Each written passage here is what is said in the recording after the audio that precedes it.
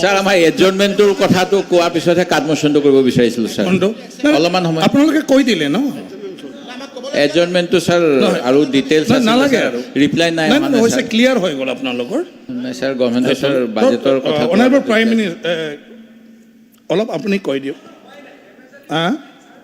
নাই নাই সেইকাৰণে আপুনি এটা স্যাৰ মোৰ কথাটো চিম্পল এখেতলোকে যিটো কৈ আছে যে লিক হৈছে বুলি পেপাৰ লিক আচলতে হোৱা নাই কেলে হোৱা নাই নাই হোৱা কেলে হোৱা নাই শুনিব কেলে হোৱা নাই শুনি লওক আপুনি হ'ল উস্তাদৰ উস্তাদ স্যাৰ মানে আপুনি ক'লে হ'ব নেকি অনাৰেবল মিনিষ্টাৰক আগতে ক'বলৈ দিয়ক স্যাৰ পেপাৰ লিক আপুনি হোৱা নাই স্যাৰ পেপাৰ লিকৰ সংজ্ঞাটো কেনেকুৱা যদি এক্সাম 9টা বজাত হয় নাই অলপ শুনি 8:30 বজাত আমাৰ পাৰ্লিয়ামেণ্টাৰী ধৈৰ্য নাই কিয় নাই নাই নাই নাই আপোনালোকে সদায়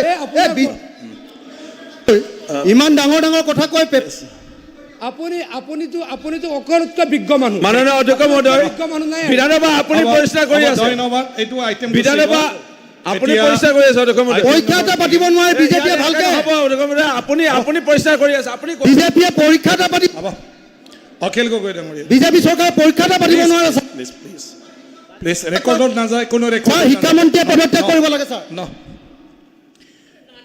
এতিয়া আইটেম নম্বৰ 30 ছেপ্টেম্বৰ 2023 পৰা 6 অক্টোবৰ 2023 আফ্ৰিকাৰ ঘানাত অনুষ্ঠিত হোৱা 66তম কমনৱেলথ পাৰ্লিয়ামেণ্টাৰী এছ'চিয়েশ্যনৰ সন্মিলনত অসম ৰাজ্যিক CPS শাখাৰ পৰা অংশগ্ৰহণ কৰাৰ যি প্ৰতিবেদন এইটো মই সদনত দাখিল কৰিলোঁ এতিয়া আইটেম নম্বৰ 4 মই মাননীয় বিত্তমন্ত্ৰী ডাঙৰীয়ানীক মঞ্জুৰি প্ৰস্তাৱ কৰিবৰ কাৰণে ছ'চিয়েল ৱেলফেয়াৰ ডিপাৰ্টমেণ্টক অনুৰোধ কৰিলোঁ অধ্যক্ষ মহোদয় অসমৰ ৰাজ্যপালৰ অনুমোদন ক্ৰমে মই প্ৰস্তাৱ কৰিব খোজোঁ যে 2025 চনৰ 31 মাৰ্চত শেষ হ'বলগীয়া বছৰটোৰ কালছোৱাত ভাৰপ্ৰাপ্ত মন্ত্ৰীক নাৰী আৰু শিশু কল্যাণ শিতানৰ প্ৰশাসনৰ অৰ্থে মুঠ 383,821.24 লাখ টকা মঞ্জুৰ কৰিব লাগে এতিয়া মই এই 29 নং মঞ্জুৰিৰ ওপৰত আমাৰ কৰ্তন প্ৰস্তাৱ আছে তো কৰ্তন প্ৰস্তাৱ মই প্ৰথমে দেৱব্ৰত শইকীয়া আৰু তেখেতৰ সহযোগী সকলৰ তৰফৰ পৰা উত্থাপন কৰিবলৈ অনুৰোধ জনালোঁ দিগন্ত বৰ্মন ঠিক আছে শ্ৰী দিগন্ত বৰ্মন 2024-25 চনৰ বাজেটৰ দ্বিতীয় খণ্ডৰ 12 অংশৰ 68ৰ পৰা 133 পৃষ্ঠাত থকা নাৰী আৰু শিশু কল্যাণ শিতানৰ 39 নম্বৰ মঞ্জুৰিৰ বাবে কৰা দাবীৰ 3,83,821.24 লাখ টকাৰ এটকালৈ হ্ৰাস কৰা হওক অৰ্থাৎ মঞ্জুৰিৰ মুঠ ধনৰ এটকালৈ হ্ৰাস কৰা হওক ধন্যবাদ এতিয়া শ্ৰী হাফিজ বছিৰ আহমেদ আৰু তেখেতৰ সহযোগীসকলৰ পৰা আছিলে আচ্ছা তেখেতসকল আহিব চাগে অলপ পিছত শ্ৰী মনোৰঞ্জন তালুকদাৰ 24-25 চনৰ বাজেটৰ দ্বিতীয় খণ্ডৰ 12 অংশৰ 68,133 পৃষ্ঠাত থকা নাৰী আৰু শিশু কল্যাণ শিতানৰ 39 নম্বৰ মঞ্জুৰিৰ বাবে কৰা দাবীৰ 3,821.24 লাখ টকা এটকালৈ হ্ৰাস কৰা হওক অৰ্থাৎ মঞ্জুৰিৰ মুঠ 3,83,821.24 লাখ টকা এটকালৈ হ্ৰাস কৰা হওক শ্ৰী অখিল গগৈ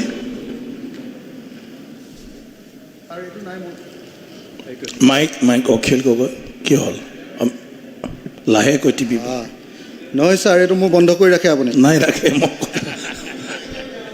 মানে বেছি জোৰ জোৰকৈ টিপাৰ কাৰণে অলপ দিগদাৰ হৈ আছে আপোনাৰ মাইকটো 2024-25 চনৰ বাজেটৰ দ্বিতীয় খণ্ডৰ 12 অংশৰ 68ৰ পৰা 133 পৃষ্ঠাত থকা নাৰী আৰু শিশু কল্যাণ শিতানৰ 39 নম্বৰ মঞ্জুৰিৰ বাবে কৰা দাবীৰ 3,83,821 83,824.24 লাখ টকা এটকালৈ হ্ৰাস কৰা হওক, অৰ্থাৎ মঞ্জুৰীৰ মুঠ 3,83,821.24 লাখ টকা এটকালৈ হ্ৰাস কৰা হওক। ধন্যবাদ। নিজামুল কৰিব কোনোবা আপোনালোকৰ পৰা আছিলে কৰ্তন প্ৰস্তাৱ? 2024-25 চনৰ বাজেটৰ দ্বিতীয় খণ্ডৰ 12 অংশৰ 68-133 পৃষ্ঠাত থকা নাৰী আৰু শিশু কল্যাণ শিতানৰ 29 নং মঞ্জুৰীৰ ভাৱে কৰা দাবীৰ টকা হ্ৰাস কৰা হওক আৰু বৰ্তমান বাজেটৰ 1 টকা হ্ৰাস কৰি বাজেট বনোৱা হওক। ধন্যবাদ। এতিয়া আমি আলোচনা বাবে লোৱা হ'ল শ্ৰী দিগন্ত বৰ্মন। 7 মিনিট, সকলোৱে টাইমটো মিলাই ল'লে ভাল। অকণমান বেছিকৈ দিব ছাৰ। তো বাকীখিনি কাটা যাব। হয় ছাৰ। ঠিক।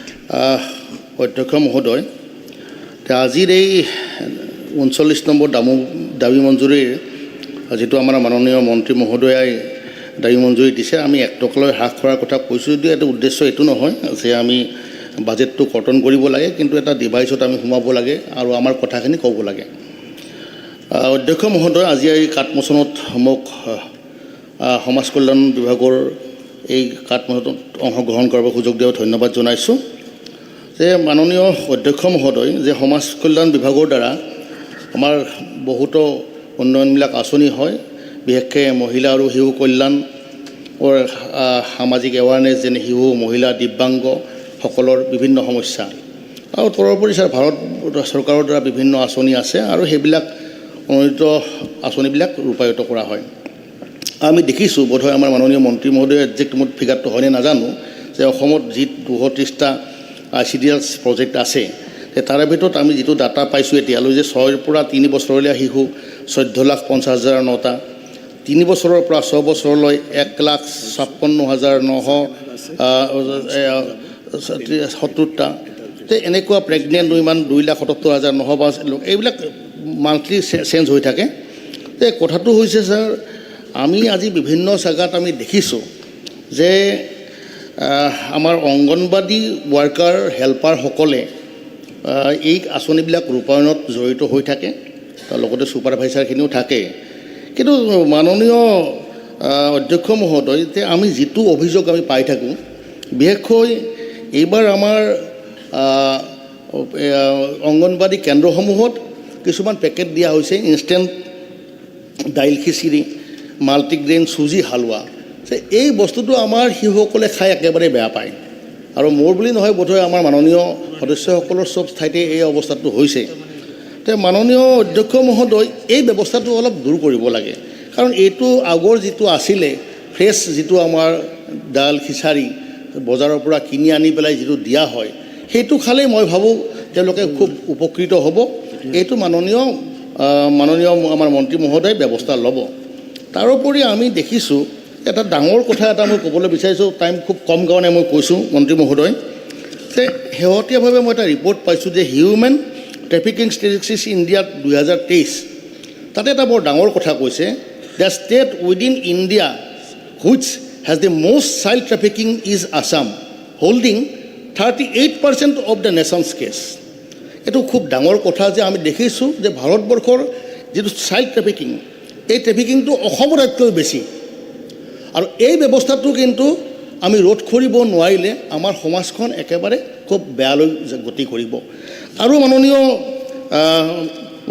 অধ্যক্ষ মহোদয়, আমি কিছুমান আঁচনিৰ ক্ষেত্ৰত আমি দেখিছোঁ যে আমাৰ মডেল অংগনবাড়ী চেণ্টাৰৰ ক্ষেত্ৰতো মাননীয় মন্ত্ৰী মহোদয়ে কিছু ব্যৱস্থা লৈছে, মই নোকোৱা বুলি নকওঁ, কিন্তু যি হাৰত আমি পাব লাগিছিলে সেই মডেল অংগনবাড়ীলৈকে তেওঁ পোৱা নাই, আৰু কিছুমান বিভিন্ন কাৰণত আপোনাৰ এইবিলাক এতিয়াও সম্পূৰ্ণ কৰা হোৱা নাই। তাৰোপৰি মাননীয় মন্ত্ৰী মহোদয় আমাৰ সন্মুখত আছে, যিহেতু মই এটা কথা ক'বলৈ বিচাৰিছোঁ যে এই যে হিউমেন ট্ৰেফিকিং, বিশেষকৈ চাইল্ড ট্ৰেফিকিঙৰ কথা কৈছোঁ, এটা মাননীয় মন্ত্ৰী মহোদয়ে আমাৰ ভাস্কৰ বৰুৱাৰ এটা 13 তাৰিখৰ উত্তৰ এটা দিছিলে যে 2021 বৰ্ষৰ পৰা 2023 বৰ্ষলৈ ঘৰৰ পৰা হেৰুওৱা শিশুৰ সংখ্যা 3,779টা। ইয়াৰ ভিতৰত ৩,৪১৯টা শিশু উদ্ধাৰ কৰা হৈছে, অৰ্থাৎ এই 2 বছৰৰ ভিতৰত 460টা শিশু এতিয়াও আমি উদ্ধাৰ কৰিব পৰা নাই। সেইসকল ক'ত গ'ল? ইয়াৰ বাবে চৰকাৰে সমাজ কল্যাণ বিভাগে কি ব্যৱস্থা লৈছে? আজি তেখেতসকলে কৈছে যে আপোনাৰ ফাষ্ট ট্ৰেক কোৰ্ট কৰা হৈছে বা আপোনাৰ BTRতো কেইবাটাও এনেকুৱা কৰিছে বিশেষকৈ এণ্টি হিউমেন ট্ৰেফিকিং ইউনিট গঠন কৰা হৈছে, স্পেচিয়েল জুভেনাইল পুলিচ ইউনিট গঠন কৰা হৈছে। কিন্তু এই মই যিটো কথা কৈছোঁ যে এই 460টা শিশু যে নোহোৱা হৈ গ'ল আমাৰ মাজৰ পৰা, এই শিশুখিনিৰ উদ্ধাৰৰ কাৰণে চৰকাৰে কি ব্যৱস্থা এতিয়ালৈ হাতত লৈছে? তাৰোপৰি অধ্যক্ষ মহোদয়, আজি কেইদিনমানৰ ভিতৰত বাতৰি কাকত আমি সদায় পঢ়ি থাকোঁ যে অসমৰ বিভিন্ন ঠাইত প্ৰতিবাদ হৈ আছে যে অংগনবাদী হেল্পাৰ ৱাৰ্কাৰসকলক তেওঁলোকৰ মজুৰি বৃদ্ধি কৰে। মজুৰি বুলি কোৱা নাই, তেখেতসকলে কৈছে যে মাননীৰ বিপৰীতে মজুৰি দিব লাগে। মই এটা কথা আমি সকলোৱে জানো, আমাৰ মাননীয় যিমান সদস্য আছে সকলোৱে জানিব যে এই অংগনবাদী ৱাৰ্কাৰসকলে বিভিন্ন কামত ব্যস্ত হৈ থাকে। মই এইটো কথা কওঁ যে আপুনি ইলেকশ্যনৰ সময়ত BLO হিচাপে থাকে বা অন্যান্য যিবিলাক কাৰ্যসূচী আমাৰ গৰ্ভৱতী মহিলাক আপোনাৰ তেওঁলোকে বেজী দিয়া বা এই অন্যান্য কামত তেওঁলোকে সদায় জড়িত হৈ থাকে। তো এই ক্ষেত্ৰত মই এটা আপোনালোকক ক'বলৈ বিচাৰিছোঁ, মই আজি ৰাতিপুৱাও মই কিছুমান ইলেক্ট্ৰনিক মিডিয়াৰ কিছুমান আমি ফেচবুকত পাইছোঁ যে তাত তেওঁলোকে কৈছে যে অংগনবাদী ৱাৰ্কাৰক 6,500 টকা দিয়া হৈছে, হেল্পাৰক 3,500 টকা, মিনি অংগনবাদী ৱাৰ্কাৰক 4,000 টকা। এইটো অলপ বৃদ্ধি কৰিব পাৰি নেকি? একজেক্টলি তেওঁলোকে যিমান ডিমাণ্ড দিছে মই সেইটো ক'বলৈ যোৱা নাই, যে এইটোও বৃদ্ধি কৰাৰ ব্যৱস্থা কৰিব লাগে। কাৰণ স্বাভাৱিকতে যে তেওঁলোকৰ যদি মজুৰিটো বৃদ্ধি নহয়, তেওঁলোকৰ যিটো কাম কৰাৰ মানসিকতা সেইটো হ্ৰাস পাব। অধ্যক্ষ মহোদয়, মই এটা কথা মই আপোনাক ৰিকুৱেষ্ট কৰিব বিচাৰিছোঁ যে সময় যিহেতু খুব কম, আমাৰ অন্যান্য কৰ্মীসকলো আছে, যে আমি এতিয়া এই অংগনবাদী ৱাৰ্কাৰসকলক মাজতে তেওঁলোকক কৈছিলে যে অৰুণোদয় আঁচনিও দিম বুলি কৈছিলে, কিন্তু এতিয়ালৈ পোৱা নাই। তাৰোপৰি আটাইতকৈ ডাঙৰ কথা যে আমাৰ দিব্যাংগসকলক এটা চৰকাৰে ঘোষণা কৰিছিলে যে অৰুণোদয় আঁচনিত অন্তৰ্ভুক্ত কৰিব লাগে।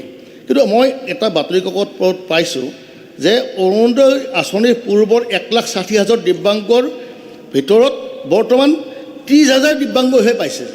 তাৰমানে 1,30,000 দিব্যাংগ এতিয়াও অৰুণোদয় আঁচনিৰ অন্তৰ্ভুক্ত হোৱা নাই। এইটো খুব ডাঙৰ কথা।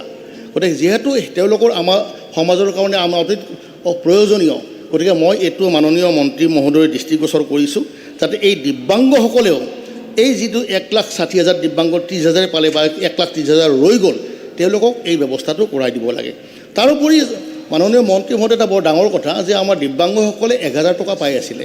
মাননীয় আমাৰ মুখ্যমন্ত্ৰী মহোদয়ে কৈছিলে যে আমি এইটো 1,250 টকা অৰুণোদয়ৰ লগত টেগ কৰি দিম।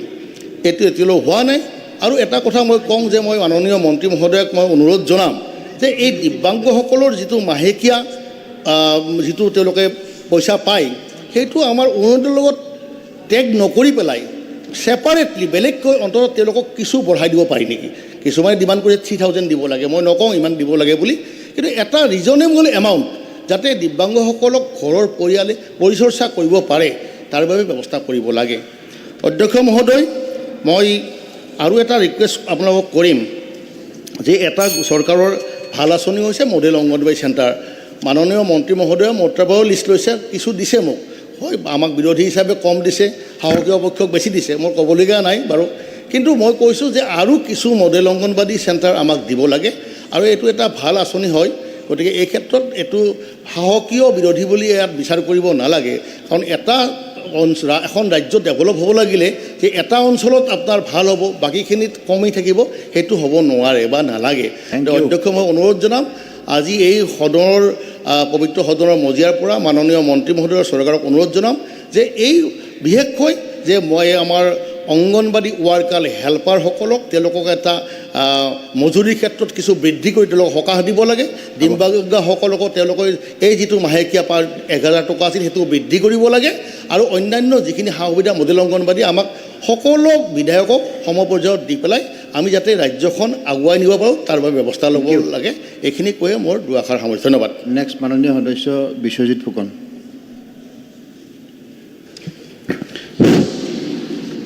সন্মানীয় উপাধ্যক্ষ মহোদয়, অসম চৰকাৰে শিশু আৰু মহিলা উন্নয়ন বিভাগৰ জৰিয়তে অসমখনৰ শিশু আৰু মহিলাসকলৰ সামগ্ৰিক বিকাশৰ বাবে বিশেষকৈ যিসকল ব্যক্তি সমাজৰ কম উপাৰ্জনৰ ব্যক্তি যিসকলৰ প্ৰয়োজন অতি বেছি বিগত সময়ছোৱাত যি অভূতপূৰ্ব আঁচনি হাতত লৈছে এই আঁচনিৰ জৰিয়তে অসমৰ শিশুসকলৰ ভৱিষ্যতৰ বাবে অসম চৰকাৰে কৰা কামখিনি আমি সকলোৱে প্ৰশংসা কৰিবই লাগিব অংগনবাদী কেন্দ্ৰৰ জৰিয়তে যিসকল শিশুক আমি 6 মাহৰ পৰা 3 বছৰ আৰু 3 বছৰৰ পৰা 6 বছৰৰ ভিতৰত যিসকল শিশুক আমি শিক্ষাদান কৰি আহিছোঁ বা খাদ্য যোগান ধৰি আহিছোঁ ইয়াৰ সংখ্যাটো যদি আমি চাওঁ তেতিয়াহ'লে দেখা পাম যে আপ টু 3 years প্ৰায় 12,29,104 জন শিশুৱে বৰ্তমান সময়ত অসমৰ অংগনবাদী কেন্দ্ৰসমূহলৈ আহি আছে আৰু 3 বছৰৰ পৰা 6 বছৰৰ ভিতৰত 16,20,670 জন শিশু এতিয়া এই বিদ্যালয়সমূহলৈ আহি আছে আৰু সৰ্বমুঠ যদি আমি চাওঁ প্ৰায় 28,49,174 জন শিশুৰ যত্ন সমাজ কল্যাণ বিভাগে অংগনবাদী কেন্দ্ৰৰ জৰিয়তে লৈ আছে সমাজ কল্যাণ বিভাগ যোৱা সময়ছোৱাত প্ৰকৃতাৰ্থত সমাজ কল্যাণৰ কাৰণে কাম কৰিছে আৰু ইয়াৰ এটা খুব ভাল উদাহৰণ হ'ল যে মডেল অংগনবাদী কেন্দ্ৰ অসম চৰকাৰৰ মাননীয় মুখ্যমন্ত্ৰী ডক্টৰ হিমন্ত বিশ্ব শৰ্মা ডাঙৰীয়াৰ বলিষ্ঠ নেতৃত্বত মহিলা আৰু শিশু কল্যাণ বিভাগৰ মন্ত্ৰী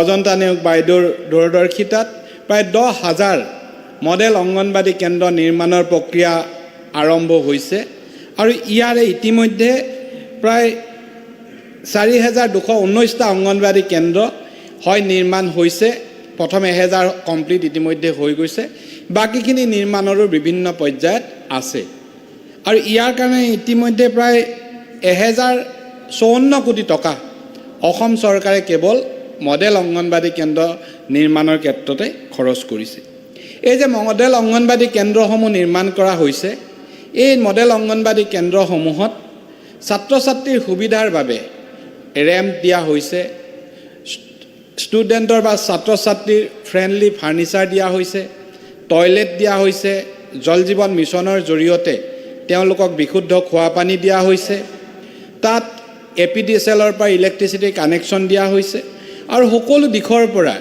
এই মডেল অংগনবাদী কেন্দ্ৰসমূহ এটা ৰাষ্ট্ৰীয় পৰ্যায়ৰ মানলৈ উন্নীত কৰা হৈছে এই মডেল অংগনবাদী কেন্দ্ৰই হওক বা অন্যান্য অংগনবাদী কেন্দ্ৰই হওক এই কেন্দ্ৰসমূহত যিসকল অংগনবাদী কৰ্মী অংগনবাদী সহায়িকা আছে এই অংগনবাদী কৰ্মী আৰু সহায়িকাসকলৰ আগতে কোনো অৱসৰৰ উচ্চ বয়স নাছিল যেতিয়ালৈকে তেওঁলোকে শাৰীৰিকভাৱে সক্ষম হৈ আছিল যেতিয়ালৈকে তেওঁলোকে কাম কৰিব পাৰিছিল সেই দিনালৈকে অংগনবাদী কেন্দ্ৰলৈ গৈছিল আৰু যিদিনাই তেওঁলোকে যাব নোৱাৰা হৈছিল কোনো আনুষ্ঠানিকতা নোহোৱাকৈ তেওঁলোকক অংগনবাদী কেন্দ্ৰৰ পৰা তেওঁলোকে বিদায় লৈছিল আৰু যাবৰ সময়তো তেওঁলোকৰ হাতত কোনো ধৰণৰ আৰ্থিক সমৰ্থন চৰকাৰৰ তৰফৰ পৰা প্ৰদান কৰা হোৱা নাছিল বৰ্তমান চৰকাৰে এটা বলিষ্ঠ সিদ্ধান্ত লৈ যিবিলাক অংগনবাদী কেন্দ্ৰৰ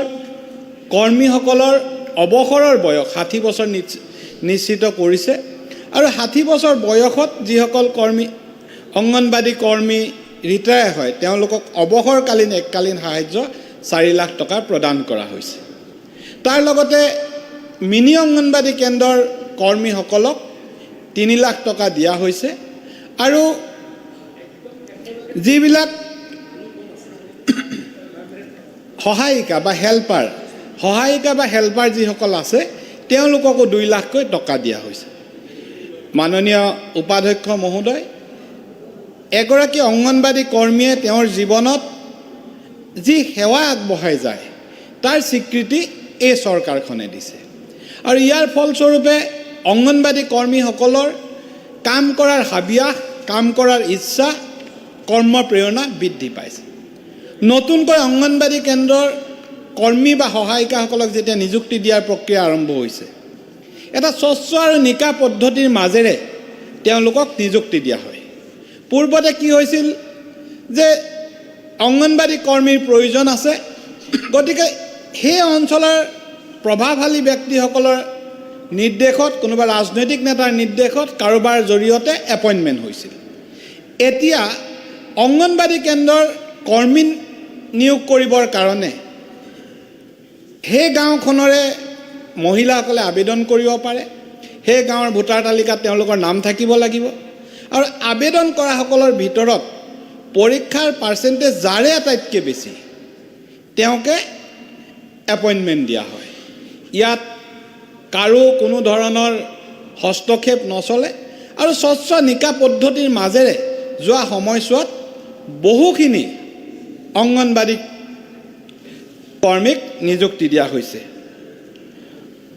অসমত আজিৰ তাৰিখত প্ৰায় 60,335গৰাকী 56গৰাকী অংগনবাড়ী কৰ্মী আছে, 54,548গৰাকী সহায়িকা আছে আৰু 61,845টা অংগনবাড়ী কেন্দ্ৰ আছে। এই অংগনবাড়ী কেন্দ্ৰৰ কৰ্মীসকলৰ যাতে তেওঁলোকৰ পঢ়ুৱাৰ মান বৃদ্ধি হয়, তাৰ কাৰণে চৰকাৰে SCERTৰ জৰিয়তে কৰ্মীসকলক ছমহীয়া চাৰ্টিফিকেট কোৰ্চ দিয়াৰ এটা ব্যৱস্থা কৰিছে। এই চাৰ্টিফিকেট কোৰ্চৰ জৰিয়তে অংগনবাড়ী কৰ্মীসকলৰ পাৰদৰ্শিতা বৃদ্ধি কৰিব পাৰি। মোৰ এইখিনিতে এটা কথা মনত পৰিছে, যোৱা 14 তাৰিখে অসমৰ মাননীয় মুখ্যমন্ত্ৰী মহোদয়ে তেখেতৰ গাঁও চলো অভিযানৰ জৰিয়তে সৰুপথাৰৰ ৰজাপুখুৰী গাঁৱলৈ গৈছিল।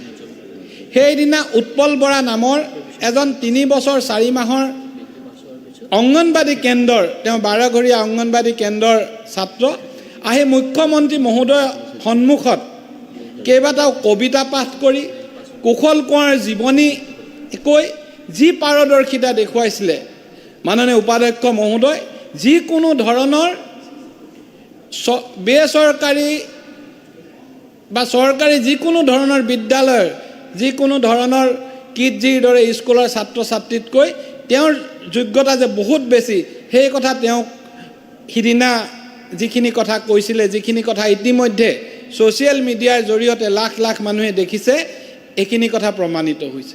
মই এনেধৰণৰ উৎকৃষ্ট মানৰ ছাত্ৰ অংগনবাড়ী কেন্দ্ৰৰ দ্বাৰা উলিয়াই আনিব পৰাৰ বাবে মাননীয় মন্ত্ৰী মহোদয়ক অভিনন্দন জনাইছোঁ, কাৰণ ই এটা ছাকচেছ ষ্টৰী। অংগনবাড়ী কেন্দ্ৰৰ জৰিয়তে আমি এইখিনি কাম কৰিব পাৰিছোঁ। তাৰ লগতে ছ'চিয়েল ৱেলফেয়াৰ ডিপাৰ্টমেণ্টে পোষণ মাহৰ জৰিয়তে যাতে শিশু মাতৃ সকলোৱে উপযুক্ত নিউট্ৰিশ্যন পায়, উপযুক্ত খাদ্য পায়, তাৰ ব্যৱস্থা কৰিছে। খাদ্য যদি উপযুক্তভাৱে নাপায়, শিশুসকলক যদি আমি উপযুক্তভাৱে তেওঁলোকৰ গ্ৰথত, তেওঁলোকৰ বিকাশত আমি যদি সহায় কৰিব নোৱাৰোঁ, তেতিয়াহ'লে সেই শিশুসকলে ভৱিষ্যতৰ দিনত হয়তো স্বাস্থ্য ভাগি পৰিব। মহিলাসকলৰ, বিশেষকৈ গৰ্ভৱতী মহিলাসকলৰ স্বাস্থ্য পৰীক্ষাৰ বাবে যোৱা বছৰত কেইবা লাখ মহিলাকো অংগনবাড়ী কেন্দ্ৰসমূহত তেওঁলোকৰ স্বাস্থ্য পৰীক্ষা কৰা হৈছে। নিয়মিতভাৱে তেওঁলোকৰ চিকিৎসাৰ বাবে যিবিলাক টীকা আদি দিব লগা হয়, শিশুসকলৰ যিবিলাক টীকা আদি দিব লগা হয়, এইবিলাকৰ বাবে অংগনবাড়ী কেন্দ্ৰসমূহে বিগত সময়ছোৱাত কাম কৰি আহিছে। চাহ বাগিচা অঞ্চলত খাদ্যৰ সঠিক প্ৰয়োগৰ অভাৱত বহু অপুষ্টিত ভোগা শিশুক আমি দেখিবলৈ পাওঁ। এনেধৰণৰ শিশুৱে যাতে অপুষ্টিত ভুগি আমাৰ সমাজত তেওঁলোক সঠিকভাৱে আগবাঢ়ি যোৱাত অসুবিধা নহয়, তাৰ বাবে এৱাৰনেছৰ দৰে ডাঙৰ অনুষ্ঠান চাহ বাগিচা কৰিছে। যোৱা সময়ছোৱাত যোৰহাট জিলাত, গোলাঘাট জিলাত, শোণিতপুৰ জিলাত সমাজ কল্যাণ বিভাগে হাজাৰ হাজাৰ চাহ বাগিচাৰ মহিলা আৰু শিশুক লৈ সজাগতামূলক যি সভা কৰিছে, মই ভাবোঁ যে এই সভাৰ জৰিয়তে চাহ বাগিচা অঞ্চলত শিশু আৰু মহিলাসকলৰ মাজত শিক্ষা, স্বাস্থ্য এই সকলোবিলাকৰ ক্ষেত্ৰত অধিক সজাগতা বৃদ্ধি পাইছে।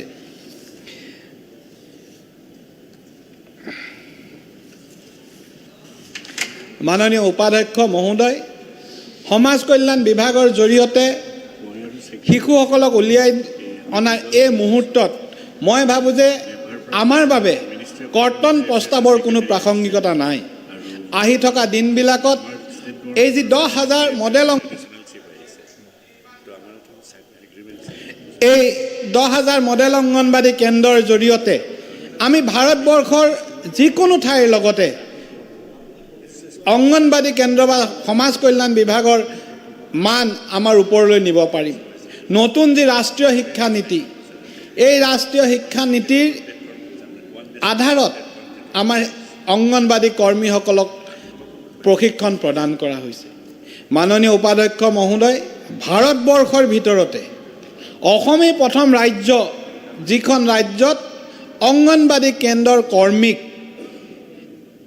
প্ৰশিক্ষণ দিয়া হৈছে আৰু এই প্ৰশিক্ষণ প্ৰথমে 5-6খন জিলাত দিয়া হৈছে আৰু এই ৰাষ্ট্ৰীয় শিক্ষানীতিৰ আধাৰত দিয়া হৈছে। গতিকে আহি থকা দিনবিলাকত মই ভাবোঁ ইয়াক আৰু লৈ যোৱা হ'ব। প্ৰয়োজন সাপেক্ষে কোনো মহাবিদ্যালয় বা অন্যান্য শিক্ষানুষ্ঠানৰ লগতো টাই আপ কৰি আমি যেতিয়া এই অংগনবাদী কৰ্মীসকলক ৰাষ্ট্ৰীয় শিক্ষানীতিৰ আধাৰত নিৰ্দিষ্ট চিলেবাছৰ জৰিয়তে ট্ৰেইনিং দিব পাৰিম, তাৰ জৰিয়তে আমাৰ অংগনবাদী কৰ্মীসকলৰ আৰু তেওঁলোকৰ বিকাশ হ'ব। অধ্যক্ষ মহোদয়, মই এইখিনি কথা কৈ সমাজ কল্যাণ বিভাগৰ বিগত সময়ছোৱাৰ যি বিকাশ আৰু উন্নয়ন, অসমৰ প্ৰত্যেকখন গাঁৱৰ প্ৰত্যেকটো চুবুৰীৰ শিশুসকলক খাদ্য আৰু শিক্ষা প্ৰদানৰ জৰিয়তে তেওঁলোকৰ অনানুষ্ঠানিক শিক্ষাৰ শুভাৰম্ভৰ মুহূৰ্তত তেওঁলোকক যি এটা শিক্ষাৰ যাত্ৰাত আগবঢ়াই দিয়া হৈছে, ইয়াৰ বাবে মই পুনৰ অসমৰ মাননীয় মুখ্যমন্ত্ৰী ডক্টৰ হিমন্ত বিশ্ব শৰ্মা ডাঙৰীয়া, এই বিভাগৰ মন্ত্ৰী অজন্তা নেওগ বাইদেউক ধন্যবাদ আৰু কৃতজ্ঞতা জনাই মই মোৰ ক'ব লগা সামৰিছোঁ। ধন্যবাদ। ধন্যবাদ। Next honourable member Shivamani Bora, আপোনাক 7 মিনিট দিছে দলে। মাননীয় অধ্যক্ষ মহোদয়, মহিলা আৰু শিশু উন্নয়ন বিভাগে মুঠ আবণ্টিত পুঁজিৰ 2/3তকৈ অধিক পুঁজি সংসদৰ শিশু উন্নয়ন আঁচনি অৰ্থাৎ ICDSত খৰচ কৰে। ICDSৰ মূল চালিকা শক্তি হৈছে অংগনবাদী কৰ্মী আৰু অংগনবাদী সহায়িকা। তেওঁলোকক বাদ দি সংহত শিশু উন্নয়ন আঁচনিখনৰ কথা কল্পনাই কৰিব নোৱাৰি।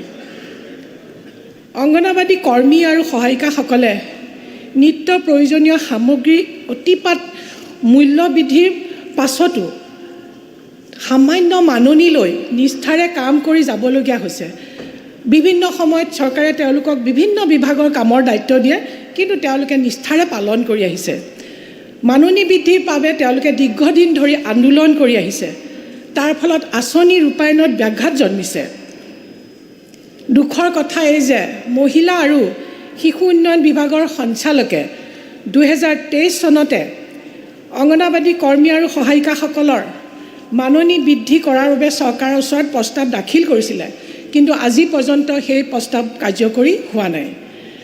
আমাৰ ভৱিষ্যত প্ৰজন্মৰ স্বাস্থ্য, পুষ্টি, মানসিক বিকাশ, প্ৰাক প্ৰাথমিক শিক্ষা আদিৰ দৰে অতি গুৰুত্বপূৰ্ণ কাম কৰ্মী সহায়িকাসকলে কৰে যদিও স্কিল লেবাৰতকৈ ন্যূনতম মজুৰি কম মাননি দিয়াটো অতি দুৰ্ভাগ্যজনক।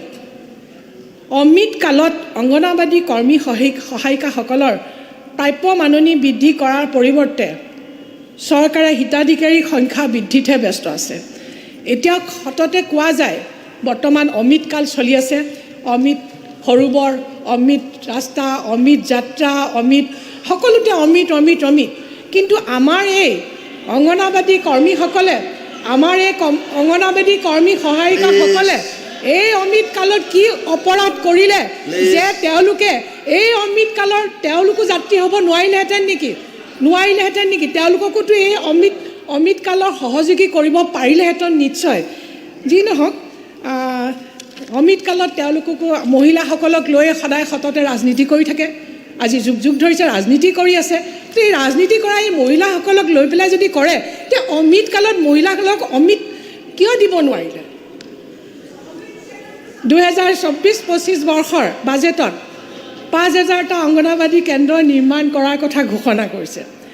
আগৰ 2 বৰ্ষৰ দৰে এইবাৰো অংগনবাড়ী কেন্দ্ৰৰ সংখ্যা চৰকাৰক সমৰ্থন কৰা বিধায়ক থকা সমষ্টি আৰু প্ৰকৃত বিৰোধী সদস্য থকা বিধানসভা সমষ্টিত বেলেগ বেলেগ হ'ব নেকি? আদৰ্শ অংগনবাড়ী কেন্দ্ৰৰ নিৰ্মাণ সমিতিসমূহ শাসকীয় দলসমূহৰ আৰু অন্যান্য কিছু নিৰ্দিষ্ট বিধায়কৰ ৰিকমেণ্ডেশ্যনৰ গঠন কৰা হয়। অৱশ্যে এনেধৰণৰ কাম এই চৰকাৰৰ দিনতেই সকলো বিভাগতে হৈছে। মাননীয় মুখ্যমন্ত্ৰী মহোদয়ক সিদিনা কোৱা দেখিলোঁ যে এতিয়াৰ পৰা উত্তৰ কৰিমগঞ্জ আৰু মঙলদৈ বিধানসভাত উন্নয়ন হ'ব। অসমত ৰাজনীতি আগতে ইমান নিম্ন স্তৰত কৰা হোৱা নাছিলে। এইকাৰণে কৈছোঁ যে সমবিকাশ হ'লেহে ৰাজ্যখনত প্ৰকৃত বিকাশ হ'ব। আৰু মাননীয় মুখ্যমন্ত্ৰীয়েতো আপোনালোকে কৈয়ে থাকে, সকলোৱে কৈ থাকে যে আমাৰ ৰাজ্যখন ভাৰতবৰ্ষৰ ভিতৰত 3য় স্থানত আমি দেখিবলৈ বিচাৰোঁ উন্নয়নত। কিন্তু সমবিকাশ যদি সমানভাৱে যদি চকুৰে নেচায় তেতিয়াহ'লে সমবিকাশ কেনেকৈ হ'ব? আমাৰ ৰাজ্যখনৰ সৰহ সংখ্যক কন্যা শিশু মাতৃসকল ৰক্তহীনতাত ভোগাটো অতি চিন্তনীয় বিষয়। Distribution of nutrition food supplementary nutrition program, Poshan Abhiyan, world food programme আৰু 14 বছৰৰ পৰা 18 বছৰৰ ছোৱালীৰ বাবে স্কিমছ ফৰ এডলেচেণ্ট গাৰ্লছ আদি আঁচনিসমূহ ৰূপায়ণ হৈ থকাৰ পিছতো ভৱিষ্যতৰ মাতৃসকলক ৰক্তহীনতাৰ পৰা মুক্ত কৰিব নোৱাৰাটো এটা ডাঙৰ ব্যৰ্থতা বুলিয়ে ক'ব লাগিব। বিভাগে এই ক্ষেত্ৰত জৰুৰী ৰোডমেপ তৈয়াৰ কৰিব লাগিব। একে কথাখিনিকে সদনত কেইবাবাৰো ক'লোঁ, তথাপিও কোনো ব্যৱস্থা লোৱা পৰিলক্ষিত হোৱা নাই। ভৱিষ্যতৰ মাতৃসকল ৰক্তহীনতাত ভোগাৰ যিটো পৰিণাম হ'ব, এই সম্পৰ্কে চৰকাৰ অকণমান চিন্তা কৰিবলগীয়া হৈছে চৰকাৰৰ। কাৰণ ভৱিষ্যতে যদি মাতৃসকল ৰক্তহীনতাত পৰি তেওঁলোকে যদি তাৰ পৰিণাম কিন্তু অতি ভয়াৱহ হ'ব। মাননীয় অধ্যক্ষ মহোদয়, mission for prevention of child marriage শিতানত 200 কোটি টকা 2023-24 চনৰ বাজেটত মঞ্জুৰি দিয়া হৈছিল। 2024-25 বৰ্ষত আকৌ 50 কোটি টকাৰ মঞ্জুৰি দাখিল কৰিছে। এই ক্ষেত্ৰত কেৱল ঘোষণাহে হ'ল নে আন কিবা কাম হ'ব বা হ'ল, মই মন্ত্ৰী মহোদয়ৰ পৰা জানিব বিচাৰিছোঁ। অধ্যক্ষ মহোদয়, মহিলা আৰু শিশু উন্নয়ন বিভাগে ৰূপায়ণ কৰি থকা অতি গুৰুত্বপূৰ্ণ আঁচনিসমূহ যেনে one stop crisis centre, Shakti Sadan, sexual harassment of women in work places, Mahila Samriddhi schemes for protection of women from domestic violence, Nari Adalat, প্ৰধানমন্ত্ৰী মাতৃ বন্দনা যোজনা আদি আঁচনিসমূহ যিদৰে ৰূপায়ণ হ'ব লাগিছিলে সেইদৰে ৰূপায়ণ হৈ থকা নাই। কাৰণ এই আঁচনিসমূহৰ বিষয়ে সৰ্বসাধাৰণ ৰাইজে এতিয়ালৈকে ভালকৈ জনাই নাই। কোনো সজাগতাই নাই, কোনো ৰাইজেও নানাই, সজাগতাৰ কাৰণে কোনো ধৰণৰ পদক্ষেপো লোৱা নাই। ইয়াৰ উদাহৰণ হিচাপে মাননীয় অধ্যক্ষ মহোদয়, মই আৰু এটা কথা ক'ব খুজিছোঁ যে কিশোৰীসকল আজি অলপ দিনৰ পৰা দেখিছে অসমৰ বিভিন্ন প্ৰান্তৰ পৰা 37গৰাকী, আমাৰ হাতত ৰেকৰ্ড থকা মতে 37গৰাকী কিশোৰী অসমৰ বিভিন্ন স্থানলৈ গৈছে। অসমৰ বিভিন্ন স্থানত তেওঁলোকে গৈছে। কি কাৰণে গৈছে, কিয় গৈছে তাৰ কোনো ৰেকৰ্ড নাই। গতিকে এই ওমেন এণ্ড চিলড্ৰেন যিটো আমাৰ বিভাগ, তেখেতসকলে এনেকুৱা কৰিব নোৱাৰে নেকি যে অসমত কিমান কিশোৰী আছে, কি পৰ্যায়ত আছে, কেনেকৈ আছে, অকণমান সজাগ কৰিব পাৰে। ডিপাৰ্টমেণ্টৰ থ্ৰুদি এই কামখিনি নিশ্চয় কৰিব পাৰে। কিশোৰীসকলৰ মনোভাৱটো কিয় এনেকুৱা হৈছে যে বাহিৰলৈ গুচি গৈছে তেওঁলোকক, এইখিনি কথা মই মাননীয় মন্ত্ৰী মহোদয়ৰ দৃষ্টি আকৰ্ষণ কৰিছোঁ। অধ্যক্ষ মহোদয়, বিত্তমন্ত্ৰী মহোদয়ে বাজেট ভাষণত দিয়া তথ্যত দেখিলোঁ 2022, 2023, 2024 এই 3টা বছৰত প্ৰায় 95জনৰ বিভিন্ন শিতানত চৰকাৰী চাকৰি নিযুক্তি দিলে। কিন্তু মহিলা আৰু শিশু উন্নয়ন বিভাগত মাত্ৰ 4জন, অধ্যক্ষ মহোদয়, মাত্ৰ 4জনক 3টা বছৰত নিযুক্তি দিলে। ইয়াতো মহিলাসকল ডিপ্ৰাইভ।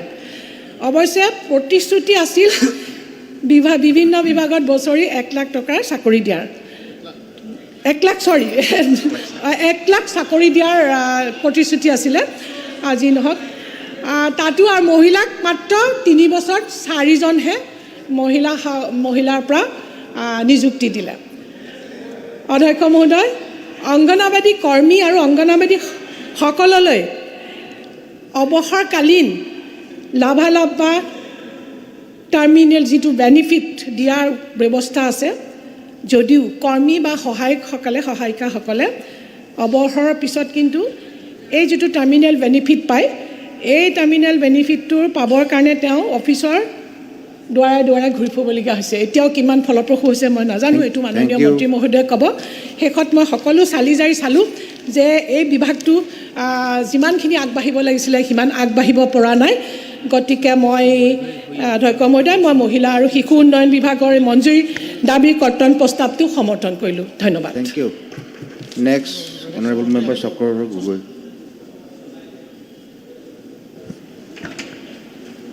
সন্মানীয় উপাধ্যক্ষ মহোদয়, বিৰোধীয়ে অনা মহিলা আৰু শিশু উন্নয়ন বিভাগৰ যি কৰ্তন প্ৰস্তাৱ তেখেতলোকে আনিছে, এই প্ৰস্তাৱক বিৰোধিতা কৰি মই সদনত দুআষাৰ কথা ক'ব খুজিছোঁ আৰু আপুনি সুযোগ দিয়াৰ বাবে মই ধন্যবাদ জনাইছোঁ। মাননীয় উপাধ্যক্ষ মহোদয়, আমি সকলোৱে জানো যে আমাৰ দেশখন এখন গণতান্ত্ৰিক দেশ আৰু এখন কল্যাণকামী ৰাষ্ট্ৰ। গতিকে এই কল্যাণকামী চৰিত্ৰটোৰ বাবেই আমি বিশ্বৰ অন্যান্য সভ্যতাবিলাক বা অন্যান্য শাসন ব্যৱস্থাবিলাকৰ পৰা আমি কিছু সুকীয়া আৰু আমি পৃথক হিচাপে ইতিমধ্যে আৱহমান কালৰ পৰা আমি পৰিগণিত হৈ আহিছোঁ আৰু ভৱিষ্যতেও হয়তো আমাৰ দেশৰ এই কল্যাণকামী চৰিত্ৰটো অটুট থাকিব। আৰু তদনুৰূপ আমাৰ অসম চৰকাৰৰ মাননীয় মুখ্যমন্ত্ৰী ডাঙৰীয়া নেতৃত্বাধীন এই চৰকাৰখনৰ যি কল্যাণকামী চৰিত্ৰ, ইও অটুট থাকিব।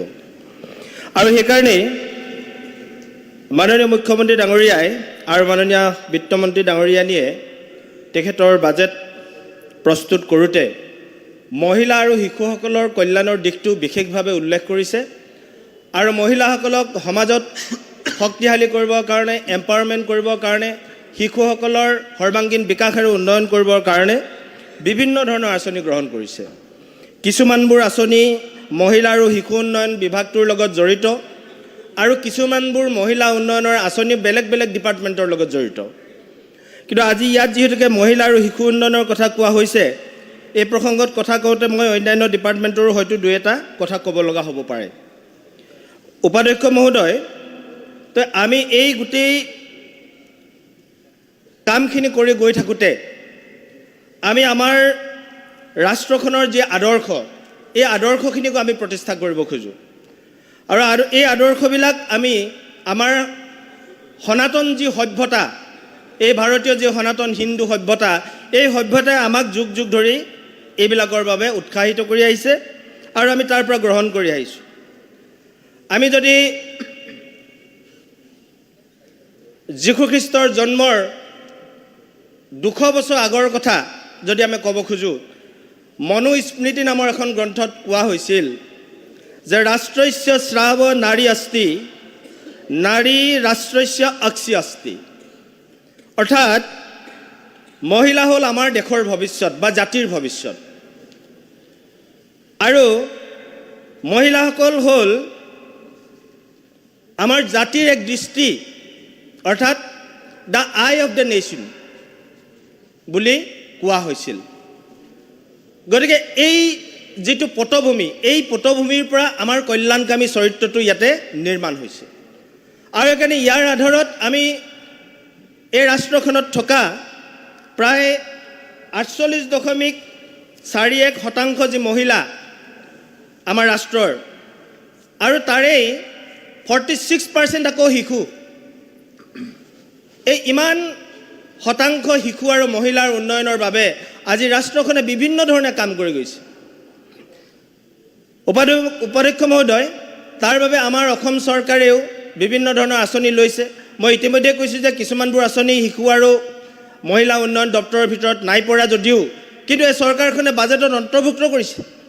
তাৰ ভিতৰত মাননীয় মুখ্যমন্ত্ৰী ডাঙৰীয়াৰ যিবিলাক স্কিম, এইবিলাক আমি নিশ্চয় সকলোৱে জানো যে মুখ্যমন্ত্ৰী মহিলা উদ্যমিতা আঁচনিৰ কথা আমি ক'ব পাৰোঁ, মুখ্যমন্ত্ৰী নিযুত মইনা আঁচনিৰ কথা ক'ব পাৰোঁ আজি যিবিলাক ছোৱালী স্কুলত পঢ়িছে সিহঁতেই গৈ এদিন মহিলা হ'বগৈ আজি 10 লাখ আমাৰ ৰাজ্যখনৰ ছোৱালীলৈ বা কন্যা শিশুলৈ আজি এই আঁচনিখন আগবঢ়াইছে আৰু ইয়াৰ যোগেদি আমাৰ ভৱিষ্যত মহিলা সমাজখনৰ উন্নয়ন সাধন হ'ব আৰু সিহঁতবোৰ শিক্ষিত হ'ব আৰু ভাল মানুহ হৈ আমাৰ ৰাষ্ট্ৰখনৰ নিৰ্মাণৰ কামত সকলোৱে আগভাগ ল'ব পাৰিব গতিকে এইবিলাক হৈছে আমাৰ আঁচনিৰ উদাহৰণ তাৰ উপৰিও মহিলা উন্নয়নৰ বাবে অৰুণোদয়ৰ দৰে আঁচনি ইয়াত গ্ৰহণ কৰা হৈছে কাৰণ আৰ্থিকভাৱে সবল নহ'লে এটা জাতি এটা পুৰুষেই হওক বা মহিলা হওক কোনেও ইয়াত উন্নতি সাধন কৰাটো সম্ভৱ নহয় সেইকাৰণে মহিলাসকলক উন্নয়ন সাধন কৰিবৰ কাৰণে আৰ্থিকভাৱে কেনেকৈ টনকিয়াল কৰিব পৰা যায় তাৰ বাবে আমাৰ মাননীয় মুখ্যমন্ত্ৰী ডাঙৰীয়া আৰু আমাৰ বিত্তমন্ত্ৰী ডাঙৰীয়ানীয়ে বাজেটত এই কথাখিনি উল্লেখ কৰিছে যে 27 লাখৰ পৰা 30 লক্ষ পৰ্যন্ত মহিলাক অৰুণোদয় আঁচনি দিবৰ কাৰণে ব্যৱস্থা কৰা হৈছে তেনেধৰণে জীৱিকা সখীবিলাক যিসকল মহিলাই গাঁৱে গাঁৱে ঘূৰি সংগঠন কৰি থাকে মহিলা সমাজখনক সংগঠিত কৰে মহিলা সমাজখনক আগুৱাই নিবৰ কাৰণে ব্যৱস্থা কৰে সেই মহিলাসকলক খুজেৰে যাতে ঘূৰি ফুৰিব লগা নহয় কম সময়ত যাতে অধিক সেৱা আগবঢ়াব পাৰে তাৰ কাৰণে তেওঁলোকক জীৱিকা সখী এক্সপ্ৰেছ দিয়া হৈছে স্কুটি প্ৰদান কৰা হৈছে তেওঁলোকক এইবিলাক মহিলা উন্নয়নৰ নমুনা হয় তাৰ উপৰিও আমাৰ মহিলাসকলক বিশেষকৈ আমাৰ গ্ৰাম্য অঞ্চলত বাস কৰা মহিলাসকলে তেওঁলোকৰ পৰম্পৰাগত যিটো বৃত্তি হেণ্ডলুম এণ্ড টেক্সটাইল অৰ্থাৎ হস্ততাঁতৰ যিটো বিভাগ এই হস্ততাঁতৰ যোগেদিও আমি মহিলাসকলক আৰ্থিকভাৱে শক্তিশালী কৰিব খোজা হৈছে আৰু সেইকাৰণে এইবাৰ 1000খন মাইনা হাল দিবৰ কাৰণেও আমাৰ চৰকাৰখনে ব্যৱস্থা কৰিছে গতিকে এই গোটেই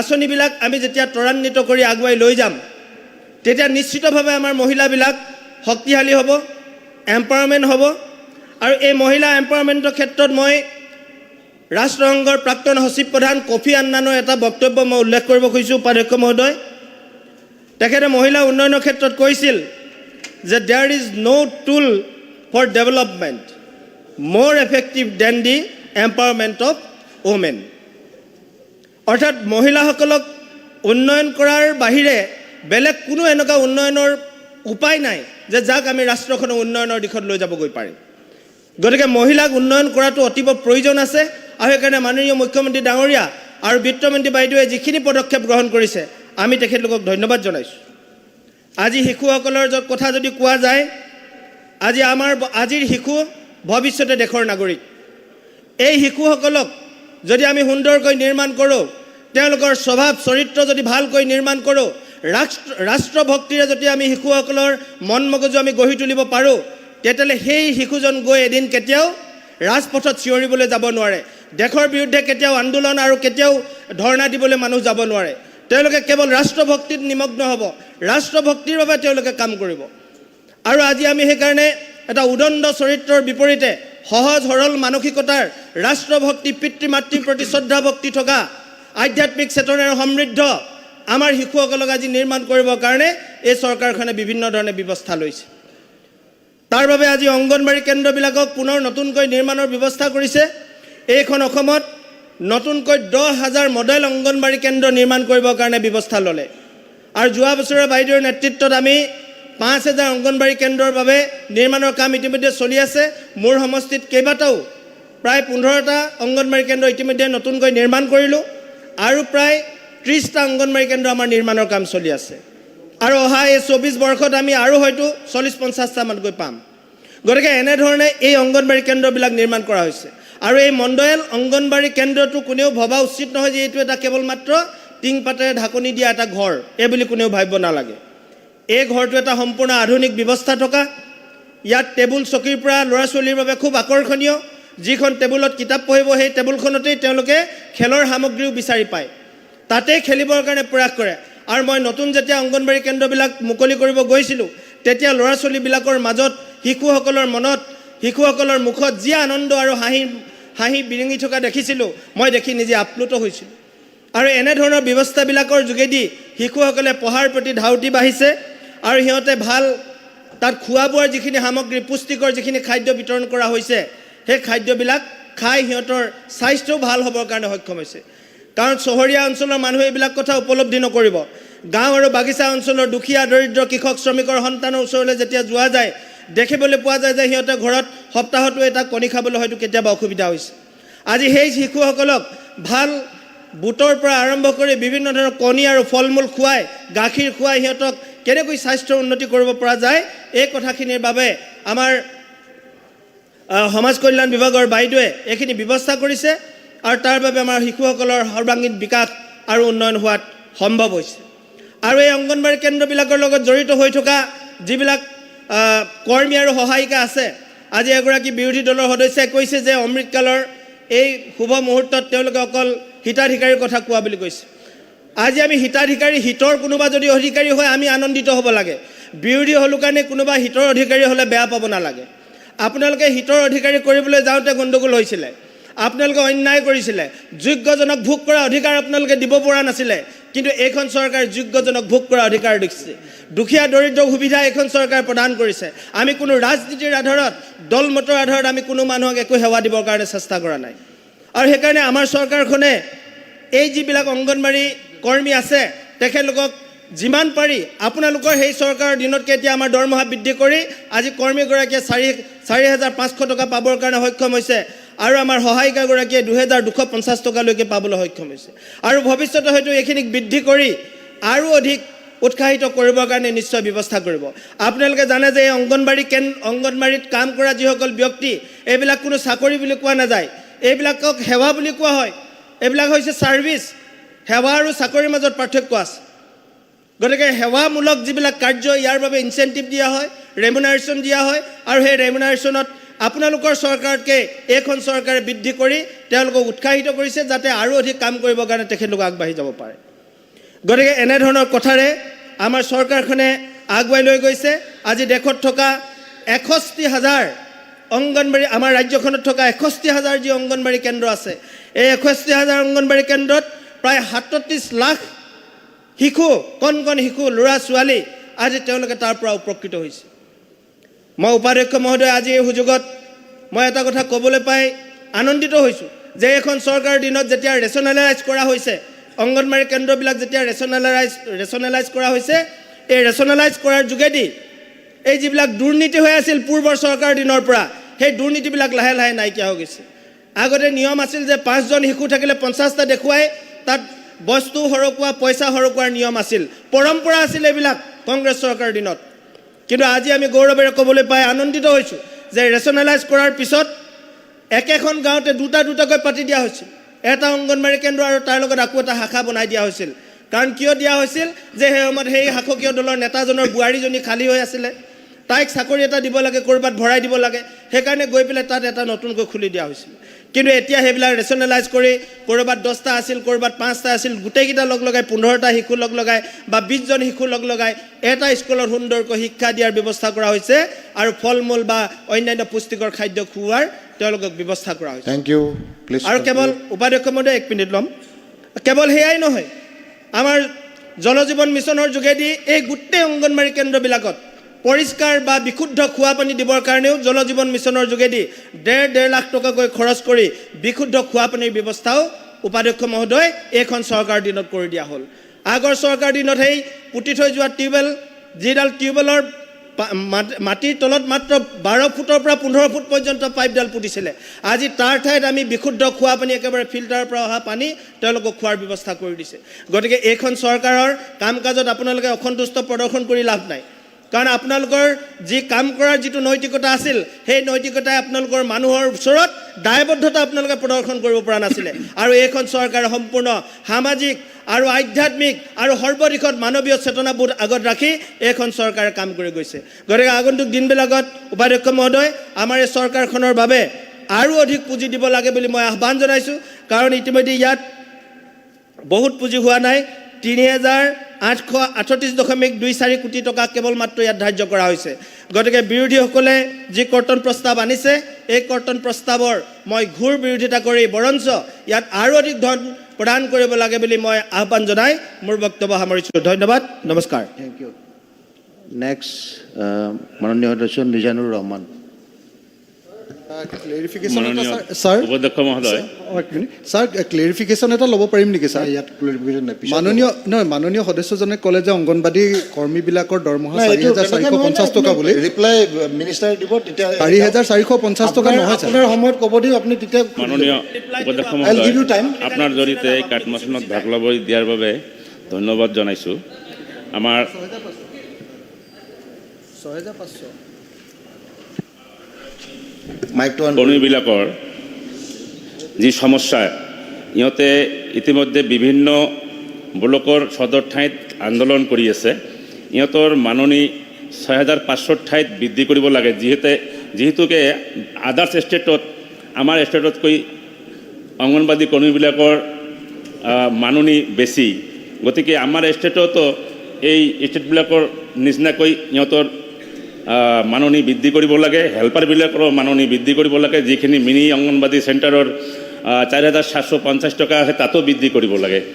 আৰু লগতে তেখেতসকলে BLO হিচাপে আমাৰ ইলেকশ্যনত সহযোগ কৰি থাকে আৰু নিম্ন স্তৰত যিকোনো কামত সহযোগ কৰি থাকে। ইহঁতৰ খাটনিৰ বিপৰীতে ইহঁতৰ যিখিনি মজুৰি পাব লাগে এইটো একচুৱেলি পাই থকা নাই। গতিকে এইটোত মন্ত্ৰী মহোদয়ে গুৰুত্ব দিব লাগে। আৰু স্পেচিফিক আমাৰ জিলাৰ ধুবুৰী জিলাৰ মোৰ গৌৰীপুৰ সমষ্টিত বৰ্তমান কোনো এটা প্ৰজেক্টেই নাই। যিহেতু মোৰ BTC অঞ্চল ভাগ হৈ যোৱাৰ পিছত আমাৰ অঞ্চলত যিখিনি আমাৰ চেণ্টাৰ মোৰ গৌৰীপুৰ আউটছাইড BTAD আছিল, এইখিনি ধুবুৰী সমষ্টিৰ সদৰৰ ব্লকৰ লগত সংযোগ কৰি দিয়া হৈছে। এইটো হ'ব নালাগে। আমাৰ যিটো দুটা প্ৰজেক্ট আছিল তাৰ ভিতৰত এটা প্ৰজেক্ট গৌৰীপুৰ সমষ্টিত থাকিব লাগে। আৰু নতুনকৈ গঠিত হোৱা আমাৰ যিটো সমষ্টিৰ ডেলিমিটেশ্যনৰ পিছত 2,29,000 ভোটাৰ সংলগ্ন এটা সমষ্টি হৈছে, এই সমষ্টিত বৰ্তমান কোনো প্ৰজেক্ট নাই। মহামায়াৰ এটা অঞ্চলত যিটো আছে এইটো প্ৰজেক্ট মহামায়া BTC অঞ্চলত গুচি গ'ল, ৰূপসীটো গুচি গ'ল, দেৱীতলাটো গুচি গ'ল, আৰু এটা অংশ আমাৰ গোলগঞ্জত গুচি গ'ল। গতিকে আমাৰ সমষ্টিত বৰ্তমান প্ৰজেক্ট নাই। মন্ত্ৰী মহোদয়ে গুৰুত্ব সহকাৰে আগন্তুক দিনত এইটো গুৰুত্ব দিব। আৰু যেহেতু 471টা অংগনবাদী চেণ্টাৰৰ বিপৰীতে এটাও মানে বিভিন্ন 6টা প্ৰজেক্টত ভাগ কৰি দিয়া হৈছে। এই 471টা অংগনবাদী কেন্দ্ৰৰ কোনো প্ৰজেক্ট নাই। আৰু 284টা অংগনবাদীৰ বিপৰীতে 3টা প্ৰজেক্ট হৈছে। গতিকে যেহেতু সদ্যহতে চেণ্ট্ৰেল গভৰ্ণমেণ্টে নতুনকৈ কোনো প্ৰজেক্ট দিয়াৰ কোনো সম্ভাৱনা নাই, এই আগৰ এক্সিষ্টিং প্ৰজেক্টৰ ভিতৰতে আমাৰ গৌৰীপুৰ সমষ্টিত এটা প্ৰজেক্ট ৰাখি থ'ব লাগে। এইখিনি মই দৃষ্টি আকৰ্ষণ কৰি আমাৰ আৰু দুজন বক্তা আছে, যিহেতু মই দীঘলীয়া মোৰ বক্তব্য নকৰোঁ, এইখিনিকে কৈ মোৰ বক্তব্য ইয়াতে সামৰিছোঁ। ধন্যবাদ। ধন্যবাদ মাননীয় সদস্য। এতিয়া আছে শ্ৰী পৃথ্বীৰাজ ৰাভা।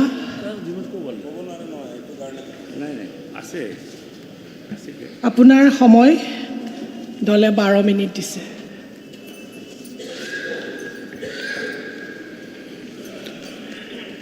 মাননীয়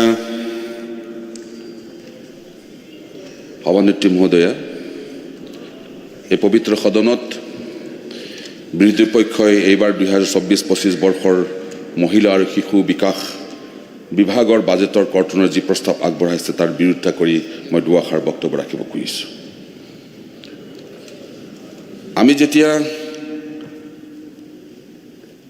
বুনিয়াদী বিদ্যালয় বা হাইস্কুলত পঢ়ি আছিলোঁ, আমাৰ সমকক্ষ যিসকল বিধায়ক আছে বা ইয়াত বিধানসভাত উপস্থিত থকা বিষয়া বা অন্যান্য দৰ্শক আছে, তেখেতসকলে গম পাব যে ভাৰতবৰ্ষৰ সেইখিনি সময়ত মহিলা আৰু শিশুৰ অৱস্থা বৰ দুৰ্ভাগ্যজনক আছিল। আমি যে পঢ়িছিলোঁ, কি পঢ়িছিলোঁ আমি তাত, যে ভাৰতৰ বুৰঞ্জীত পঢ়া সেইখিনি কথা মনত পৰিলে এতিয়াও দুখ লাগে যে সতীদাহ প্ৰথা আছিল। যেতিয়া গিৰিয়েক ঢুকায়, চিতাত ঘৈণীয়েকো মৰিব লাগিব। কন্যা সন্তানক নিমখ খুৱাই মাৰি পেলোৱা হৈছিল।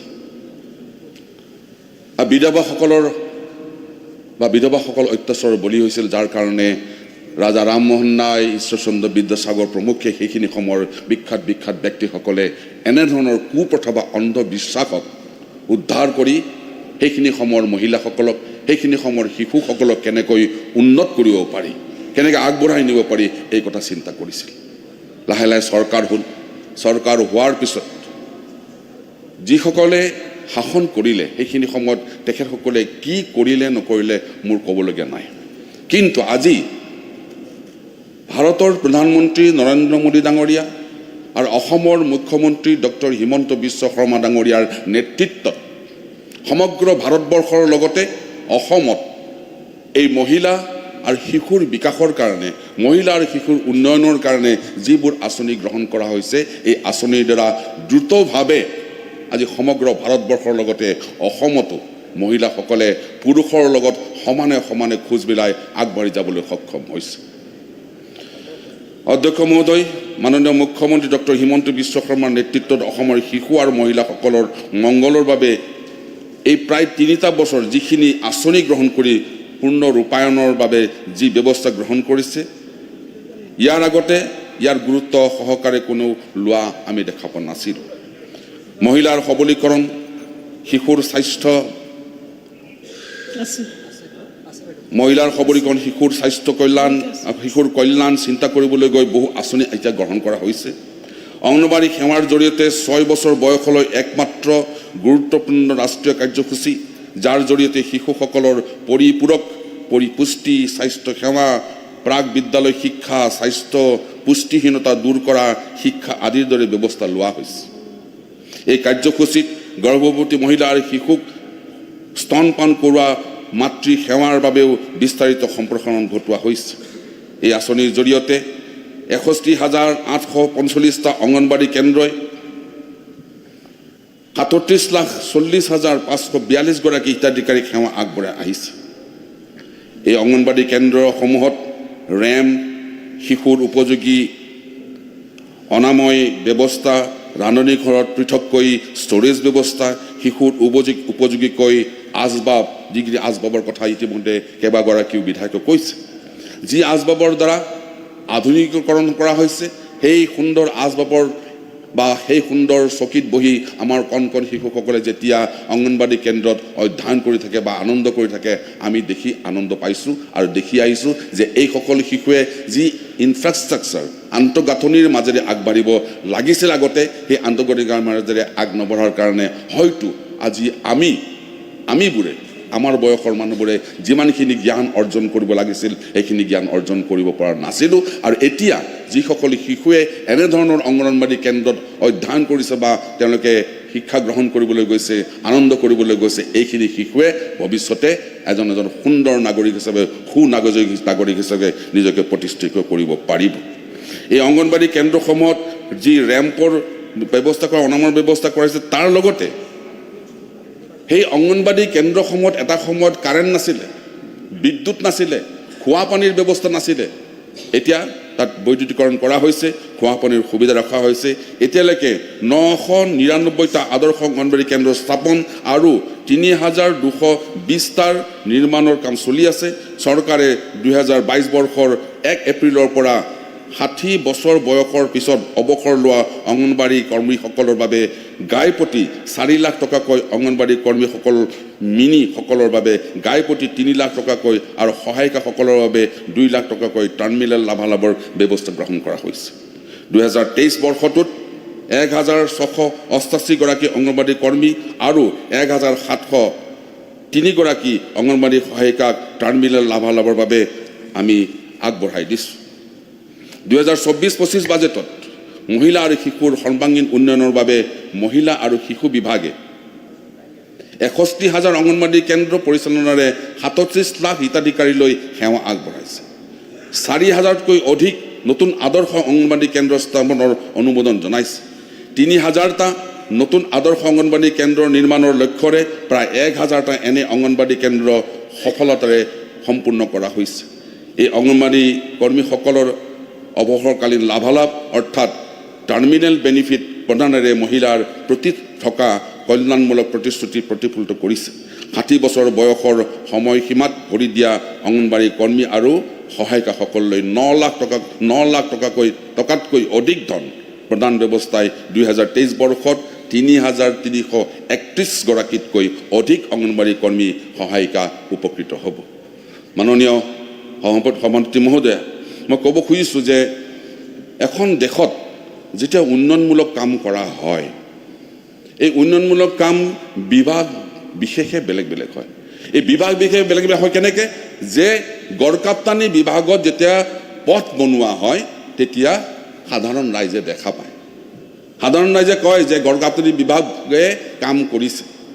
শিক্ষা বিভাগে যদি স্কুল বনায় এই স্কুলবিলাক দেখিব, স্বাস্থ্য বিভাগে যি হস্পিটেল বনায় এইবিলাক দেখিব।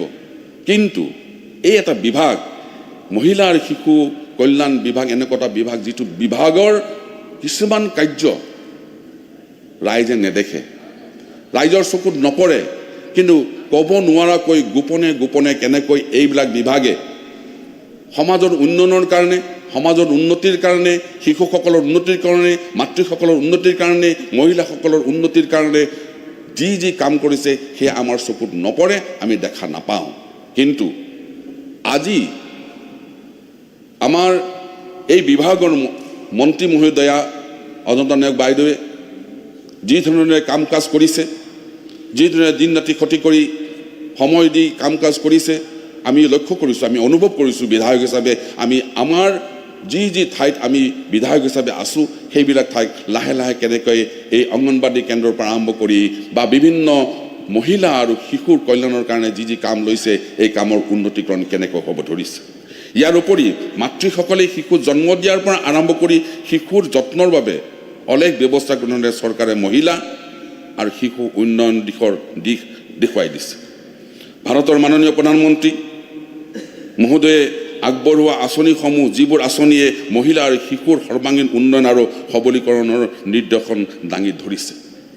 আপোনালোকে জানে যে যদিও এই বিভাগ মহিলা আৰু শিশু উন্নয়ন বা কল্যাণ বিভাগ, এই বিভাগে যি যি কাম কৰিছে, তাৰ উপৰিও মাননীয় প্ৰধানমন্ত্ৰী নৰেন্দ্ৰ মোদী ডাঙৰীয়াই বিভিন্ন বিভাগৰ জৰিয়তে, বিভিন্ন আঁচনিৰ জৰিয়তে কেনেকৈ মহিলাসকলৰ সৰ্বাংগীন উন্নতি কৰিব পাৰি, কেনেকৈ মহিলাসকলক দুখৰ পৰা আনন্দৰ মুখ দেখুৱাব পাৰি, তাৰো প্ৰতিচ্ছবি দাঙি ধৰিবলৈ সক্ষম হৈছে। সেয়া হৈছে উজালা গেছ, আমাৰ আয়ুষ্মান ভাৰত প্ৰমুখ্যে আমাৰ ঘৰ দিছোঁ, প্ৰাইম মিনিষ্টাৰ আৱাস যোজনা, এই সকলো আঁচনি সামৰি কেনেকৈ মহিলাসকলক বা আমাৰ শিশুসকলক ডাঙৰ দীঘল কৰিবৰ কাৰণে মহিলাসকলে কেনেকৈ সাহস পাব পাৰে, এই সাহস দিবৰ কাৰণে মাননীয় প্ৰধানমন্ত্ৰী নৰেন্দ্ৰ মোদী ডাঙৰীয়াৰ লগতে অসমৰ মাননীয় মুখ্যমন্ত্ৰী ডক্টৰ হিমন্ত বিশ্ব শৰ্মাৰ নেতৃত্বত এই চৰকাৰখনে কাম কৰি গৈ আছে।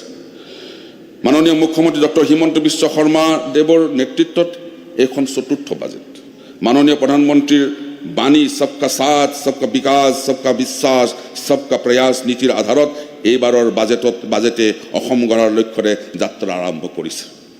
মই আশা কৰিছোঁ যে যি বাজেট এইবাৰ গ্ৰহণ কৰা হৈছে, এই শিশু আৰু মহিলা আৰু শিশু কল্যাণ এই বিভাগে যি বাজেট গ্ৰহণ কৰিছে, এই বাজেটত যি ধন দিয়া হৈছে, এই ধনৰ দ্বাৰা আমি যি যি বাজেটত পঢ়িবলৈ পাইছোঁ, কি কি কৰিবলৈ গৈ আছে, মোৰ মতেতো এই বাজেটত যিখিনি ধন আবণ্টন দিয়া হৈছে তাতকৈ বেছি ধন আবণ্টন দিব লাগিছিল। কিন্তু মাননীয় মন্ত্ৰী মহোদয়াই এইখিনি ধনেৰে কাম আৰম্ভ কৰিব খুজিছে।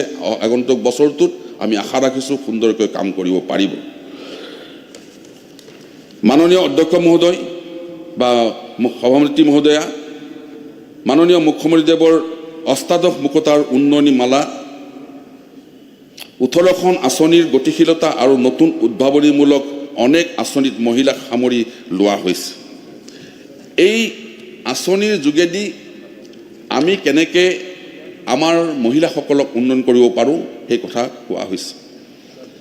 যদিও মহিলা আৰু শিশু কল্যাণৰ কথা কোৱা হৈছে, মহিলাসকলৰ উন্নতিৰ কাৰণে মুখ্যমন্ত্ৰী ডাঙৰীয়াই আকৌ কৈছে যে নিযুত মইনা, মুখ্যমন্ত্ৰী নিযুত মইনা আঁচনিখন, যিখন আঁচনিৰ জৰিয়তে আমাৰ 10 লাখ ছাত্ৰী অৰ্থাৎ এক নিযুত মইনাক উদগনি হিচাপে বিত্তীয় অনুদান আগবঢ়োৱাৰ ব্যৱস্থা লোৱা হৈছে।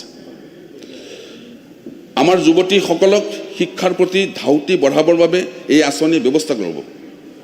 একাদশ শ্ৰেণীত নামভৰ্তি কৰা ছাত্ৰীলৈ 10,000 টকা, স্নাতক পাঠ্যক্ৰমৰ প্ৰথম বৰ্ষত নামভৰ্তি কৰা ছাত্ৰীসকললৈ গাইপতি 12,500 টকা, স্নাতকোত্তৰ পাঠ্যক্ৰমৰ প্ৰথম বৰ্ষত নামভৰ্তিৰ বাবে 15,000 টকা উদগনিমূলক ধন প্ৰদান কৰা হ'ব। ইয়াৰ আগতে প্ৰদান কৰা সুবিধা যেনে নামভৰ্তি, স্কুটি এইবিলাক আছেই। তাৰ ওপৰঞ্চি হিচাপে এই ব্যৱস্থা গ্ৰহণ কৰা হৈছে। ইয়াৰ বাবে 240 কোটি টকা ধাৰ্যৰ প্ৰস্তাৱ গ্ৰহণ কৰা হৈছে। মুখ্যমন্ত্ৰীৰ মহিলা উদ্যমিতা অভিযান, যি অভিযানৰ যোগেদি এই অমৃত কালত মহিলা উদ্যোগীকৰণৰ কাৰণে, মহিলাসকলক উদ্যোগী কৰাৰ কাৰণে, আয় বৃদ্ধি কৰাৰ কাৰণে, ব্যৱসায়িক দিশটোত তেওঁলোকে উন্নতি লাভ কৰিবৰ কাৰণে যি ব্যৱস্থা গ্ৰহণ কৰিছে, তাৰ কাৰণে মই মাননীয় মুখ্যমন্ত্ৰী ডক্টৰ হিমন্ত বিশ্ব শৰ্মা দেৱলৈ মই কৃতজ্ঞতা জ্ঞাপন কৰিছোঁ। গ্ৰামাঞ্চলৰ আত্মসহায়ক গোটৰ কাৰণে 39,17,743 গৰাকী মহিলালৈ গাই প্ৰতি 10,000 টকা উদ্যমিতা পুঁজি হিচাপে আগবঢ়োৱাটো হ'ব। তাৰ উপৰি বেংক ঋণ 25,000 টকা আগবঢ়োৱা হ'ব। সময় লৈছোঁ। সময়মতে পৰিশোধ কৰিলে হিতাধিকাৰীলৈ 12,500 টকা মূলধনী ৰাজ সাহায্য প্ৰদান কৰা হ'ব।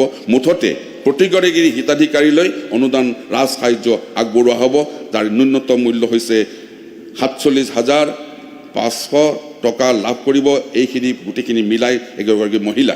গতিকে মই বেছি দীঘলীয়া কৰিব খোজা নাই, বহুত দীঘলীয়া ক'বলগীয়া আছে, কিন্তু যিসকল বিৰোধী পক্ষই এই বাজেট কৰ্তনৰ প্ৰস্তাৱ আগবঢ়াইছে, এই বাজেট কৰ্তনৰ প্ৰস্তাৱৰ বিৰোধিতা কৰি মই যিখিনি বক্তব্য ৰাখিছোঁ, এইখিনি বক্তব্য সামান্য বক্তব্য। ইয়াৰ এই বাজেটখনৰ ওপৰত যদি মই ঘণ্টাৰ পিছত ঘণ্টা কৈ থাকোঁ তেতিয়া শেষ নহ'ব। গতিকে মই আকৌ কৈছোঁ যে এই বিভাগে যি কাম কৰে আমি চকুৰে দেখা নাপাওঁ, এই বিভাগে যি কাম কৰে আমি অনুভৱ কৰিব পাৰোঁ। আমাৰ শিশুসকলৰ কথা, আমাৰ মহিলাসকলৰ কথা, যি মহিলাসকলে এসময়ত শাস্তি ভুগিছিল, সতীদাহ প্ৰথাৰ কথা কৈছিলোঁ মই। এই সতীদাহ প্ৰথাৰ মতে চিতাত জাহ যাবলগীয়া হৈছিল, নিমখ খুৱাই কন্যা সন্তানক মৃত্যুবৰণ কৰাব লগা হৈছিল।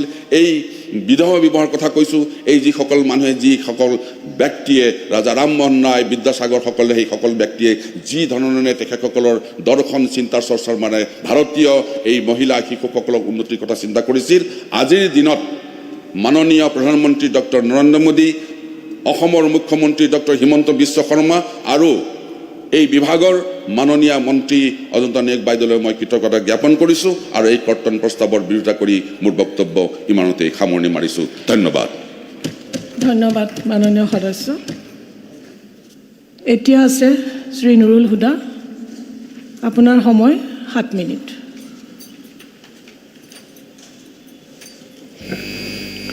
মাননীয় সভাপতি ডাঙৰীয়ানী, আজি সমাজ কল্যাণ বিভাগৰ এই কৰ্তন প্ৰস্তাৱত মোক ক'ব দিয়াৰ বাবে মই আপোনাক ধন্যবাদ জনাইছোঁ। আমি সকলোৱে জানো যে অংগনবাড়ী কেন্দ্ৰৰ কৰ্মী সহায়িকাসকলে ৰাতিপুৱা 8টা বজাৰ পৰা 12:30 বজালৈকে তেওঁলোকে কেন্দ্ৰত কাম কৰে।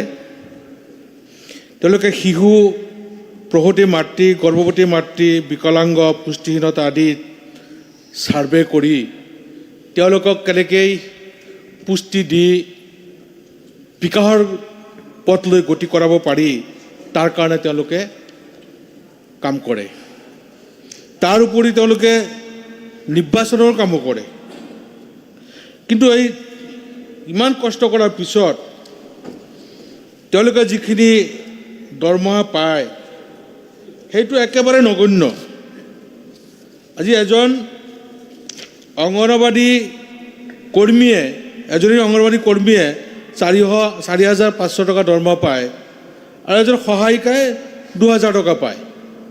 আজি এই বৰ্তমানৰ দ্ৰব্যমূল্য অত্যাধিক বৃদ্ধিৰ বজাৰত 2,000 টকা এটা পৰিয়ালে এদিন বা দুদিনৰ ওপৰত তেওঁলোকে ঘৰখন চলাব নোৱাৰিব। গতিকে এই ক্ষেত্ৰত চৰকাৰ সচেতন হ'ব লাগিব যে এই কৰ্মীসকলে, অংগনবাড়ী কেন্দ্ৰৰ কৰ্মী সহায়িকাসকলে তেওঁলোকে বিভাগে দিয়া নিৰ্দিষ্ট দায়িত্ব পালন কৰাৰ উপৰিও নিৰ্বাচনী কামতো তেওঁলোকে কাম কৰিব লাগে, DLৰ কাম কৰিব লাগে। গতিকে তাৰ গধুৰ দায়িত্ব, য'ত আমাৰ 0 পৰা 6 বছৰ বয়সৰ শিশুৰ পুষ্টি আৰু স্বাস্থ্যৰ অৱস্থা উন্নত কৰা, শিশুৰ সঠিক মানসিক, শাৰীৰিক, বৌদ্ধিক আৰু সামাজিক বিকাশৰ ভেটি স্থাপন কৰা, মৃত্যুৰ হাৰ কমোৱা, ৰোগে যাতে আক্ৰান্ত কৰিব নোৱাৰে, পুষ্টিহীনতাত যাতে ভুগিব নালাগে আৰু বিদ্যালয়লৈ যোৱাৰ অভ্যাস গঢ়ি তোলা, এই গোটেইখিনি কাম অংগনবাড়ী কৰ্মী সহায়িকাসকলে কৰি আহি আছে। গতিকে এই সময়ত যদি তেওঁলোকক চলিবৰ কাৰণে যদি সকাহ দিয়া নহয়, তেতিয়াহ'লে এই বিভাগৰ যিটো উদ্দেশ্য, মানৱ সম্পদ গঢ়াৰ যি উদ্দেশ্য, সেই উদ্দেশ্যটো সফল নহ'ব। এই উদ্দেশ্য সফল হ'ব লগা হ'লে তেওঁলোকক সুযোগ দিব লাগিব, যাতে দুবেলা দুমুঠি ভালকৈ খাই তেওঁলোকে নিজৰ দায়িত্ব কৰ্তব্য পালন কৰিব পাৰে। কিন্তু এটা অদ্ভুত যে 2000 টকাত এজন মানুহ কেনেকৈ চলিব পাৰে, আৰু তেওঁলোকে ৰাতিপুৱা 8টাৰ পৰা 12:30লৈকে কাম কৰিব লাগে। তাৰ উপৰিও গাঁৱত কোন মহিলা গৰ্ভৱতী, কোন প্ৰসূতি, কোন শিশু পুষ্টিহীনতাত ভুগিছে, তেওঁলোকক নিউট্ৰিশ্যন দিব লাগিব, NRC চেণ্টাৰলৈ পঠিয়াব লাগিব। এই বিভিন্ন কামবিলাক তেওঁলোকে কৰে। গতিকে তেওঁলোকৰ প্ৰতি চৰকাৰে যিটো ন্যায্য দিব লগা প্ৰাপ্য, সেই প্ৰাপ্যটোৰ পৰা কিন্তু তেওঁলোকক বঞ্চিত কৰি আহি আছে।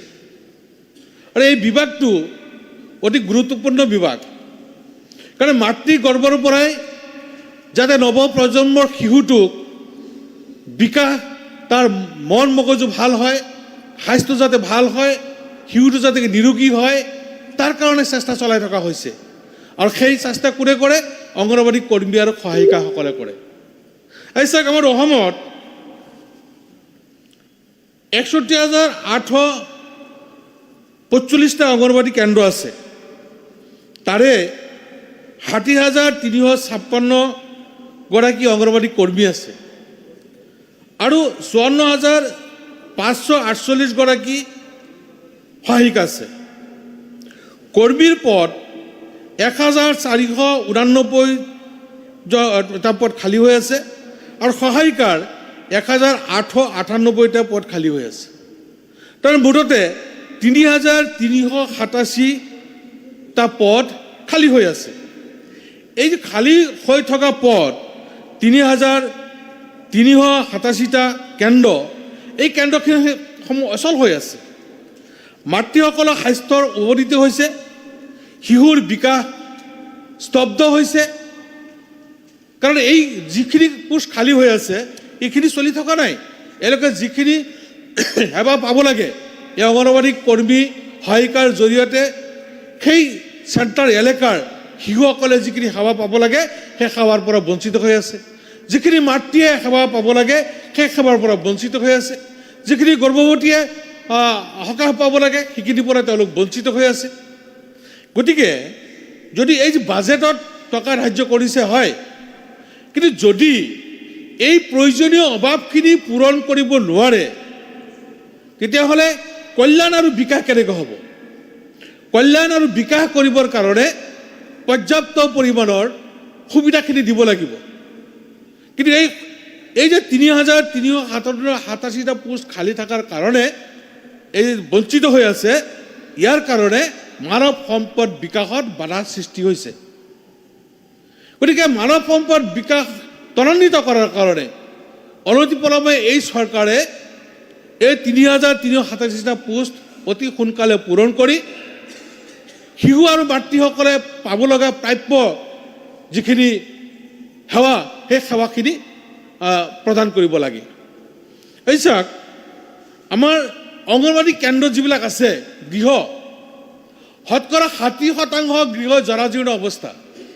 যদি গাঁও অঞ্চলত গৈ আপোনালোকে চাই দেখা পাব, ঘৰবিলাক জুপুৰ নিচিনা হৈ গৈছে, ভাঙি ছিঙি নাইকিয়া হৈ গৈছে। ৰ'দ পৰিলে ভিতৰত ৰ'দ পৰে, বৰষুণ আহিলে ভিতৰত পানী পৰে। সেই তেনেকুৱা অৱস্থাত 60% অংগনবাড়ী কেন্দ্ৰ চলি আছে, চলাব লগা হৈছে। আৰু নিজা মাটিত 42,873টা চেণ্টাৰ আছে। এই যে নিজা মাটি বুলি যে চৰকাৰে কৈ আছে, নিজা মাটিত 42,873টা চেণ্টাৰ আছে, নিজা মাটি কিমান আছে?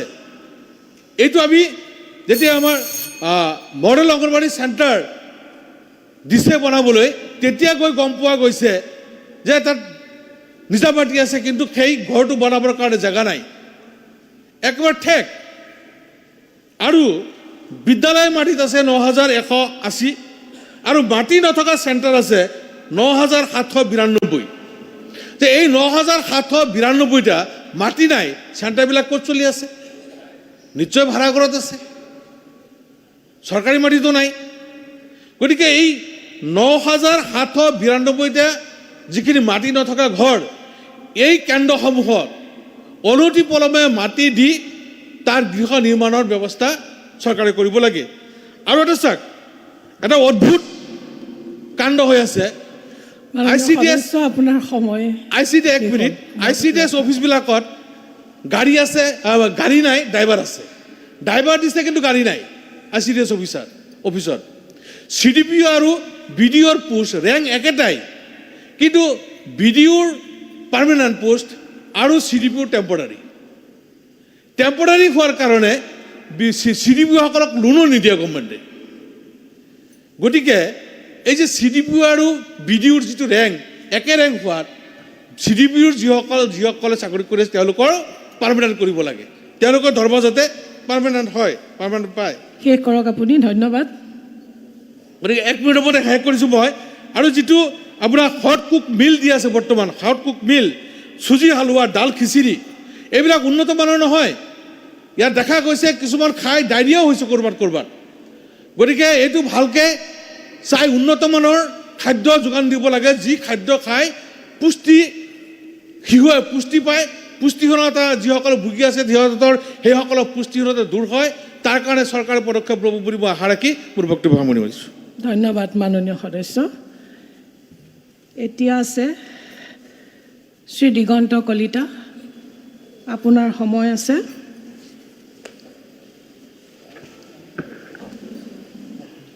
আঠ মিনিট। মাননীয় অধ্যক্ষ মহোদয়, আজি এই কাটমোচনৰ সম্পৰ্কত বিৰোধিতা কৰোঁ আৰু দাবী মঞ্জুৰিৰ সপক্ষে কিছু কথা পবিত্ৰ সদনত ৰাখিব বিচাৰোঁ। মহিলা আৰু শিশু বিকাশ বিভাগে 2024-25 বৰ্ষত আবৰ্তন দিছে 3,838.21 কোটি টকা। আজি শিশু কাইলৈ আমাৰ ৰাজ্যৰ আৰু দেশৰ সম্পদ।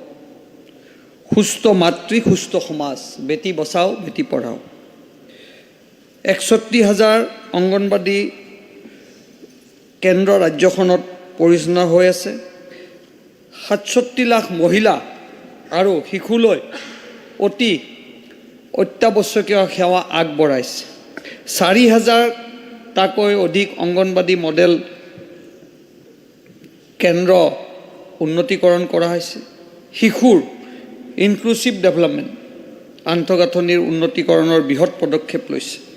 এই বৰ্ষত 1,250 কোটি ব্যয় সাপেক্ষে 5,000 অংগনবাদী কেন্দ্ৰ উন্নতিকৰণৰ ব্যৱস্থা লৈছে। কল্যাণগামী চৰকাৰৰ দায়িত্ব হিচাপে 60 বছৰে অংগনবাদী কৰ্মী আৰু সহায়িকালৈকে 9 লাখতকৈ অধিক ধনপ্ৰাপ্তৰ ব্যৱস্থা লৈছে। মহিলাসকলৰ সৰ্বাংগীন বিকাশৰ বাবে ওৱান ষ্টপ চেণ্টাৰ, উজলা, সধাৰ, মহিলা শক্তি কেন্দ্ৰ আঁচনিৰ লেখীয়া বিভিন্ন আঁচনি ৰূপায়ণত কৰি থকা হৈছে। সখী নিবাস, কৰ্মৰতা মহিলাৰ আৱাস আৰু প্ৰধানমন্ত্ৰী মাতৃবন্ধন যোজনাৰ দৰে আঁচনিৰ জৰিয়তে মহিলাসকললৈ সন্তান জন্মৰ পিছত আৰ্থিক সাহায্য গুৰুত্ব প্ৰদান কৰা হৈছে। বিভাগটোৰ জৰিয়তে শিশু স্বাস্থ্য, গৰ্ভৱতী মহিলা আৰু সন্তানৰ দুগ্ধপান কৰাই মহিলাক পৰিপুষ্টি যোগানৰ বাবে বিশেষ ব্যৱস্থা গ্ৰহণ কৰিছে। বিভাগটোলৈকে তাৰ উপৰিও আপোনালোকক আমি ক'ব বিচাৰিছোঁ যে 2022 যি চেঞ্চাছ আছে, বিশেষকৈ NCRBৰ ৰেকৰ্ড অনুসৰি 38টা এণ্টি হিউমেন ট্ৰেফিকিং ইউনিটৰ ব্যৱস্থা আছে। ইয়াৰ উপৰিও আমাৰ ৰাজ্যখনত বহুকেইটা স্পেচিয়েল জুনিৰিয়েল পুলিচ ইউনিট গঠন কৰা হৈছে। ইউনিচেফৰ সহযোগত শিশু মিত্ৰ ৰেস্কিউ চেণ্টাৰ গঠন কৰা হৈছে। সামগ্ৰিক আইসকলৰ উন্নয়নৰ কাৰণে আমাৰ চৰকাৰখনে দিনে নিশাই চেষ্টা কৰিছে। আজি বিৰোধীয়ে বহুত কথা আমাৰ ওপৰত আৰোপ কৰিছে। মই দুটামান কথা আপোনালোকক ক'ব বিচাৰিছোঁ যে কংগ্ৰেছৰ বিধায়কসকলে ইয়াত উত্থাপন কৰিছে যে বিশেষকৈ অংগনবাদী চেণ্টাৰবিলাকত হেল্পাৰ ৱৰ্কাৰক উচিত মানদণ্ড দিব লাগে। হয়, মানদণ্ড দিব লাগে, আমি বিচাৰিছোঁ, কিন্তু তাৰ অৰ্থ এইটো নহয় যে হিতাধিকাৰীসকলক আপোনালোকে বঞ্চিত কৰিব বিচাৰে। সেই হিতাধিকাৰীসকলো আমাৰে আই মাতৃ। আজি অৰুণোদয় আঁচনিখনক আপোনালোকে অপমান কৰিছে। আজি আপোনালোকৰ সমষ্টিত অৰুণোদয় আঁচনিৰ ব্যৱস্থা আমাৰ চৰকাৰখনে কৰা নাই নেকি? যদি মই শাসকীয় দলৰ বিধায়ক হিচাপে অৰুণোদয় আঁচনি মই পাইছোঁ, আপোনালোকৰো অঞ্চলত অৰুণোদয় আঁচনিৰ ব্যৱস্থা কৰিছে। কিয় আপোনালোকে এনেকুৱা ধৰণৰ কথা কয়? এটা সময়ত আপোনালোকে 1 কিলো সূতা, কেইখনমান লুঙি, কেইখনমান ব্যৱস্থা কৰি আপোনালোকে কি এই ইতিহাস আমি পাহৰিছোঁ নেকি? এনেকুৱা ধৰণৰ কথাই অসমখনক আগুৱাই লৈ যোৱাৰ ক্ষেত্ৰত যথেষ্ট বাধা হ'ব। আৰু যিসকল আই মহিলাই ইয়াৰ যোগেদি আপোনালোকে বক্তব্য ৰাখিছে, এইবিলাকতো ৰাইজে দেখি আছে, আইসকলে দেখিছে। তাৰমানে কি, মহিলাক, আমাৰ অসমত থকা দুখীয়া মহিলাক অসম চৰকাৰে যি ব্যৱস্থা কৰিছে সেইবিলাকৰ পৰা কি আমি বঞ্চিত কৰিব লাগে? এই ধৰণৰ কথা আপোনালোকে ক'ব নাপায়। আজি মই আপোনালোকক ক'ব বিচাৰিছোঁ যে ভাৰতবৰ্ষত আপোনালোকে 50-60 বছৰ শাসন কৰিলে, কিয় এখন আইন মহিলাৰ কাৰণে আপোনালোকে আনিব নোৱাৰিলে? একমাত্ৰ ভাৰতৰ এইজনেই প্ৰধানমন্ত্ৰী যোনে 50% আইন আনি মহিলাক বিশেষ ব্যৱস্থা কৰাৰ, বিশেষ আজি মৰ্যাদা দিয়াৰ সুবিধা অৰ্জন কৰিছে। এইবিলাক কথা ভাৰতবৰ্ষৰ ইতিহাসত সোণালী আখৰেৰে লিখা থাকিব। আপোনালোকৰ প্ৰধানমন্ত্ৰী প্ৰয়াত ইন্দিৰা গান্ধী ডাঙৰীয়াই এটা সময়ত 25 ডিচেম্বৰ 1970 চন, মোৰ চনটো ইফাল সিফাল হ'ব পাৰে, বিবিকা দিৱস, ব্লেক ডে হিচাপে আপোনালোকে কৰিছিল। গোটেই ভাৰতবৰ্ষত আপোনালোকে গণতন্ত্ৰক হত্যা কৰিছিল, আপোনালোকে পতা প্ৰধানমন্ত্ৰী। তে এইবিলাক কি ভাৰতবৰ্ষৰ ৰাইজে জানি থকা নাই নেকি? তাৰমানে আপোনালোকে মহিলাক সুবিধা দিয়াৰ বিপক্ষে কৈছে আৰু আপোনালোকৰ প্ৰধানমন্ত্ৰীয়ে এনেকুৱা দিন অতিবাহিত কৰিছে। এইবিলাক কেতিয়াও ভাৰতবৰ্ষৰ ৰাইজে পাহৰি নাযায়। আজি মই আপোনালোকক কৈছোঁ, আজি মহিলাৰ সপক্ষে কৈছে,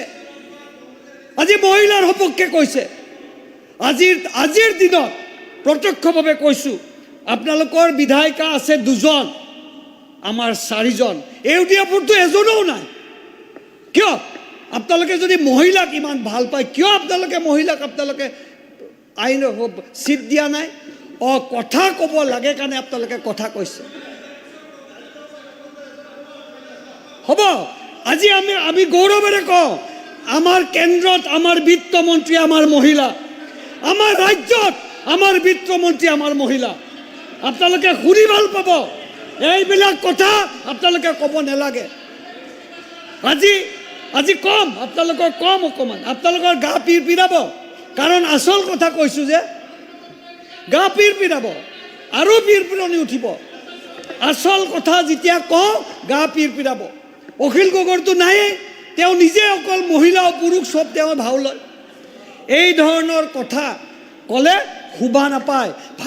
অসমৰ ৰাইজে আমাৰ মুখ্যমন্ত্ৰী ডক্টৰ হিমন্ত বিশ্ব শৰ্মা ডাঙৰীয়াই কি কাম কৰিছে ইতিমধ্যে গম পাইছে। আজি মই ক'ম আপোনালোকক যে আপোনালোকে যে বন্ধন বেংকৰ কথা কৈ থাকে, এইজনেই মুখ্যমন্ত্ৰী যোনে বন্ধন বেংকৰ টকা ইতিমধ্যে 2000 কোটি টকা ঘূৰাই দিছে।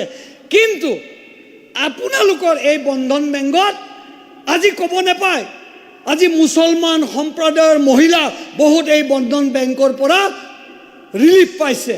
তে এইবিলাক কি উন্নয়ন নহয়? খুব ভাল লাগিছে, গা পিৰপিৰণি উঠে। তাৰমানে আপোনালোকে ক'লে ভাল আৰু আমি ক'লে সেইটো বেয়া। আচল কথা কৈছোঁ, মোৰ সমষ্টিত মুখ্যমন্ত্ৰী ডাঙৰীয়াই নিৰ্বাচনৰ সময়ত গৈছিল।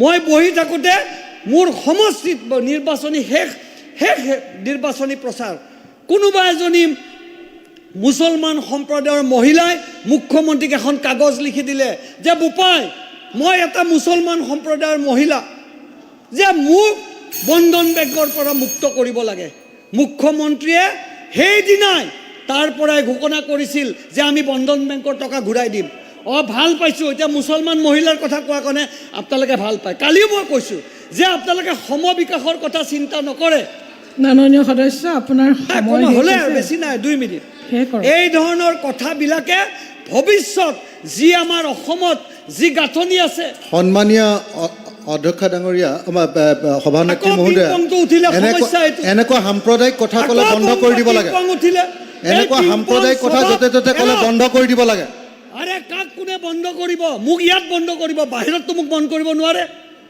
আপোনাৰ দৰে শুনক আপোনাৰ দিনত আপুনি গণহত্যা কৰিছে এইবিলাক ৰেকৰ্ড আছে সময় শেষ হ'ল আপুনি মাননীয় সদস্য আপুনি শেষ কৰক কোন বড়োক হত্যা কৰাইছিল এই পাপ অখিল গগৈ ল'ব লাগিব সময়ত আপোনালোকৰ পাপ লাগিছে কংগ্ৰেছৰ পাপ লাগিছে এতিয়া আপোনাৰো পাপ লাগিব নেপায় অসমত আমাৰ বিত্তমন্ত্ৰী আছে মহিলা সভাপতি আমাৰ বিত্তমন্ত্ৰী ডাঙৰীয়া নিয়ে সদস্যগৰাকীক ছ'চিয়েল ৱেলফেয়াৰ এই ধৰণৰ এই আজি মহিলাৰ কাৰণে যি ব্যৱস্থা লৈছে ছ'চিয়েল ৱেলফেয়াৰ আমি সদায় ছ'চিয়েল ৱেলফেয়াৰ ডিপাৰ্টমেণ্টৰ আমি এই যে সম্প্ৰদায়ৰ কথা কোৱা বন্ধ কৰক অলৰেডি সম্প্ৰদায়ৰ কথা কৈ বহুত ৰাজনীতি কৰিছে বৰঞ্চ আৰু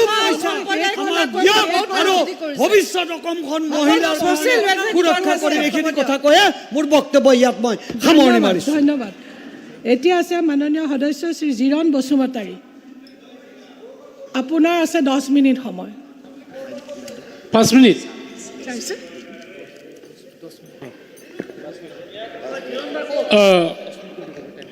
मानगोनां आफादगिरि बिथांजो बिर'धिया लाबोनाय कर्तन प्रस्ताबनि हेंथायै आङो बाथ्रा बुंनो नागिरदों समाज कल्याण बिभागनि गेजेरजों गोबां खामानिया दिनै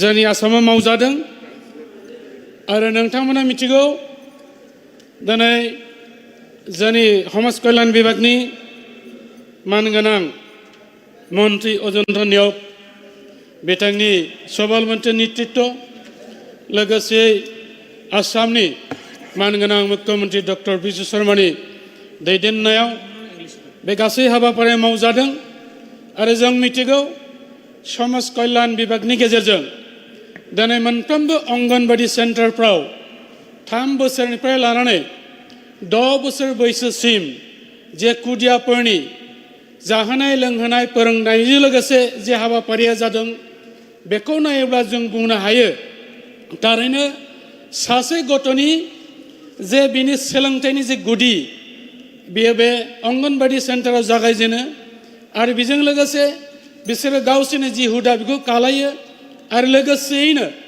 जानायल' नङा बाव बिथांमोननि साइस्थ'नि थाखाय गोबां बाहाय निउट्रिसनफोर होनाय मुलि होनाय जायो आरो बेफोरजोंनो जोंनि गथ'फोरखौ जोङो मोनसे सुस्थ' परिबेसाव जोङो लांनो हायो लोगोसेयैनो नोंथांमोना निश्चय मिथिगौ थांनाय बाराव जोंनि मानगोनां बिधायक बिथांमोना जे बाथ्राखौ बुंदों जे थारैनो नंगौ थांनाय बाराव जोङो 1000टा मडेल अंगनबादिखौ जों लुफुंनो हादों आरो बे मडेल अंगनबादिफ्रा बेखेव जानाय लोगो लोगो बे ओनसोलनि गार्जियानफोर बे ओनसोलनि साफ्रोमबो बुद्धिजीबिफोर लोगोसे बे गथ'साफ्रा जोबोद रंजानाय मोनदों थारैनो जोङो मोनसे आपग्रेड जाबाय जे जों जेबादि मोनसे मडेल अंगनबादियाव जोङो सोलोंनो आरो फरायनो बे खाबुखौ मोनबाय होननानै लोगोसेयैनो फैबाय थानाय समाव आरोबाव देग्लायनि बे बाजेटनि गेजेरजों आरोबाव 5000 मडेल अंगनबादिखौ लुफुंनो थाखाय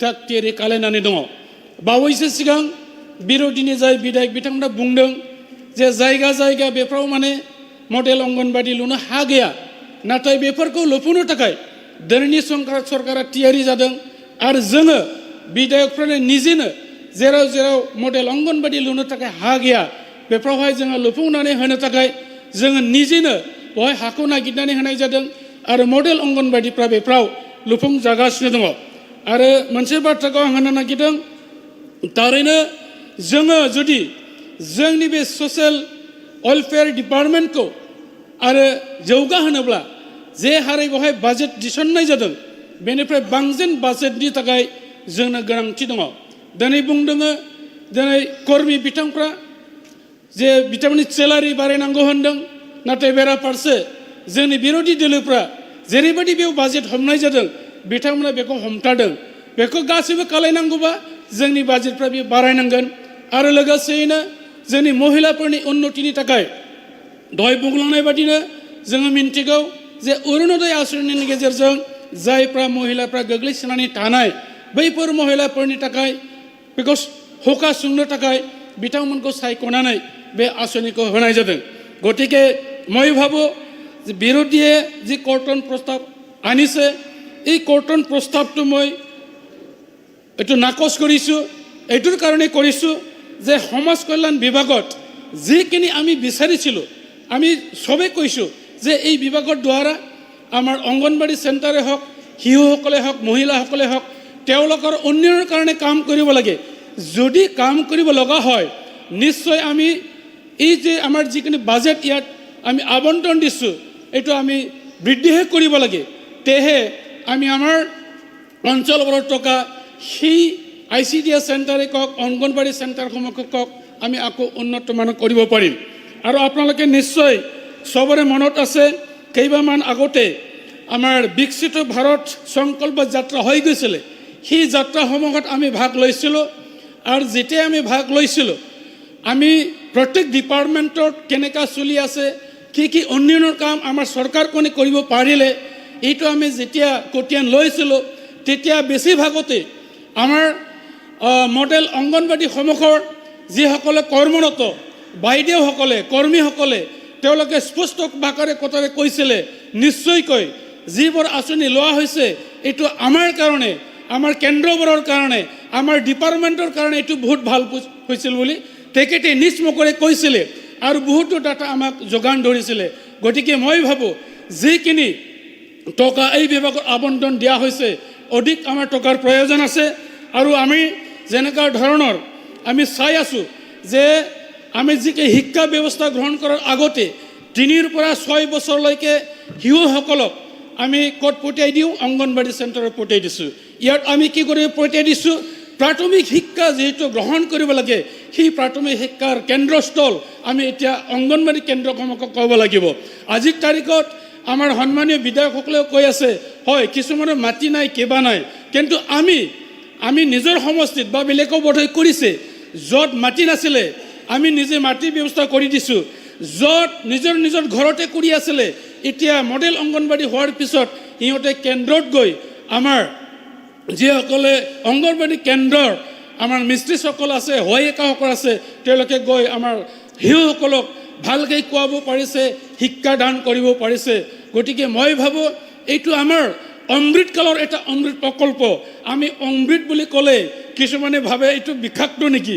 অমৃতটো কেতিয়াও বিষাক্ত হ'ব নোৱাৰে অমৃত পান কৰিলে আমি যেনেকুৱাকৈ জীৱনটো চিৰস্থায়ী বা নিজে মানে এনেকুৱা ভাল এটা অনুভৱ কৰিব পাৰোঁ সেই এটা কালত আমি যেনেকুৱা ধৰণৰ আমি চেণ্ট্ৰেলক হওক ষ্টেটক হওক আমি যেনেকুৱা ধৰণৰ আঁচনিবোৰ লৈছোঁ এই আঁচনিটো আমি এনেকুৱা ক'ব লাগিব কোনো দিনতে কোনো কালতে তেনেকুৱা আঁচনিবোৰ হোৱা নাছিলে এইটো তাৰ কাৰণে মোৰ ভাষাত মই ক'ব বিচাৰিছোঁ এইটো অদ্ভুত ধৰণৰ এটা আঁচনি যি আঁচনিয়ে আমাক সবকে চুই গৈছে আজি অকল আমাৰ ছ'চিয়েল ৱেলফেয়াৰ ডিপাৰ্টমেণ্টতে নহয় আমি সবতে যদি চকু পৰাওঁ আমি ৰোড কানেক্টিভিটি কওক আমাৰ ট্ৰেইন কানেক্টিভিটি কওক আমাৰ এয়াৰ কানেক্টিভিটি কওক আৰু সদ্যহতে ৱাটাৰ ৱেষ্ট যিটো কানেক্টিভিটি কৰিছে এইটো আমাৰ কাৰণে আমাৰ অঞ্চলৰ কাৰণে আমাৰ দেশৰ কাৰণে আমাৰ ৰাজ্যৰ কাৰণে বহুমূলীয়া এইটো কাম বুলি আমি ক'ব লাগিব গতিকে মই ভাবোঁ আমি সবে এই কৰ্পোৰেট প্ৰস্তাৱৰ বিৰুদ্ধে যিসকল আনিছে বা যিসকলে আনিলে তেওঁলোকক মই অনুৰোধ কৰিব বিচাৰিছোঁ আমি এই বিভাগটোক আকৌ যাতে দুগুণকৈ কাম কৰিব পৰাত সহায়ক হ'ব পাৰে তাৰ কাৰণে আপোনালোকে তাক তাৰ সহায় কৰিব লাগে নাইবা আপোনালোকে সমৰ্থন আগবঢ়াব লাগে মই ভাবিছোঁ। গতিকে মই ভাবোঁ এই আমাৰ সমাজ কল্যাণ বিভাগে আহি থকা দিনবোৰত আমি যেনেকুৱা ধৰণৰ আঁচনিবোৰ লৈছোঁ, এই আঁচনিবোৰে যদি আমাৰ সম্পূৰ্ণ গাঁওবোৰত যদি এইটো চুই যায়, নিশ্চয়কৈ তেতিয়াহে আমি গম পাব সঁচা সঁচিকৈ এই চৰকাৰখনে, এই যে আমাৰ বাজেটখনে চবকে চুই যোৱাৰ ধৰণৰ এই আঁচনিটো ল'ব পাৰিছে বুলি চবে ক'ব পাৰিব। গতিকে মই ভাবোঁ যে আমাৰ সদনত আমি কাকো মিছলিড কৰিব নালাগে বা ইয়াৰ পৰা আমি আমাৰ ৰাইজক মিছলিড কৰিব নালাগে। যিটো কথাটো সঁচা, এই সঁচা কথাটো আমি বাস্তৱত পৰিণত কৰিবৰ কাৰণে আমি চবে সহমত দি কাম কৰিব লাগিব। গতিকে মই ভাবোঁ এই যে যিকোনো আমাৰ বাজেট, এই বাজেটটোৱে প্ৰত্যেক দিশতে যেনেকৈ চুই গৈছে, বিশেষকৈ মহিলা উদ্যমীকৰণৰ ক্ষেত্ৰত, আমাৰ শিশুসকলৰ উন্নয়নৰ ক্ষেত্ৰত এইটো আকৌ দুগুণাই আমাক সহায় দিব বুলি মই ভাবিছোঁ। আকৌ মই ধন্যবাদ জ্ঞাপন কৰিছোঁ এই অসম বাজেট 2024-25 যোগেদি আমাৰ সন্মানীয় ফাইনেন্স মিনিষ্টাৰ ডাঙৰীয়ানীয়ে যেনেকুৱা ধৰণৰ বাজেট প্লেচ কৰিছে, এই বাজেটখনে সব বিভাগতে, সব ডিপাৰ্টমেণ্টতে উন্নয়নৰ কাম হ'ব পৰাকৈ এটা বাজেট ইয়াত যুগত কৰিছে। তাৰ কাৰণে সদৌ-শেষত মই ধন্যবাদ জ্ঞাপন কৰিব খুজিছোঁ আকৌ আমাৰ সন্মানীয় মুখ্যমন্ত্ৰী ডক্টৰ হিমন্ত বিশ্ব শৰ্মা দেৱৰ নেতৃত্বৰ নিৰ্দেশনাত যেনেকুৱা ধৰণৰ আমি এই চৰকাৰখন পৰিচালনা কৰিছোঁ বা কৰাত আমি সহযোগিতা হ'ব পাৰিছোঁ, মই নিজকে ধন্য মানিছোঁ। সদৌ-শেষত মই বিৰোধীয়ে অনা এই কৰ্তন প্ৰস্তাৱৰ বিপক্ষে মোৰ বক্তব্য ইমানতে আগবঢ়াই মোৰ বক্তব্যটো সামৰণি মাৰিছোঁ। ধন্যবাদ। ধন্যবাদ মাননীয় সদস্য। এতিয়া আছে শ্ৰী মনোৰঞ্জন তালুকদাৰ, আপোনাৰ সময় 3 মিনিট। মাননীয় অধ্যক্ষ মহোদয়া, এই বিষয়টোত আমি কৰ্তন প্ৰস্তাৱ দিছোঁ, কিন্তু গোটেই বিষয়টোত মই অন্য মহিলাৰ বিষয়বিলাকত মই বক্তব্য নাৰাখোঁ। কিন্তু ছ'চিয়েল ৱেলফেয়াৰৰ চাইল্ডৰ প্ৰশ্ন, শিশুৰ প্ৰশ্নটোত মই কিছু বক্তব্য তুলি ধৰিব বিচাৰিছোঁ। এইকাৰণে শিশুসকল they cannot ask their own question, they cannot raise their own voices, they cannot be organized themselves, they cannot part of policy decision affecting them. They are citizen, ইতিমধ্যে কোৱা হৈছে they are citizen and future voter. এইটো যেতিয়া কথা, তেওঁলোকে নিজৰ কাৰণে নিজৰ ভইচটো উঠাব নোৱাৰে, নিজকে সংগঠিত কৰিব নোৱাৰে। কিন্তু তেওঁলোকৰ সৰ্বাংগীন বিকাশৰ কাৰণে এতিয়া চাইল্ড লেবাৰৰ কুৱেশ্যন, চাইল্ড ট্ৰেফিকিঙৰ কুৱেশ্যন, চাইল্ড মিচিঙৰ বিষয়, জুভেনাইল কনফ্লিক্টৰ কথা, child sexual abuse, child protection measure, এডুকেশ্যনৰ ক্ষেত্ৰত কি ধৰণৰ ব্যৱস্থা হ'ব আৰু এই শিশুসকলৰ হেল্থ কেয়াৰ কেনেকৈ উন্নত কৰিব পৰা যাব, এই সকলো বিষয় নিশ্চিতভাৱে আমি অলপ খৰচি মাৰি আলোচনা কৰাৰ প্ৰয়োজনীয়তাটো মই অনুভৱ কৰিছোঁ। জানো আমি যে আমাৰ চাইল্ড লেবাৰ, এতিয়া যিকোনো দোকান এখনত সোমাই গ'লে আমি চাইল্ড লেবাৰ দেখা পাওঁ, কয়লা খনিত চাইল্ড লেবাৰ দেখা পাওঁ, আমাৰ বিভাগীয় ৰাস্তা ঘাট বান্ধি থাকাতে আমি গাঁও অঞ্চলত দেখা পাওঁ চাইল্ড লেবাৰ নিয়োজিত হৈ থাকে। এই ক্ষেত্ৰত চিফ মিনিষ্টাৰে নিজে ঘোষণা কৰিছিল, ডমেষ্টিক লেবাৰ বিল যেতিয়া উত্থাপন কৰিছিল, কৰি পেলাই এই বিল গ্ৰহণো কৰা হ'ল। কিন্তু এই বিল গ্ৰহণ কৰাৰ পিছত তাক কঠোৰভাৱে প্ৰয়োগ কৰাৰ ক্ষেত্ৰত মই ভাবোঁ বিভাগে সফলতা লাভ কৰা নাই। এতিয়াও চাইল্ড লেবাৰ আমাৰ ৰাজ্যখনত ব্যাপকভাৱে ব্যৱহৃত হৈ আছে আৰু এই সম্পৰ্কত IOL, ইউনিচেফ আদি জড়িত কৰাৰ প্ৰয়োজন আছিল আৰু জড়িত কৰি পেলাই এটা এৱাৰনেছ আনিব লাগিছিল, বা যদি সেই এৱাৰনেছত কোনোবাই তাক ভায়োলেট কৰে নিশ্চিতভাৱে আমি এটা কঠোৰ পদক্ষেপ লৈ পেলাই চাইল্ড লেবাৰ মষিমূৰ কৰা আমাৰ ৰাজ্যখনৰ পৰা এই ব্যৱস্থাটো কৰিব লাগিছিল। চাইল্ড মেৰেজৰ কথাত আমি দেখিলোঁ এটা সময়ত বিৰাট ধৰ পাকৰ হ'ল, কিছু জেললৈকে গ'ল, কিছু আহিল। কিন্তু PCMA আৰু পক্সো এই আইনৰ অধীনত কিছু কেছ ৰেজিষ্টাৰ্ড হ'ল। কিন্তু কথাটো হৈছে এনেধৰণৰ এইটো আইন প্ৰয়োগ কৰিও চাইল্ড মেৰেজটো আমি কণ্ট্ৰল কৰিব পাৰিছোঁ বুলি মই নাভাবোঁ। কিন্তু এই ক্ষেত্ৰত যিসকল এনেকুৱা অপকৰ্মত লিপ্ত হৈছে তেওঁলোকৰ বিৰুদ্ধে কেছ চলিছে PCMৰ অধীনত বা পক্সো আইনৰ অধীনত, তেওঁলোকক ৰিহেবিলেশ্যন কি প্ৰগ্ৰেম আমাৰ লৈছোঁ, আমি ৰিহেবিলেট কৰা এই ধৰণৰ কোনো বিশেষ ব্যৱস্থা আমি হয়তো গঢ়ি তুলিব পৰা নাই। চাইল্ড ট্ৰেফিকিঙৰ ওপৰত যথেষ্ট উদ্বিগ্নতা প্ৰকাশ কৰা হয় আৰু এইটো আমাৰ কাৰণে খুব দুখজনক কথা। 21 চনৰ পৰা 23 চনৰ ভিতৰত 3779টা শিশু আমাৰ মিচিং হৈছে বা বিভিন্ন ধৰণে তেওঁলোকক হেৰাইছে, ধৰি আনিছোঁ, ধৰি অনাৰ হাৰটো ভালেই, কিন্তু যিবিলাকক একেবাৰে লৈ যোৱা হৈছে, বাহিৰলৈকে লৈ যোৱা হৈছে বিভিন্ন পাৰপাছত নি পেলাই, তেওঁলোকৰ ক্ষেত্ৰত আমি যদিও এণ্টি হিউমেন ট্ৰেফিকিং ইউনিট আমি গঠন কৰিছোঁ, এই এণ্টি হিউমেন ট্ৰেফিকিং ইউনিটবিলাক মই নাভাবোঁ যে কাৰ্যকৰী হৈ আছে বা ক্ৰিয়াশীল হৈ আছে আৰু এনেধৰণে আমি চাইল্ড ট্ৰেফিকিং বন্ধ কৰিব পাৰিছোঁ বুলি নাভাবোঁ। এই এণ্টি হিউমেন ট্ৰেফিকিং ইউনিট যিটো গঠন কৰা হৈছে তাত সামাজিক সংগঠনবিলাকক যুক্ত কৰাৰ নিতান্ত প্ৰয়োজন আছিলে, নহ'লে নিশ্চিতভাৱে এই ক্ষেত্ৰত আমি সাফল্য লাভ কৰিব নোৱাৰিম। দিব্যাংগৰ ক্ষেত্ৰত বহু দিব্যাংগ, এতিয়া আমি বিধায়ক হিচাপে গম পাওঁ, বহু দিব্যাংগবিলাকক অৰুণোদয় আঁচনিৰ অধীনলৈকে নিয়াৰ কথা কোৱা হৈছিল, কিন্তু সেই দিব্যাংগসকল এতিয়া মোটামুটিভাৱে বহু দিব্যাংগ এই অৰুণোদয় আঁচনিৰ অধীনত যোৱা নাই। তাত আমাৰ যিবিলাক ইউনিট আছে, অংগনবাদী ইউনিটে হওক, তেওঁলোকৰ যিটো ছাৰ্ভে, তেওঁলোকক বিচাৰি উলিওৱা বা তেওঁলোকক অৰুণোদয় আঁচনিলৈকে অন্তৰ্ভুক্ত কৰাৰ এই প্ৰক্ৰিয়াটো যথেষ্ট লেহেমীয়া হৈছে। মই এটা কথা মন্ত্ৰী মহোদয়াৰ দৃষ্টিগোচৰ কৰিব বিচাৰিছোঁ। যোৱাবাৰ এই সদনতে তেখেতে কৈছিল যে প্ৰতিটো বিধায়ককে তেওঁৰ সমষ্টিত 20টাকৈ মডেল AWC দিব, কিন্তু মোৰ বেয়াও লাগিছে ক'বলৈ বাৰে বাৰে এই কথাটো, কিন্তু আমি এনেধৰণে 20টা অংগনবাদী AWC আমি পোৱা নাই।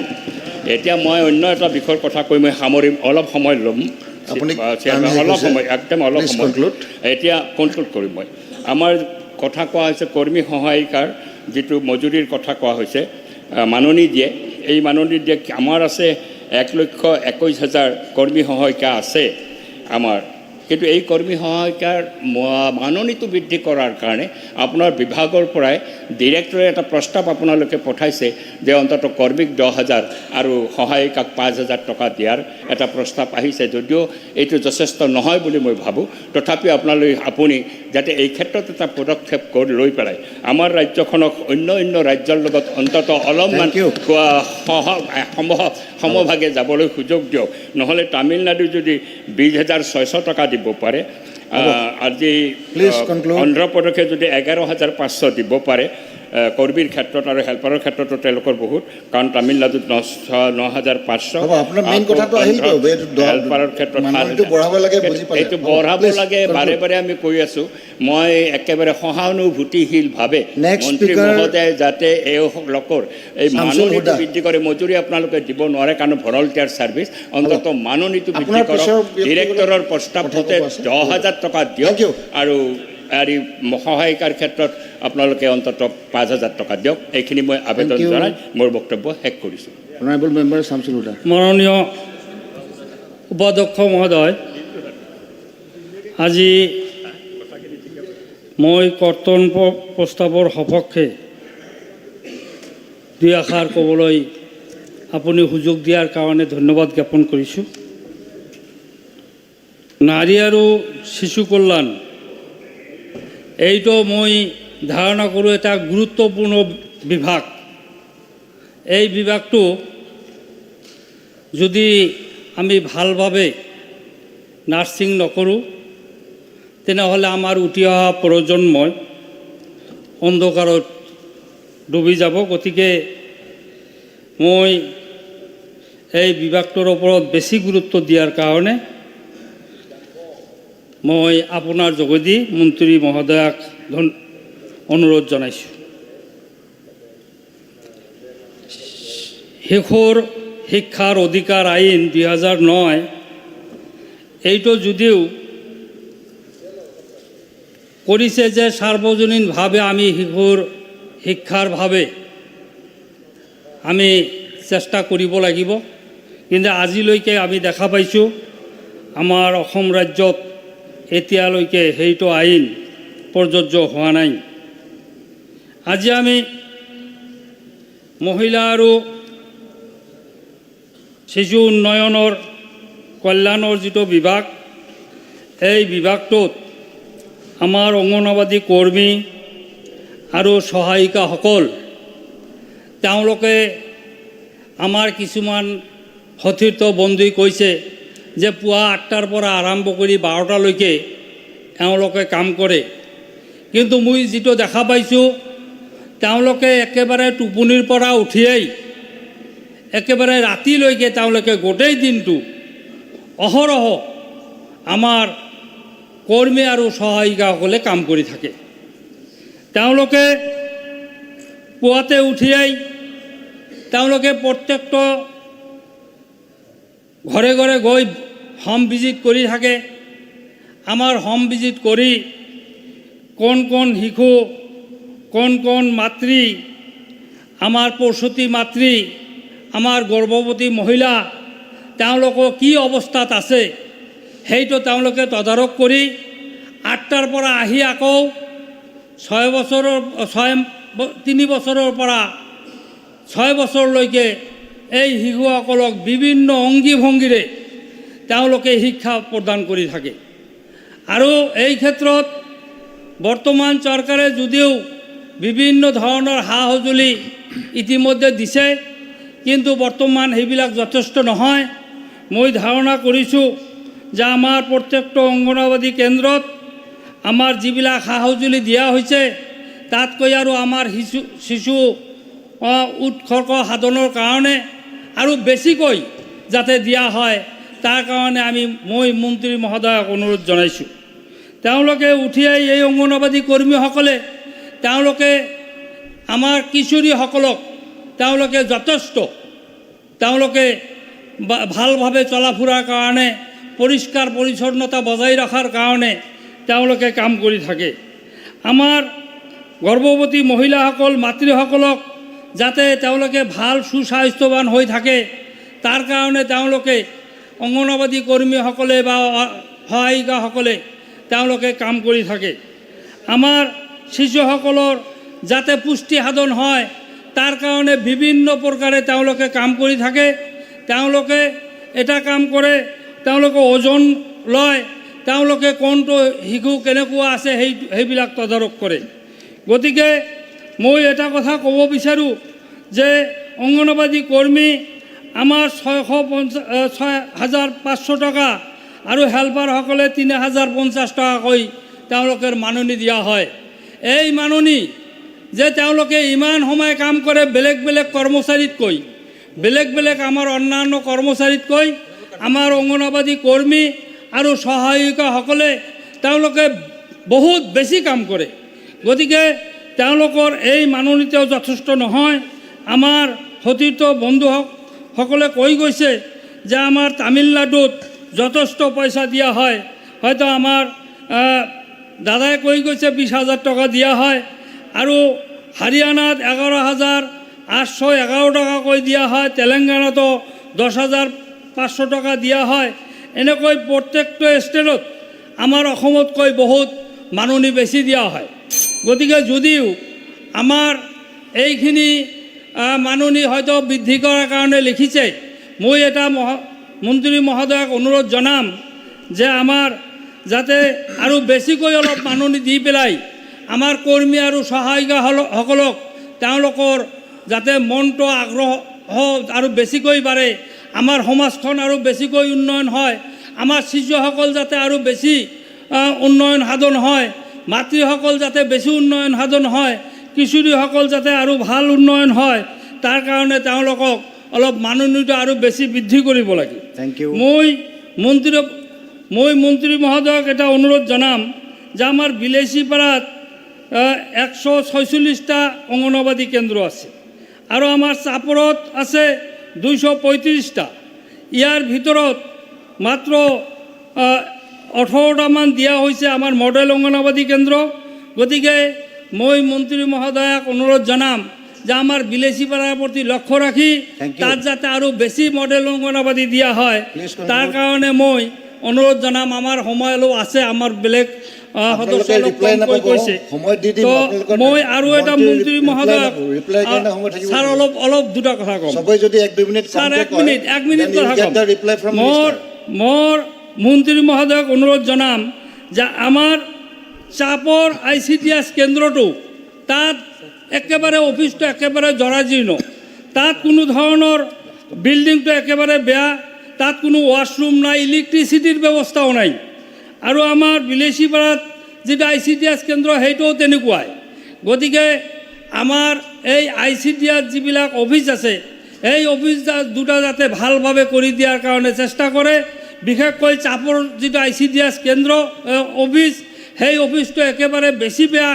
গতিকে মই মন্ত্ৰী মহোদয়ক অনুৰোধ জনাইছোঁ যে আমাৰ চাপৰ ICDS অফিচটো যাতে বিল্ডিং আৰু ৱাছৰুম এইবিলাক বিভিন্ন পৰ্যায়ত ইলেক্ট্ৰিচিটিৰ ব্যৱস্থা কৰি দি যাতে আমাৰ সেই অফিচটো আৰু অলপ ভালভাৱে কৰি দিয়ে, তাৰ কাৰণে মই অনুৰোধ জনাই আজি কৰ্তন প্ৰস্তাৱৰ সমৰ্থন কৰিছোঁ যদি আৰু বেছি পুঁজি ধৰি যাতে আমাৰ শিশু আৰু মাতৃসকলৰ উন্নয়নৰ কাৰণে চেষ্টা কৰে, তাৰ কাৰণে মই মন্ত্ৰী মহোদয়ক অনুৰোধ জনাই মোৰ আজিৰ বক্তব্য সমাপ্ত কৰিছোঁ। Thank you. Next, Honorable Member Asif Nazar.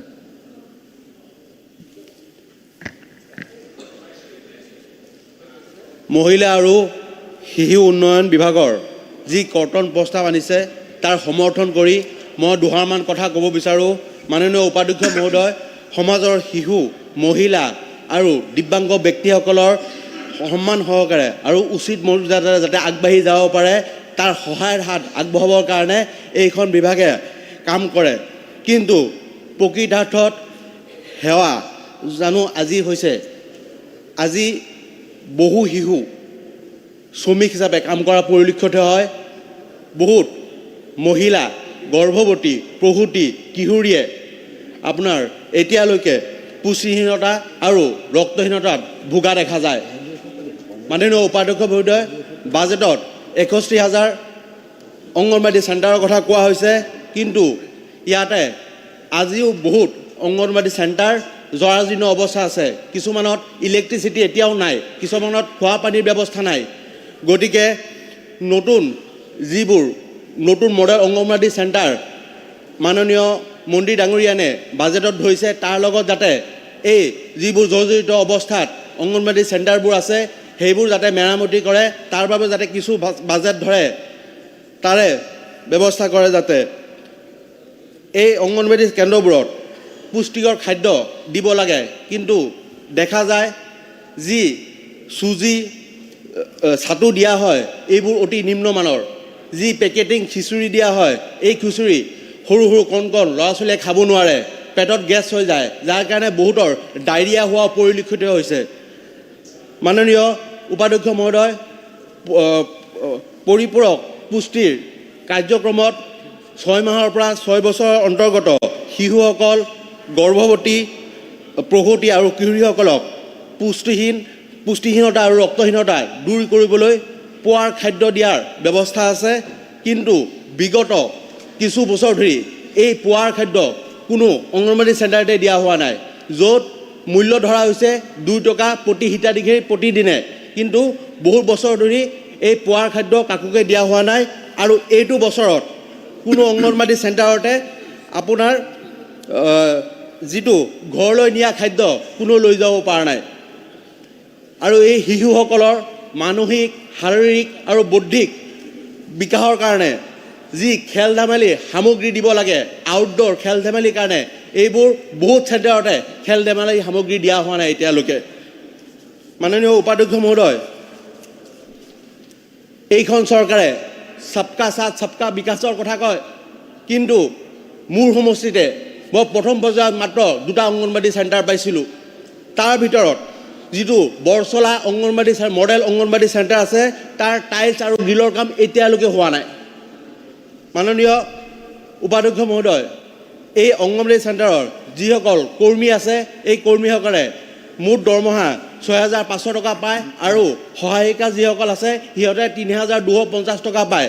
কিন্তু আজি যি যুগ, যি সময়ত 1 কেজি নহৰুৰ দাম 400 টকাৰ ওপৰ হৈ গৈছে, সেইটো সময়ত এই 350 টকা দি এটা পৰিয়াল কেনেকৈ চলিব? এইটো সম্ভৱ হয়নে?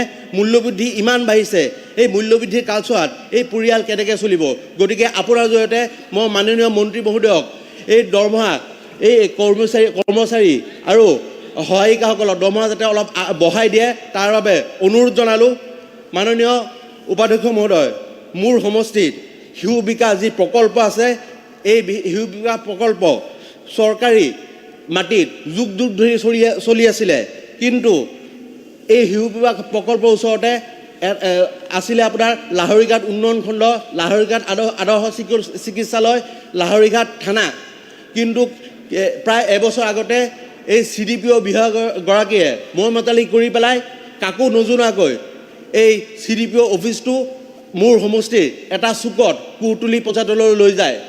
যেতিয়া কৰ্মচাৰী আৰু সহকৰ্মীয়ে আপোনাৰ ধৰ্ণা কৰে যে সেইটো জেগাত যাতায়াতৰ সিহঁতৰ অসুবিধা হয়, এই যাতায়াতৰ অসুবিধাৰ কাৰণে যেতিয়া তেখেতসকলে ধৰ্ণা কৰিছিলে আৰু DC আৰু ছ'চিয়েল ৱেলফেয়াৰৰ ডাইৰেক্টৰক মেম'ৰেণ্ডাম দিছিলে, এটা পত্ৰ দিছিলে, তাৰপিছতো তেখেতৰ ওপৰত কোনো একশ্যন লোৱা নহয়। আৰু ইয়াৰ পিছত মই মন্ত্ৰী ডাঙৰীয়াকেও এই কথা অৱগত কৰিছিলোঁ, কিন্তু আজিলৈকে এইটোৰ ওপৰত কোনো তদন্ত নহ'ল। এই তদন্ত নোহোৱাৰ ফলত এতিয়া সেই CDPO ডাঙৰীয়ানীয়ে আপোনাৰ দম্ভালি মাৰি চবকে কৈ ফুৰে যে মোক একো কৰিব নোৱাৰে, যাৰ ফলত যিসকল কৰ্মী আৰু সহকৰ্মীয়ে আন্দোলন কৰিছিলে বা ধৰ্ণা কৰিছিলে সিহঁতসকলৰ দৰমহা বন্ধ কৰি দিয়া হয়, সিহঁতসকলৰ লগত বহুত অশ্লীলভাৱে ব্যৱহাৰ কৰা হয়, সিহঁতসকলক বিভিন্ন বেয়া ভাষাৰে গালি দিয়া হয়, কিন্তু ইয়াৰ ওপৰত এতিয়ালৈকে বিভাগে কোনো ষ্টেপ লোৱা নাই। গতিকে মই অনুৰোধ কৰোঁ আপোনাৰ জৰিয়তে মাননীয় মন্ত্ৰী ডাঙৰীয়াই মোৰ সমষ্টিত এবাৰ গৈ পেলাই এই পৰিস্থিতি এবাৰ চাই আহক। ইয়াৰ উপৰিও দিব্যাংগৰ কথা কোৱা হৈছে।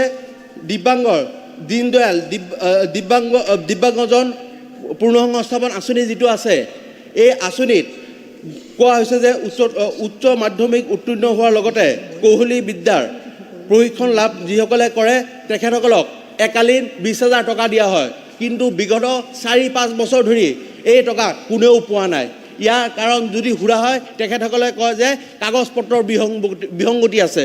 যদি কাগজ পত্ৰৰ বিসংগতি আছে তেতিয়া যিসকলৰ আছে সিহঁতসকলক দি দিয়ক, কিন্তু নতুন যিবোৰ হিতাধিকাৰী আছে তেখেতসকলক বিগত 4-5 বছৰ ধৰি এই আঁচনিৰ অধীনত কিয় দৰমহা দিয়া হোৱা নাই। ইয়াৰ উপৰিও দীনদয়াল দিব্যাংগ যিটো পেঞ্চন আছে, যিটো অৰুণোদয়ৰ লগত অন্তৰ্ভুক্ত কৰা হৈছে, এই ক্ষেত্ৰত দেখিলে মোৰ সমষ্টিৰে আপোনাৰ বহুত লোকে 3গৰাকী সদস্য আছে, 11 মিনিট বাকী আছে। বহুতে এতিয়ালৈকে সেই অৰুণোদয় পোৱা নাই। গতিকে মই আপোনাৰ জৰিয়তে মাননীয় মন্ত্ৰী ডাঙৰীয়ানীক এইবোৰ বস্তু যাতে শুধৰণি কৰে আৰু যিবোৰ অংগনবাড়ী চেণ্টাৰৰ জৰ্জৰিত অৱস্থা আছে সেইবোৰৰ আন্তঃগাঁথনিৰ কাৰণে কিছু পৰিমাণৰ টকা যাতে আবণ্টন কৰে তাৰ অনুৰোধ কৰি মই যিটো কৰ্তব্য আছে তাৰ সমৰ্থনত কথা ক'লোঁ। ধন্যবাদ। Thank you. Next honourable member Ashraful Hussain. আপোনালোকৰ পিছত আৰু এগৰাকী ব্যক্তি আছে, কিন্তু 9 মিনিট সময় বাকী আছে। আপুনি 9 মিনিট কৈ দিব, নহ'লে নেক্সটৰ কাৰণে টাইম ৰাখি থ'ব। গোটেইখিনি মই লৈ লওঁ। সন্মানীয়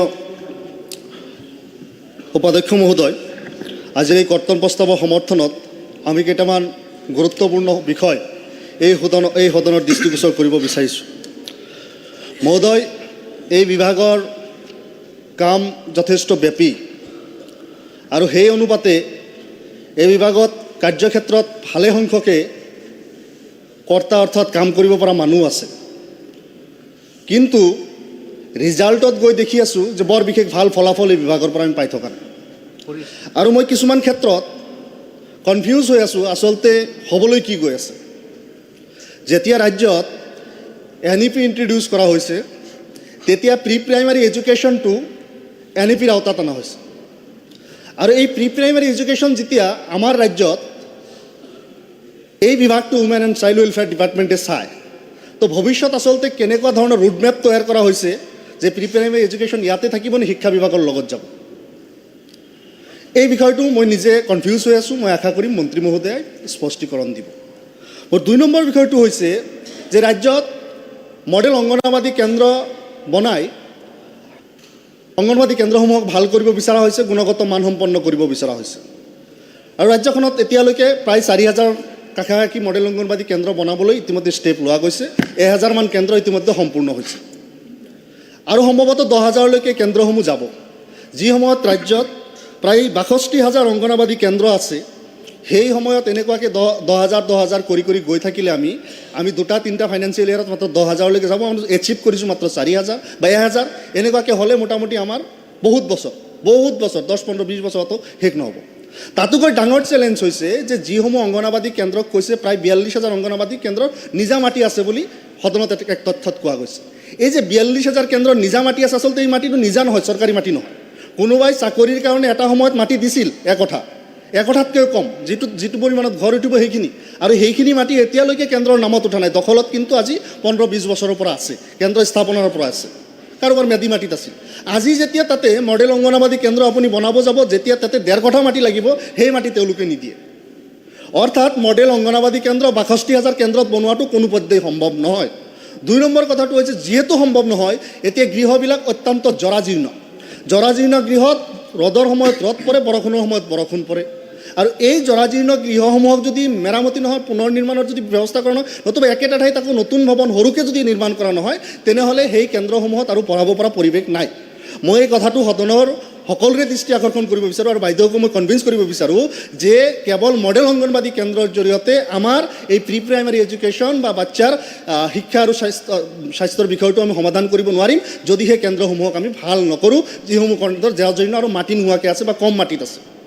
3 নম্বৰ বিষয়টো হৈছে যে যিসমূহ কেন্দ্ৰ চলি আছে, এটা ICDS প্ৰজেক্টৰ পৰা চলি আছে। প্ৰজেক্টসমূহৰ 2-4-5খনত যদি বিল্ডিং আছে মই নাজানো, বাকী চব ভাড়াঘৰত চলি আছে। ভাড়াঘৰ জৰাজীৰ্ণ ঘৰত চলি আছে। মই ভাবোঁ যে এই বিভাগে এইবাৰ অন্ততঃ 50-100খন কেন্দ্ৰও যদি বনাবলৈ যদি তেওঁলোকে বিনিয়োগ কৰিলেহেঁতেন বা যদি বাজেটত পইচা ৰাখিলেহেঁতেন অত্যন্ত ভাল আছিল। আৰু আশা কৰিম যে অনাগত সময়ত এই ICDS প্ৰজেক্টসমূহৰ ভৱন নিৰ্মাণ কৰা হওক, অফিচ নিৰ্মাণ কৰা হওক, কাৰণ অফিচ ভাল নাথাকিলে, তাতে বহি ভাল নালাগিলে, কাম কৰাৰ পৰিৱেশ নাথাকিলে সম্ভৱ নহয়। মহোদয়, আৰু অলপ গুৰুত্বপূৰ্ণ কথাটো হ'ল যে অংগনবাদী কেন্দ্ৰসমূহত এতিয়াও যথেষ্ট ভেকেঞ্চি ৰৈ আছে, অৰ্থাৎ যিসমূহ পদ খালী হৈছে সেইসমূহ পূৰণ কৰা হোৱা নাই। অংগনবাদী ৱাৰ্কাৰত প্ৰায় 1,500 আৰু হেল্পাৰত প্ৰায় 1,900 পদ এতিয়াও ভেকেঞ্চি হৈ আছে। আশা কৰিম যে এইখিনি বস্তু খুব সোনকালে পূৰণ কৰিব লাগে। CDPO অফিচসমূহত দেখা গৈছে যে 51জন CDPO নাই। 230জন টোটেল CDPOৰ ভিতৰত যদি 51জন CDPO নাথাকে, তেনেহ'লে সেই বিভাগখন ভালকৈ চলাৰ কোনো যুক্তি নাথাকে। ছুপাৰভাইজাৰৰ ক্ষেত্ৰতো দেখা গৈছে 365জন ছুপাৰভাইজাৰৰ পদ খালী হৈ আছে। গতিকে মহোদয়, এই বিষয়ৰ ওপৰত মন্ত্ৰী মহোদয়ে গুৰুত্ব আৰোপ কৰিব লাগে আৰু অতি শীঘ্ৰে এই সমস্যাসমূহৰ সমাধান কৰিব লাগে।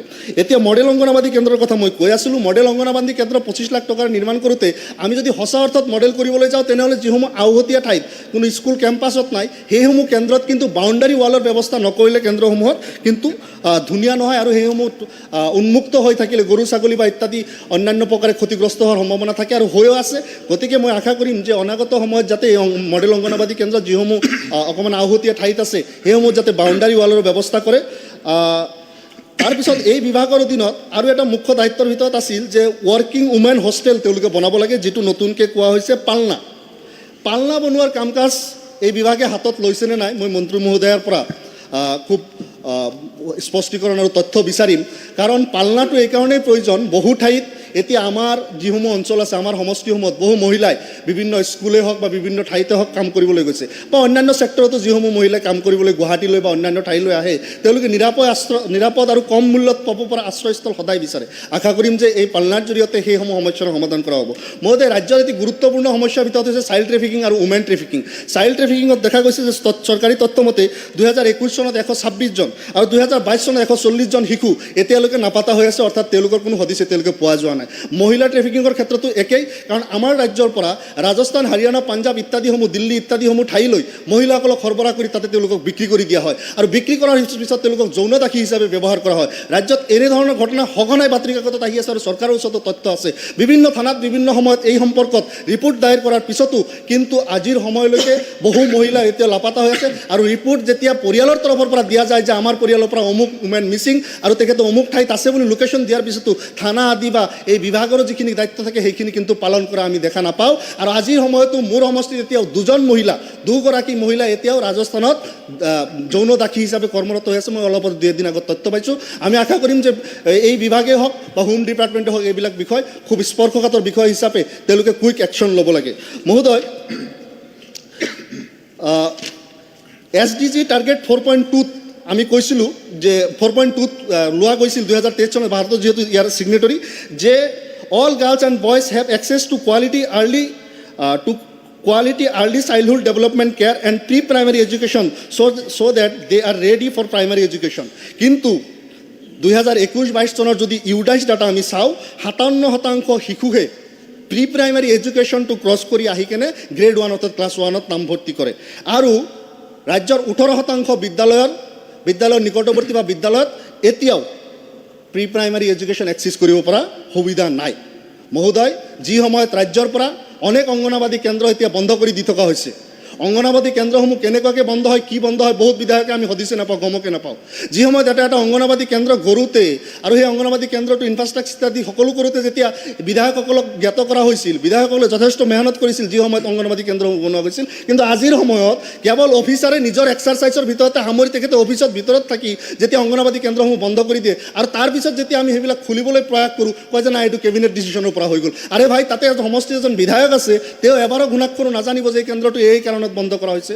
মহোদয়, মই আশা কৰিম যে ৰাজ্যত যি সময়ত অংগনবাদী কেন্দ্ৰসমূহ বন্ধ কৰি দিয়া হৈছে, সেই ক্ষেত্ৰত যেতিয়া বন্ধ যদি কৰিবই লাগে, তেনেহ'লে এবাৰ কিয় ব্লক লেভেলৰ মিটিং বা CDPO লেভেলৰ মিটিঙত বিধায়কজনক কিয় জ্ঞাত কৰা নহয়, কিয় তেওঁক তাতে সদস্য কৰা নহয়? ৰাইজৰ প্ৰতিনিধি বা ৰাইজৰ হকে যদি তেওঁক তাতে কথা ক'ব নোৱাৰে, যদি তেওঁক অগোচৰে তেওঁক যদি নজনোৱাকৈ এইখিনি কাম কৰা হয়, তেনেহ'লেতো মইতো সৰ্বনাশ হ'ব। আমিতো এতিয়া মোৰ সমষ্টিত কেইবাটাও কেন্দ্ৰ বন্ধ কৰিছে, যি সময়ত আমাৰ সমষ্টিত কেন্দ্ৰৰ প্ৰয়োজনতা আছে।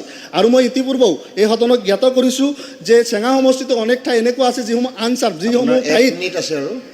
যিসমূহ ঠাইত যেতিয়া অংগনবাদী কেন্দ্ৰ প্ৰতিষ্ঠা কৰিব লাগিছিল তেতিয়াৰ পৰা এতিয়ালৈকে বহু গাঁও এতিয়াও নীল হৈ আছে। কিন্তু তাতে আপুনি দেখা পাব যে যি চেঞ্চাছ হৈছে বা অন্যান্য বৰ্তমান যদি যায় তাতে জনসংখ্যা পাব, কিন্তু সেই ঠাইত অংগনবাদী কেন্দ্ৰ নাই। সেইসমূহ ঠাইত অংগনবাদী কেন্দ্ৰ বন্ধ কৰা বাদ দি অন্ততঃ সেইখিনি ৰেচনেলাইজ বা অন্য কোনো প্ৰকাৰেও যদি তাতে আমি যদি প্ৰতিষ্ঠা কৰিব পাৰি, সেই ক্ষেত্ৰত এই বিভাগে চিন্তা চৰ্চা কৰিব বুলি আমি আশা ৰাখিছোঁ।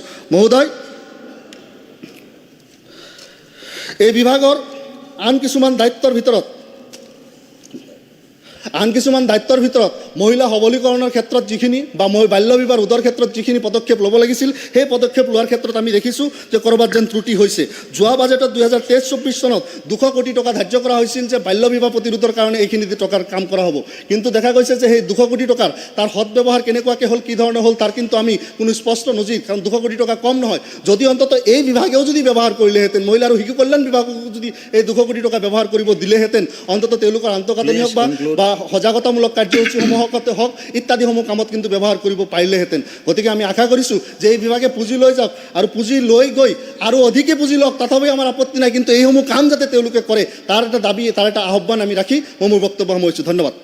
Thank you. নেক্সট মাননীয় সদস্য তেৰেছ গোৱালা, আপুনি 5 মিনিটত শেষ কৰিব, টাইমটো কম। মন্ত্ৰীৰ উত্তৰৰ উপাধ্যক্ষ মহোদয়, মহিলা আৰু শিশু উন্নয়ন বিভাগৰ যি কৰ্তন প্ৰস্তাৱ গ্ৰাণ্ট নম্বৰ 39 বিৰোধী আনিছে, তাৰ বিৰুদ্ধে মই কেইটামান ক'ব বিচাৰিছোঁ। আমাৰ যি দাবী মঞ্জুৰি আছে তাত বিষয় 3টা দিছে। এটা হ'ল যে ইণ্টিগ্ৰেটেড চাইল্ড ডেভেলপমেণ্ট স্কিম আঁচনিৰ কেন্দ্ৰীয় অংশ আৰু ৰাজ্যিক অংশৰ বিপৰীতে 1053.42 লাখ টকা। দ্বিতীয়টো হ'ল ছাপ্লিমেণ্টাৰী নিউট্ৰিশ্যন প্ৰগ্ৰেম আঁচনিৰ ৰাজ্যিক অংশৰ বিপৰীতে 2848.57 লাখ টকা। আৰু 3 নম্বৰটো আছিলে RIDF-ৰ অধীনত মডেল অংগনবাদী নিৰ্মাণৰ কাৰণে 3685 লাখ টকা। মই ভাবোঁ এই খুব গুৰুত্বপূৰ্ণ এটা বিভাগ। এইটোৱেই বিভাগ হৈছে যে সমাজৰ আটাইতকৈ অৱহেলিত দুখীয়া দৰিদ্ৰ লোকৰ চিন্তা কৰা এটা ডিপাৰ্টমেণ্ট। আৰু এই ডিপাৰ্টমেণ্টটোত যে পইচা লাগে এই কথাটো আমি সকলোৱে স্বীকাৰ কৰিছোঁ আৰু কৰিব লাগিব। আমাৰ বিৰোধীসকলে যথেষ্ট মানসিকভাৱে হতাশ হৈছে যেন লাগিছে, তথাপি মই ধন্যবাদ জনাইছোঁ যে এইটো ডিভাইচত অন্ততঃ বিষয়টো আলোচনা কৰিবৰ কাৰণে সুবিধা কৰি দিয়াৰ কাৰণে এটা ধন্যবাদ জনাইছোঁ। আমি গোটেই ডাটাখিনি ইতিমধ্যে পাইছোঁ। ইয়াৰ ভিতৰতে আমি জানো যে সমাজত এতিয়াও শ্ৰেণী বৈষম্য আছে। আমি যিটো সমাজৰ পৰা আহিছোঁ, আমি তেনেকুৱা সমাজে যে সাধাৰণতে পৰিয়ালৰ ল'ৰা ছোৱালী যি পৰিয়াল আছে তেওঁলোকে এনেকুৱা ধৰণৰ স্কুলবিলাকৰ কথা পাতে যে ল'ৰা ছোৱালী 6 মাহ হ'ল বা 1 বছৰ হোৱাৰ পিছতে তেওঁলোকে ক'ত পঢ়াব, প্লে স্কুলত পঠিয়াব, কেনেকৈ যাব, কি পিন্ধিব, গোটেই ব্যৱস্থাবিলাক তাত আছে। তেওঁলোকে প্ৰথমভাৱে কাইটছ কাষ্টলে, টাইনি টৰ্চ, ডলি নাম স্কুল, চেণ্ট ফৰ্ট, এইবিলাক সাধাৰণ দুখীয়া মানুহ বুজিও নাপায় আৰু ক'ত আছে কেনেকৈ। কিন্তু এই দুখীয়া ঘৰৰ যেতিয়া মাক বাপেক সেই ঘৰটোত কাম কৰে, চাহাবাৰ ঘৰত বা এক্সিকিউটিভ অফিচাৰৰ ঘৰত বা তেনেকুৱা ঘৰত যেতিয়া কাম কৰে, সৰু বাচ্চাটো খুব ধুনীয়াকৈ যেতিয়া সেই স্কুলবিলাকত লৈ যায়, প্লে স্কুলত, তেতিয়া অনুভৱ কৰে যে মোৰো ল'ৰা ছোৱালীক মই পঠিয়াব পাৰোঁ নেকি। কিন্তু পঠিয়াব পাৰিলেতো ভাবিলেতো নহ'ব, তাৰ টকা পইচাৰ প্ৰয়োজন আছে। আৰু এইকাৰণে মই ভাবোঁ সমাজ কল্যাণ বিভাগে খুব ভাল চিন্তা কৰি অংগনবাদী কেন্দ্ৰবিলাকৰ চিন্তা আনিলে। আৰু অংগনবাদী কেন্দ্ৰবিলাকৰ জৰিয়তে দুখীয়া ল'ৰা ছোৱালীবিলাকক, বিশেষকৈ শিশুসকলক আগবঢ়াই লৈ যাবৰ কাৰণে যথেষ্ট কৰ্মসাচনি গ্ৰহণ কৰিছে। মই তাত দেখিছোঁ যে এই অংগনবাদী কেন্দ্ৰবিলাকত অংগনবাদী কৰ্মী আৰু সহায়িকাসকলে এগৰাকী জীয়ৰী যেতিয়া মাতৃ হয়, বোৱাৰী হয়, যেতিয়া মাতৃ হয়, তাক কেনেকৈ কেয়াৰ ল'ব লাগে, এগৰাকী ভাল মাতৃ, এগৰাকী শক্তিশালী মাতৃ কেনেকৈ হ'ব লাগে, শক্তিশালী মাতৃ হ'বৰ কাৰণে তেওঁৰ কি কি অভাৱ হৈছে, কি ধৰণে তেওঁ খাদ্য খাব লাগে, গোটেইখিনি তেওঁলোকে পোষণ মাহৰ জৰিয়তে খুব ধুনীয়াকৈ এক্সিবিশ্যন কৰে। আৰু গোটেই শাক পাচলি, আমাৰ ভাতে হওক বা ৰুটি হওক, কণী মাংস, ক'ত কি ভিটামিন আছে, খুব ধুনীয়াকৈ তেওঁলোকে এইবিলাক প্ৰেজেণ্টেশ্যন কৰে। আৰু যাৰ কাৰণে মই ভাবোঁ যথেষ্ট সজাগতা হয়। কোনোবা বিৰোধী মাননীয় বিধায়কে কৈ আছে যে এইবিলাক সজাগতা নাই, কিন্তু আমাকো বহুত সময়ত মাতে, আমি অংগনবাদী কেন্দ্ৰবিলাকত যেতিয়া যাওঁ তেতিয়া এইবিলাক আমি দেখিবলৈ পাওঁ। এতিয়া এই অংগনবাদী কেন্দ্ৰৰ অংগনবাদী কেন্দ্ৰ মই ভাবোঁ যে ইমান মানুহ, ইমান শিশু জড়িত থকা এইটোৱে চাগে অনুষ্ঠান যে ইয়াত প্ৰায় 28,72,755 শিশু অংগনবাদী কেন্দ্ৰত আছে। আৰু এইটো একদম সম্পূৰ্ণ দুখীয়া ঘৰৰ। আৰু দুখীয়া ঘৰৰ ল'ৰা ছোৱালী মানে এনেকুৱা আলোচনা কথা নহয়, সিদ্ধি বাটত থাকে কণা বৃদ্ধি, এনেকুৱা এখন প্ৰবচন আছে। আৰু সেইকাৰণে ভাবিলেও নহয়, কিন্তু তথাপি অংগনবাদী কেন্দ্ৰৰ জৰিয়তে আমি দেখিছোঁ যে 28,72,755 শিশু আজি অংগনবাদী কেন্দ্ৰত ধুনীয়াকৈ পঢ়িছে। এই অংগনবাদী কেন্দ্ৰ আমাক কোনোবা বিৰোধী সদস্য কৈ আছে যে নিউ এডুকেশ্যন পলিচি মতে তাত কি কি ব্যৱস্থা আছে তেওঁ নাজানে। কিন্তু আমি যেতিয়া যাওঁ আমি দেখোঁ যে বাচ্চাবিলাকৰ বা শিশুবিলাকৰ ইমান ধুনীয়াকৈ তেওঁলোকৰ প্ৰিপেৰেশ্যন কৰি দিয়া হৈছে। তেওঁলোকে কেনেকৈ কাপোৰ পিন্ধিব লাগে, কেনেকৈ চাফ চিকুণকৈ থাকিব লাগে, কেনেকৈ পোষণ আহাৰ খাব লাগে, তেওঁলোকক ABCD কেনেকৈ শিকাব লাগে, একদম গীতে মাতে নৃত্যই তেওঁলোকক সম্পূৰ্ণৰূপে একটা কিণ্ডাৰগাৰ্টেন যিটো এডুকেশ্যন ছিষ্টেমৰ নিচিনা তেওঁলোকক আগবঢ়াই লৈ যোৱা হৈছে। অসমতো আমি দেখিছোঁ যে মুঠ 61,08,45টা অংগনবাড়ী কেন্দ্ৰৰ বিপৰীতে আমাৰ কৰ্মী প্ৰায় আছে 60,356 আৰু সহায়িকা আছে 54,548 আৰু বৰ্তমান এতিয়াও খালী হৈ আছে, খালী পদ আছে কৰ্মীৰ 1499টা আৰু সহায়িকাৰ পদ এতিয়াও 1898টা। মই ভাবোঁ ইতিমধ্যে ডিপাৰ্টমেণ্টে ব্যৱস্থা লৈছে। আমি গম পালোঁ যে ইয়াৰ কিছুদিন আগত ইয়াৰ সাক্ষাৎকাৰবিলাক হৈছে। মই ভাবোঁ সোনকালে যাতে ইয়াৰ এপইণ্টমেণ্টৰ ব্যৱস্থাটো কৰে, তাৰ কাৰণে নিৰ্দেশনা দিয়া মাননীয় মন্ত্ৰী ডাঙৰীয়ানীয়ে মই এইটো অনুৰোধ জনাম। স্থায়ী কেন্দ্ৰবিলাকৰ মাটি আছে, কিন্তু বহুতৰ মাটি নাই। আৰু মই ভাবোঁ যে এই অংগনবাদী কেন্দ্ৰৰ জৰিয়তে খুব ধুনীয়াকৈ কেতিয়া কি খাব, ইয়াত পেকেট লাঞ্চটো হয় এতিয়া আহিছে। মই এইটো অলপ মোৰো সন্দেহ আছে, পেকেট লাঞ্চৰ পৰিৱৰ্তে আগৰ দৰে আকৌ পুষ্টিকৰ খাদ্য কেনেকৈ আমি তাতে ৰান্ধি বাঢ়ি খুৱাব পাৰোঁ তেনেকৈ খোৱা ব্যৱস্থা কৰি দিলে ভাল হয়। কাৰণ একদম এক সপ্তাহত সোমবাৰৰ পৰা শনিবাৰলৈকে কোনদিনা কি খুৱাব, কেনেকুৱা ধৰণৰ খানা হ'ব লাগিব, কি কি থাকিব, গোটেই বস্তুটো ধুনীয়াকৈ দিছে। যেনেকৈ সোমবাৰে দাল খিচিৰি, সেউজীয়া শাক পাচলিৰ লগতে সিজোৱা কণী এটা, আৰ্টিফাইড চাউল, দাইল, চয়াবিন, তেল, নিমখ, মছলা ইত্যাদি। ঠিক মঙলবাৰে কি খুৱাব, বুধবাৰে কি খুৱাব, বৃহস্পতিবাৰে, শুকুৰবাৰে, শনিবাৰে খুব ধুনীয়াকৈ এটা চাৰ্ট আছে। আৰু ময়ো বিধায়ক হোৱাৰ আগত বা পিছত যেতিয়া কেন্দ্ৰবিলাকত গৈছিলোঁ তাত খুব ধুনীয়াকৈ এইবিলাক কৰি আছিলে। আৰু মই ভাবোঁ অংগনবাদী কেন্দ্ৰৰ জৰিয়তে আমি নিশ্চয় মডেল যিটো কনচেপ্ট আহিছে সেইটো খুব ধুনীয়া কৰিছে। এতিয়া মডেল অংগনবাদী কোৱাৰ লগে লগেই আমি তাত যোৱা, আজি আমি বিধানসভাত যেনেকৈ বহিছোঁ তাৰ তুলনাত কোনো কম নহয়। খুব ধুনীয়া, য'ত মানে একেবাৰে টাইলছ লগোৱা, টাইলছ লগোৱা খুব ধুনীয়া কান্তগাঁথনি থকা আমি এটা এই অংগনবাদী কেন্দ্ৰ পাইছোঁ। আগত মই নাজানো যে আগৰ গভৰ্ণমেণ্টে যেতিয়া অংগনবাদী কেন্দ্ৰ বনালে নাজানো কেনেকুৱা এষ্টিমেট কৰিলে কি কেনেকুৱা বনালে এইটো 10 বছৰত ভাঙি একেবাৰে শেষ হৈ গ'ল। আজি তেওঁলোকে নিসংকোচে কৈ আছে যে আজি পানী পৰে, টিংবিলাক ফটা বেয়া। কিন্তু মই এটা উদাহৰণ দিছোঁ, উদাহৰণ দিছোঁ, ব্ৰিটিছসকলে চাহ বাগিচাবিলাকত যিবিলাক ঘৰ বনাইছিলে এতিয়াও পানী পৰা নাই, বহুতত এতিয়াও পৰা নাই। আজি 70 বছৰ 72 বছৰ হৈ গ'ল। সেইকাৰণে মই ভাবোঁ ক'ৰবাত কিবা ব্যক্তিগত মানে মুনাফাত ল'বৰ কাৰণে হয়তো এইবিলাক স্কিম মেৰামত বিল্ডিংবিলাক বনোৱা হ'ল। কিন্তু আজি যিবিলাক বিল্ডিং বনিছে ইয়াত সামাজিক জাতীয় দায়িত্ব জড়িত আছে আৰু একদম সমৰ্পিত মনোভাৱেৰে কৰাৰ কাৰণে আজি মডেল অংগনবাদী দেখাৰ লগে লগে সকলোৱে অংগনবাদীত পঠিয়াব বিচাৰিছে, যাৰ কাৰণে আজি আমি ইমান লাখ আমি সেইটো পাবলৈ সমৰ্থ হৈছোঁ। মই ধন্যবাদ জনাইছোঁ মন্ত্ৰী ডাঙৰীয়ানীক যে অজন্তা বাইদেউ আমাক মাতি নি অংগনবাদীবিলাক দিছে আৰু এতিয়া 10,000 প্ৰজেক্ট কৰিছে। আৰু সেইকাৰণে মই 3টা শিতানত যাতে আৰু পইচা দিব পৰা যায় তাৰ কাৰণে বিৰোধীসকলকো সমৰ্থন জনাই এই কৰ্তন প্ৰস্তাৱ উইড্ৰ কৰিব লাগে আৰু এই বিভাগত আৰু পইচা দিবলৈ মই অনুৰোধ জনাই মোৰ বক্তব্য সামৰণি মাৰিছোঁ। ধন্যবাদ। Next honourable member Durga Das Boro, আপুনি 5 মিনিটত শেষ কৰিব, নহ'লে আমি উত্তৰটো নাপাব, আপুনি ডাইৰেক্ট গুচি যাব লাগিব। পদক্ষ মহোদয়, মোক 5 মিনিটো নালাগে, 3 মিনিটমান লাগিব কথাখিনি কওঁতে। পক্ষ আৰু বিপক্ষ সকলোৱে প্ৰায়বিলাক পৰামৰ্শ আগবঢ়াইছে কৰ্তন প্ৰস্তাৱৰ সুবিধা গ্ৰহণ কৰি। মই কৰ্তন প্ৰস্তাৱৰ বিপৰীতে গৈ মাত্ৰ 3টামান পৰামৰ্শ আগবঢ়াব বিচাৰিছোঁ। অলপ আগতে পৃথ্বীৰাজ ৰাভাই 2টামান কথা কৈছে যে এসময়ত চিতাত গিৰিয়েকৰ চিতাত ঘৈণীয়েকক তুলি দি মৰা হৈছিল। তাৰমানে অন্ধবিশ্বাস আগতে আছিল। মোৰ এতিয়াও মনত আছে, মই যেতিয়া ক্লাছ 6ত MV স্কুলত পঢ়িছিলোঁ তেতিয়া মোৰ লগত আমাৰ 24টা ল'ৰা আছিলোঁ, 2গৰাকী ছোৱালী আছিল। ৰেচিঅ'টো সেইটো আছিলে। এতিয়াও তেওঁলোকৰ নাম মোৰ মনত আছে। আমি মেট্ৰিক দিছিলোঁ 28টা ল'ৰাই, ছোৱালী আছিলে এজনী। গতিকে সেই সময়ত আমাৰ দিনতে আমি দেখিছোঁ যে আমাৰ ৰেচিঅ'টো মহিলা শিশুক কিদৰে বঞ্চিত কৰা হৈছে। আৰু আজিৰ যিটো পৰিস্থিতি পাইছে সেইটো একেদিনতে নাই পোৱা, ক্ৰমাগতভাৱে পাইছে।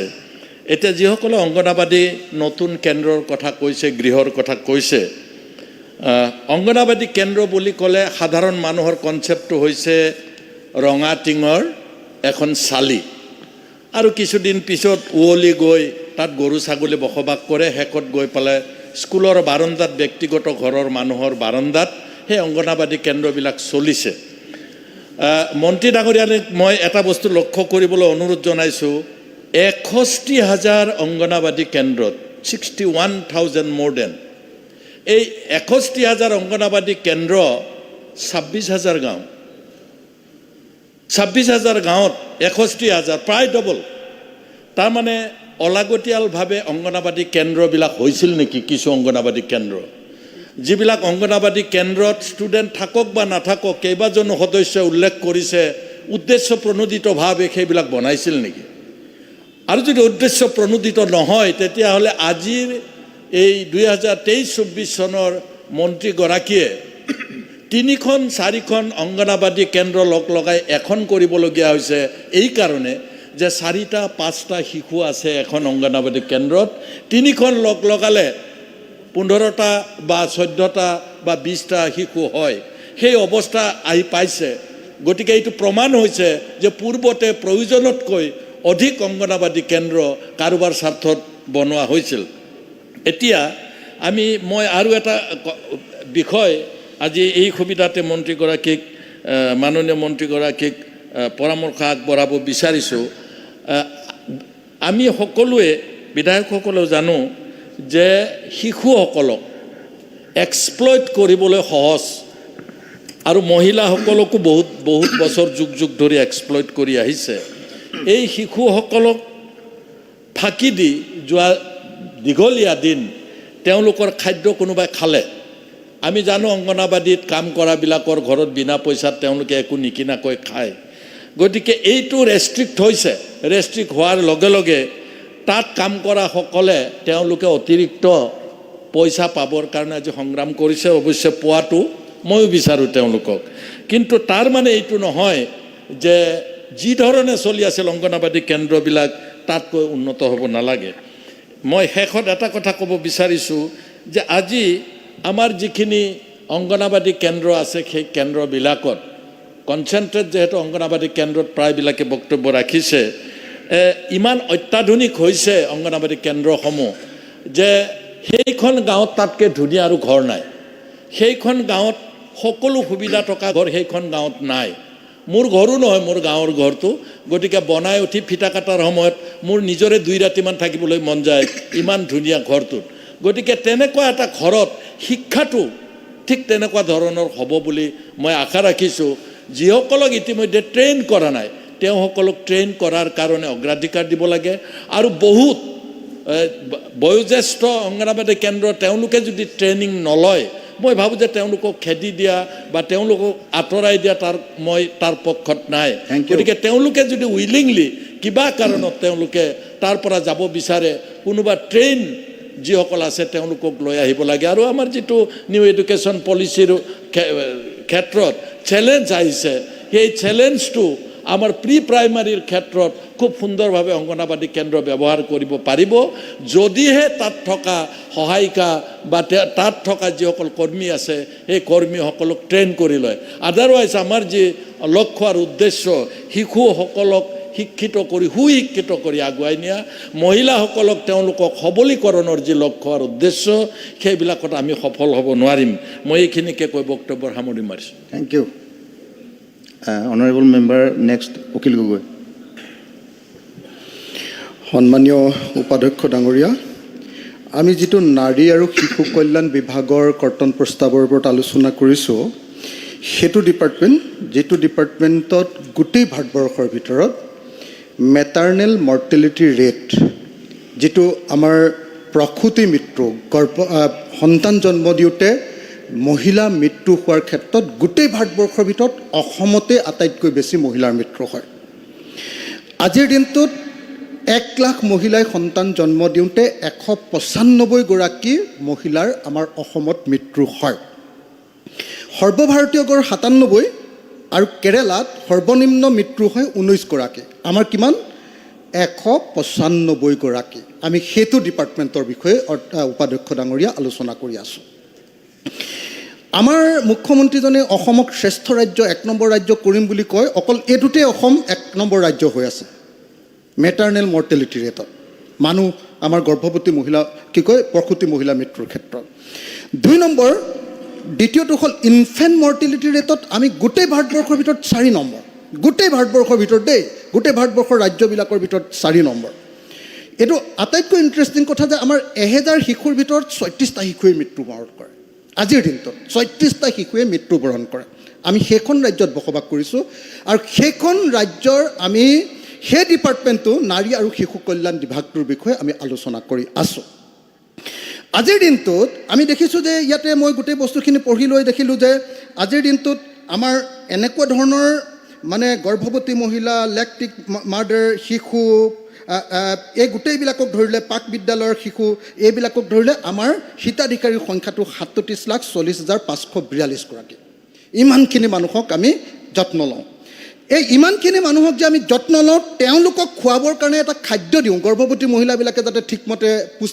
পুষ্টিহীনতাত নুভুগে যাতে পুষ্টিটো ঠিকমতে পায় যিটো খাদ্য দিওঁ উপাধ্যক্ষ ডাঙৰীয়া সেইটোৰ নাম ইনষ্টেণ্ট ডাল খিচিৰি আৰু এটা হ'ল মাল্টিগ্ৰেইন চুজি হালোৱা এইটো অকল ঠিকাদাৰক পইচা দিবৰ কাৰণে কৰা হৈছে এইটো এতিয়া মানুহে নাখায় সদায় ছ'চিয়েল ৱেলফেয়াৰ ডিপাৰ্টমেণ্ট আগতে ছ'চিয়েল ৱেলফেয়াৰ আছিলে এতিয়া নামটো বদলি হৈছে এই ডিপাৰ্টমেণ্টে সদায় ঠিকাদাৰক খালি কাম দিয়ে ঠিকাদাৰক পইচা দিবৰ কাৰণে ডিপাৰ্টমেণ্ট এইটো এই ডিপাৰ্টমেণ্টটোৱে এতিয়া এনেকুৱা ধৰণৰ খিচিৰি খুৱাইছে এনেকুৱা ধৰণৰ মাল্টিগ্ৰেইন চুজি হালোৱা দিছে যিটো কোনো পধ্যে মহিলাসকলৰ শিশুবিলাকে নাখায় গতিকে এই গোটেই ঘটনাটোৰ ওপৰত উপাধ্যক্ষ ডাঙৰীয়া তদন্ত হ'ব লাগে উপাধ্যক্ষ ডাঙৰীয়া আপুনি যদি মোক অনুমতি দিয়ে মই লৈ আহিছিলোঁ বাহিৰত আছে যে এই খাদ্যটো মই লৈ আহিছিলোঁ টোপোলাবিলাক আপুনি যদি অনুমতি দিয়ে মই খাদ্যবিলাক আপোনাৰ হাতত জমা দিব খোজোঁ যাতে মন্ত্ৰী আপোনাৰ টাইম কম হয় যাতে মন্ত্ৰী ডাঙৰীয়া খেৰি কৰিব পাৰে দ্বিতীয় কথা আমাৰ যিটো অংগনবাদী চেণ্টাৰটো গৰু গোহালিটোতকৈ বেয়া সেই গৰু গোহালিটোতকৈ বেয়া অংগনবাদী চেণ্টাৰ তেনেকুৱা আমাৰ অংগনবাদী চেণ্টাৰ আছে 61,736টা তাৰে কেইটামান ভাল কৰিছে 4,219টা মডেল অংগনবাদী কেন্দ্ৰ বনাইছে মডেল অংগনবাদী কেন্দ্ৰ এটা সমষ্টিত এজন বিধায়কৰ সমষ্টিত পাব লাগে 33.48কে কিন্তু মোৰ সমষ্টিত এতিয়ালৈকে 19টা পাইছোঁ মই। তাৰমানে 19টা পাইছোঁ। এইটো কেনেকুৱা ধৰণৰ অন্যায় যদি শিশু আৰু মহিলা কল্যাণ ডিপাৰ্টমেণ্টে যদি এটা সমষ্টি কেনেকৈ অন্যায় কৰিব পাৰে, সেই ডিপাৰ্টমেণ্টটো কেনেকুৱা ধৰণৰ এটা ডিপাৰ্টমেণ্ট হ'ব, মহিলা আৰু শিশুৰ প্ৰতি আচলতে মৰম থকা ডিপাৰ্টমেণ্ট হয় নে নহয়, এইটোতে তাতে প্ৰমাণ হৈ যায়। মই আশা কৰোঁ যে অন্যায় যাতে ভৱিষ্যতে নহয়।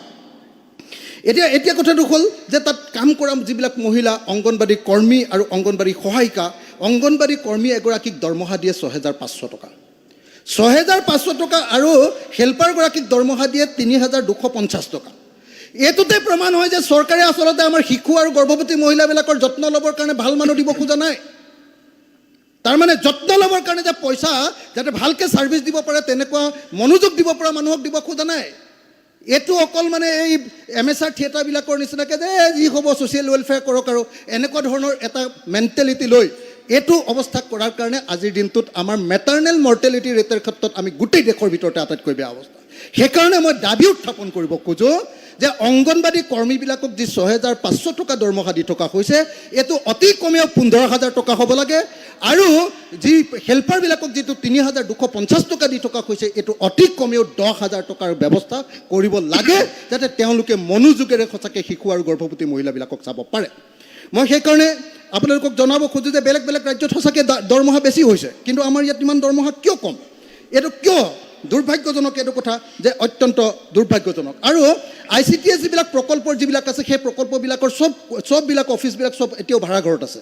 তাৰমানে এতিয়াও একদম MSR মেণ্টেলিটি, ভালকৈ শিশু কল্যাণ আৰু মহিলা কল্যাণ কৰিম বুলি ভবা নাই এতিয়ালৈকে ডিপাৰ্টমেণ্টে, যিটো কাৰণত এতিয়ালৈকে পইচা খৰচ কৰিব নোখোজে, যিটো কাৰণত এই কামবাৰটো হৈ আছে। গতিকে মই ভাবোঁ যে এই গোটেই পৰিস্থিতিটোক লৈ আমি এই ডিপাৰ্টমেণ্টটো সম্পৰ্কে চিৰিয়াছলি ভাবিব লাগে, চিৰিয়াছলি কাম কৰিব লাগে। আৰু এটা কথা, এই ডিপাৰ্টমেণ্টৰ ভিতৰত নপৰে, কিন্তু তথাপিও মই এই বাক্যটো কৈ যাওঁ, সেইটো হ'ল যে দিব্যাংগসকলক এতিয়া অৰুণোদয় দিয়াৰ কথা কৈছে, কিন্তু মোৰ সমষ্টিত দিব্যাংগ আছিলে 1,139 গৰাকী, কিন্তু এতিয়ালৈকে অৰুণোদয় পাইছে 873 গৰাকীয়ে, কিন্তু বাকীবিলাকে 262 গৰাকীয়ে এতিয়াও অৰুণোদয় পোৱা নাই। ইফালেদি তেওঁলোকৰ দিব্যাংগ পেঞ্চনটো বন্ধ হৈ গ'ল, এইফালেদি অৰুণোদয় তেওঁলোকে পোৱা নাই। এটা ভয়ানক ঘটনা। মই ভাবোঁ যে যদিও তেখেতে হয়তো ক'ব যে এইটো শিশু কল্যাণত নপৰে, গতিকে এইটো কৰাৰ ব্যৱস্থা গ্ৰহণ কৰিব লাগে। আমাৰ বহুত মানে মই এটা বাক্য কৈ শেষ কৰিব পাৰোঁ নে উপাধ্যক্ষ? এটা মাত্ৰ টাইম শেষ হৈছে। এটা বাক্য আমাৰ শিৱসাগৰত মানে একদম ভেকেঞ্চি আছে অংগনবাড়ী কৰ্মী আৰু সহায়িকা। আমাৰ 5টা অংগনবাড়ী কৰ্মী আৰু সহায়িকাৰ ক্ষেত্ৰত 7টা ভেকেঞ্চি আছে। গোটেই ৰাজ্যখনতে তেনেকুৱা ভেকেঞ্চি আছে। অনতি বিলম্বে নিযুক্তি দিয়াৰ ব্যৱস্থা কৰিব লাগে। মই এই দাবী উত্থাপন কৰিলোঁ। Honourable member Kamalakshya Dey Purkayastha, 3 minutes.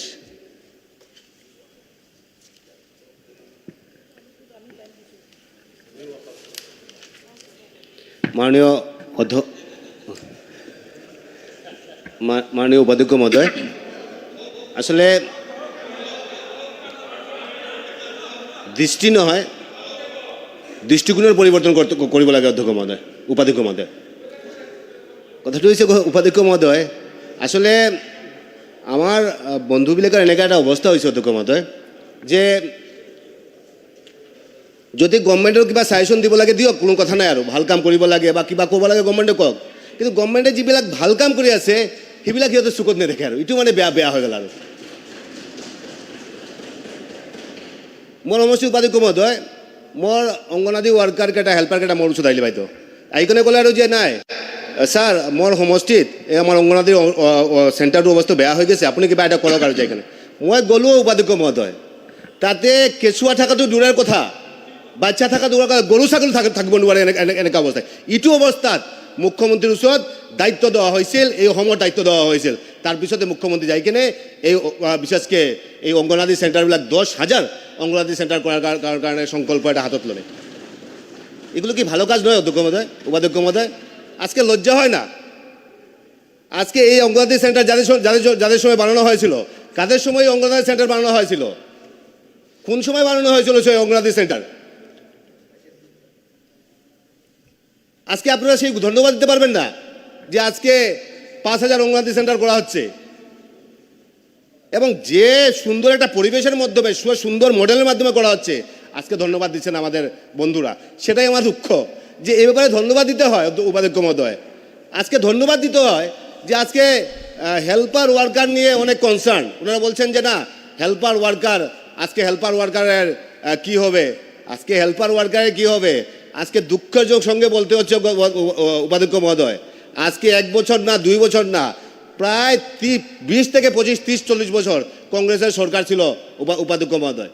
সেই সময় রিটায়ারমেন্ট বেনিফিটের কথা চিন্তা করা হয়নি।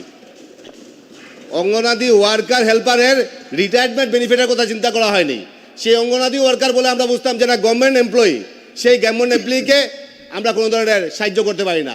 আজকে সেই গভর্নমেন্ট এমপ্লয়িকে আজকে মেডিকেল ফ্যাসিলিটি, আজকে প্রধানমন্ত্রী আবাস গৃহ, অর্থাৎ প্রত্যেকটা গভর্নমেন্ট স্কিমের সঙ্গে এই অঙ্গনাদি ওয়ার্কার এবং হেল্পারকে কীভাবে জড়ো করা যায় উপাধ্যক্ষ মহোদয়। আজকে আমার একজন বন্ধু এখানে বললেন, আমার বিরোধী আমার সঙ্গেরই বন্ধু একজন বললেন এখানে যে 9,400 কত অঙ্গনাদি সেন্টার, যেগুলো সেন্টারের জায়গা নেই সেই সেন্টারগুলো করা হচ্ছে এবং সেই সেন্টারগুলো এখানে কাজ চলছে। কার সময় এই সেন্টারগুলো করা হয়েছিল, কে এই সেন্টারগুলো বানিয়েছিল? তা আপনারা যে বানিয়েছিলেন সেই সময় আপনার জায়গা থেকে সেটা কেন বানাননি? আপনার 3 মিনিট শেষ হয়ে গেছে। আজকে বড় বড় কথা বলছেন উপাধ্যক্ষ মহোদয়। আজকে ব্যাপারটা হচ্ছে গিয়ে উপাধ্যক্ষ মহোদয়, একটা কল্যাণকামী রাষ্ট্র, আমাদের মুখ্য উদ্দেশ্য হচ্ছে গিয়ে মানুষের কাজ করা। আজকে এনে একটা অবস্থা হয়েছে, এনে একটা পরিবেশ হয়েছে যে গভর্নমেন্টর সমালোচনা করতে করতে, মুখ্যমন্ত্রীর সমালোচনা করতে করতে, বাইদেউৰ সমালোচনা কৰতে কৰতে সিহঁতে মহিলাবিলাকৰ সমালোচনা কৰি আছে। আৰে যিবিলাক ভাল কাম কৰি আছে সেইবিলাক কওক না, যিবিলাক ভাল কাম কৰি আছে সেইবিলাক কওক, যিবিলাক বেয়া কাম বা যিবিলাক কাম কৰিব লগা আছে সেইখিনি বস্তু কথা কওক, সেইখিনি কৰিলে ভাল হ'ব। আৰু আৰে সদায় বিৰোধিতাৰ নামক বিৰোধিতা কৰি কেনে লাভ নাই। মই দেখিছোঁ এইখিনি বিৰোধিতা কৰি কেনে আল্টিমেটলি গভৰ্নমেণ্টে যিমান ভাল কাম কৰিছে আমাৰ এইখিনি এপ্ৰিচিয়েট কৰিব লাগিব। যদি আপোনালোকে কিবা ভাল, আজি IMR কথা ক'লে, আমাৰ অনাৰেবল মেম্বাৰে ক'লে IMR কিয় হয় সিহঁতে জানে, তেখেতে জানে ভালকৈ কিয় IMR হয়। তো IMR ক্ষেত্ৰত আমাৰ কাম কৰিব লাগিব, কিয় কাম কৰিব লাগিব, কেনেকৈ কাম কৰিব লাগিব, সেইখিনি বস্তুৰ ওপৰত আমাৰ অধ্যয়ন কৰিব লাগিব নিশ্চয়। কথাটো হৈছে উপাধ্যক্ষ মহোদয়, আজকের দিনে সরকার, মুখ্যমন্ত্রীর যে মানসিকতা, যে চিন্তাধারা, প্রত্যেকটা ডিপার্টমেন্টে সোশিয়াল ওয়েলফেয়ার বলুন, প্রত্যেকটা ডিপার্টমেন্টে যেভাবে একটা ইতিবাচক দৃষ্টিভঙ্গি নিয়ে এগিয়ে যাচ্ছেন, সত্যি সেটা প্রশংসনীয় ব্যাপার। আমি আপনাদেরকে একটা কথাই বলবো যে আপনারা সরকারের সমালোচনা করুন, আপনারা মুখ্যমন্ত্রীর সমালোচনা করুন, আপনারা মহিলার সমালোচনা করবেন না, নারীর সমালোচনা করবেন না। আপনারা সরকারের সমালোচনা করতে করতে আপনারা নারীর সমালোচনা করছেন। আজকে এই সরকার যেভাবে নারীর উন্নয়ন কল্পে, অঙ্গনাদির ওয়ার্কারের উন্নয়ন কল্পে, হেল্পারের উন্নয়ন কল্পে এবং সেই হেল্পার ওয়ার্কার এবং অঙ্গনাদির এই বিশেষ করে এই ডিপার্টমেন্টের যে উত্তরণের জন্য যে প্রচেষ্টা হাতে নিয়েছে, সত্যি সেটা প্রশংসনীয় ব্যাপার। আমি আবারও বিধায়ক হিসাবে আমার ধন্যবাদ জানিয়ে আমার বক্তব্য শেষ করলাম। নমস্কার, ধন্যবাদ, Jai Hind. Next honourable member Hemanga Thakuria, 3 মিনিটমানত আপোনাৰ পইণ্টটো ক'ব, আপুনি ৰিপ্লাই যদি বিচাৰে, আৰু নহ'লে সময় আছে, বাট নাই কণ্টিনিউ।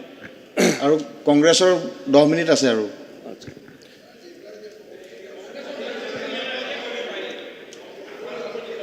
অধ্যক্ষ মহোদয়, আমাৰ উমেন এণ্ড চাইল্ড ডেভেলপমেণ্ট ডিপাৰ্টমেণ্টটো অত্যন্ত এটা গুৰুত্বপূৰ্ণ বিভাগ হয়, কিয়নো আমাৰ যি জন্মদাত্ৰা মাতৃ তেওঁ নিজে মহিলা হয়, আৰু মহিলাসকলে নিজৰ শিশুক তেওঁলোকক সুনাগৰিক হিচাপে গঢ়ি তোলাৰ ক্ষেত্ৰত তেওঁলোকৰ যথেষ্ট অৱদান থাকে। আৰু সেইটো কাৰণে এই বিভাগটো অত্যন্ত গুৰুত্বপূৰ্ণ হয় আৰু এটা অত্যন্ত দৰকাৰী বিভাগ হয়। আৰু সেইটো কাৰণে আজি বৰ্তমান দেখা গৈছে আমাৰ 126টা সমষ্টিৰ বিধায়কে নিশ্চয়কৈ অনুধাৱন কৰিব পাৰে বা অসমৰ ৰাইজে দেখিছে যে অসমৰ মাননীয় মুখ্যমন্ত্ৰী ডক্টৰ হিমন্ত বিশ্ব শৰ্মা ডাঙৰীয়াৰ দূৰদৰ্শিতা, বিচক্ষণতা আৰু সবল নেতৃত্বত, আৰু লগতে আমাৰ মাননীয় বিভাগীয় মন্ত্ৰী মহোদয়ৰ যি সঠিক ভূমিকা, আজি উমেন এণ্ড চাইল্ড ডেভেলপমেণ্ট ডিপাৰ্টমেণ্টটো, আগৰ যি ছ'চিয়েল ৱেলফেয়াৰ ডিপাৰ্টমেণ্ট আছিলে, সেই ডিপাৰ্টমেণ্টটো যথেষ্ট সবল স্থিতিত এতিয়া বৰ্তমান আছে, কিয়নো পূৰ্বৰ চৰকাৰৰ সময়ত এটা সময়ত ছ'চিয়েল ৱেলফেয়াৰ ডিপাৰ্টমেণ্ট যে কিবা এটা আছে সেইটো ৰাইজে গমেই পোৱা নাছিলে। আমাৰ ইতিমধ্যে উপৰোক্ত বক্তাসকলে কৈছিলে যে এটা সময়ত অংগনবাদী চেণ্টাৰ বুলি কোৱাৰ লগে লগে আমি গোহালি সদৃশ এটা কনচেপ্ট আহে যে গোহালি ঘৰ টাইপৰ কিছুমান সৰু সৰু ঘৰ, আৰু য'ত নেকি অভিভাৱকসকলে নিজৰ শিশুসকলক তাত পঠাবলৈ তেওঁলোকে অস্বীকাৰ কৰিছিলে, তেনেকুৱা পৰিৱেশ এটা আছিলে। কিন্তু বৰ্তমান মাননীয় মুখ্যমন্ত্ৰী মহোদয়ৰ দূৰদৰ্শিতা আৰু মাননীয় আমাৰ বিভাগীয় মন্ত্ৰী মহোদয়ৰ পৃষ্ঠপোষকতাত অসমত যি আজি 10,000 যি অংগনবাদী কেন্দ্ৰ প্ৰতিষ্ঠা কৰাৰ ব্যৱস্থা কৰা হৈছে, মডেল অংগনবাদী চেণ্টাৰ, সেইটো এটা অত্যন্ত প্ৰদক্ষিণীয় পদক্ষেপ। আৰু ইতিমধ্যে অকল সেয়াই নহয় যে এই অংগনবাদী চেণ্টাৰসমূহত আমি দেখিছোঁ যে সকলোবিলাক ফেচিলিটি, আমাৰ বিৰোধী পক্ষৰ বিধায়কে কৈছে যে তাত তেওঁলোকে দেখা নাই, কিন্তু আমি নিজে বিধায়ক হ'লে এজন বিধায়কৰ দায়িত্ব থাকে যে তেওঁৰ য'ত যি কাম চলে তেওঁৰ সমষ্টিত সেই কামবিলাক নিজে তদাৰক কৰাটো অত্যন্ত দৰকাৰ। কিন্তু আমি নিজে দেখিছোঁ যে যিবিলাক অংগনবাদী চেণ্টাৰ হৈ গ'ল তাত যিবিলাক ফেচিলিটি দিয়া হৈছে শিশুসকলক, অত্যন্ত ধুনীয়া এটা পৰিৱেশ, য'ত নেকি কিয়নো আমাৰ শিশুসকল আমাৰ ৰাজ্যখনৰ বা দেশৰ ভৱিষ্যত, আৰু তেওঁলোকক এটা ভাল পৰিৱেশ দি তেওঁলোকক এটা ভাল এটা সুস্থিৰ পৰিৱেশ দি তেওঁলোকক আগবঢ়াই লৈ যোৱাটো আমাৰ চৰকাৰখনৰ কৰ্তব্য, আৰু সেই কৰ্তব্য পালন কৰিছে আমাৰ চৰকাৰখনে। আমাৰ ইতিমধ্যে আমাৰ অকল অসমতে নহয়, মাননীয় দেশৰ প্ৰধানমন্ত্ৰী নৰেন্দ্ৰ মোদী ডাঙৰীয়াই মহিলাসকলক আৰু শিশুসকলক যথেষ্ট গুৰুত্ব দিছে। আমি সকলোৱে জানো যে তেওঁ বেটী বচাও বেটী পঢ়াও এই এটা স্কিম তেওঁ 2015 চনৰ 22 জানুৱাৰীতে তেওঁ আমাৰ ইমপ্লিমেণ্ট কৰিছিলে। আৰু লগতে বৰ্তমান দেখা গৈছে যে মহিলাসকলক তেওঁলোকক উৎসাহিত কৰাৰ কাৰণে, তেওঁলোকক স্বাৱলম্বী কৰাৰ কাৰণে লাখপতি দিদি স্কিমৰ জৰিয়তে, যিখন বাজেট হৈছে বৰ্তমান, লাখপতি স্কিমৰ জৰিয়তে 3 কোটি মহিলাক সামৰি লোৱা হৈছে। ইয়াৰ উপৰিও দেশৰ প্ৰধানমন্ত্ৰী নৰেন্দ্ৰ মোদী ডাঙৰীয়াই সবকা সাথ সবকা বিকাশ এইটো প্ৰদৰ্শন তেওঁ কৰিছে, কিয়নো আমাৰ মাইনৰিটি মহিলাসকলক সুৰক্ষিত কৰাৰ কাৰণে। এটা মত সকলোৱে জানে যে মাইনৰিটি মহিলাসকলক কিদৰে কিছুমান ব্যক্তিয়ে তেওঁলোকৰ স্বামীসকলে কিদৰে উৎপীড়ন কৰিছিলে। 3 তালাক, এই 3 তালাকৰ ব্যৱস্থা যি আছিলে সেই ব্যৱস্থা মাননীয় দেশৰ প্ৰধানমন্ত্ৰী এতিয়া নাইকিয়া কৰিছে, আৰু এইটো কাৰণে ভাৰতবৰ্ষৰ যি আমাৰ মাইনৰিটি মহিলাসকলৰ মাননীয় দেশৰ প্ৰধানমন্ত্ৰীক ধন্যবাদ জ্ঞাপন কৰিছে। ইয়াৰ পৰা দেশৰ প্ৰধানমন্ত্ৰী নৰেন্দ্ৰ মোদী ডাঙৰীয়াই নাৰী বন্দনাৰ জৰিয়তে যি আমাৰ 33%, পূৰ্বৰ চৰকাৰে এইবোৰ নকৰিল, তেওঁলোকে মুখতে ভাষণবাজি কৰিছিলে, পূৰ্বৰ চৰকাৰে ভাষণবাজি কৰিছিলে, কিন্তু মহিলা সুৰক্ষাৰ তেওঁলোকে একো নকৰিলে। কিন্তু বৰ্তমান আমাৰ 33% মহিলা আৰক্ষণ, লোকসভা আৰু বিধানসভাত আৰক্ষণৰ ব্যৱস্থা আমাৰ মাননীয় নৰেন্দ্ৰ মোদী ডাঙৰীয়াই কৰিছে। অসমৰ ক্ষেত্ৰত মহিলা সবলীকৰণৰ ক্ষেত্ৰত আমাৰ মাননীয় মুখ্যমন্ত্ৰী মহোদয় ইতিমধ্যে অৰুণোদয় আঁচনি দিছে, 46 লক্ষৰো অধিক মহিলা ইতিমধ্যে সেই আঁচনিৰ জৰিয়তে তেওঁলোকে উপকৃত হৈছে। চ' নিশ্চয়কৈ আমাৰ চৰকাৰ অহাৰ পিছত মাননীয় আমাৰ বৰ্তমানৰ মাননীয় যি আমাৰ চৰকাৰ, আমাৰ ডক্টৰ হিমন্ত বিশ্ব শৰ্মা ডাঙৰীয়াৰ নেতৃত্বত যি চৰকাৰ চলি আছে, চৰকাৰৰ সময়ত মই এটা কথা উলুকাই দিম, কিয়নো বিৰোধী পক্ষই কৈ আছে যে অংগনবাদী কৰ্মীসকলক একো ব্যৱস্থা কৰা হোৱা নাই, কিন্তু মই উনুকাই দিম আপোনালোকক জ্ঞাত যে এটা সময়ত তেওঁলোকক মাত্ৰ 1,000-1,500 টকা দিয়া হৈছিলে। 2013-14 বৰ্ষত 2250 টকা দিয়া হৈছিলে অংগনবাদী কৰ্মীসকলক, কিন্তু আজি সেই টকাটো বৃদ্ধি কৰি 6500 টকা দিয়া হৈছে। এই কথাটো কিন্তু কোনো বিৰোধী পক্ষৰ নেতাই কোৱা হোৱা নাই। অখিল গগৈ ডাঙৰীয়াই কৈছে মেটাৰনিটি ডেথৰ কথা। আজি মেটাৰনিটি ডেথ কিয় হৈছে এই কথাটো জানিব লাগিব। মাননীয় মুখ্যমন্ত্ৰী মহোদয় আজি বাল্য বিবাহৰ এগেইনষ্টে ব্যৱস্থা গ্ৰহণ কৰিছে, আৰু তাত কিন্তু বিৰোধী পক্ষই তেওঁলোকে চিঞৰ বাখৰ কৰি আছে।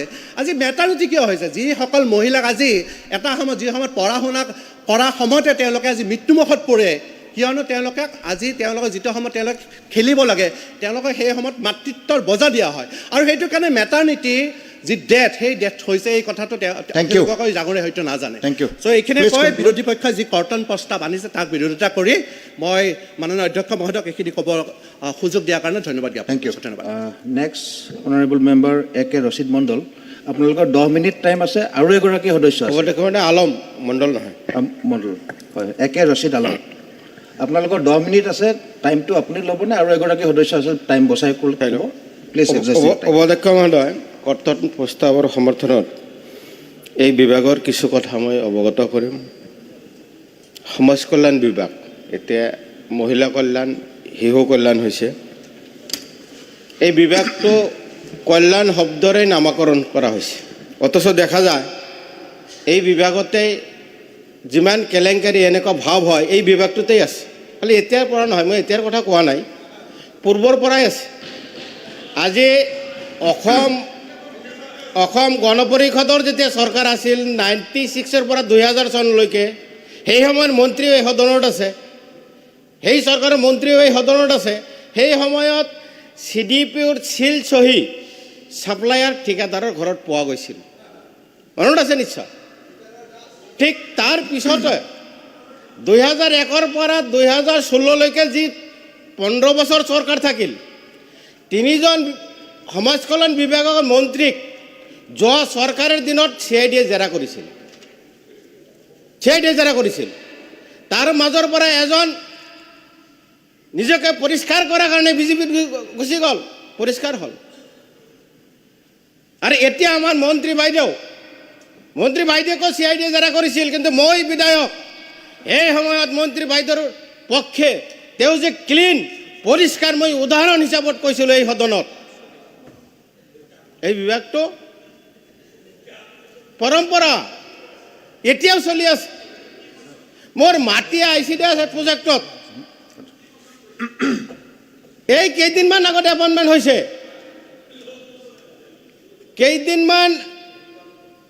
এপইণ্টমেণ্ট হৈছে, আকৌ এডভাৰটাইজ হৈছে, কালি ইণ্টাৰভিউ হৈছে। সেই সময়ত জিলা সমাজ কল্যাণ বিষয়াই চাৰ্জত আছে, লিষ্ট কৰিলে, লিষ্ট কৰাৰ পিছত মেৰিজ লিষ্ট কৰিলে, চব ঠিক আছে। তাৰপিছত সেই লিষ্ট লৈ ঘৰে ঘৰে মানুহ পঠাই দি 1 লাখ 2 লাখ 3 লাখকৈ টকা লোৱা হ'ল। মই ডিৰেক্টৰক কমপ্লেইন কৰাৰ পিছত ইনকুৱাৰী কৰিছে, ইনকুৱাৰী কৰিম বুলি আশ্বাস দিছে। এই সময়ত জিলা উপায়ুক্ত আশ্বাস দিছে যে ইনকুৱাৰী কৰিম, তাৰ ৰিজাল্ট কি এতিয়ালৈ গম নাপালোঁ। আকৌ ইণ্টাৰভিউ হৈছে, মই আশা কৰিম এই ইণ্টাৰভিউত যেন তেনেকুৱা পইচা পাতি লোৱা নহয় আৰু কেলেংকাৰী নকৰে। আমাৰ শাসকীয় বিধায়ক এজনে কৈ গৈছে, মহিলা ৰিজাৰ্ভ মাননীয় প্ৰধানমন্ত্ৰী ডক্টৰ নৰেন্দ্ৰ মোদী ডাঙৰীয়াই আনিছে। ভুল তথ্য। 33% কোনে আনিছিল? আপোনালোকৰ বিধায়কে, শাসক দলৰ বিধায়কে বেছি গুগল দেখে, এইটো চাওক কোনে আনিছিল।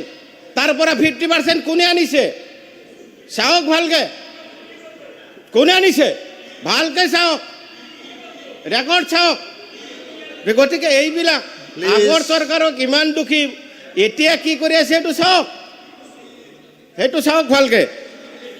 আৰু অধ্যক্ষ ডাঙৰীয়া ক'ব দিয়ক, কাৰণ আকৌ এনেকুৱা কৰি সময় নষ্ট কৰিব যে মই এই যে মডেল অংগনবাদী চেণ্টাৰ শাসক দলৰ বিধায়কে 25টা কমপ্লিট কৰা বুলি কৈছে আৰু 30টা পাইছে, কিন্তু আমি ইমান পোৱা নাই। এই যে কল্যাণ বিষয়টো কিয়? আৰু এইটো যেতিয়া নিৰ্মাণ কৰিবলৈ যোৱা হয়, আমাৰ কিছু কনষ্ট্ৰাকশ্যন কমিটিৰ ৰিকমেণ্ডেশ্যন আমাৰ পৰাও লয়, কিন্তু গাৰ্জেন মন্ত্ৰী ডাঙৰীয়া যিটো দিছে কনষ্ট্ৰাকশ্যন কমিটিক কমিটি কৰি দিছে য'ত তাৰে মানুহ নহয়, সেই স্থায়ী মানুহ নহয় আৰু সেই সমষ্টিৰে নহয়, বেলেগ সমষ্টিৰ পৰা আনি দিছে। আনাৰ কাৰণে কি হৈছে, যিকেইটা দিছে এটাও লোকেল দিয়া নাই, চব বাহিৰৰ পৰা আনি দিছে। দিয়াৰ কাৰণে সেইবিলাক কনষ্ট্ৰাকশ্যনত ব্যাঘাত জন্মিছে, সেইটো কনষ্ট্ৰাকশ্যনত ব্যাঘাত জন্মি আছে। গতিকে মই অনুৰোধ কৰিম, যিয়ে দিয়ে অন্ততঃ স্থায়ী কনষ্ট্ৰাকশ্যন কমিটিৰ সভাপতিজন যাতে সেই এৰিয়াৰ ভিতৰত দিয়ে, এইটো মোৰ অনুৰোধ থাকিব। আৰু অধ্যক্ষ মহোদয়, এই অংগনবাদী চেণ্টাৰৰ এইটো বিধায়কসকলে, শাসক দলৰ বিধায়কসকলে অলপ চাব, যিটো ইষ্টিমেট বনাইছে, আগত যিটো ইষ্টিমেট বনাইছিল তাতকৈ টকাটো ঠিকেই আছে, ঘৰটো কিন্তু বহুত ডাঙৰ কৰিছে। কনষ্ট্ৰাকশ্যন কমিটিয়ে কিন্তু এতিয়া বুজি আছে এই টেকনিকেল প্ৰব্লেমটো, এইটো আপোনালোকে চাওক। আৰু কি কৰিছে, দুটা পাৰ্টত দুটা ঘৰ, যিটো আৰ্ট ফিলিং দিয়া আছে, এটা ভেটিৰহে আৰ্ট ফিলিং দিয়া আছে। আপোনালোকৰ শাসক দলৰ বিধায়কৰ ইষ্টিমেট যদি বেলেগ নাজানো, আমাৰ কাৰণে যদি বেলেগ নাজানো, তাতে কিন্তু এটা পাৰ্টত আৰ্ট ফিলিং দিয়া আছে, এটা পাৰ্টত আৰ্ট ফিলিং নাই। এই আৰ্ট ফিলিং দিয়া আছে মাত্ৰ 12,000 টকা, অথচ 70-80,000 টকা সেই আৰ্ট ফিলিঙত লয়। আৰু এই আৰ্ট ফিলিং কৰিবলৈ যাওঁতে সেই যিখিনি মাটি আনিব তাকো আকৌ ফৰেষ্টৰ ঝামেলা, ফৰেষ্টাৰক পইচা নিদিলে মাটি আনিবলৈ নিদিয়ে। গতিকে এইখিনি অলপ চাব। আমাৰ উপাধ্যক্ষ ডাঙৰীয়া, আমাৰ যিটো যে মাননীৰ কথা কৈছে, মই অনুৰোধ কৰিম অন্ততঃ এওঁলোকক যাতে দৰমহা দিয়াৰ ব্যৱস্থা কৰে, মাননীয় নহয়। যিহেতু আমি ৰাজ্যখন পঞ্চম স্থানলৈ লৈ যাম, কেৰেলাৰ উদাহৰণ দিয়া হৈছে, বিভিন্ন ৰাজ্যৰ উদাহৰণ দিয়া হৈছে, মাননী বঢ়োৱা হৈছে। মই মাননীৰ কথা নকওঁ, অন্ততঃ এই মাননী উঠাই দি এওঁলোকৰ দৰমহাৰ দিয়াৰ ব্যৱস্থা কৰিব লাগে। অধ্যক্ষ মহোদয়, আপুনি কনক্লুড কৰিলে নেক্সট স্পীকাৰজনে ক'ব পাৰিব আপোনালোকৰ, আৰু নহ'লে আপুনি ইউ কেন। অধ্যক্ষ মহোদয়, যিয়ে নহওক আগৰ সময়খিনি মেইনটেইন হ'লে ঠিক আছিল, মোক 7 মিনিট সময় দিয়া আছিল। যিয়ে নহওক এইখিনি কৈয়ে মোৰ বক্তব্য সামৰিছোঁ। Thank you. Next speaker Mihir Kanti Shome. 5 মিনিটত শেষ কৰিব আপুনি? 3 মিনিটত পাৰিলে বেছি ভাল। আমাৰ উপাধ্যক্ষ মহোদয়, বিৰোধী আনা কৰ্তন প্ৰস্তাৱৰ গ্ৰাণ্ট নাম্বাৰ 39-ৰ ওপৰ সমাজ কল্যাণ বিভাগৰ ৱেলফেয়াৰ এণ্ড চাইল্ড ডেভেলপমেণ্টের যে প্রস্তাব আনিছে তার সম্পূর্ণ বিরোধিতা করে আমার বক্তব্য রাখি আছি। প্রথমত, শিশু জন্মের আগে মার গর্ভে যখন সন্তান থাকে আর সেই সন্তান জন্ম হওয়ার পর এই বিভাগের গুরুত্বপূর্ণ ভূমিকা থাকে। আজকের যিনি আমাদের বিত্তমন্ত্রী, উনি একজন মা, উনি মা হয়ে এই বিভাগের প্রতি অত্যন্ত গুরুত্ব সহকারে উনি সে বাজেটে ওনার বাজেট রেখেছেন। তা অন্তত আরও বেশি করে দেওয়া আমরা আশা রাখি, কারণ এই বিভাগকে শিশুদের কল্যাণ এবং মাতৃদের কল্যাণের জন্য এই বিভাগ কাজ করে থাকে। এবং বিগত দিনে আমরা দেখেছি যে এই বিভাগকে অত্যন্ত দুর্বলভাবে রাখা হয়েছিল। অঙ্গনবাড়ি যে সেন্টারগুলো অত্যন্ত নিম্নমানে বানিয়েছিল, সে বিগত দিনের কংগ্রেস সরকার এই আজকের দিনে এগুলো অনেক জায়গা রয়েছে। কখন ছাত্রদের উপর, সে সন্তানদের উপর, শিশুদের উপর সে দেওয়াল পড়ে যাবে সেটা নিয়েও আমাদের চিন্তা রয়েছে। এবং এই ধরনের অনেক ঘটনা ঘটেছে। তাই যে 10,000 অঙ্গনবাড়ি সেন্টার মডেল কিছু 5,000-এর মতো প্রায় হয়েছে, আরও 5,000-এর নতুনভাবে হাতে নেওয়া হয়েছে। যে 25 লক্ষ টাকার মূল্যে যে এই অঙ্গনবাড়ি সেন্টারগুলো অত্যন্ত সুন্দর, প্রতিটা এলাকায় সৌন্দর্য বৃদ্ধি করেছে, ছাত্ররা স্কুলের আগমন বৃদ্ধি পেয়েছে, তাদের পুষ্টিকর খাওয়াও এখানে পাওয়া যাচ্ছে। যে খাদ্যগুলো দেওয়া হচ্ছে অত্যন্ত আয়রনযুক্ত এবং পুষ্টিযুক্ত খাদ্য, তার মধ্যে টেস্টের অলপ কম আছে, সে টেস্টটাকে বাড়াতে হবে। অনেক শিশুরা খেতে চাচ্ছে না টেস্টের কারণে। গতিকে যেটা ফুড দেওয়া হচ্ছে এটা অত্যন্ত পুষ্টিকর, এটাকে আর একটু খাদ্যটাকে আরও সুস্বাদু করে দেওয়াতে হবে। আর দ্বিতীয় কথা হচ্ছে সে সংখ্যা অনেক বৃদ্ধি পেয়েছে এবং আগামী দিনে যে সংখ্যা 10,000 বলছি, যেহেতু 60,000-এর অধিক সংখ্যা রয়েছে, তাতে যাতে আরও বৃদ্ধি করা যায় অন্য অন্য বাজেটে। অনেক জায়গায় এইসব কাজ করতে গিয়ে দেখা গেছে কি যে জায়গার অভাব রয়েছে, যে জায়গার অভাব থাকার কারণে সেই কারণে ছোট করে নাকি বানানো যায়, যেখানে 25-এর জায়গা যদি 10 লক্ষ টাকা দিয়ে সেই জায়গাগুলোতে যদি আমরা করতে পারি তো অনেক বেশি এলাকা আমরা কভার করতে পারবো। এবং এই শিশুরা যে আজকের দিনে যেখানে ভালো ঘর পাচ্ছে না, তখন সেই অঙ্গনওয়াড়ি সেন্টারটা পাবে, এটা আমি আশা রাখি।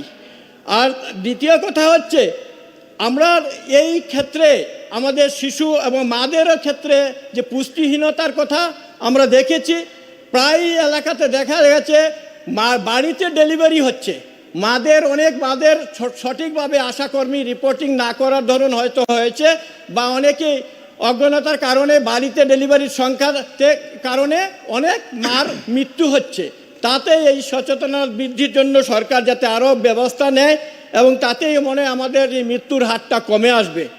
তারপর আমরা যদি এই বিভাগকে বলতে পাই, বিগত দিনের যে সরকার, যে কংগ্রেস সরকার দেশকে চালিয়েছিল, সত্যিকারের অর্থে কোনো কাজ করিনি। দেখে ট্যাক্স পেয়ারই কম ছিল। আমরা যদি সত্যিকারের সেই হিসাব বের করে দেখি, আমরা বিগত দিনের যে টোটাল দেশে 2013-14তে দেখি 3.8 করোড় ডাইরেক্ট ট্যাক্স পেয়ার ছিলেন। আর এই আমরা যদি 2023-এর হিসাব করি যে 7.78 ডাইরেক্ট ট্যাক্স পেয়ার বেড়েছে, মানে 104.91% ইনক্রিজ করেছে। মানে আজ ভারতীয় জনতা পার্টির সরকার আসার পর ট্যাক্স পেয়ারের সংখ্যা বৃদ্ধি হওয়ার মতলব হচ্ছে ট্যাক্স চুরি বন্ধ হচ্ছে, মানুষ ডাইরেক্ট ট্যাক্স দিচ্ছে, এটা দেশের জন্য সুখবর। এবং আমাদের যদি আসামের দিকে আমরা চাই, আসামে এইভাবে ট্যাক্স আমরা অনেক রেভিনিউ আমরা বেশি বৃদ্ধি করতে পেরেছি।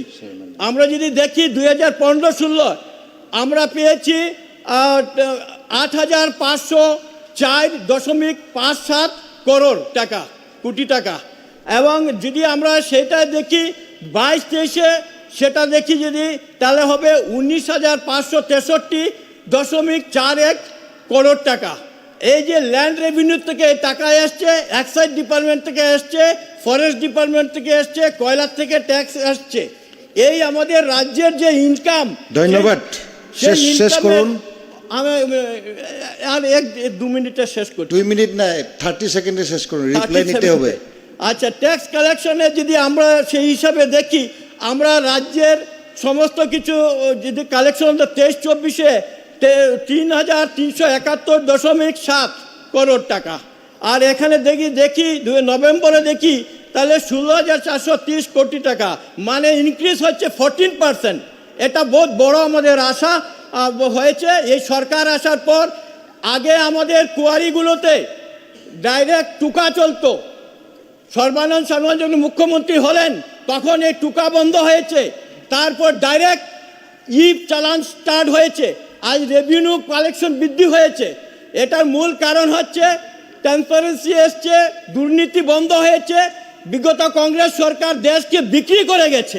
আজকে আমরা চাই যে এই ধরনের সরকার বারবার যাতে এই অনলাইন 100% ফ্যাসিলিটি মানুষে পায়। Online facility, optical fibre cable যখন 100% সেটা হয়ে যাবে, তখনই দেখবেন দেশ এগিয়ে যাবে। আর নয়া ভারত মাননীয় প্রধানমন্ত্রী যে সংকল্প নিয়েছেন তা আমরা বেশি দিন নেই। আর এই অমৃত মহোৎসব নিয়ে যে কটাক্ষ করেছেন তাদেরকে, সেটাই হচ্ছে অমৃত মহোৎসবের আমাদের ফল। এবং এই আশা রাখি, এবং আপনি বিধায়ক হিসাবে আপনি যে আমাদের সুযোগ দিয়েছেন এবং এই কর্তন প্রস্তাব রাখার জন্য আপনাকে ধন্যবাদ জানাচ্ছি। Thank you. Next honourable member Abdus Subhan Ali সরকার, আপুনি 4 মিনিট আছে। 4 মিনিটৰ পিছত আপোনাৰ ৰেকৰ্ড একো নহ'ব। Within 4 minutes you finish. মাননীয় উপাধ্যক্ষ মহোদয়, মহিলা আৰু শিশু উন্নয়ন বিভাগত কৰ্তন প্ৰস্তাৱৰ ওপৰত মোক যি কোৱাৰ সুযোগ দিছে তাৰ কাৰণে মই ধন্যবাদ জনাইছোঁ। মোৰে দুৰ্ভাগ্য ক'ব লাগিব, মই ৰাজ্যপাল মহোদয়ৰ কথাৰ ওপৰতো লাষ্টত মোক 3 মিনিট দিয়া হৈছে, এতিয়া 4 মিনিট দিয়া হৈছে। মই নাজানো মোৰ কথাটো কিয় বা কমি থাকে। মই এইখিনি ক'ব বিচাৰিছোঁ, মোৰ কলিগ বন্ধুসকলে দুটা ফালৰ পৰাই বহুতে কথা কৈছিলে, কিন্তু মই এটা কথা ক'ব বিচাৰোঁ যে আমাৰ ইয়াত এইবেলি দেখুওৱা হৈছে ৩,৮38.21 কোটি টকা আমন্ত্ৰণৰ প্ৰস্তাৱ দিয়া হৈছে। তাৰে মূলধনী ব্যয় 655.76 কোটি টকা, পুষ্টি বাবদ ব্যয় 871.21 কোটি টকা আৰু সামাজিক সুৰক্ষা আৰু কল্যাণ বিভাগত 2,311.23 কোটি টকা। এইখিনি আমি যিখিনি তথ্য পাইছোঁ, মই এইখিনি এটা কথা ক'ব বিচাৰিছোঁ, আমাৰ এইটো বিভাগত বহুত কৰিবলগীয়া আছে। বিশেষকৈ অসমৰ পশ্চিম প্ৰান্ত ধুবুৰী জিলাতো মই যদি ক'ব যাওঁ, এই ক্ষেত্ৰত বহুত উন্নয়ন কৰিব লগা আছে।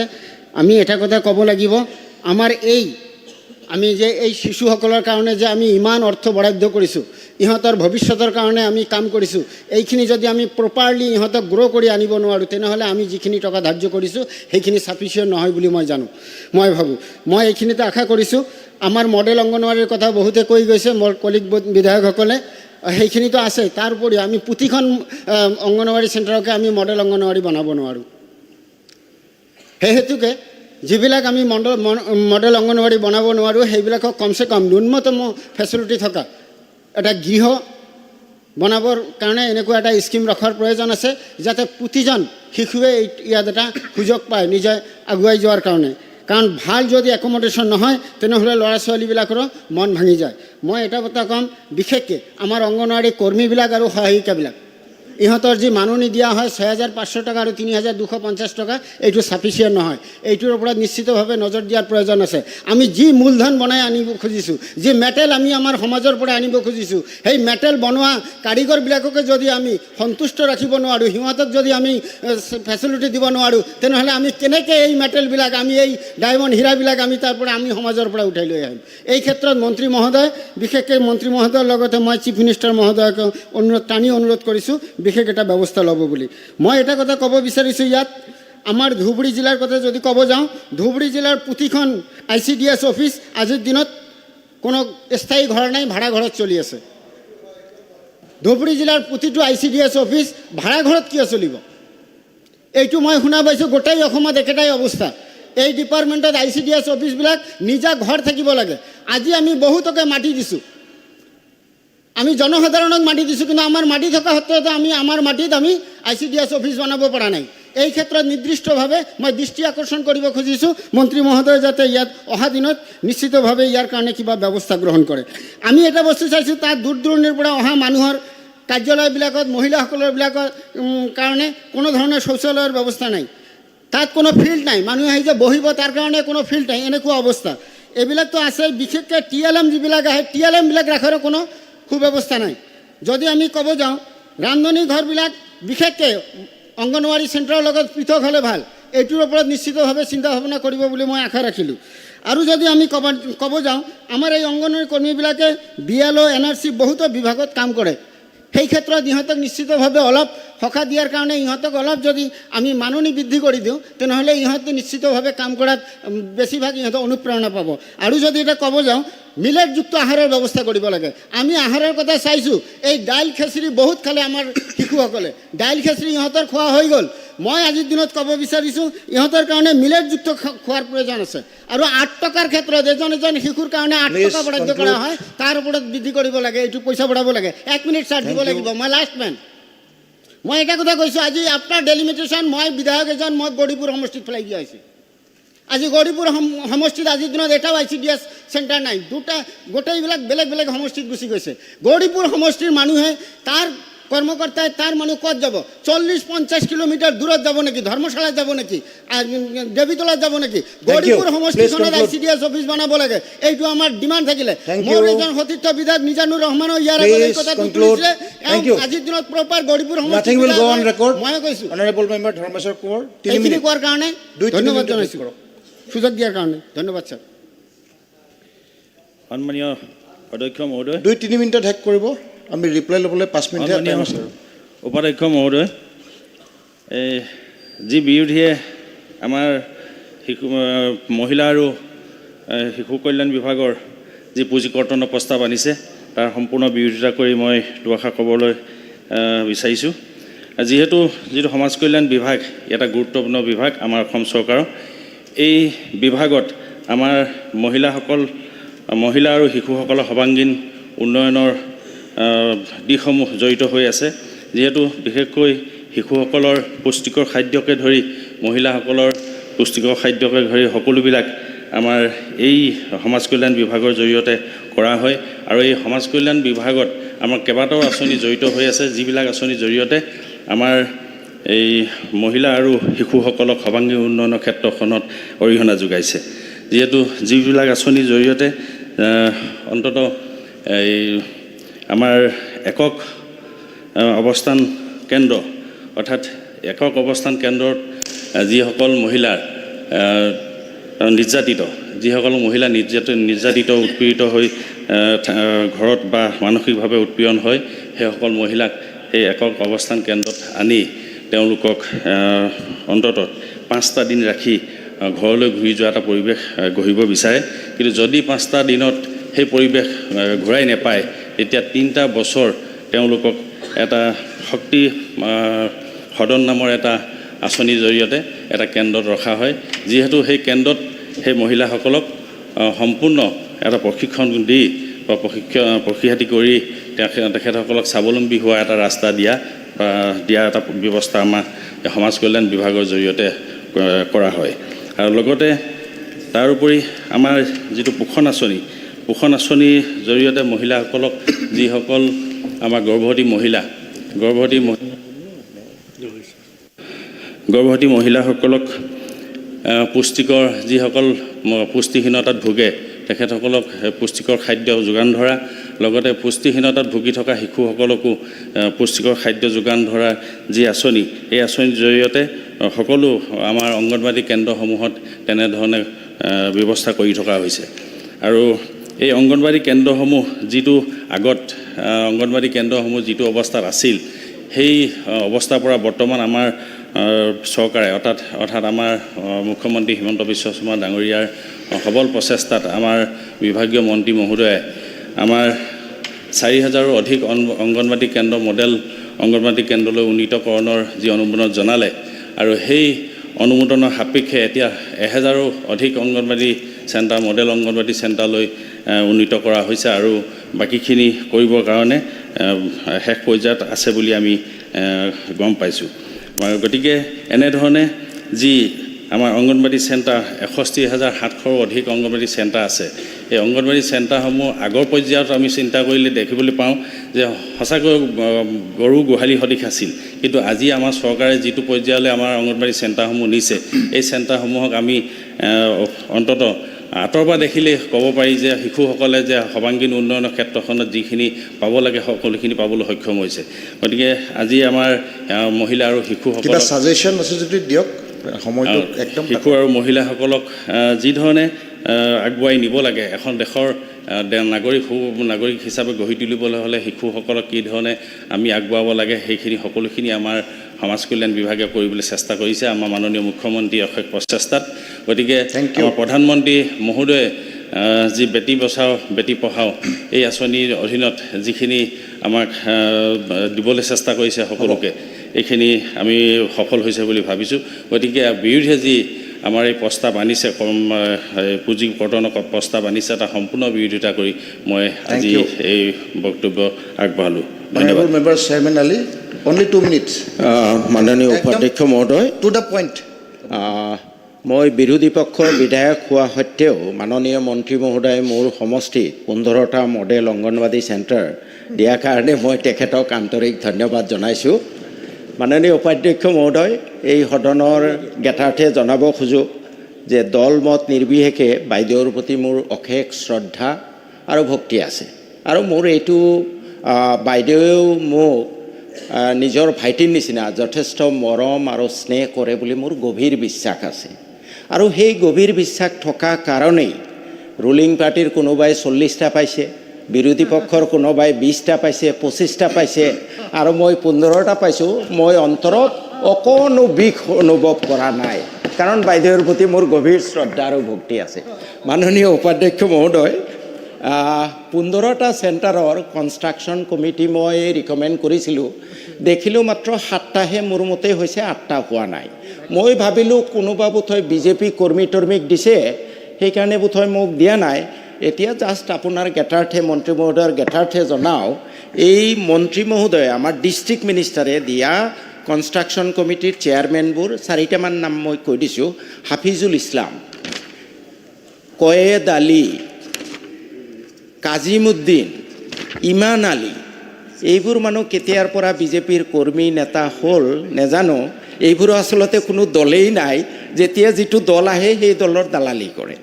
এতিয়া মাননীয় উপাধ্যক্ষ মহোদয়, কথাটো হ'ল যে যদি মোৰ সমষ্টিৰ পৰা বিজেপি দলৰ বিধায়ক হয়, তেতিয়াহ'লে মই জিলা মন্ত্ৰী মহোদয়ক অনুৰোধ কৰিম যে গোটেইকেইটাই আপোনালোকৰ মতেই কৰক, মোৰ এটাও দিব নালাগে।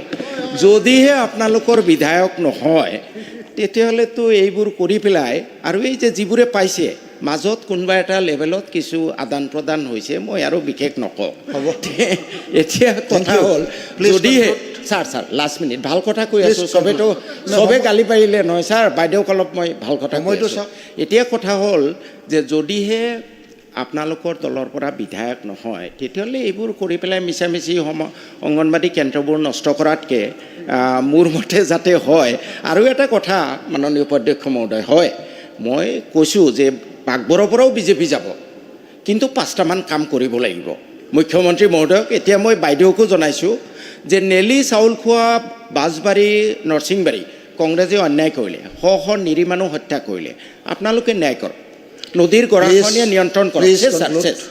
চৰমাটিৰ পট্টা দিয়ক, 20টা ৱাকফ সম্পত্তি উদ্ধাৰ কৰক। বাগবৰৰ পৰাও বিজেপি বিধায়ক জিকিব, মই তেতিয়া এটাও ৰিকমেণ্ড নকৰোঁ। Thank you very much. ধন্যবাদ। Honorable Minister, please conclude. Honorable Minister. উপাধ্যক্ষ সময় কিমান আছে? এতিয়া 2টা বাজিছে, আমাৰ সময় নিৰ্ধাৰিত সময়, কিন্তু BSCত আমি এটা সিদ্ধান্ত লৈছিলোঁ যে আমি বাইদেৱে আজি লাঞ্চৰো ব্যৱস্থা কৰিছে, গতিকে এজন দুজনকৈ গৈ পেলাই লাঞ্চো কৰি থাকিব, আমি কণ্টিনিউ কৰিম শেষ নোহোৱালৈকে। কিন্তু ৰিপ্লাইটো আমি লৈ লওঁ সদনৰ অনুমতি সাপেক্ষে। ৰিপ্লাই বাইদেৱে 30 মিনিট বিচাৰিছিলে, 30 মিনিটছ। চ' ৰিপ্লাইৰ কাৰণে বাইদেউ দিছোঁ, লাগিলে 1-2 মিনিট ইফাল সিফাল হ'লেও আপত্তি মস্পলি নাথাকিব আপোনালোকৰ। Honourable minister. উপাধ্যক্ষ মহোদয়, আজি মহিলা আৰু শিশু উন্নয়ন বিভাগৰ যিটো কৰ্তন প্ৰস্তাৱ, এই কৰ্তন প্ৰস্তাৱত উপাধ্যক্ষ মহোদয় মাননীয় যথেষ্টখিনি সদস্যই অংশগ্ৰহণ কৰিছে। মই তেখেতসকলৰ নামসমূহ গাব খোজা নাই।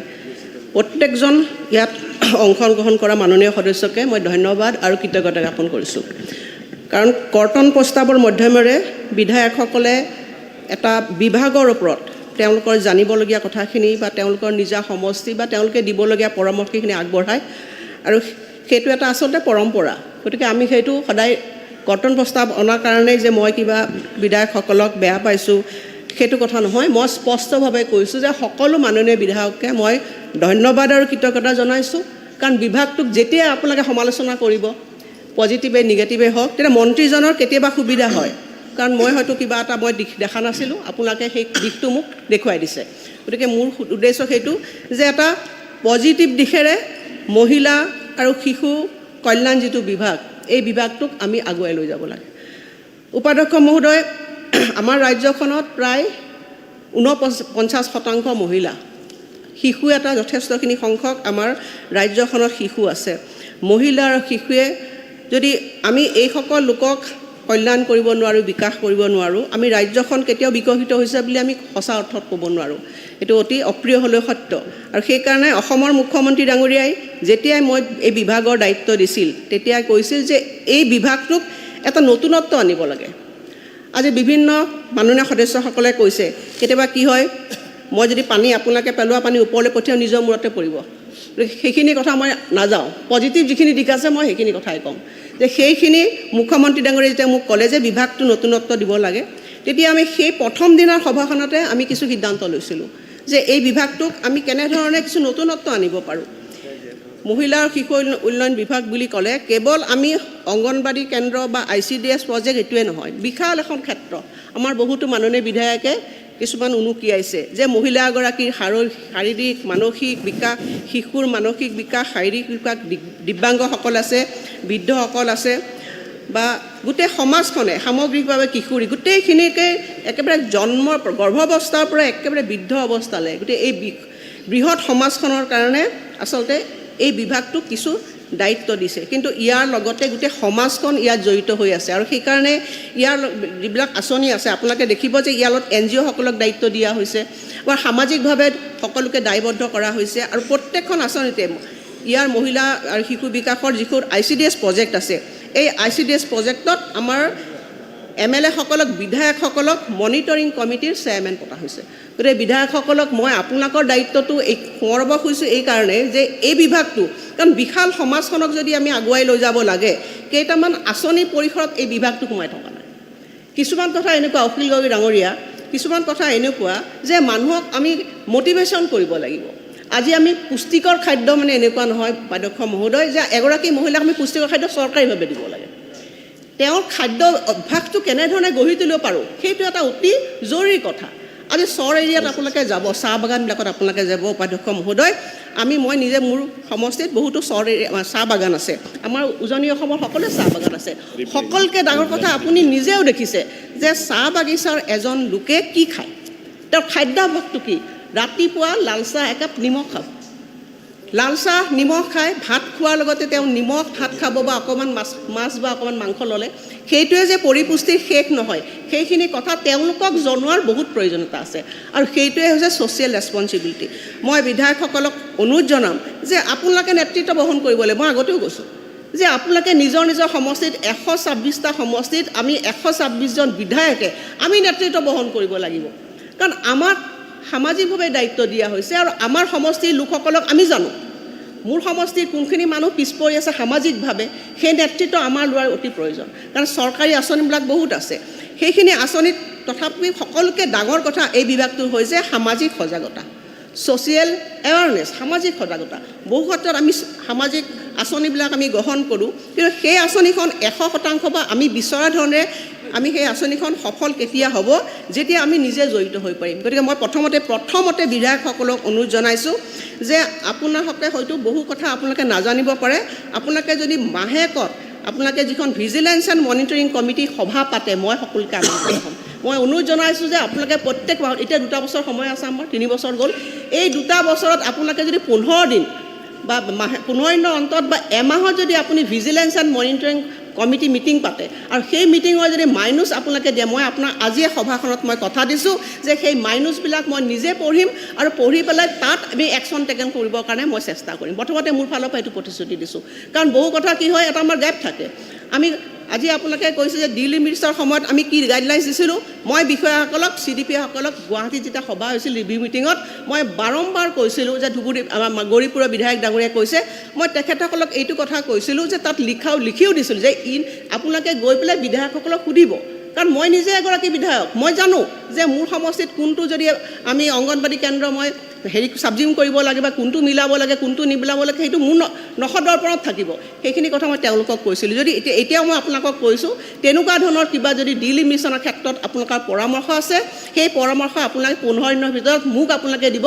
সেই পৰামৰ্শখিনি আমি আগন্তুক যেতিয়া কেবিনেটত এইখিনি পাছ কৰিব লাগিব, আমি সংশোধনী আমি এতিয়াও কৰা নাই, এতিয়াও সময় আছে। 15 দিনৰ ভিতৰত ডিলিমিটেশ্যনৰ ক্ষেত্ৰত যদি আপোনালোকৰ ব্লকবিলাকৰ ডিলিমিটেশ্যনৰ ক্ষেত্ৰত কিবা সমস্যা আছে আপোনালোকক মই দিবলৈ অনুৰোধ জনাইছোঁ। দ্বিতীয়তে আহিছোঁ আঁচনিবিলাক উপাধ্যক্ষ মহোদয়। আঁচনি আমি বিশেষভাৱে আমাৰ বিভাগৰ কেইবাখনো আঁচনি আছে, তাৰ ভিতৰত যিখন বৃহৎ আঁচনি আছে সেইখন হৈছে ICDS প্ৰজেক্ট, সংহত শিশু বিকাশ সেৱা আঁচনি। আৰু এই আঁচনিত আজি আপোনালোকে মোক যিখিনি পুঁজি দিব, সেই পুঁজিৰ এটা বৃহৎ অংশ আমি কাক দিছোঁ, ICDS আঁচনিত আমি এটা বৃহৎ অংশ দিছোঁ আমি অংগনবাদী কৰ্মী আৰু সহায়িকা, কাৰণ সকলোৰে মুখত মই সেইটোৱে শুনিলোঁ। আপোনালোকে উপাধ্যক্ষ মহোদয় চাওক যে সংসদ শিশু বিকাশ সেৱা আঁচনিখন কেন্দ্ৰীয় চৰকাৰে এটা পুঁজি আমাক দিয়ে আৰু আমি ষ্টেট শ্বেয়াৰ এটা দিওঁ। অংগনবাদী কৰ্মী আৰু সহায়িকাসকল মূলতঃ তেওঁলোক স্বেচ্ছামূলকভাৱে সেৱা আগবঢ়ায় আৰু তেওঁলোকক আমি এতিয়ালৈকে বছৰেকত মানে আমাৰ দৰমহা হিচাপে নহয়, দৰমহা নহয়, মাননি হিচাপে তেওঁলোকক আমি মাহেকত আমি বছৰেকত আমি 688.98 কোটি ব্যয় কৰি আহিছোঁ। তাৰমানে কি মুঠ বাজেটখনৰ কিমান অংশ গৈছে যে 689 কোটি টকা তেওঁলোকক আমি ব্যয় কৰি আছোঁ। আৰু ইয়াৰে ৰাজ্য চৰকাৰৰ অংশ হৈছে 211.14 কোটি টকা। গতিকে আমি অধ্যক্ষ মহোদয়, আমি তেওঁলোকক সন্মান সহকাৰে আমি যিমানখিনি কৰিব পাৰোঁ অধ্যক্ষ মই কৰি আহিছোঁ। এটা সময়ত মই এই বিভাগৰ আগৰ সময়ছোৱাত 2 বছৰৰ কাৰণে মন্ত্ৰী আছিলোঁ। সেই 2 বছৰত অংগনবাড়ী কৰ্মীসকলৰ তেওঁলোকৰ মাননি আছিল কৰ্মীগৰাকীৰ 1000 টকা আৰু যিগৰাকী তেওঁলোকৰ মানে সহায়িকা আছে তেওঁৰ 500 টকা আছিল। আৰু আপুনি জানি আচৰিত হ'ব অধ্যক্ষ মহোদয়, সেই পইচাখিনি কি কৰে হাতত দি দিয়ে, কোনোবা এজন মানে হাতত দিয়ে। যেতিয়া মই প্ৰথম বিভাগৰ দায়িত্ব ল'লোঁ, লোৱাৰ পিছত মই নিজে আচৰিত হ'লোঁ যে অংগনবাড়ী কেন্দ্ৰৰ পইচা বা কৰ্মী সহায়িকাৰ মাননি কেনেকৈ দিয়া হয়, তেওঁৰ হাততে দিয়ে পইচাখিনি। তেওঁলোকৰ ডিষ্ট্ৰিক্ট অফিচাৰ বা CDPO কোনোবা এগৰাকীয়ে হাতে হাতে পইচাটো বিলায়। কিমান ধন সৰলকি হৈছিল আপোনালোকে নতুন বিধায়ক নাজানে। সেই অৱস্থাত মই এই বিভাগটো দেখিছোঁ, মই নিজে আচৰিত খালোঁ যে এনেকৈতো বিভাগ চলিব নোৱাৰে। 500 টকা 1000 টকা, কোনোবাই যদি 1000 টকা পাইছে নিবলৈ আহিবলৈ পইচা তাতো বোলে 200 টকা নাইকিয়া হৈছে। মই বোলো এনেকৈ বিভাগ নচলিব। তাৰপিছত মই সিদ্ধান্ত ল'লোঁ, তেখেতসকলক ক'লোঁ মাতি আনি যে আপোনালোকে চবে বেংক একাউণ্ট খোলক। বহুতো অংগনবাড়ী সহায়িকা আৰু কৰ্মীসকল মোৰ ওচৰলৈ আহি গ'লে নুখোলোঁ বাইদেউ। কিয় নুখোলে? যে বেংক একাউণ্ট খুলিবৰ কাৰণে 500 টকা আমি ভৰাব লাগে। তাৰপিছত মই জোৰ জবস্তি তেওঁলোকক মই বিনয়েৰে মানে অনুৰোধ জনালোঁ যে আপোনালোকে বেংক একাউণ্ট খুলিবই লাগিব। আপোনালোকে যিকেইটা পইচা পাইছে 1000 টকাই পাওক 500 টকা পাওক, ট্ৰান্সপাৰেণ্ট হ'ব লাগিব, স্বচ্ছ হ'ব লাগিব। বেংকৰ জৰিয়তেহে মই পইচা দিম, নহ'লে মই কিন্তু পইচাই দিব নোৱাৰিম। এনেকৈ কঠোৰ স্থিতি গ্ৰহণ কৰাৰ পিছত অধ্যক্ষ মহোদয় বেংক একাউণ্ট খোলা হ'ল আৰু কৰ্মীসকল তেতিয়াৰ পৰা মাননি পোৱা আৰম্ভণি হ'ল। এইটোৱে কথা। চাওক কেনেকুৱা ধৰণৰ অৱস্থা আছিল, তাত 1000 টকা ল'বলৈ বেংক একাউণ্ট নাই। তাৰপিছত অখিল গগৈ ডাঙৰীয়া, মই কেইটামান কথাই ক'ম, সময় যিহেতু কম, যে আজি অংগনবাড়ী কৰ্মী আৰু সহায়িকাসকল আমি যিটো প্ৰচিডিউৰে তেওঁলোকক আমি তেওঁলোকক আমি এই স্বেচ্ছামূলক সেৱা তেওঁলোকক আগবঢ়াবৰ কাৰণে যিটো দিছোঁ, এটা সময় এনেকুৱা আছিল মই হাউচত বহুত ফেচ কৰিব লগা হৈছিল। কৰ্তন প্ৰস্তাৱ আগতেও মই আহিছিলোঁ। সেইখিনি সময়ত কি হৈছিলে যে সম্পূৰ্ণ ধৰণে এই অংগনবাড়ী কৰ্মী আৰু সহায়িকাবিলাকক এটা সময়ত নিযুক্তি দিয়া হোৱা নাছিলে। সেইবিলাক আৰু বেছি খুচৰিবলৈ নাযাওঁ অধ্যক্ষ মহোদয়। তাৰপিছত মই নিজে গাইডলাইন্স বনালোঁ। সেইখিনি সময়ত গাইডলাইন্স বনাই এনেকুৱা কৰিলোঁ যে কোনো ধৰণৰ তাত যাতে নিযুক্তিত খেলি মেলি নাথাকে। তাৰ পৰা আৰম্ভণি হ'ল গৈ গৈ এতিয়া আপোনালোকে 3টা বছৰ অধ্যক্ষ মহোদয় আমাৰ কোনো বিধায়কে মোক এখন শ্লিপ দিয়া নাই যে অংগনবাড়ী কৰ্মী এগৰাকী মোৰ মতে হ'ব লাগে, এইগৰাকী মোৰ মতে হ'ব লাগে। কিন্তু একচেপ্ট অখিল গগৈ ডাঙৰীয়াই দিছে অধ্যক্ষ মহোদয়।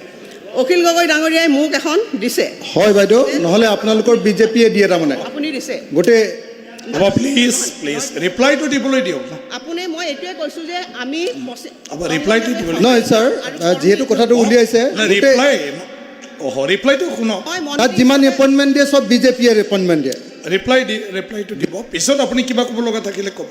নহয়, পিছততো ক'ত ক'বলৈ দিব আৰু। অধ্যক্ষ মহোদয় মই বিজেপিয়ে এপইণ্টমেণ্ট দিয়ে, দায়িত্ব সহকাৰে কৈছোঁ কোনো বিজেপিয়ে দিব নোৱাৰে। বিজেপিয়ে এপইণ্টমেণ্ট দিয়ে। ইয়াৰ আগৰ যিমানবিলাক দিছে বিজেপিয়ে এপইণ্টমেণ্ট দিছে আৰু সেইটো যাতে এই এপইণ্টমেণ্ট হৈছে অধ্যক্ষ মহোদয়, এই এপইণ্টমেণ্টৰ বিষয়ে আজিলৈকে এটা শব্দও ক'তো ওলোৱা নাই। 3টা বছৰতে এইখন সদনত ময়ে আছোঁ অধ্যক্ষ মহোদয়। তেখেতে প্ৰশ্ন আনিব পাৰিলেহেঁতেন, কিন্তু কোনো 3টা বছৰ কোনো এটা এই নিযুক্তি ক্ষেত্ৰত অনিয়ম হোৱা নাই। সম্পূৰ্ণ গাইডলাইন্স মতে নিযুক্তি হৈছে।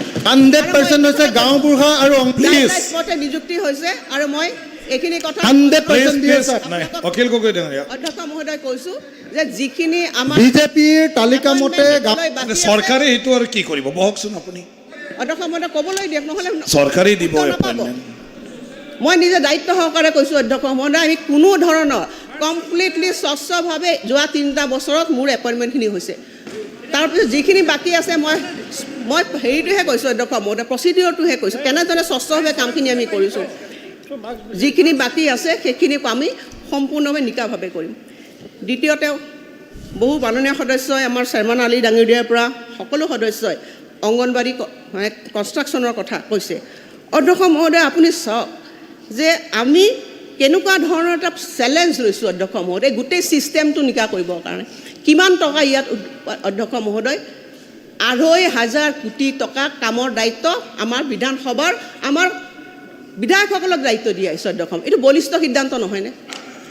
কোনোবাই 20টা পাইছে 30টা পাইছে মই প্ৰথম 5,000 যিখিনি কৰিছিলোঁ তেতিয়া মই আপোনাক কৈছিলোঁ যে আৰু পিছৰ 5,000 হ'ব নেক্সট 5,000 কাৰণে আপোনালোকৰ মই নিজে খুজি মই লিষ্ট লিছোঁ আজি যে চেংচন হোৱা দেৰি হৈছে তাৰ কাৰণটোৱে হৈছে বহু মাননীয় সদস্যই যেতিয়া মোক প্ৰস্তাৱটো দিবলৈ নিদিয়ে অধ্যক্ষ মহোদয় বহু দেৰি বিলম্ব তেওঁলোকে হোৱাৰ পিছত মই এইখিনি গোটেইখিনি প্ৰায় আৰু 4-500 মান পাবলৈ আছে 5,000 মোৰ কম হৈ আছে কাৰণ প্ৰস্তাৱটো 5,000 দিব লাগে সেইখিনি হোৱা মই তথাপিও বেংকলৈ পঠিয়াই দিছিলোঁ আমাৰ নাবাৰ্ডলৈ পঠিয়াই দিছোঁ আপুনি তালিকালৈতো আমাক 25টাৰ তালিকালৈ আপুনি শুনি লওক দুটা পাইছোঁ অধ্যক্ষ মহোদয় মই সদনত উপস্থিত আছোঁ মই সেইকাৰণে আমাৰ সকলো সদস্যক কৈছে মই এটাও দিয়া নাই মোক এটা দিবলৈও কোৱা নাই মই ৰেকৰ্ডত ৰাখিছোঁ পিছত এইবিলাক অংক হৈ থাকিব এটাও দিয়া নাই ঠিক আছে যদি মই সদস্য হওঁ ইয়াৰ ঠিক আছে উপাধ্যক্ষ ঠিক আছে মন্ত্ৰী ডাঙৰীয়াই কৈ আছে মই সম্পূৰ্ণ দায়বদ্ধতাৰে কৈছোঁ যিসকল বিধায়কে মোক দিছে লিষ্ট সেইখিনি লিষ্ট মই নাবাৰ্ডলৈ দিছোঁ আৰু অতি শীঘ্ৰে আপোনালোকে যেনেকৈ দিছে সেই লিষ্টমতে অনুমোদন হৈ আহিব আপোনালোকে লিষ্ট পাবই কাৰণ তাততো কোনো ধৰণৰ কথা নাই 10,000 চেংচন হ'ব 10,000 বিধায়কসকলে পাব তাত ক'বলৈ কি আছে উপাধ্যক্ষ মহোদয় কিন্তু সিদ্ধান্তটো কি যে অসমত 2,500 কোটি টকাৰ অংগনবাড়ী মডেল অংগনবাড়ী কেন্দ্ৰ আজি অসমৰ বিধায়কসকলে কৰি আছে যে ৰেকৰ্ড নহয় নেকি অধ্যক্ষ মহোদয় মই ৰেকৰ্ড কৈছোঁ একেবাৰে অসত্য কথা এটাও কৰা নাই এটাও দিয়া নাই আমাক এটাও দিয়া নাই অধ্যক্ষ মহোদয় ক'তো হোৱা নাই কওঁতে বহুত ধুনীয়াকৈ কৈছে কিন্তু এটাও এই কথাটো সত্য নহয় মই অন ৰেকৰ্ড সদনত কৈছোঁ এটাও দিয়া নাই অধ্যক্ষ মহোদয় অন ৰেকৰ্ড নাও পইচা না আমাৰ মতে আপোনাৰ এটা দিছে না কনষ্ট্ৰাকশ্যনত ক'ৰবাত আছে আমাৰ মতে এটাও দিয়া নাই হ'ব কিছু বিধায়কে কৰি আছে আমাৰ গাৰ্জেন মিনিষ্টাৰে কৰিছে অধ্যক্ষ ডাঙৰীয়া আমাৰ তাত গাৰ্জেন মিনিষ্টাৰে কৰিছে ঠিক আছে ঠিক আছে হ'ব বহক বহক আপোনালোকে গাৰ্জেন মিনিষ্টাৰক দিছে বহক প্লিজ তাৰপিছত আকৌ 25টা বিচাৰি 2টা দিছে অধ্যক্ষ মহোদয় মোৰ কথা হ'ল মই মন্ত্ৰী হিচাপে বিভাগৰ মন্ত্ৰী হিচাপে মই এইটোৱে চাম যে সমষ্টিবিলাকত আজি অংগনবাড়ী কেন্দ্ৰ পাইছেনে নাই আৰু তাৰ কাম নিৰ্মাণ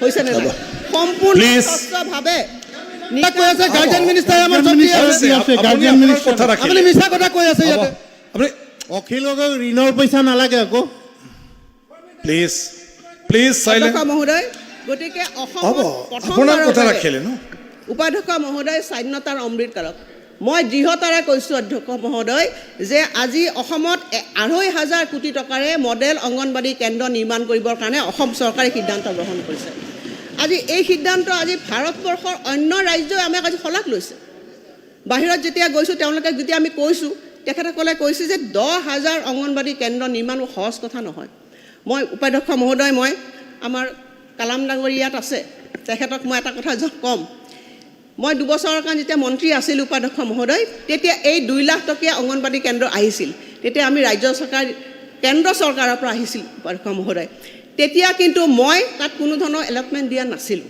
তেতিয়া গড়কাপ্তানি বিভাগক দিছিলোঁ সেইখিনি কাম কৰিবৰ কাৰণে আমি চোৱাও নাছিলোঁ আৰু তেতিয়া কালাম ডাঙৰীয়া এটা ডাঙৰ ঠিকা পাইছিলে আপুনি পাইছিলে নাই তেতিয়া কালাম ডাঙৰীয়াই মোক কৈছিলে যে বাইদেউ এই ঠিকাটো কিন্তু একদম বাই মোৰ এলটমেণ্ট লেটাৰ মেইলত আহিছে হয় নাই মেইলত নে আহিছে আপুনি কৈছিলে নাই কৈছিলে আপুনি মোক মনত আছে মোৰ মনত আহি গ'ল কাৰণ আপুনি মোক কৈছিলে তেতিয়া যে মই ডাঙৰ কাম এটা পাইছিলোঁ যে আপুনি মেইলত দিছে নহয় উপাধ্যক্ষ মহোদয় মই কথা নহয় আপুনি এইবোৰ কি ব্লেকমেইল কৰি আছে অখিল গগৈ ডাঙৰীয়া প্লিজ কৈছে স্যাৰ ক'ব নোৱাৰে কি ধেমালি বনাই ৰাখিছে অখিল গগৈ ডাঙৰীয়া এনেকৈ ক'ব নোৱাৰে বহক প্লিজ প্লিজ বহক না স্যাৰ এইবোৰ প্লিজ প্লিজ ৰূপজ্যোতি বহক বহিব বহিব বহক বহক বহক বহক অধ্যক্ষ মহোদয় বহক ৰূপজ্যোতি ৰূপজ্যোতি কৰ্মী বহক বহক অধ্যক্ষ মহোদয় বহক বহক অধ্যক্ষ মহোদয় অধ্যক্ষ মহোদয় এইখিনি কথা মই এইকাৰণে কৈছোঁ হ'ব অনাৰেবল মিনিষ্টাৰ ৰিপ্লাই কৰি আছে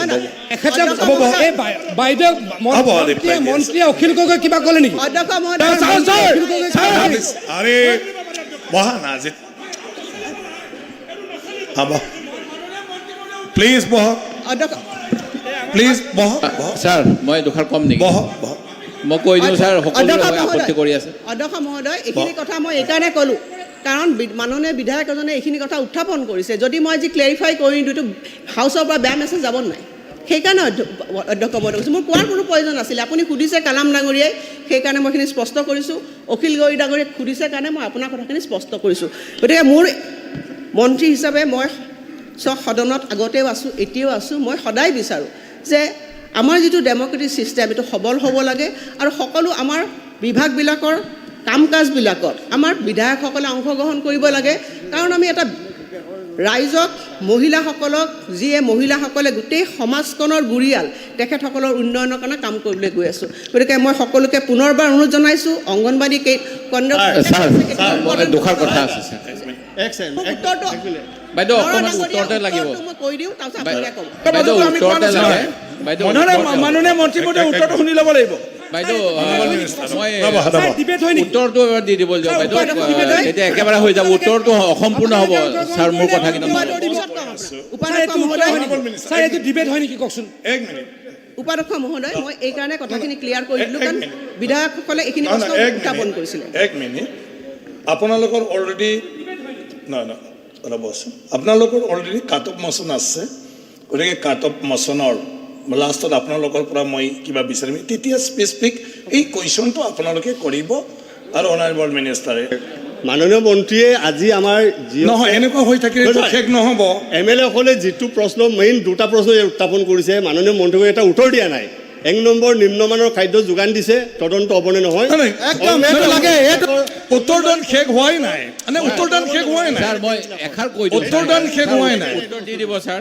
নাই ডিছকাশ্যন হৈ থাকিলেতো শেষে নহ'ব। ছাৰ ডিছকাশ্যন নাই মই কৈছোঁ কি আপোনালোকৰ অলৰেডি কাৰ্ড মোচন আপোনালোকে মুভ কৰিছে, গতিকে মন্ত্ৰী ডাঙৰীয়ানীৰ মানে উত্তৰ শেষ হোৱাৰ পিছত আপোনালোকক মই সুধিমেই আপোনালোকৰ কাৰ্ড মোচনত, সেইটো সময়ত আপোনালোকে যিখিনি উত্তৰত থাকি গৈছে সেইটো আপোনালোকে মন্ত্ৰী মহোদয়ৰ পৰা ক্লিয়াৰিফিকেশ্যন বিচাৰিলে আকৌ তেখেতে স্পেচিফিক এই এনচাৰটো দি দিব।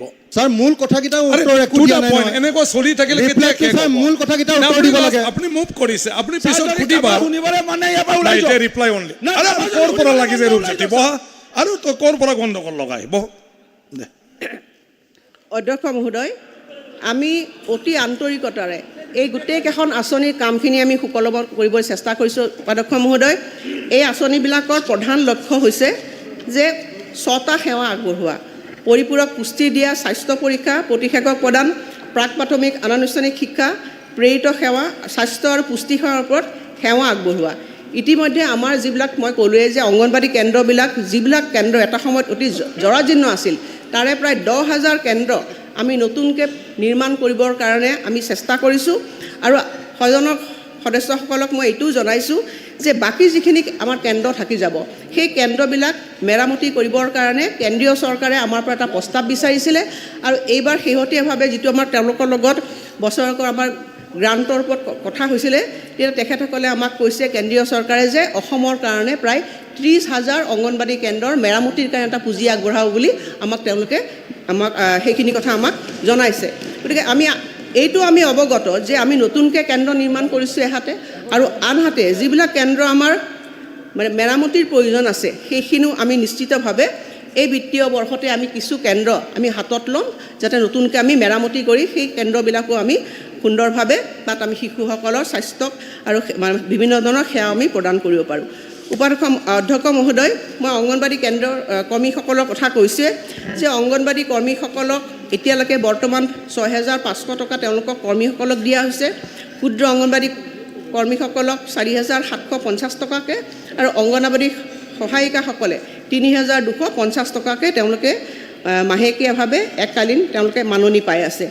আৰু অধ্যক্ষ মহোদয়, আপোনাক জনাবলৈ পাই ভাল পাইছোঁ যে অসমে হৈছে যে প্ৰথম ৰাজ্য যিখন ৰাজ্যই অসমৰ অংগনবাদী কৰ্মী আৰু সহায়কসকলক তেওঁলোকক স্বীকৃতি জনাই তেওঁলোকক অৱসৰৰ পিছত এককালীনভাৱে আমি 4 লাখ টকা, 3 লাখ টকা আৰু 2 লাখ টকা আমি দি আছোঁ যোৱা 2টা বছৰৰ পৰা। আৰু এই ক্ষেত্ৰত আমি যোৱা 2টা বছৰত প্ৰায় 1,856 গৰাকী অংগনবাদী কৰ্মী আৰু 1,867 গৰাকী অংগনবাদী সহায়িকাক ইতিমধ্যে 112 কোটি টকা তেওঁলোকক প্ৰদান কৰা হৈছে, আৰু এই প্ৰক্ৰিয়া জাৰি ৰাখিব। ভাৰতবৰ্ষৰ ভিতৰত অধ্যক্ষ মহোদয় অসমেই প্ৰথম। আৰু দ্বিতীয়তে তেওঁলোকৰ এটা দাবী আছিলে যে তেওঁলোকৰ মানে অংগনবাদী কৰ্মীৰ পৰা যেতিয়া মুখ্য সেৱিকা পদ পায় তেওঁলোকৰ যাতে 25% তেওঁলোকক মানে দিব লাগে। সেইটো আমি 25% মুখ্য সেৱিকা পদ অংগনবাদী কৰ্মীৰ পৰা সংৰক্ষণ কৰি আমি পদোন্নতিৰ বাবে ব্যৱস্থা গ্ৰহণ কৰিছোঁ। আৰু ইতিমধ্যে কেন্দ্ৰীয় বাজেটত আপোনালোকে সকলোৱে দেখিছে যে অংগনবাদী কৰ্মী আৰু সহায়িকাসকলৰ কাৰণে আয়ুষ্মান ভাৰতত 5 লাখ টকালৈকে যিটো স্বাস্থ্য সেৱা সুবিধা সেইটো প্ৰদান কৰা ভৱিষ্যতে হ'ব। গতিকে আমি অংগনবাড়ী কৰ্মী আৰু সহায়িকাসকলৰ যিখিনি তেওঁলোকৰ মানে সেৱা, সেই সেৱাৰ প্ৰতি সদায় আমি স্বীকৃতি জনাই আহিছোঁ আৰু এইটো আমি কৈছোঁ যে তেওঁলোকৰ কিবা অসুবিধা আছে, সুবিধা আছে, সেইখিনি আমাক অৱগত কৰিব আৰু মই সদায় তেখেতসকলৰ লগত আছোঁৱেই আৰু আমি তেওঁলোকৰ কেনেধৰণে আগুৱাই লৈ যাব পাৰোঁ আমি ভৱিষ্যতে সেইখিনি সম্পূৰ্ণ লক্ষ্য ৰাখিম আৰু তেওঁলোকক আমি আগুৱাই লৈ যাবৰ কাৰণে সকলো ক্ষেত্ৰতে আমাৰ প্ৰচেষ্টা জাৰি ৰাখিম। দ্বিতীয়তে দিব্যাংগসকলৰ কথা কোৱা হৈছে অধ্যক্ষ মহোদয়। দিব্যাংগসকলৰ আগতে এখন আঁচনি আছিল, সেইখন আঁচনিত দিব্যাংগসকলে 800 টকা পাইছিলে, কিন্তু আমি যেতিয়া অৰুণোদয় আঁচনি আনিলোঁ তেতিয়া অৰুণোদয় আঁচনিত আমি সেই দিব্যাংগ আঁচনিখন আমি ছাবজিউম কৰিলোঁ আৰু সেইখিনি সময়ত আমি গোটেই এটা পৰ্টেলৰ যোগেৰে গোটেই দিব্যাংগ আঁচনিখন চালিজাৰি চালোঁ আৰু চালিজাৰি চোৱাৰ পিছত যিমানখিনি দিব্যাংগ পেঞ্চন পাই আছিলে সেইখিনি সময়ত সেই লোকসকলক আমি অৰুণোদয় আঁচনিত আমি অন্তৰ্ভুক্ত কৰিছোঁ। গতিকে কোনোবাই কৈছে অৰুণোদয় অন্তৰ্ভুক্ত হোৱা নাই, এইটো কথা সত্য নহয়, কাৰণ মই নিজে চেক কৰিছোঁ বাৰম্বাৰ যিমান দিব্যাংগ পেঞ্চন তেওঁলোকে পাই আছিলে সকলোখিনিয়ে অৰুণোদয় আঁচনিত ছাবজিউম কৰা হৈছে, তেওঁলোকৰ 200 টকা বাঢ়িছেহে। আৰু আমি গাইডলাইনছতো আছে যদি কোনোবা নোপোৱাকৈ দিব্যাংগ থাকি গৈছে তেওঁলোকতো প্ৰায়ৰিটি থাকিব। গতিকে কোনোবা মই মাননীয় সদস্যসকলকো অনুৰোধ জনাইছোঁ, কাৰণ অৰুণোদয় আঁচনি এইবছৰ মই আমি আকৌ এক্সপানশ্যনৰ কাৰণে 2.5 লাখ আমি আনিছোঁ, তাত আপোনালোকে এইবিলাক লোকক কোনোবা যদি থাকি গৈছে আপোনালোকে অন্তৰ্ভুক্ত কৰিব পাৰিব। ইয়াৰ পিছত মাননীয় সদস্যসকলে বিভিন্ন ধৰণৰ প্ৰশ্ন উত্থাপন কৰিছে। খাদ্যৰ ক্ষেত্ৰত আপোনালোকে কৈছে উপাধ্যক্ষ মহোদয়, মই আপোনালোকক এইটো কথা কৈছোঁ যে গভৰ্ণমেণ্ট অফ ইণ্ডিয়াৰ যিটো গাইডলাইনছ আছে সেই গাইডলাইনছ মতে আমি এই নিউট্ৰিশ্যনবিলাক দি আছোঁ। আৰু আগতে কি হৈছিলে কিছুমান NGOবিলাকো খাদ্য সামগ্ৰী দিছিলে, কিন্তু গভৰ্ণমেণ্ট ইণ্ডিয়াৰ তেওঁলোকৰ একদম সুস্পষ্ট নীতি আছে যে তেওঁলোকে মাইক্ৰ' নিউট্ৰিয়েণ্টছহে দিব লাগে। ডাঙৰীয়া আপোনাকো মই স্পষ্টভাৱে কৈছোঁ। বাইদেউ এইবিলাক CDP অফিচত জমা আছে, কোনো অংগনবাড়ী কৰ্মী লৈ নাযায় আৰু কোনো কৰিবলৈ দিয়ক না, ৰিপ্লাইটো কৰিবলৈ দিয়ক। আপুনি ঠিকাদাৰৰ কাৰণে কৰিছে, প্লিজ যিয়ে নহওক ৰিপ্লাই আপোনালোকে নোট কৰক না, কিবা যদি ক্লিয়াৰিফিকেশ্যন লাগে। আৰু কি হৈ থাকে অধ্যক্ষ মহোদয় মোক ক'বলৈ দিয়ক। যেতিয়া আমি government of India guidelines follow' কৰি বস্তুখিনি দিছোঁ, মই নিজে ছুপাৰভাইজাৰ অংগনবাড়ীসকলকো সুধিছোঁ, তেখেতসকলে কৈছে যে আমাক আগতে যেনেকৈ আমি দিছিলোঁ ফিচাৰী তেনেকুৱা এটা অংশ আমাক দিব লাগে। মই লগে লগে কেবিনেট প্ৰগ্ৰাম ৰেডি কৰিছোঁ আৰু চৰকাৰক মই জনাইছোঁ যে কিছুমান অংগনবাড়ী কেন্দ্ৰত তেওঁলোকে সেই খাদ্যটো নাখায়। গতিকে এইখিনি কথা আমি জনাইছোঁ, কেবিনেটতো মই জনাইছোঁ। গতিকে আমি আশা কৰিছোঁ যে তেওঁলোকক কৈছোঁ যে কিমানখিনি আপোনালোকক লাগে, খাদ্য কেনেকৈ ধৰণে খাব পাৰে, নিড বেছ আমি তেওঁলোকৰ পৰামৰ্শ গ্ৰহণ কৰিছোঁ আৰু সেই পৰামৰ্শ মতে আমি ভৱিষ্যতে কাম কৰি যাম। ইয়াত কোনো ধৰণৰ অন্য কোনো কথা নাই অধ্যক্ষ মহোদয়। আমি গভৰ্ণমেণ্ট অফ ইণ্ডিয়াৰ গাইডলাইনছ মতে আমি সেইখিনি তেওঁলোকক বস্তুখিনি দিছোঁ আৰু আপুনি নাখায় আমি সেইটোও কৈছোঁ যে তেওঁলোকে যেতিয়া আমি পাইছোঁ সেইখিনি জনাইছোঁ। যদি ভৱিষ্যতে আমি দেখোঁ যে তেওঁলোকে আগৰ ছিষ্টেমতে আমি কনভাৰ্ট কৰিব লাগে, আমি চৰকাৰক জনাম, গাইডলাইনছ আমি সলনি কৰিবৰ কাৰণে আমি গভৰ্ণমেণ্ট অফ ইণ্ডিয়াক জনাম। কিন্তু এতিয়া আমি গভৰ্ণমেণ্ট অফ ইণ্ডিয়াৰ মতে কাম কৰিব লাগিব, কাৰণ এই গোটেই আঁচনিখন গভৰ্ণমেণ্ট অফ ইণ্ডিয়া আঁচনি। সেইকাৰণে কৈছোঁ অধ্যক্ষ মহোদয় যে অন্য ধৰণৰ ইয়াত সম্পূৰ্ণ স্বচ্ছভাৱে আমি আঁচনিখনৰ কাম কৰিবলৈ চেষ্টা কৰিছোঁ। আৰু আপোনালোকে জানি ভাল পাব যে চাহ বাগিচা অঞ্চলবিলাকত আমাৰ ৰাজ্যখনত বহুতো চাহ বাগিচা আছে। যোৱা সময়ছোৱা অংগনবাড়ী কেন্দ্ৰবিলাক মই বিধায়কসকলক অনুৰোধ জনাইছিলোঁ, বহু মাননীয় বিধায়কে অংগনবাড়ী কেন্দ্ৰবিলাক চাহ বাগিচাবিলাকত তেওঁলোকে নিৰ্মাণ কৰিছে। আৰু এইবাৰো মই কথা দিছোঁ যে আহিব লগা সময়ছোৱা আৰু যদি আমি অংগনবাড়ী কেন্দ্ৰ বেছিকৈ দিব পাৰোঁ আমি চাহ বাগিচা অঞ্চলবিলাকতো আৰু বেছিকৈ দিম। সেইখিনি মই কথাখিনি মই মোৰ পৰা আপোনাক প্ৰতিশ্ৰুতি দিছোঁ। আৰু লগতে চৰ অঞ্চল যোৱা সময়ছোৱা আমাৰ বহুতো বিধায়কে মোক সংগ দিছিলে, আমি চাহ বাগিচাবিলাকত সুন্দৰ সুন্দৰ এৱাৰনেছ প্ৰগ্ৰেম পাতিছিলোঁ, তাত হাজাৰ হাজাৰ মহিলা অংশগ্ৰহণ কৰিছিলে, শিশুৱে অংশগ্ৰহণ কৰিছিলে, গৰ্ভৱতী মাতৃ আমি হেল্থ মেলা পাতিছিলোঁ।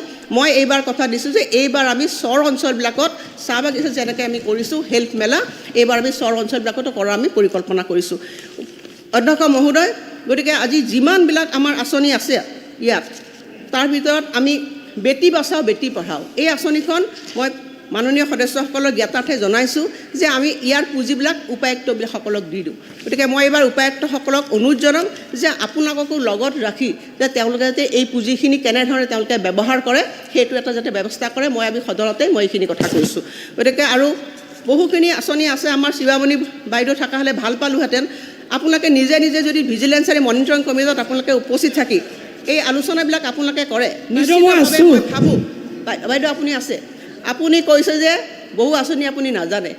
নজনাৰ কাৰণটো হৈছে নিশ্চয় আপুনি ভিজিলেন্স এণ্ড মনিটৰিং মিটিঙত সভাবিলাক আপুনি অনুষ্ঠিত কৰা নাই। মই নাজানো বুলি কোৱা নাই, ৰাইজে জনাব লাগিব, আপোনাৰ দায়িত্ব আছে। কোৱা নাই, ৰাইজে আপোনাৰ দায়িত্ব আছে। গতিকে আপুনি ভিজিলেন্স এণ্ড মনিটৰিং মিটিঙত আপোনালোকে এইখিনি কথা আলোচনা কৰি নিশ্চিতভাৱে, আৰু আপোনালোকে যদি আপোনালোকৰ কেন্দ্ৰবিলাক ভিজিট কৰে সেইটো অতি মানে ভাল কথা হ'ব।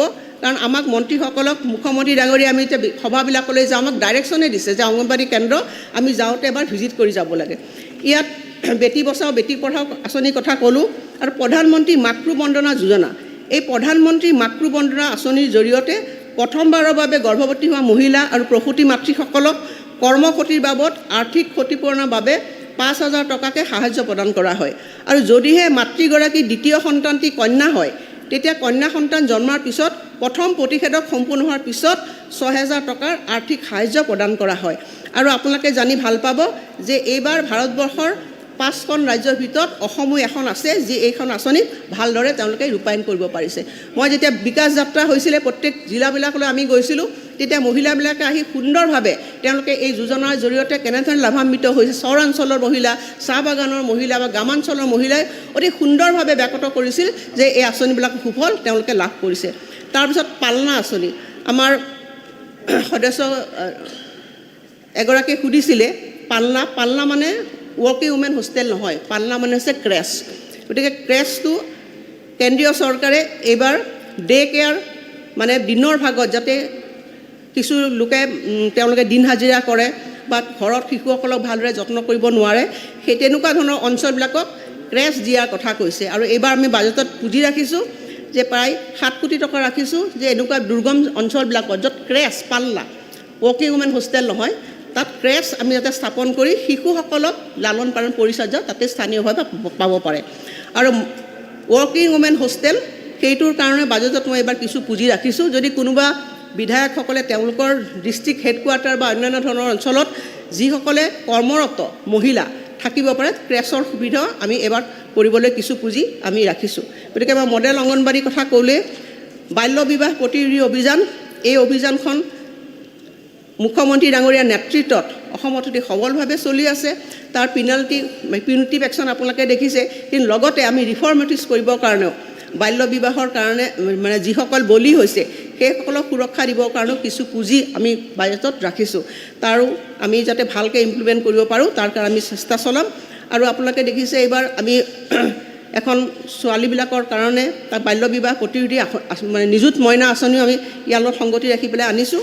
গতিকে মই বহুত দীঘলীয়া অধ্যক্ষ মহোদয় কৰিব খোজা নাই, মই এইটোৱে কৈছোঁ অধ্যক্ষ মহোদয় যে বিভাগটোক আচলতে আমি সক্ৰিয় কৰিবৰ কাৰণে, আমাৰ আঁচনিবিলাক স্বচ্ছ কৰিবৰ কাৰণে আমি সম্পূৰ্ণভাৱে যিমান পাৰোঁ আন্তৰিকতাৰে আমি চেষ্টা কৰিছোঁ। আপোনালোকৰ সহযোগিতা কামনা কৰিছোঁ। যিবিলাক অংগনবাড়ী কৰ্মী সহায়িকা আছে তেখেতসকলে কাম কৰি আছে, তেওঁলোকৰ সেৱাৰ আমি প্ৰতিদান স্বৰূপে যিমান পাৰিছোঁ দিবলৈ চেষ্টা কৰিছোঁ। আৰু শেহতীয়াভাৱে অসম চৰকাৰে অসম গৌৰৱ বঁটা তিনিচুকীয়া জিলাৰ হাফজান সংগত শিশু বিকাশ প্ৰকল্পৰ অধীনত লংচুৱাল বাগিচা ডিপু লাইনৰ অংগনবাড়ী কেন্দ্ৰৰ কৰ্মী শ্ৰীমতী মেৰী হাজদাক অংগনবাড়ী কেন্দ্ৰৰ সেৱাসমূহৰ জৰিয়তে শিশুৰ সৰ্বাংগীনী বিকাশ আৰু গৰ্ভৱতী মহিলাৰ যত্ন লোৱাৰ কাৰণে 2023 চনৰ অসম গৌৰৱ বঁটাৰে সন্মানিত কৰিছে। গতিকে আমাৰ কৰ্মীসকলৰ যথেষ্টখিনি তেওঁলোকৰ ত্যাগ আছে, আৰু আমি আশা কৰিছোঁ যে বিভিন্ন ধৰণৰ আঁচনিবিলাকৰ সফল প্ৰয়োগ ৰাইজৰ সহযোগিতাৰেহে আচলতে আমি আমাৰ যিটো লক্ষ্য সেই লক্ষ্যত আমি উপনীত হ'ব পাৰিম। গতিকে মই পুনৰবাৰ সকলোকে ইয়াত অংশ লোৱাৰ বাবে মই কৃতজ্ঞতা জনাইছোঁ, আৰু আপোনালোকক মই এইখিনি কথা অৱগত কৰিলোঁ আৰু কৰ্তন প্ৰস্তাৱটো উঠাই ল'বৰ কাৰণে মই পুনৰবাৰ অনুৰোধ জনাইছোঁ। ধন্যবাদ। এটাৰ পিছত এটা বহকচোন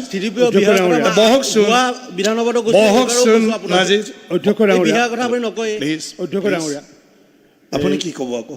মই এইটোৱে ক'ম যে নালাগে আপুনি ক'ব নহয়, এটা আনপাৰ্লিয়ামেণ্টাৰী ৱৰ্ড কৈছে। বাইদেউ যেতিয়া ৰচিদ আলমৰ কথা কৈছিলে তেতিয়া অখিল গগৈ কৈছিলে এইটো ব্লেক প্লেইং কৰি আছে আপুনি, সেইটো প্ৰচিডিঙৰ পৰা ড্ৰপ হ'ব, এইটো এক্সপানশ্যন কৰিব যিটো কৈছে। এতিয়া মাননীয় আমাৰ সদস্য শ্ৰী দেৱব্ৰত শইকীয়া। মাননীয় অধ্যক্ষ মহোদয়, বাইদেৱে যিখিনি উত্তৰ দিলে তাত দুটা কথা নাই যিটো বেছিভাগে কৈ আছিলে। এটা হ'ল যে মাননি বঢ়োৱাৰ কথাটো ইতিমধ্যে মানে পাৰিশ্ৰমিকৰ proposal for enhancement of state incentive for AWW, AWS and AWW mini. এইটো যোৱা সময়ছোৱাত ডাইৰেক্টৰেটে চৰকাৰলৈ পঠাইছিলে। এতিয়া যিটো ষ্টেটৰ এক্সিষ্টিং 2000 টকা তাক 5500 কৰিব লাগে, এনহেঞ্চমেণ্ট কৰিব লাগে বুলি অংগনবাদী ৱৰ্কাৰৰ ক্ষেত্ৰত। অংগনবাদী হেল্পাৰৰ ক্ষেত্ৰত 1000ৰ পৰিৱৰ্তে 2750 আৰু অংগনবাদী ৱৰ্কাৰ মিনিৰ ক্ষেত্ৰত 1250ৰ পৰিৱৰ্তে 3450। এইটো যোৱা ডিচেম্বৰ মাহত প্ৰপ'জেল চৰকাৰলৈ পঠোৱা হ'ল। এইটো এতিয়াও কিয় গৃহীত কৰি মাননি বৃদ্ধি কৰা নাই, বাইদেউ এইখিনি কথা ক'ব লাগে।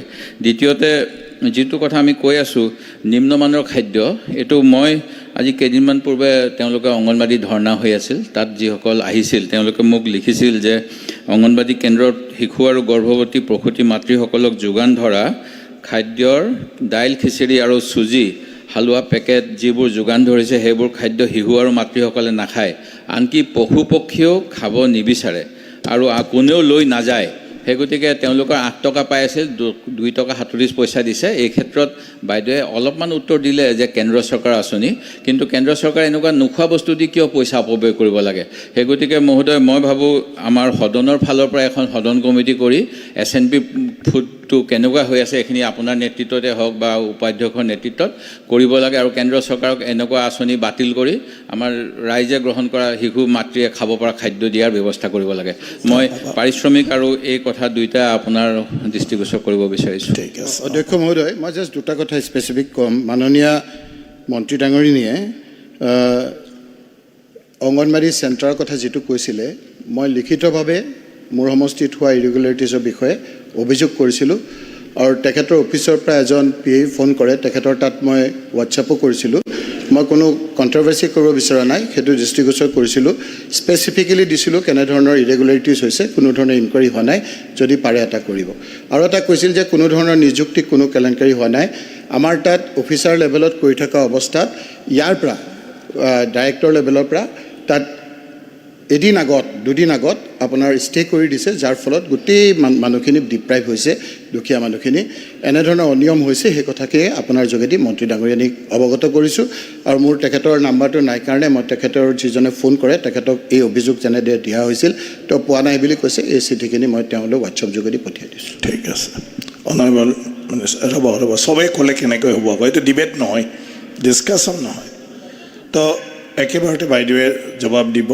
আমাৰ বছিৰ আহমেদ ডাঙৰীয়া আপুনি একেবাৰতে উঠাই ল'ব আৰু কিবা যদি পইণ্ট আছে।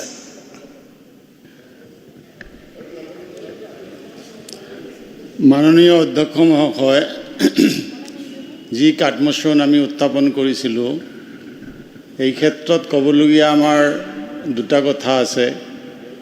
এটা হ'ল মডেল আদৰ্শ অংগনবাদী চেণ্টাৰ যি অসমত বিভিন্ন জিলাত দিয়া হৈছে সমষ্টিত। ধুবুৰী জিলাত মোৰ সমষ্টিতে মাত্ৰ 10-12টামান পাইছোঁ। সমবিকাশ বা সমবিতৰণ যাতে হয় তাৰ প্ৰতি মই মন্ত্ৰী মহাশয়াৰ দৃষ্টি আকৰ্ষণ কৰিছোঁ। 2 নম্বৰ হ'ল আদৰ্শ অংগনবাদী চেণ্টাৰবিলাক ইমপ্লিমেণ্ট কৰিবলৈ যাওঁতে এটা অসুবিধা হৈছে। আগতে অলপ মাটিতে মানে অংগনবাদী চেণ্টাৰবিলাক চেংচন দিয়া হৈছিল আৰু তাত প্ৰতিষ্ঠা কৰা হৈছিল। এতিয়া আদৰ্শ বা মডেল অংগনবাদী চেণ্টাৰ বনোৱাৰ ক্ষেত্ৰত চৰ্ত আৰোপ কৰা হৈছে যে মিনিমাম 1 বিঘা নে 2 বিঘা এটা মাটিৰ কৰা হৈছে। গতিকে প্ৰায় বেছিভাগ অংগনবাদী চেণ্টাৰৰ ইমান প্ৰয়োজনীয় চৰকাৰে বান্ধি দিয়াৰ নিয়মমতে মাটি নাই। সেইকাৰণে এই ক্ষেত্ৰতো অলপ বিবেচনা কৰাৰ বা পুনৰ দৃষ্টি ইয়াত দিয়াৰ কাৰণে মই অনুৰোধ জনালোঁ। আৰু এইখিনি কৈ আমাৰ যি কৰ্তন প্ৰস্তাৱ আছে মই উদ্ৰ কৰিলোঁ। ঠিক আছে। তো মনোৰঞ্জন তালুকদাৰ। স্পীকাৰ ছাৰ, কৰ্তন প্ৰস্তাৱ নিশ্চিতভাৱে উদ্ৰ কৰিম, কিন্তু এটা কথাত আমি প্ৰায় 3 বছৰ ধৰিয়ে আলোচনা কৰিলোঁ যে অংগনবাদী কৰ্মী সহায়িকাৰ মাননি বৃদ্ধিৰ বিষয়টো। মাত্ৰ 2000 টকা ষ্টেট গভৰ্ণমেণ্টে দিয়ে কৰ্মীক, 1000 টকা দিয়ে সহায়িকা। এই পৰিমাণটো যথেষ্ট কম। আমি গোটেই ভাৰতবৰ্ষৰ ৰাজ্যবিলাকৰ তালিকা পৰ্যন্ত দাখিল কৰিলোঁ। তাৰপিছতো মন্ত্ৰী মহোদয়া মোটামুটিভাৱে কঠোৰ হৈ আছে, কোনো কাৰণতে বৃদ্ধি নকৰিব। এইটোৱে আমাক কিন্তু গৰ্বিত কৰা নাই। ভাৰতবৰ্ষৰ গোটেই ৰাজ্যবিলাকৰ ভিতৰত আটাইতকৈ কম আমি মাননি দি আছোঁ আমাৰ ৰাজ্য চৰকাৰে। এইটো কি কাৰণত তেওঁ এইটো একেবাৰে কঠোৰ ষ্টেণ্ড লৈছে আমাৰ বুজা মুস্কিল হৈছে। ডিৰেক্টৰৰ পৰা প্ৰস্তাৱ এটাও আহিছিল 10,000 আৰু 5,000 যাতে হয়, অলপ বঢ়াব লাগে। ইমান মানুহক আমি দিব পাৰিছোঁ মাত্ৰ 1,21,000 কৰ্মী সহায়িকাৰ, মাননিটো বৃদ্ধি কৰিব নোৱাৰাত আৰু তেওঁ যোৱা বছৰো তেনেকৈ এৰাই গৈছে, এইবাৰো এটা কঠোৰ ষ্টেণ্ডতে আছে। যদি আমি অংগনবাদী কেন্দ্ৰবিলাক সচল কৰিব লাগে, এফেক্টিভ কৰিব লাগে, এতিয়া কৰ্মী সহায়িকাক যদি এই ধৰণৰ অৱস্থাত ৰাখি থোৱা যায় তেতিয়াহ'লে নিশ্চিতভাৱে এইটো শোভনীয় কথা নহ'ব, আমাৰ কাৰণে আদৰণীয় কথা নহ'ব। মই এইটো পুনৰ অনুৰোধ ৰাখিছোঁ তেওঁ যাতে এইটো বিবেচনা কৰে বা চৰকাৰে এই বিষয়ত এটা পদক্ষেপ গ্ৰহণ কৰে। মই এইখিনি কথা ক'লোঁ। খাদ্যৰ প্ৰশ্নটোতো আজি নতুনকৈ আকৌ বিচাৰ কৰিব লাগিব। যি খাদ্য নাখায়েই তাক দি থাকিলেতো আমাৰ লাভ নাই। এটা তাৎক্ষণিকভাৱে ৰাজ্যিক চৰকাৰৰ পক্ষৰ পৰা বা ডিপাৰ্টমেণ্টৰ পৰা তেওঁলোকে ব্যৱস্থা গ্ৰহণ কৰক, খাদ্যটো যাতে উন্নত হয়। কাৰণ শিশুৰ স্বাস্থ্যটো আমি তাক কম্প্ৰমাইজ কৰি পেলাই শিশুৰ উন্নয়ন আমি কৰিব নোৱাৰোঁ। শিশুৰ স্বাস্থ্যটো আমাৰ কাৰণে গুৰুত্বপূৰ্ণ। এইখিনি কথা মই কৈ অনুৰোধ কৰি পেলাই মই কৰ্তন প্ৰস্তাৱটো উঠাই লৈছোঁ। ঠিক আছে। অখিল গগৈ। অধ্যক্ষ ডাঙৰীয়া, আমি ভাষণৰ সময়তে কৈছিলোঁ যে আমাৰ গোটেই দেশখনৰ ভিতৰত আটাইতকৈ বেছি মেটাৰ্নেল মৰ্টেলিটি ৰেট, প্ৰসূতি মৃত্যুৰ হাৰ আটাইতকৈ বেছি আমাৰ অসমত। গতিকে প্ৰসূতি মৃত্যু আৰু ইনফেণ্ট মৰ্টেলিটি ৰেট দেশৰ ভিতৰত চতুৰ্থ। তো এই দুইটাৰ এটা প্ৰধান কাৰণ হ'ল অপুষ্টিকৰ অৱস্থা। এতিয়া এই যিটো খাদ্যৰ কথাটো উঠিছে, মই অলপ আগতে আচলতে উপাধ্যক্ষ ডাঙৰীয়া আছিলে, তেখেতৰ হাতত খাদ্যৰ পেকেটখিনি জমা দিছিলোঁ আমি। কাৰণ সেই যিটো খাদ্য দিছে এই খাদ্যটো কোনেও নাখায়, আনকি গৰুৱেও নাখায় সেই খাদ্যটো। গতিকে একদম দম দম হৈ পৰি আছে। আৰু এই খাদ্যটোৰ কাৰণে পইচা খৰচ কৰাৰ পৰিমাণটো কিন্তু কম নহয়। মই হেৰিয়াত চাইছিলোঁ, তাত দেখুৱাইছে যে এই খাদ্যটোৰ কাৰণে পইচা খৰচ কৰাৰ পৰিমাণটো হ'ল 887 কোটি টকা এবছৰত। আপুনি ক্লিয়াৰিফিকেশ্যন কিবা যদি বিচাৰি এতিয়া 887 কোটি টকা। এইটো মানে এতিয়া ঠিকাদাৰবিলাকে এইটো ছাপ্লাই দিবলৈ পাই বৰ ফূৰ্তি পাইছে। আগতে দাস নামৰ এজন ঠিকাদাৰে ছ'চিয়েল ৱেলফেয়াৰ ডিপাৰ্টমেণ্টটো চলাইছিলে, এতিয়া চাহিকে ধৰি কেইজনমান গোটেই ডিপাৰ্টমেণ্টটো এতিয়া চলাবলৈ লৈছে। গতিকে এই গোটেই বস্তুটোক লৈ এটা এনকুৱাৰী হ'ব লাগে, আৰু এনকুৱাৰী হৈ যাতে এই যিটো পেকেট খাদ্য এইটো বন্ধ কৰাৰ ব্যৱস্থা হ'ব লাগে। এইটো 1 নম্বৰ। 2 নম্বৰ, অংগনবাদী কৰ্মী আৰু সহায়িকাসকলৰ কামটো নিয়মীয়া কৰিবৰ কাৰণে 2015 চনতে, তেতিয়া কংগ্ৰেছ চৰকাৰ আছিলে, তেতিয়াৰ ডাইৰেক্টৰ কলিতা ডাঙৰীয়াই কেন্দ্ৰীয় চৰকাৰলৈ এটা বিশেষ প্ৰস্তাৱ প্ৰেৰণ কৰিছিলে। আৰু তেতিয়াই অংগনবাদী কৰ্মী আৰু সহায়িকাসকলৰ দৰমহা বৃদ্ধিৰ প্ৰশ্নটো উত্থাপন হৈছিলে। গতিকে আজিৰ দিনটোত য'ত মানে আমাৰ অসমৰ, মই ক'লোৱে মেটাৰ্নেল মৰ্টেলিটি ৰেট আৰু হেৰিয়াৰ ক্ষেত্ৰত সাংঘাতিক ওপৰত, ইনফেণ্ট মৰ্টেলিটি ৰেটৰ ক্ষেত্ৰত, গতিকে আমাৰ অংগনবাদী কৰ্মী আৰু সহায়িকাসকলৰ দৰমহা মিনিমাম 15,000 আৰু 10,000 কৰি তেওঁলোকক কাম কৰাৰ সুস্থ পৰিৱেশ এটা দিবৰ কাৰণে যদি ব্যৱস্থা লয়, তেতিয়াহ'লে মই ডেফিনেটলি প্ৰস্তাৱটো উঠাই ল'ম। আৰু 3 নম্বৰ কণ্ডিশ্যন নেকি? নিশ্চয়, হয় হয়, যদি সেইকেইটাক লৈ যদি ছেটিছফেক্টৰী উত্তৰ দিয়ে। কিন্তু লাষ্ট এটা কথা আছে, লাষ্ট এটা ICDS যিবিলাক অফিচ আছে, ভাৰত আছে, মন্ত্ৰী ডাঙৰীয়ানী ৰিপ্লাই দিছে। যদি কিবা ক্লিয়াৰিফিকেশ্যন লাগে সেইটোহে মই কৈছোঁ আপোনাক। হয়, মই অলৰেডি ৰিপ্লাই দিলে আৰু এইটো নালাগে আৰু লাষ্ট ICDS অফিচবিলাক ভাৰত আছে। আপুনিতো উঠাই নল'বই নহয় যদি অধ্যক্ষ মহোদয়, I want to note a point. আমাৰ সন্মানীয় বিধায়ক অখিল গগৈ এটা ভুল তথ্য দিছে। যিটো উইমেন মৰ্টেলিটি ৰেটৰ কথা কৈছে, সেই ৰিপৰ্টটো 2020লৈকে আছিল, 21ত সেই চেঞ্জ হৈছে। তেখেতে সেইটো কথা মেনশ্যন কৰা নাই। ঠিক আছে, তো উঠাই ল'ব। মন্ত্ৰী ডাঙৰীয়ানী অলপ ক'ব নেকি আপুনি, যিখিনি তেওঁলোকে পইণ্ট আউট কৰিছে? যিখিনি কথা কৈছে অধ্যক্ষ মহোদয় খোৱা খাদ্যৰ বিষয়ত মই ক্লিয়াৰ কৰি দিছোঁ। কাৰণ গোটেইখিনি আপুনি যিটো 870 টকালৈ সম্পূৰ্ণ সত্য তথ্য অধ্যক্ষ মহোদয়, গোটেইখিনিত তাত আমি কিছুমান পাৰ্ট আছে, কিছুমান তেওঁলোকক আমি কেন্দ্ৰবিলাকলৈ আমি ধন মোকলাই দিওঁ, লজিষ্টিক ছাপৰ্ট দিওঁ, তেনেকৈ মিলি এটা পৰ্চনহে আমি দিয়া হৈছে এই খাদ্য। তাকো আমি এক্সপেৰিমেণ্টেলি প্ৰথমবাৰৰ কাৰণে দিছোঁ অধ্যক্ষ মহোদয়। আগতে আমি কেতিয়াও দিয়া নাছিলোঁ, এইবাৰ এক্সপেৰিমেণ্টেলি দিয়াৰ কাৰণে গাইডলাইনছত দিছোঁ। তথাপি মই সদনক কৈছোঁ গোটেইখিনি আমি চাম, মই প্ৰস্তাৱ লৈ আছোঁ, যাতে ইয়াৰ পৰা যাতে এটা অসত্য মেছেজ এতিয়া নাযায়। আৰু বাকীখিনি কৈছোঁ অধ্যক্ষ মহোদয়, আমি কিমানখিনি অংগনবাদী কৰ্মী সহায়িকাখিনিক যিমানখিনি পাৰোঁ আমি তেওঁলোকক সহায় কৰি যাবলৈ আমি সদায় প্ৰস্তুত থাকিম। ঠিক আছে, ধন্যবাদ। ছাৰ এইটো ছেটিছফাইড নহয় আমি সদন ছাৰ আমি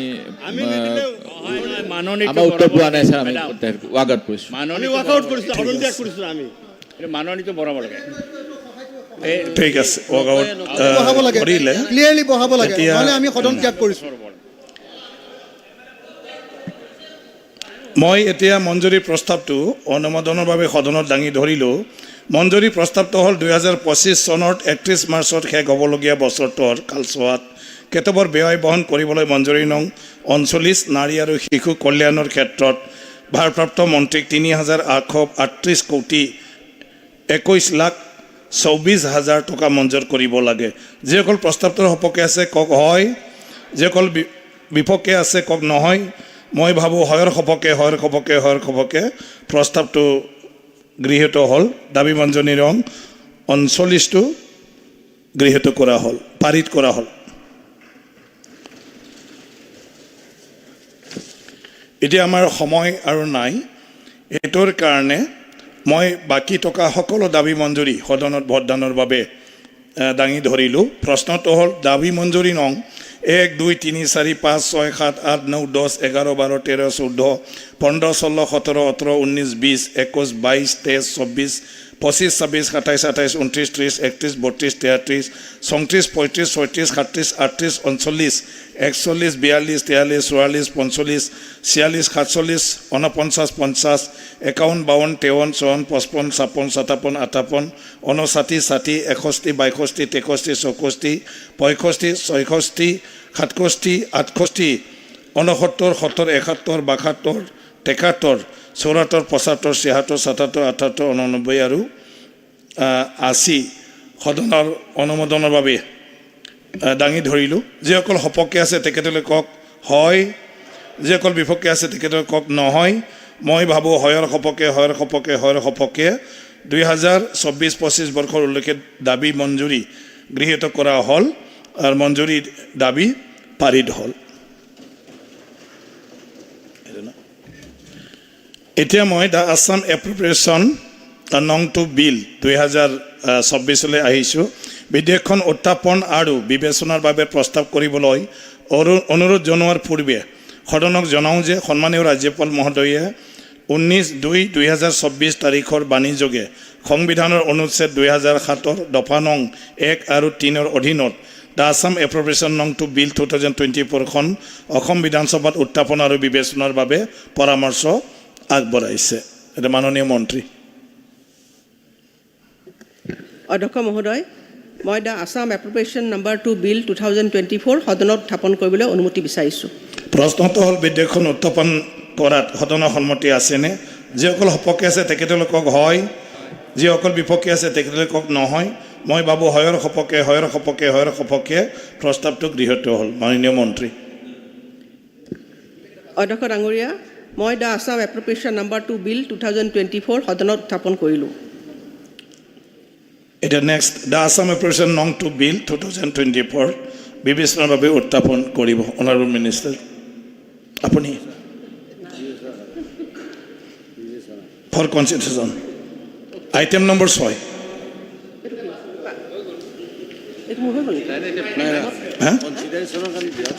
কি হৈছে কিয় ডাবল নাই বিবেচনাৰ বাবে আপুনি বিবেচনাৰ বাবে আছাম এপ্ৰপ্ৰিয়েশ্যন নাম্বাৰ 2 বিল 2024 খন বিবেচনা কৰিলোঁ অধ্যক্ষ মহোদয় বিবেচনা আপুনি তেতিয়া প্ৰস্তাৱ কৰিলে এতিয়া উত্থাপন কৰিলে এতিয়া বিবেচনা কনচিডাৰেশ্যন মই এতিয়া প্ৰস্তাৱটো বিবেচনাৰ বাবে সদনত দাঙি ধৰিলোঁ প্ৰশ্নটো হ'ল দ্য আছাম এপ্ৰপ্ৰিয়েশ্যন নং 2 বিল 2024 বিবেচনাৰ বাবে লোৱা হওক যিসকল সপক্ষে আছে কওক হয় যিসকল বিপক্ষে আছে কওক নহয় মই ভাবোঁ হয়ৰ সপক্ষে প্ৰস্তাৱটো গৃহীত হ'ল এতিয়া বিধেয়কখন দফাই বিবেচনাৰ বাবে লোৱা হ'ব বিধেয়কখনৰ দফা 2, 3 আৰু অনুসূচীখন সদনৰ অনুমোদনৰ বাবে দাঙি ধৰিলোঁ প্ৰশ্নটো হ'ল দফা 2, 3 আৰু অনুসূচীখন বিধেয়কখনৰ অংশ হ'ব যিসকল সপক্ষে আছে কওক হয় যিসকল বিপক্ষে আছে কওক নহয় মই ভাবোঁ হয়ৰ সপক্ষে দফা 2, 3 আৰু অনুসূচীখন বিধেয়কখনৰ অংশ হ'ল মই এতিয়া বিধেয়কখনৰ দফা 1 নাম পৰিসৰ আৰু আৰম্ভণ সদনৰ অনুমোদনৰ বাবে দাঙি ধৰিলোঁ প্ৰশ্নটো হ'ল দফা 1 নাম পৰিসৰ আৰু আৰম্ভণ বিধেয়কখনৰ অংশ হ'ব যিসকল সপক্ষে আছে কওক হয় যিসকল বিপক্ষে আছে কওক নহয়। মই ভাবোঁ হয়ৰ সপক্ষে দফা 1 নাম পৰিসৰ আৰু আৰম্ভণ বিধেয়কখনৰ অংশ হ'ল। মাননীয় বিত্তমন্ত্ৰী মই আছাম এপ্ৰপ্ৰিয়েশ্যন বিল নাম্বাৰ 2 বিল 2024খন সদনত পাৰিত কৰাৰ বাবে উত্থাপন কৰিলোঁ। এতিয়া মই প্ৰস্তাৱটো সদনত দাঙি ধৰিলোঁ। প্ৰস্তাৱটো হ'ল দ্য আছাম এপ্ৰপ্ৰিয়েশ্যন নং 2 বিল 2024 পাৰিত কৰা হওক। যিসকল সপক্ষে আছে কওক হয়, যিসকল বিপক্ষে আছে কওক নহয়। মই ভাবোঁ হয়ৰ সপক্ষে প্ৰস্তাৱটো গৃহীত হ'ল, বিধেয়কখনো পাৰিত কৰা হ'ল। এইটো কি এতিয়া আইটেম নম্বৰ 7 আমাৰ ৰুল 50ৰ অধীনত এতিয়া আলোচনা আছে। শ্ৰী ভাস্কৰ জ্যোতি বৰুৱা।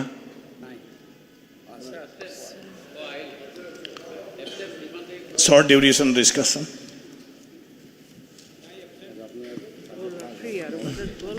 Speaker, sir.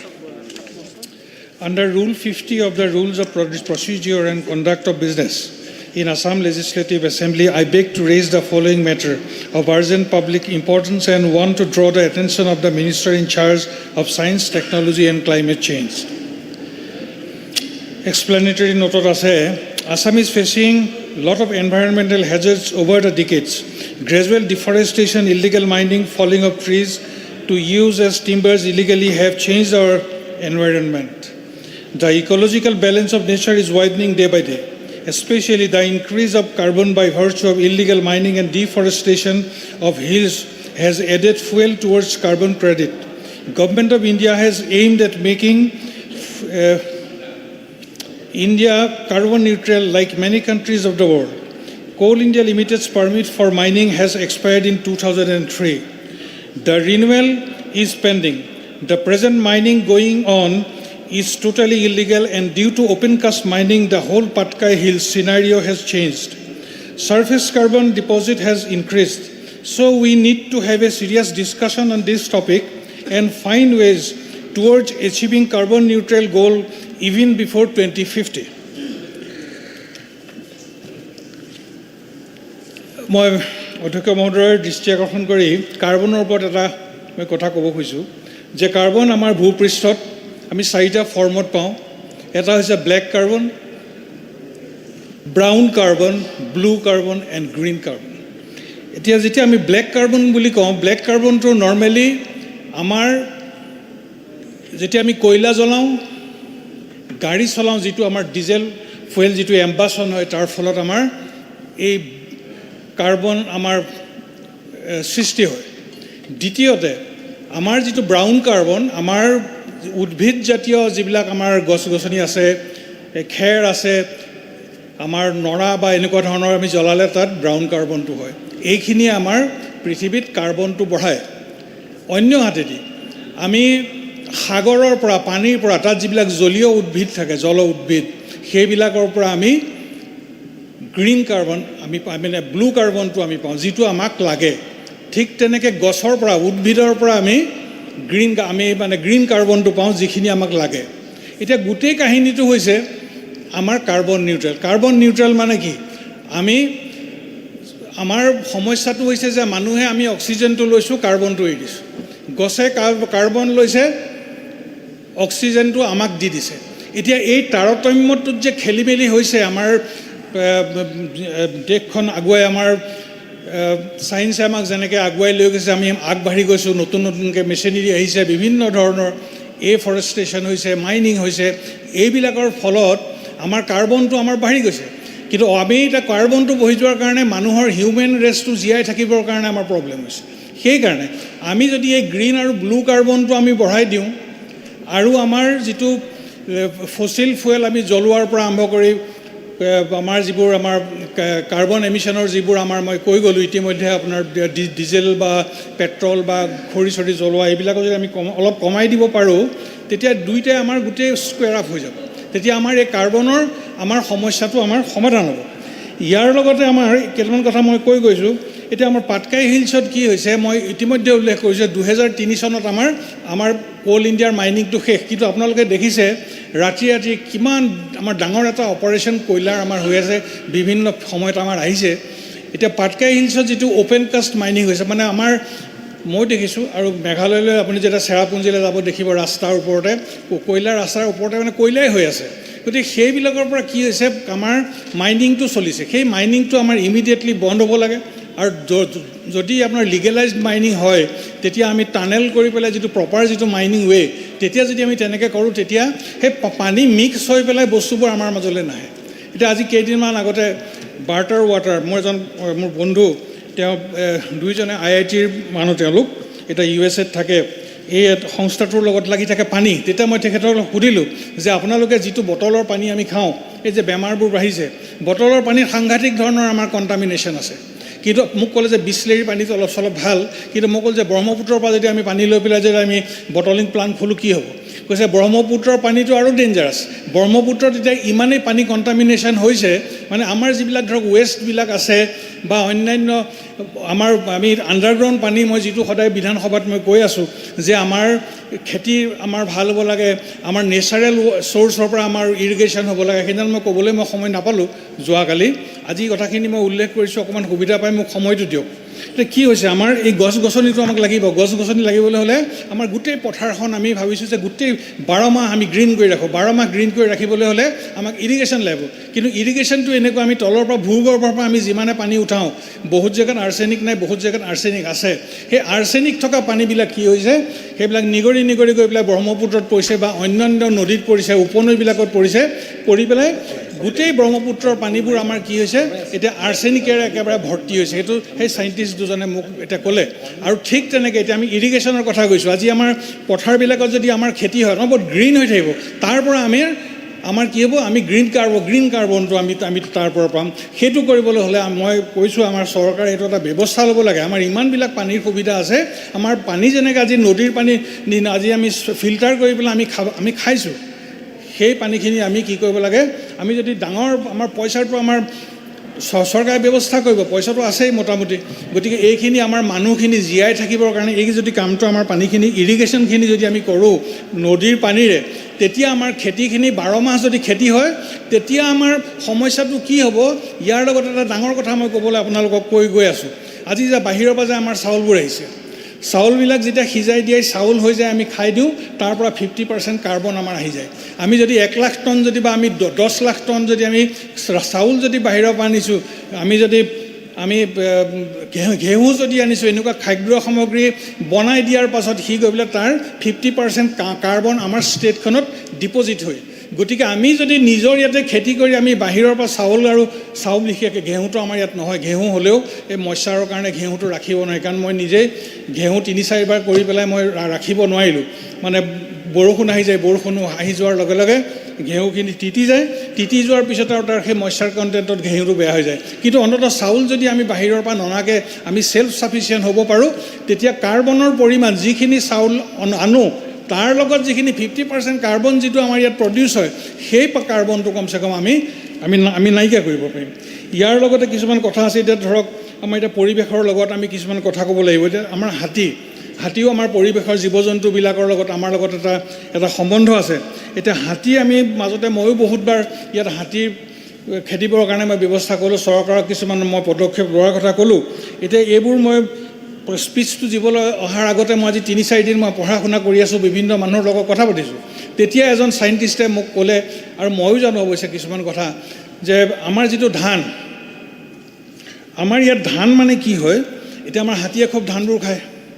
এই ধানখিনিত সৰগ ফুলা বুলি এবিধ ধান আছে, সৰগ মানে স্বৰ্গ, সেই মানে সৰগ ফুলা ধানত কি হয়, ধানত নোমটো খুব বেছি হয়, আৰু এটা জহা বুলি আছে, সেইটো হাতীয়ে নাখায়। এই সৰগ ফুলা ধানটো নাখায়। এই ধানটো যে নাখায়, মানে বেছি শুং থকাৰ কাৰণে হাতীয়ে খাই পেলাই মুখত যেতিয়া বিন্ধে হাতীয়ে পেলাই দিয়ে। গতিকে আমি সেই প্লেণ্টেশ্যনটো আমি কৰিব পাৰোঁ নেকি? যদি কাৰণ সেইটো কিন্তু প্ৰডাকশ্যনটো অলপ কম, কিন্তু মই কৈছোঁ যে যদি আমি চৰকাৰে অকণমান যদি আমি সহায় কৰোঁ, আৰু ময়ো এবাৰ গৈ পেলাই কথাখিনি যেতিয়া মই গম পালোঁ, মই নিজে এতিয়া আমাৰ এগ্ৰিকালচাৰ ইউনিভাৰ্চিটিৰ মই চাইণ্টিষ্টৰ লগত কথা পাতিলোঁ। তাৰ মই যিটো বেংক আছে, আমাৰ মিউজিয়াম আছে, তাত য'ত মানে সংৰক্ষণ কৰি ৰাখে, তাৰ পৰা মই এবাৰ এই সৰগ ফুলা যিটো ধান আৰু এই জহা ধানটো মই এবাৰ ঘৰত মই কৰি চাম। সঁচাকৈ যদি ছাকচেছ হয়, মই আপোনালোকক জনাম। পৰৱৰ্তী সময়ত আমাৰ ধানে যিবোৰ খায়, হাতীয়ে যিবোৰ খায় সেই ধানবিধবিলাকৰ ঠাইত যদি আমি এইটো কৰোঁ তেতিয়াহ'লে আমাৰ বহুতখিনি সুবিধা হ'ব। আৰু লগতে কি আছে, এই ধানবিলাকৰ মাজত বছ বুলি এবিধ উদ্ভিদ আছে, সেই উদ্ভিদটো কাঁইটীয়া উদ্ভিদ। সেই কাঁইটীয়া উদ্ভিদটো যদি আমি লগত দি দিওঁ, তাৰ পৰা কি হয়, তেতিয়া হাতী মানে ভৰিত যেতিয়া বিন্ধিব গজালৰ নিচিনাকৈ হাতী তেতিয়া নাহে। আৰু সেই গছবিধ কি হয়, উলিয়াই আনিলে তাৰ পৰা এটা অইল এক্সট্ৰাক্ট কৰিব পাৰি, যিটো আমাৰ যে আজি অগৰুৰ কথা আমি পাতি আছোঁ, আজি অগৰু গছো আমি সাংঘাতিক ধৰণে লগাব পাৰোঁ। আজি এইবোৰ কথা ষ্টাডি কৰি থাকোঁতে আমাৰ ওলাল অগৰু তেলটো হৈছে সাংঘাতিক ভলেটাইল, মানে সি শুকাই যায়, উৰি যায়। এতিয়া অগৰু তেলৰ লগত যদি আমি এই বছ উদ্ভিদৰ আমি যদি তেল এক্সট্ৰাক্ট কৰি মিক্স কৰি দিব পাৰোঁ, তেতিয়া তাৰ মানে ভালকৈ তাক মানে সি ফটককৈ উৰি নাযায়। গতিকে এইটো এটা আমাৰ হাতত ৰাস্তা আছে। আৰু অগৰুৰ যিটো চেণ্টাৰ আছে এতিয়া আমাৰ যিটো ট্ৰেড চেণ্টাৰ গোলাঘাটত খুলিলে, এইটো খুব এটা ঠিকমতে মই চলি থকা বুলি সেইটো মোৰ হোৱা নাই, কিন্তু এইটো আমি এটা কাম কৰিব পাৰোঁ। মই নিজে মাজতে হোজাইলৈ গৈছিলোঁ, কাৰণ এতিয়া আজিকালি কি হয়, অলপ বিজনেছটো মই ডাইভাৰ্চিফাই কৰোঁ, কৰি পেলাই এই যে আগৰৰ যিটো ব্যৱসায়, মই আগৰ ব্যৱসায়টো এইটো কেনেকৈ কৰিব পাৰি, আমাৰ ল'ৰাবিলাকক কেনেকৈ সংস্থাপন দিব পাৰি। এতিয়া আগৰৰ 1 কেজি তেলৰ দাম হৈছে 3.5 লাখ টকা আমাৰ ইয়াত, আৰবত দাম হৈছে 25 পৰা 40 লাখ টকা। এতিয়া আমাৰ ইয়াত ল'ৰাবিলাকে এটা পেটত যেতিয়া আপোনাৰ লাভ নহ'ব, পেটত ভোক লৈ পেলাই কোনে এনভাইৰনমেণ্টৰ কথা চিন্তা কৰিব। গতিকে আমি এই অগৰুৰ তেলটো আমি যদি সঁচাকৈ যদি আমি এটা আমাৰ যেনেকৈ চাহৰ অকশ্যন হয়, চাহৰ কথা ক'বলৈ এতিয়া বেয়াই লাগে। মই এতিয়া ইয়াতে আজি 2.5 বছৰ হ'ল, চাহৰ কাৰণে মই একো কৰিব পৰা নাই। এই উদ্যোগটো দিনে দিনে তললৈ গৈছে। কিন্তু অগৰুৰ তেলৰ যদি আমি তেনেকুৱা এটা মাৰ্কেটিং চেইনেজ আমি কৰিব পাৰোঁ, তেতিয়া এই 3.5 লাখ টকীয়া আমাৰ যিটো 1 কেজি আমাৰ যিটো অগৰুৰ তেল, এই তেলটো আমি কি কৰিব পাৰোঁ, তেতিয়া আমি 10 পৰা 12 লাখ টকা, চৰকাৰে অলপ তাৰ পেট্ৰনেজ আমাক লাগিব, 10-12 লাখ টকাত আমি থলুৱা আমাৰ যিসকল আমাৰ যুৱক এতিয়া চাম উঠি আহিছে, বিশেষকৈ আমাৰ এৰিয়াটোত আমাৰ কৃষিমন্ত্ৰী, মাননীয় কৃষিমন্ত্ৰী ডাঙৰীয়া আছে, সাংঘাতিক ধৰণৰ আমাৰ খুব ভাল তাত অগৰু হয়। আমাৰ আগৰ তাত বহুত মোৰ নিজৰো আছে সেইটো খেতি। এতিয়া আমি গোলাঘাটত মই এইটো এটা ছাজেশ্যন আজি আপোনালোকৰ চৰকাৰকো মই দৃষ্টি আকৰ্ষণ কৰিছোঁ। আমি তাত যদি সঁচাকৈ অগৰুৰ তেলৰ আমি তাত যদি ইণ্টাৰনেশ্যনেল আৰবৰ লগত যদি আমি এটা মাৰ্কেটিং যদি আমি লিংক আপ কৰিব পাৰোঁ, তেতিয়া আমাৰ লোকেল যিবিলাক আমাৰ ল'ৰা আছে, যিবিলাক লোকেল মানুহ আছে, সেইবিলাকে আগৰৰ খেতি কৰি সাংঘাতিক ধৰণে আমাৰ এটা প্ৰফিটেবিলিটি আমাৰ আহিব পাৰে। 2 নম্বৰ, মই যিটো আপোনালোকক গ্ৰীণ কাৰ্বনৰ কথা কৈছোঁ, কাৰণ আমাৰ মেইন উদ্দেশ্য আমাৰ এতিয়া গছ গজাব লাগে, যিমান পাৰোঁ আমি গছ ৰুব লাগে। আজি তেতিয়াহ'লে আমাৰ সেইটোৱে আমাক বহুত আগুৱাই লৈ যাব। চাহ বাগানসমূহত কিছুমান প্ৰব্লেম থাকে, তাত যিহেতু যথেষ্ট পেষ্টিচাইড ব্যৱহাৰ কৰা হয়, গছজোপা যিটো মানে পলুৱে যিটো ফুটা দিয়ে, সেই চেণ্ট পালে মানে পলুটো ওলাই লৰ মাৰে। সেইকাৰণে সেই চাহ বাগানত কেতিয়াবা আমাৰ তাত সমস্যা একেবাৰে নথকা নহয়। তাৰপিছত আমি এতিয়া আমাৰ যিবোৰ এতিয়া ধৰক আমাৰ এতিয়া চৰ অঞ্চলবিলাক আছে, এই চৰ অঞ্চলৰ বিভিন্ন কথা আমি ইয়াত পাতি থাকোঁ। এই চৰবিলাকত বহুত জেগা আছে য'ত কোনো মানুহ দুনুহ নাই। তাত যদি আমি ফৰেষ্টেশ্যন আমি যদি গছ ৰুই দিওঁ, গছ ৰুওঁ, গুৱাহাটী মহানগৰীখনত ধৰক এতিয়া আমাৰ প্ৰকাণ্ড আমাৰ কিছুমান জলাশয় আছে, দীপৰ বিল আছে, এইবিলাকৰ সংৰক্ষণৰ কাৰণে চৰকাৰে ইতিমধ্যে বাজেটত 50 কোটি টকা দিয়া বুলি কৈ এইটো আপোনালোকে উল্লেখ কৰিছে। গতিকে এই আমাৰ যদি একোটা ব্লক আজি আমি যদি গছ ৰুব পাৰোঁ, তেতিয়া আমাৰ পৰিৱেশটো যথেষ্ট পৰিমাণে ভাল হ'ব। আৰু তাৰ উপৰি ইয়াৰ লগতে এটা ৰাস্তা পদূলিৰ কানেকশ্যনো আছে। এই পৰিৱেশটোৰ লগত আমাৰ বহুত ধৰণৰ কথা থাকে। আজি এতিয়া আপোনালোকে মন কৰিব, যেতিয়া খানাপাৰাৰ পৰা আপোনালোকে আহে, খানাপাৰাৰ পৰা আহোঁতে কি হয়, আমাৰ ইমানেই ধূলি গোটেই গুৱাহাটী চহৰখন এই খানাপাৰাৰ পাহাৰটোৰ পৰা ধূলি উৰি আমাৰ গোটেই অঞ্চলটো ধূলিৰে আমাক আৱৰি ৰাখে। ইয়াৰ কাৰণটো কি? ইয়াৰ প্ৰধান কাৰণ হৈছে আমাৰ ৰাস্তাবোৰ ভাগি ছিগি যায়, উজনিটো সেই একেটাই অৱস্থা। আমাৰ ইমান সাংঘাতিক ধৰণৰ আমাৰ টেকন'লজি আগবাঢ়িছে, কিন্তু মই সদায় একেটা কথা কৈ আছোঁ যে আমাৰ যিবোৰ নেশ্যনেল নাহায়ে যিটো ৰাস্তা বনাইছে, এই ৰাস্তাবিলাকৰ ইঞ্জিনিয়াৰিং ডিফেক্ট বহুত আছে। মাজত ডিভাইডাৰটো দিছে, ডিভাইডাৰটো দিওঁতে আপুনি এনেকৈ গৈছে, কিন্তু দেখিব মাজত ৰাস্তাটো ওখ আৰু ডিভাইডাৰটোৰ ফালে এনেকৈ পৰি যোৱা। সেইকাৰণে কি হয়, ডিভাইডাৰটোৰ কিনাৰত একেবাৰে যোৰহাটৰ পৰা ডিব্ৰুগড়লৈকে য'ত ৰাস্তা অলপ ভাল হ'ল, বাৰিষাত বৰষুণ দি থকা অৱস্থাত পানী জমা হৈ থাকে। আপুনি গাড়ী যাওঁতে গোটেই উইণ্ডস্ক্ৰীণত আহি পেলাই পানীয়ে পৰি আপুনি গাড়ীৰে মানে পানীৰে নেদেখা হয় আৰু গাড়ী এক্সিডেণ্ট হয়। আৰু ৰাস্তাবোৰ খুব সোনকালে ভাগে। ৰাস্তাবোৰ ভগাৰ ফলত আমাৰ কি হৈছে, ধূলি বালিৰ পৰা আৰম্ভ কৰি তাতো যথেষ্ট কাৰ্বনৰ তাত সৃষ্টি হয়। সেই কাৰ্বন নিগৰি যায় তললৈ, তাৰ পৰা আমাৰ নদীলৈ আহি যায়, আমাৰ পথাৰবিলাকত সোমায়। এনেকুৱা ধৰণে যদি আমি পলিউশ্যনখিনি যদি আমি কণ্ট্ৰল কৰিব পাৰোঁ, এই যদি আমি যিটো মই এফৰেষ্টেশ্যনৰ কথা আপোনাক মই কৈছোঁ, এইখিনি কথা আমি খুব ভালকৈ আমি দৃষ্টি যদি আমি কাম কৰোঁ, তেতিয়া মই ভাবোঁ যে আমাৰ এনভাইৰনমেণ্ট যিটো আজি আমাৰ কাৰ্বন ক্ৰেডিটৰ কথা আমাৰ মাননীয় প্ৰধানমন্ত্ৰী মহোদয়ে 2050 কথা আজি পেৰিছ চুক্তি যিটো কৰিছিলে, তাত আপোনাৰ কনফাৰেন্স COP26 মানে কনফাৰেন্স অফ পাৰ্টিজ 26খন দেশ, ইয়াৰ পাছত হ'ল COP27 27খন দেশৰ যিখন কনফাৰেন্স, সেই পেৰিছ চুক্তি মতে আমাৰ গভৰ্ণমেণ্ট অফ ইণ্ডিয়াই 2050 মানে আমাৰ কাৰ্বন নিউট্ৰেল কৰিব খুজিছে আমাৰ গোটেই ভাৰতবৰ্ষ। কিন্তু এই টাৰ্গেটটো আমি 2030 এচিভ কৰিব পাৰিম যদি আমি সকলোৱে যদি আমি জীয়াই থকা এই পৃথিৱীখনৰ, আমি যদি আমাৰ ৰাজ্যখনৰ, আমি যদি ভাৰতবৰ্ষৰ পৰিৱেশ যদি আমি বচাব পাৰোঁ। এতিয়া আমাৰ পাহাৰবিলাকত আপোনালোকে দেখিছে বহুত পাহাৰবোৰ আমাৰ ইতিমধ্যে আমাৰ খালী হৈ গ'ল। গতিকে চৰকাৰে আমাৰ পাহাৰবিলাক পুনৰ আমি প্লেণ্টেশ্যন ড্ৰাইভ এটা আমি দিব পাৰোঁ, য'ত যেনেকৈ খালী আছে। আমি কিমান কোটি গছ লগালোঁ আচলতে ঠিকে আছে, আমি এটা টাৰ্গেট লৈছোঁ ইমান কোটি লগাম, কিন্তু সেই গছখিনি যাতে আমি বচাব পাৰোঁ, সেই গছখিনি যাতে লগাই আমাৰ গোটেই আমাৰ অসম ৰাজ্যখন অন্ততঃ আমি গছেৰে যদি পৰিপূৰ্ণ কৰিব পাৰোঁ, তেতিয়া মই ভাবোঁ যে আজি মই যিটো আপোনালোকৰ এইটো মই ক্লাইমেট চেঞ্জৰ ওপৰত মই যিটো আজি আলোচনা ইয়ালৈ মই আনিছোঁ, তেতিয়া সম্পূৰ্ণৰূপে ইয়াত সফল হ'ব। আৰু কিবা থাকিল নেকি? আৰু হ'বনে? এইখিনিয়ে ক'লোঁ মোটামুটি কথা। মই আৰু কিবা পইণ্টছ আছে নেকি মই চাইছিলোঁ, তাৰমানে ইমান ধন্যবাদ। ঠিক আছে, থেংক ইউ। আকৌ কিবা থাকিলে মোক 5 মিনিট। ধন্যবাদ। শ্ৰী দিগন্ত বৰ্মন। অধ্যক্ষ মহোদয়, আচলতে এই টপিকটোত মই সোমাব বিচৰা নাছিলোঁ, কিন্তু যোৱা 6 তাৰিখে মোৰ ৰুট 54ত এটা নলবাৰীত উদ্বেগজনকভাৱে বৃদ্ধি বায়ু প্ৰদূষণৰ মাত্ৰা, এইটো আপোনাৰ নিয়মীয়া বাৰ্তাত ওলাইছিলে আৰু সেইটোতো আপোনালোকে দিছিলে মোক, কিন্তু আপুনি অধ্যক্ষ মহোদয় সিদিনা হাউচ এডজৰ্ণ কৰাৰ কাৰণে মই সুযোগটো নাপালোঁ। আৰু মাননীয় মন্ত্ৰী মহোদয় আজি আছে বোধহয়, সিদিনা প্ৰিপাৰেশ্যন চাগে কৰিছিলে, কথাখিনি ক'লেই হ'ল, বেলেগ একো নাই। আচলতে ইয়াতে যিটো আমি বাতৰি পাইছিলোঁ নিয়মীয়া বাৰ্তাত, যে যোৱা 7 জানুৱাৰীৰ পৰা 10 জানুৱাৰীৰ ভিতৰত মানে নলবাৰীত গোটেই ভাৰতবৰ্ষৰ ভিতৰত কেন্দ্ৰীয় প্ৰদূষণ বৰ্ডৰ যি নিয়মীয়া বুলেটিন এয়াৰ কোৱালিটি ইণ্ডেক্স বুলি যিটো কোৱা হয় ভেলু, 7 জানুৱাৰীত আপোনাৰ 330 ভেৰি প'ৰ বুলি দেখাইছিলে, 8 জানুৱাৰীত 384 একদম হায়েষ্ট, আৰু আপুনি দেখিব 9 জানুৱাৰীত 270, 224 মানে গোটেই ভাৰতবৰ্ষৰ ভিতৰত আটাইতকৈ পলিউটেড এৰিয়া নলবাৰী বুলি ক'লে। এই গোটেই ডাটাখিনি আমাৰ মাননীয় মন্ত্ৰীয়ে বোধহয় ষ্টাডি কৰিছে, গোটেই এনেকৈ আপুনি দেখিব একদম ৰঙা চেহি মাৰি দিছে, একজেক্টলি এনেকুৱা ডাটা দিছে। অল অভাৰ ইণ্ডিয়াত আটাইতকৈ বেয়া নলবাৰী।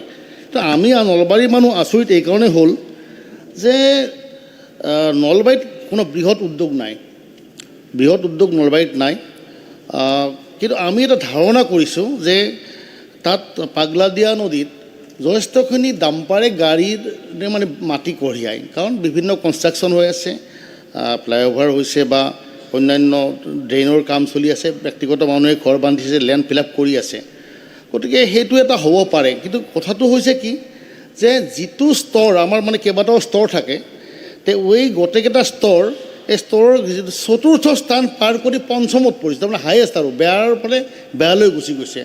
আৰু আমাৰ বৰুৱা ডাঙৰীয়াই যিখিনি কথা কৈছে যে হয় যে আমাৰ পলিউশ্যনটো বেয়া হ'লে কি হয় যে আমাৰ বায়ু প্ৰদূষণে আমাৰ আটাইতকৈ বেছি কি কৰে যে ৰেছপিৰেটৰী ইলনেছ, ধৰক asthma, chronic obstructive pulmonary diseases আদি বেছি হয়।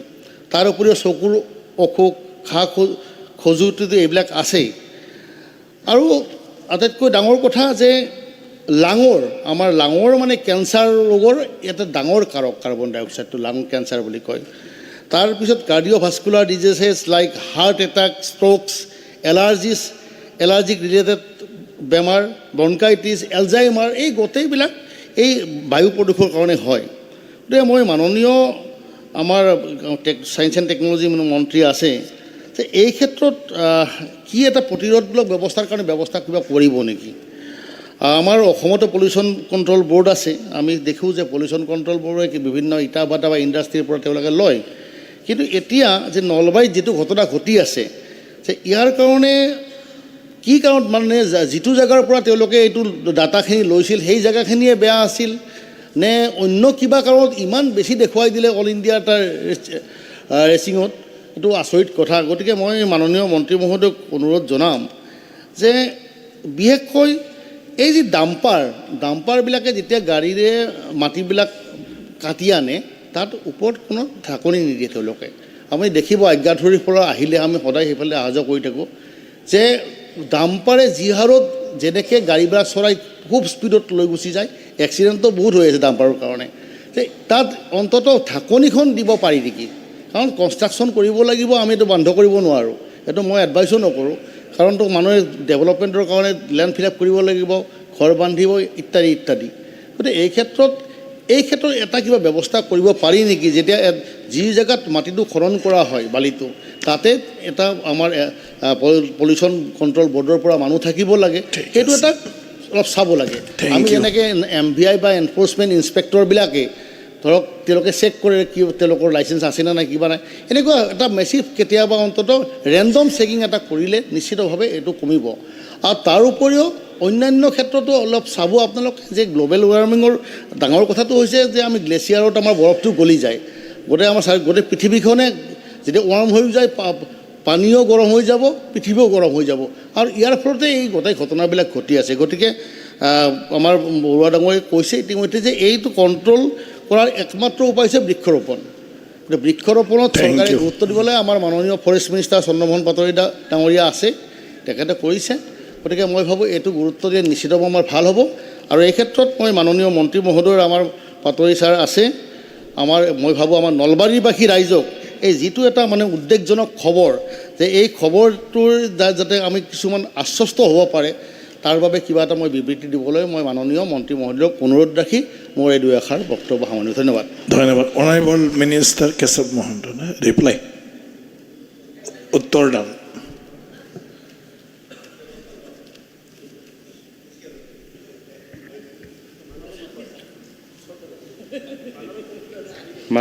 ক'ব বিচাৰিছিল নেকি? মাননীয় অধ্যক্ষ মহোদয়, আজি এটা খুব গুৰুত্বপূৰ্ণ বিষয়,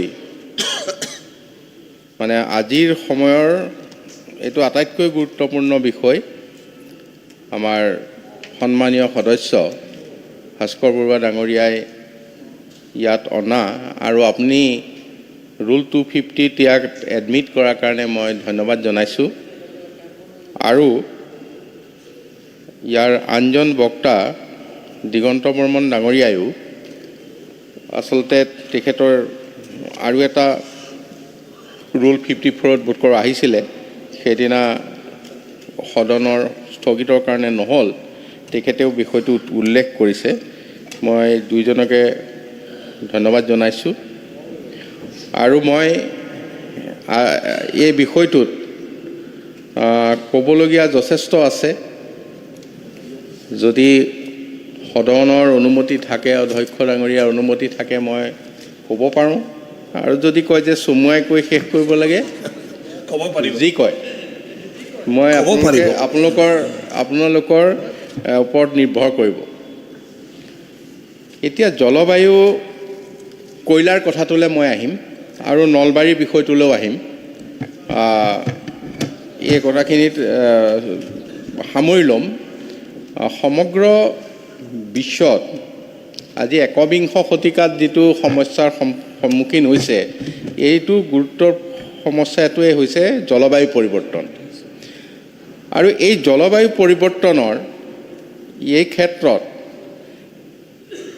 এই বিশ্বজুৰি এটা ব্যাপক পৰিৱৰ্তন হৈছে। আমি যদি চাওঁ যে এই পৰিৱৰ্তনটো হৈছে কেতিয়াৰ পৰা,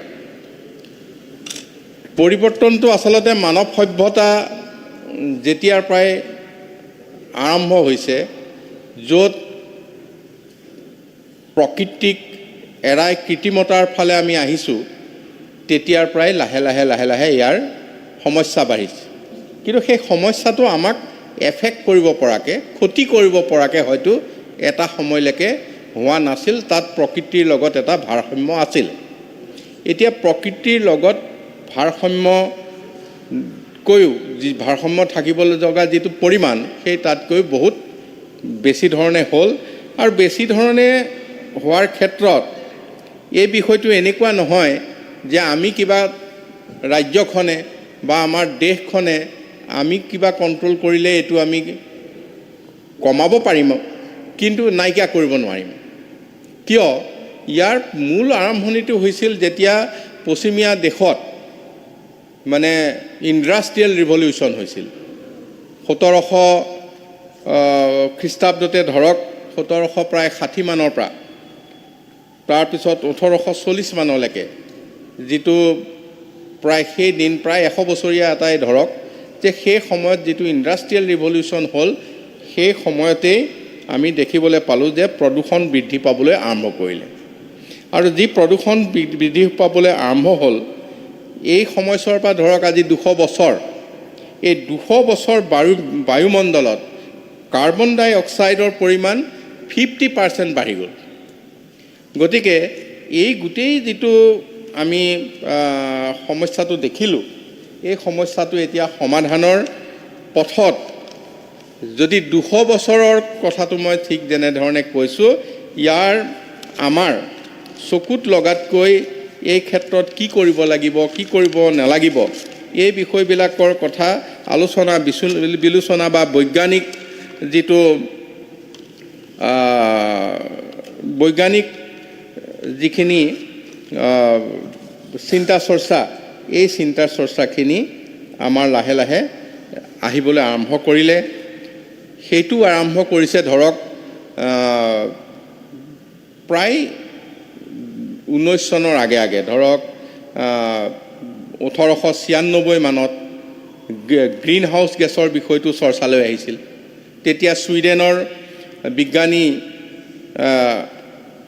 আৰ্হেনিয়াছে এই বিষয়টো আনিছিলে তাৰপিছত আকৌ আহি গ'ল ওজন স্তৰটোৰ আৱিষ্কাৰ ওজন স্তৰটোৰ বিষয়ে সেই 1935ত আহিছে ঠিক তেনেকৈ 1928ৰ পৰা 1958লৈকে ওজন গেছৰ বিষয়ে বিস্তৃত এটা ব্ৰিটিছ বৈজ্ঞানিকে অধ্যয়ন কৰিছিল আৰু এই গোটেইবিলাক হোৱাৰ পিছত প্ৰথমবাৰৰ কাৰণে 1976ত বিজ্ঞানীসকলৰ অধ্যয়নৰ গৱেষণা গোটেইখিনি আমাৰ এটা সংগঠিতভাৱে পোহৰলৈ আহিছিল আৰু সেই সময়ৰ পৰাই আমাৰ এই গোটেই বিষয়টোত মনোনিৱেশ কৰিবলৈ আৰম্ভ কৰিলে আৰু এই মনোনিৱেশ কৰিবলৈ যেতিয়া আৰম্ভ কৰিলে তেতিয়া প্ৰথম 1988ত আমেৰিকাৰ কংগ্ৰেছত এই বিষয়টো আলোচনা কৰিছিলে আলোচনা কৰাৰ পিছত এই জলবায়ু পৰিৱৰ্তনৰ গোটেই বিষয়টো সমগ্ৰ বিশ্বৰ আকৰ্ষণলৈ সেই সময়ৰ পৰাই আহিছে আৰু মানে ৰাষ্ট্ৰসংঘ ইয়াৰ লগত 1972ৰ প্ৰায় জড়িত হৈছিল যিখন ষ্টকহোমত ৰাষ্ট্ৰসংঘৰ যিটো মানৱ পৰিৱেশ সন্মিলন হৈছিল human environmental conference human environmental কনফাৰেন্সত বিশ্ব সম্প্ৰদায়ে প্ৰথমবাৰৰ কাৰণে এই বিষয়টোত আলোচনালৈ আনিছিল আৰু এইটোত ৰাষ্ট্ৰসংঘৰ পৰিৱেশ কাৰ্যক্ৰম ধৰক ৱৰ্ল্ড মেট্ৰলজিকেল অৰ্গেনাইজেশ্যন সেই সন্থাটোৱে ৰাষ্ট্ৰসংঘৰ হৈ সেই সময়ত এই কামৰ আৰম্ভ কৰিছিল আৰু তেতিয়াই আমাৰ intergovernmental panel on climate change আপুনি ভাষণত কৈ গৈছে intergovernmental panel on climate change 1988ত এইটো কথা আৰম্ভ হ'ল তাৰপিছতে ব্ৰাজিলত ৰিঅ' ডি জেনেৰিঅ'ত প্ৰথম যিখন আৰ্থ ছামিট হৈছিল সেই আৰ্থ ছামিটত তেতিয়া ৰাষ্ট্ৰসংঘৰ উদ্যোগত এইটো সেইবাৰ 179খন দেশে অংশগ্ৰহণ কৰিছিল আৰু এই সন্মিলনত 1972 চনৰ এইটো ব্ৰাজিলত হৈছিল 1992 আৰু সেইটো 1972 ষ্টকহোম শীৰ্ষক যিখন সন্মিলন হৈছিল সেই সন্মিলনখনত জলবায়ুৰ পৰিৱৰ্তনৰ বিষয়টো এইটো পুনৰ ইয়ালৈ আহিল আৰু intergovernmental panel on climate change তেতিয়া প্ৰতিষ্ঠা হৈছিল আমাৰ ব্ৰাজিলৰ ৰিঅ' ডি জেনেৰিঅ'ত আৰু এই বিজ্ঞানসন্মতভাৱে জলবায়ু পৰিৱৰ্তন সম্বন্ধীয় বিষয়বোৰ এই বিশ্বৰ নেতৃত্বৰ সন্মুখত উত্থাপন হ'ল তাৰপিছত মই চমুকৈ কৈ আহিছোঁ তাৰপিছত ইয়াৰ বিজ্ঞানীসকলে যেতিয়া এই বিষয়খিনি নিৰীক্ষণ কৰিলে এইখিনি নিৰীক্ষণ কৰাৰ পিছত আমি দেখিলোঁ যে আৰ্থ সামিটত এই কথাটো আহিল আমি যে কৈ আছোঁ এতিয়া ছাষ্টেইনেবল ডেভেলপমেণ্ট এই ছাষ্টেইনেবল ডেভেলপমেণ্ট সমান্তৰালকৈ আমি পৰিৱেশ সুৰক্ষাত গুৰুত্ব দিয়া বিষয়টো সেই সময়ৰ পৰা আৰম্ভ হ'ল আৰু সেই প্ৰথম বিশ্ব সন্মিলনৰ আৰু এটা নাম ৰখা হৈছিল যে UN conference on environmental development তাৰপিছত আমি United nations framework convention on climate change যেতিয়া প্ৰতিষ্ঠা কৰা হয় তেতিয়া জলবায়ু প্ৰণালী বা ক্লাইমেট ছিষ্টেমৰ ওপৰত মানুহৰ বিপদজনক যিখিনি হস্তক্ষেপ এইখিনিৰ ক্ষেত্ৰত সেই সময়ত আলোচনাত এইটো ঠাই পাইছিল আৰু ইয়াত সেইবাৰ যিখন আৰ্থ সামিট হৈছিল তেতিয়া বিশ্বৰ 154খন দেশে ইয়াত স্বাক্ষৰ কৰিছিল আৰু বৰ্তমান 198খন দেশ এই গোটেই কথাখিনিত জড়িত হৈ আছে এই পৰিৱেশৰ ওপৰত মানৱ সৃষ্ট যিটো ভাবুকি প্ৰতিৰোধৰ লগতে বায়ুমণ্ডলৰ গ্ৰীণ হাউচ গেছৰ ঘনীভূত বা বৃদ্ধি ৰোধ কৰাৰ দিশত কিছু কাৰ্যসূচী গ্ৰহণ কৰা হৈছিল ইয়াৰ পিছতে আমাৰ আজি যিটো আপুনি কৈ আছে COP26 COP27 এই কথাবিলাকৰ প্ৰথম আহিছিল প্ৰথমখন conference of the parties COP conference of the parties বাৰ্লিনত অনুষ্ঠিত হৈছিল আৰু ইতিমধ্যে জলবায়ু পৰিৱৰ্তনৰ বিষয়টো লৈ বিশ্ব সম্প্ৰদায়ে লোৱা যিখিনি ব্যৱস্থা এইখিনি আলোচনা আৰম্ভ হ'ল আৰু এতিয়া গোটেই অংশগ্ৰহণকাৰী দেশসমূহে নিজ নিজ দেশত বায়ুমণ্ডলৰ গ্ৰীণ হাউচ গেছৰ যিটো ঘনত্ব এই ঘনত্বটো স্থিৰ কৰা আৰু জলবায়ুৰ ওপৰত ঘনীভূত বিপদৰ কেনেকৈ আমি হ্ৰাস কৰিব পাৰিম এইখিনিৰ গৱেষণা তাৰপিছত এই যিখন আমি 198খন দেশৰ কথা কৈছোঁ প্ৰত্যেক দেশে এইটো কৰিবলৈ ল'লে আমাৰ আটাইতকৈ মানে গুৰুত্বপূৰ্ণ এই যিখন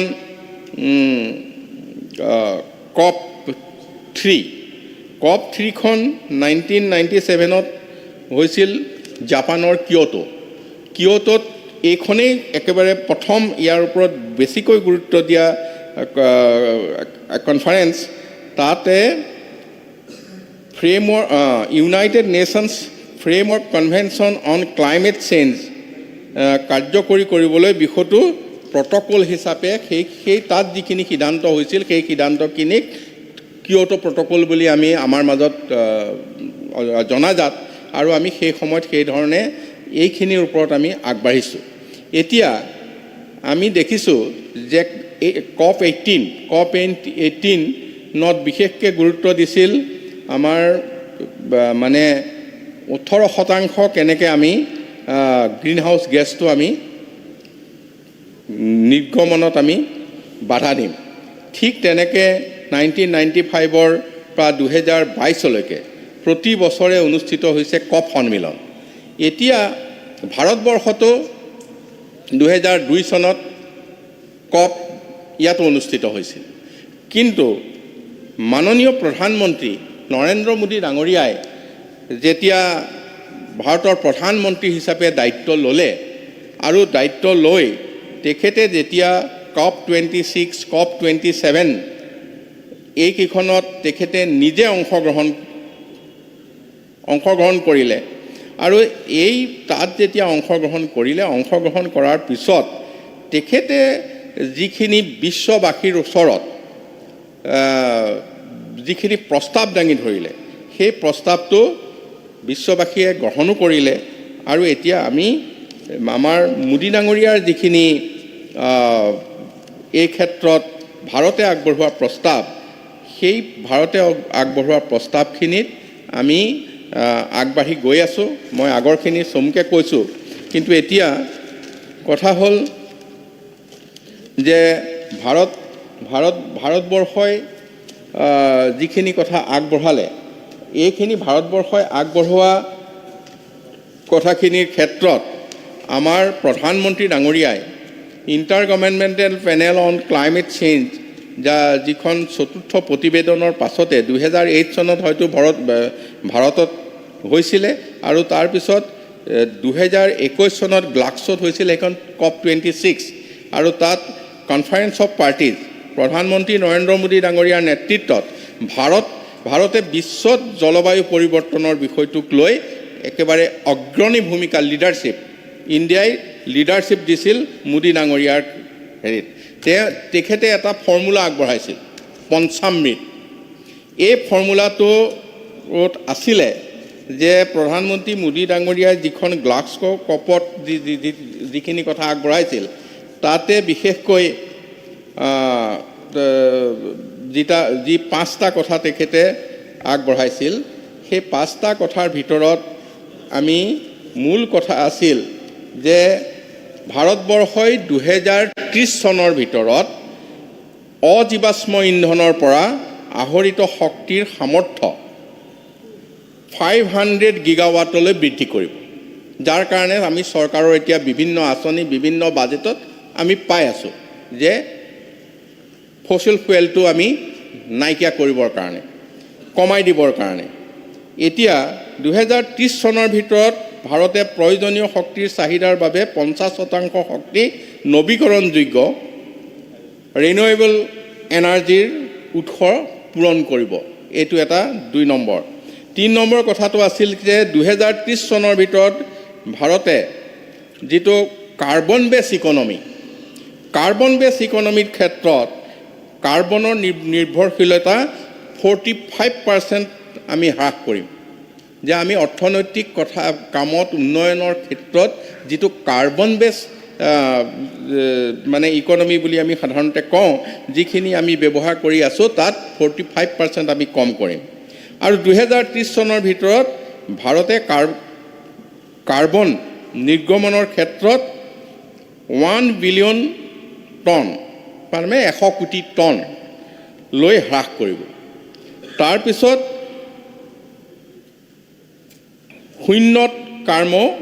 শূন্য কাৰ্বন নিৰ্গমন তাৰমানে 2070 চনত আমি এনেকৈ গৈ থাকিলে নেট জিৰ' হ'ব নেট জিৰ' গতিকে এই ধৰণৰ প্ৰস্তাৱ যেতিয়া মোদী ডাঙৰীয়াই আগবঢ়ালে আৰু মোদী ডাঙৰীয়াৰ এই ক্ষেত্ৰত আমাৰ আৰু এটা কথা তাৰপিছত চিকাগো সন্মিলনত আগবঢ়াইছিল সেইটো হৈছে জলবায়ু পৰিৱৰ্তনৰ যিটো প্ৰত্যাহ্বান ইয়াক মোকাবিলা কৰিবৰ বাবে বিশ্ববাসীৰ সন্মুখত পৰিৱেশৰ বাবে জীৱনশৈলী চমুকৈ আমি লাইফ বুলি কওঁ হেৰিটো লাইফ গতিকে ইয়াত দাঙি ধৰিলে আৰু দাঙি ধৰাৰ পিছত ইয়াৰ কাৰণে ক'লে যে এটা গণ আন্দোলন হ'ব লাগিব লাইফটো আমি লাইফষ্টাইল ফৰ এনভাইৰনমেণ্ট গতিকে ইয়াত পঞ্চামৃতৰ যিকেইটা লক্ষ্য এই লক্ষ্যকেইটা সামৰাৰ লগতে তেখেতে আৰম্ভ কৰিলে মিছন লাইফ এতিয়া মিছন লাইফৰ ক্ষেত্ৰত আমি পৰিৱেশ অনুকূল জীৱনশৈলীৰ অভিযান 2022 চনৰ 20 অক্টোবৰত আমাৰ ভাৰতবৰ্ষত আমি ষ্টেচু অফ ইউনিটি তাত আমি প্ৰধানমন্ত্ৰীয়ে ৰাষ্ট্ৰসংঘৰ ছেক্ৰেটাৰী জেনেৰেলৰ সন্মুখত এইটো মিছন লাইফটো উদ্বোধন কৰিলে আৰু মিছন লাইফ উদ্বোধন কৰি তাত তেখেতে সাতটা কথা ক'লে যে 7টা হৈছে কি যে পানী সংৰক্ষণৰ বাবে অভিযান শক্তি সংৰক্ষণৰ বাবে অভিযান এবাৰ গ্ৰহণযোগ্য প্লাষ্টিকৰ প্ৰচলন হ্ৰাস কৰাৰ বাবে অভিযান, বহনক্ষম খাদ্য প্ৰণালী গ্ৰহণৰ বাবে অভিযান, আৱৰ্জনা হ্ৰাস স্বচ্ছতা কাৰ্য কৰাৰ বাবে অভিযান, ইলেক্ট্ৰনিক আৱৰ্জনাৰ সীমিতকৰণৰ বাবে অভিযান আৰু সুস্বাস্থ্যৰ বাবে অনুকৰণীয় জীৱনশৈলী প্ৰচাৰ কৰাৰ বাবে অভিযান। এই সাতটা থিম প্ৰধানমন্ত্ৰী ডাঙৰীয়াই আমাৰ যেনেকৈ ৰিঅ' ডি জেনেৰিঅ'ত 1992ত এটা গুৰুত্বপূৰ্ণ সিদ্ধান্ত হৈছিল, ঠিক তেনেকৈ আমাৰ unity of statue of unity যিটো আমাৰ গুজৰাটত, তাৰ সন্মুখত এই দুইটা আমাৰ চকুৰ আগলৈ একেধৰণে আহে, ৰিঅ' ডি জেনেৰিঅ' আৰু ষ্টেচু অফ ইউনিটি। এই স্থানত মোদী ডাঙৰীয়াই এই সাতটা হেৰি কৰিলে আৰু ৭৫টা উপায় দিলে। স্বাধীনতাৰ অমৃত কালত ৭৫ বছৰত তেখেতে ৭৫ বছৰত আমাৰ ৭৫টা উপায় দিলে। এতিয়া আপোনালোকে যদি ভাবে যে এইবিলাক ভাৰতবৰ্ষৰ প্ৰধানমন্ত্ৰী মোদী ডাঙৰীয়াই এইখিনি কৰিলে, আমি কি কৰিলোঁ? আমি অসমত যোৱা ২১ মাৰ্চত মাননীয় মুখ্যমন্ত্ৰী ডক্টৰ হিমন্ত বিশ্ব শৰ্মা ডাঙৰীয়াৰ নেতৃত্বত ৰাজ্যিক স্তৰত আমি এই মিছন লাইফ কাৰ্যসূচীৰ শুভ উদ্বোধন কৰিলোঁ আৰু তাত ৭টা মূল বিষয়বস্তু লৈ আমাৰ সকলোৰে যি দৈনন্দিন জীৱন প্ৰণালী, তাত যি ৭৫টা কাৰ্যকলাপে আমাক মিছন লাইফৰ যিটো অভিযান, এই অভিযানৰ ক্ষেত্ৰত আমাক যি সহায় কৰিছে, সেই ক্ষেত্ৰত আমি গোটেই ৰাজ্যজুৰি প্ৰতিখন জিলাত 7টা দিন আমাৰ এই মিছন লাইফৰ আমি গোটেই কাৰ্যসূচীখিনি পালন কৰিলোঁ, যাৰ যিটো শুভ উদ্বোধন আমাৰ মাননীয় মুখ্যমন্ত্ৰী ডক্টৰ হিমন্ত বিশ্ব শৰ্মাই কৰিলে আৰু কৰাৰ পিছত আমি অসমতো এই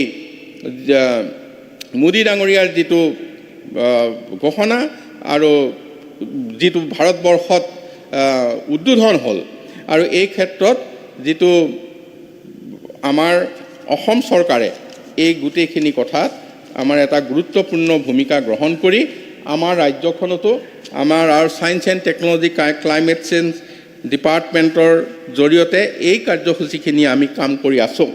ইয়াৰ উপৰিও আমাৰ বন বিভাগে আজি আপোনালোকে দেখিছে যে ১ কোটি গছ ৰোৱাৰ ঠিক কৰিলে, ঠিক তেনেকৈ বন বিভাগে আকৌ অহা বাজেটৰ কাৰণে সেইধৰণে ব্যৱস্থা লৈছে। গতিকে এতিয়া আমি দেখিছোঁ যে আমাৰ যিখিনি কাৰ্যসূচী, এই কাৰ্যসূচীখিনি এনেধৰণে গ্ৰহণ কৰিছোঁ। এইবাৰ বাজেটতো আমি আপোনালোকে বহুত হেৰিখিনি দেখিছে। মই ২-এটা কথা উল্লেখ কৰি যাবলৈ ভাবিছোঁ যে আমি যিটো ওজন যিটো লেয়াৰ, ওজন লেয়াৰটোৰে আমাৰ গোটেই পৃথিৱীখন আৱৰি আছে, আৰু য'ত আমি ওজন লেয়াৰটোৰ কাৰণে আমি প্ৰটেক্টেড, আমি জীৱকুল মানে উদ্ভিদেই হওক অন্য জীৱই হওক, আমি প্ৰটেক্ট হৈ আছোঁ কেনেকৈ? সূৰ্যৰ পৰা যিটো আল্ট্ৰাভাইলেট বেঙুনীয়া যিটো ৰশ্মি আহে, সেই বেঙুনীয়া ৰশ্মিটো ওজন লেয়াৰতে আমাক বাধা দিয়ে, আৰু বাধা দিয়াৰ কাৰণে আমি তাৰ এফেক্টটো আমাৰ গালে নাহে। কিন্তু এতিয়া দেখিছোঁ যে ওজন গেছটো আমাৰ যিটো গ্ৰীণ হাউচ গেছ, তাৰ ওজন গেছৰ তলত আমি যিখিনি আমি ইয়াতে আমি ভাবিছোঁ প্ৰায় ৩৫ কিলোমিটাৰ ৪০ কিলোমিটাৰ ওখলৈকে এইটো গ্ৰীণ হাউচ গেছৰ যিটো এৰিয়া, এইটোত আমি দেখিছোঁ যে কাৰ্বন ডাই অক্সাইড 74% 26 আমি দেখিছোঁ, আৰু কাৰ্বন ডাই অক্সাইড বেছিকৈ উৎপন্ন হৈছে ক'ৰ পৰা? কয়লাৰ পৰা, তেলৰ পৰা, গেছৰ পৰা, আৰু ডিফৰেষ্টেশ্যন, বন ধ্বংস হোৱাৰ কাৰণে কাৰ্বন ডাই অক্সাইডটো আমি এইকেইটা কথাত পাইছোঁ। মিথেন গেছ 17.26% যে মিথেন, ইয়াত আমি দেখিছোঁ যে ক'ৰ পৰা আমি এইটো আহৰণ কৰিছোঁ, যে গছ গছনি জ্বলোৱা, পথাৰত আৱৰ্জনা জুই জ্বলাই দিয়া, আৰু আমি ধাননি পথাৰ প্ৰাকৃতিক জলাশয় আদি যিবিলাক আমি ডেমেজ কৰিছোঁ, সেইবিলাকৰ পৰা আমি এই মিথেন গেছটো পাইছোঁ। ক্ল'ৰ'ফ্ল'ৰ কাৰ্বন এইটো 2.19%। ইয়াত আমি ক'ৰ পৰা পাইছোঁ? আমি এচিৰ পৰা পাইছোঁ, আমি য'ত এচিত আছোঁ, ৰিফ্ৰিজাৰেটৰৰ পৰা পাইছোঁ, ফ্ৰিজৰ পৰা পাইছোঁ, এই বডি স্প্ৰেৰ পৰা পাইছোঁ, যিবিলাক অন্য কেমিকেলযুক্ত, আমি ঘৰত ৰং দিছোঁ তাৰ পৰা যিটো কেমিকেল আছে সেইটোৰ পৰা পাইছোঁ। গতিকে তাৰপিছত আমি যদি চাওঁ নাইট্ৰাছ অক্সাইড, নাইট্ৰাছ অক্সাইড জীৱাশ্ম ইন্ধন বা বায়'মাছ বাৰ্ণিং বা ৰাসায়নিক সাৰ আদি যিবিলাক ব্যৱহাৰ কৰি আছোঁ ইয়াৰ পৰা পাইছোঁ। এই আটাইকেইটা ধৰি ল'লোঁ গ্ৰীণ হাউচ এৰিয়াটোত আমাৰ গ্ৰীণ হাউচ গেছ বুলি যিটো আমি কওঁ, এই ক্ষেত্ৰত আমি কৈ আছোঁ নেট জিৰ' ইমিশ্যনৰ কথা কৈ আছোঁ। এই নেট জিৰ' ইমিশ্যন হ'বৰ হ'লে এতিয়া আমাৰ এই ক্ষেত্ৰখন আমি কেনেকৈ কণ্ট্ৰল কৰিম, এই কথাটো আমি চিন্তা কৰিব লাগিব বা তেনেকৈ পদক্ষেপ ল'ব লাগিব। আপোনালোকে এটা কথা চাওকচোন ভাবি, যে যেতিয়া লকডাউন হৈছিল, লকডাউন হোৱা সময়ত আমি উশাহ নিশাহ লওঁতে এটা নিজে ভাল অনুভৱ কৰিছিলোঁ, কাৰণ সেই সময়ত এই যিবিলাক মই কাৰক ক'লোঁ, এই কাৰকবিলাক তেতিয়া বন্ধ হৈ আছিল। পক্ষীকুল হওক, জীৱ জন্তু হওক, ৰাস্তাৰ কাষলৈ, ঘৰৰ ওচৰলৈ চব আহিছিল। মানে গোটেই এটা প্ৰাকৃতিক পৰিৱেশ, গছবিলাক যেন খুব আগতকৈও ভাল হৈ উঠিল। গতিকে এনেকুৱা যিটো প্ৰাকৃতিক পৰিৱেশ, এই পৰিৱেশটো আমি লকডাউনৰ সময়ত পাইছিলোঁ, যিটো আমাৰ চিভিলাইজেশ্যন বুলি কওঁতে যি গোটেইবিলাক ইণ্ডাষ্ট্ৰিজ গোটেই সোপা আহিল। এই সোপা অহাৰ আগৰ দিনটোলৈ আমি 50, 60 বছৰ, 70 বছৰৰ আগৰ দিনটো আমি লকডাউনত পালোঁ। ঠিক তেনেকৈ তাৰমানে এতিয়া আমি যদি চাওঁ যে আমি দ্ৰুত মানে উদ্যোগীকৰণ, ব্যাপক হাৰত বনাঞ্চল সংকোচন, মানুহৰ অত্যাধুনিক জীৱন প্ৰণালী, এই গোটেইবিলাকৰ কাৰণেই আমাৰ কাৰ্বন ডাই অক্সাইডটো বৃদ্ধি পাইছে। এতিয়া যদিও পশ্চিমীয়া দেশে আৰম্ভ কৰিলে ইণ্ডাষ্ট্ৰিয়েলাইজেশ্যন, আৰু বৰ্তমানত আমি এটা কথা আমি দেখিবলৈ পাইছোঁ, সেইটো হৈছে যে মানে বায়ুমণ্ডলত কাৰ্বন ডাই অক্সাইডটো এমিশ্যন হ্ৰাস কৰাৰ ক্ষেত্ৰত আমাৰ আটাইতকৈ গুৰুত্বপূৰ্ণ বিষয় হিচাপে আমাৰ ওচৰত উত্থাপিত হৈছে। আৰু আমি যেতিয়া চাওক, এই বেলেগ যিবিলাক দেশ, উন্নত দেশ, আজি আমি যিবিলাক ডেভেলপ কাণ্ট্ৰি বুলি কওঁ, আমি যদি আণ্ডাৰ ডেভেলপ কাণ্ট্ৰিবিলাকে জীৱাশ্ম ইন্ধনবিলাক, কয়লাৰ পৰা হওক, অইলৰ পৰা হওক, অন্যবিলাক হওক, তেওঁলোকে আজি 200 বছৰ, 250 বছৰৰ পৰা উলিয়াই লৈ পেলাই তেওঁলোকে ডেভেলপ হৈ গ'ল, তেওঁলোকে উন্নত হৈ গ'ল। কিন্তু এতিয়া তেওঁলোকে কৈ আছে যে সকলোৱে জীৱাশ্মটো বন্ধ কৰিব লাগে। তেওঁলোকে আমাক পলিউটেড কৰি দিয়াৰ পিছত এতিয়া সকলোৱে বন্ধ কৰিবলৈ কৈছে। এতিয়া আপুনি কয়লাৰ কথা কৈছে, ধৰক এতিয়া ভাৰতবৰ্ষত আজি যিবিলাক আণ্ডাৰ ডেভেলপ কাণ্ট্ৰিয়ে নিজৰ যিটো জীৱাশ্ম ইন্ধন ষ্টক হৈ আছে, মানে নিজৰ দেশখনত যিখিনি জমা হৈ আছে, সেই জমা হৈ থকা এইখিনি ইন্ধন, এইখিনি এনাৰ্জি, এইখিনি শক্তি কেনেকৈ ব্যৱহাৰ কৰিব। তেতিয়া আজি আপুনি কয়লাৰ বিষয়টো আনিছে। কয়লাৰ ক্ষেত্ৰত হৈছে, চাওক যে আমাৰ যিটো মই এই তথ্যটো অৱশ্যে খনিজ আমাৰ মাইনিঙৰ পৰা আনিছোঁ, খনিজ বিভাগৰ পৰা। এইটো আমাৰ বিভাগ পোনপটীয়াকৈ জড়িত নহয়। চৰকাৰৰ যিটো কয়লা মন্ত্ৰালয় আছে, এই কয়লা মন্ত্ৰালয়ে 2030 চনলৈকে আমাৰ কিছুমান লাইচেঞ্চ ৰিনিউ কৰিছে। কিছুমান লাইচেঞ্চ ৰিনিউ কৰাৰ ক্ষেত্ৰত হৈছে কি, লিডু বৰগোলাই মাইনিং লিজ, এইটো 2030 চনলৈকে ৰিনিউ কৰা আছে। ইয়াতে 4 বৰ্গ মাইল মানে এৰিয়া, তিৰাপ কোল গ্ৰাণ্ট মাইনিং লিজ, লেখা পানী, টিংৰাই পানী, চব একে অঞ্চলতে সেইফালে। টিংৰাই পানী যিটো মাইনিং লিজ 4.48 স্কুৱেৰ কিলোমিটাৰ, এই গোটেইখিনি গভৰ্ণমেণ্ট অফ ইণ্ডিয়াই এইটোৰ লাইচেঞ্চটো ৰিনিউ কৰিছে 2030লৈকে। গতিকে তাৰ ভিতৰতে আমাৰ যিখন নামদাং কোল গ্ৰাণ্ট আছে সেইখন ফৰেষ্টৰ কাৰণে বন্ধ হৈ আছে, সেইটো ফৰেষ্ট এৰিয়া। তাৰ বাদে বাকীখিনি লিজত দিয়া আছে। ইয়াৰ কথা হ'ল কি, কৰি দিম চমু, মোৰ একো নাই, ক'বলৈ ক'লে আৰু এঘণ্টাও কৈ থাকিব পাৰোঁ, আৰু নহ'লে চমু লাগিলে চমু কৰি দিম।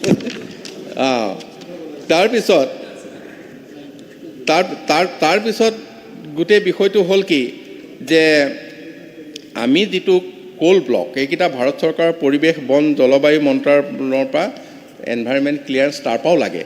গতিকে এই কথাখিনি কয়লাৰ বিষয়টো এনেধৰণে চলি আছে। নিশ্চয় এই ক্ষেত্ৰত এটা চৰকাৰে সিদ্ধান্ত ল'ব, আৰু তাৰ ক্ষেত্ৰত চৰকাৰে বিকল্প কিছুমান ব্যৱস্থা লৈছে। এতিয়া কয়লাটো এনেকুৱা বস্তু, কয়লাটো তাত লৈ গৈ ক'ৰবাত ইন্ধন হিচাপে যেতিয়া কৰিব সেই সময়তো মানে এফেক্ট কৰে। কয়লা তাত দমাই থ'লেও তাৰ পৰা যিটো বৰষুণ পৰি পানী ওলায় নদীলৈ বৈ গ'ল, সেইটোৱে এফেক্ট কৰে। ছালফাৰ তাত আছে, এচিড ক্ৰিয়েট হয়।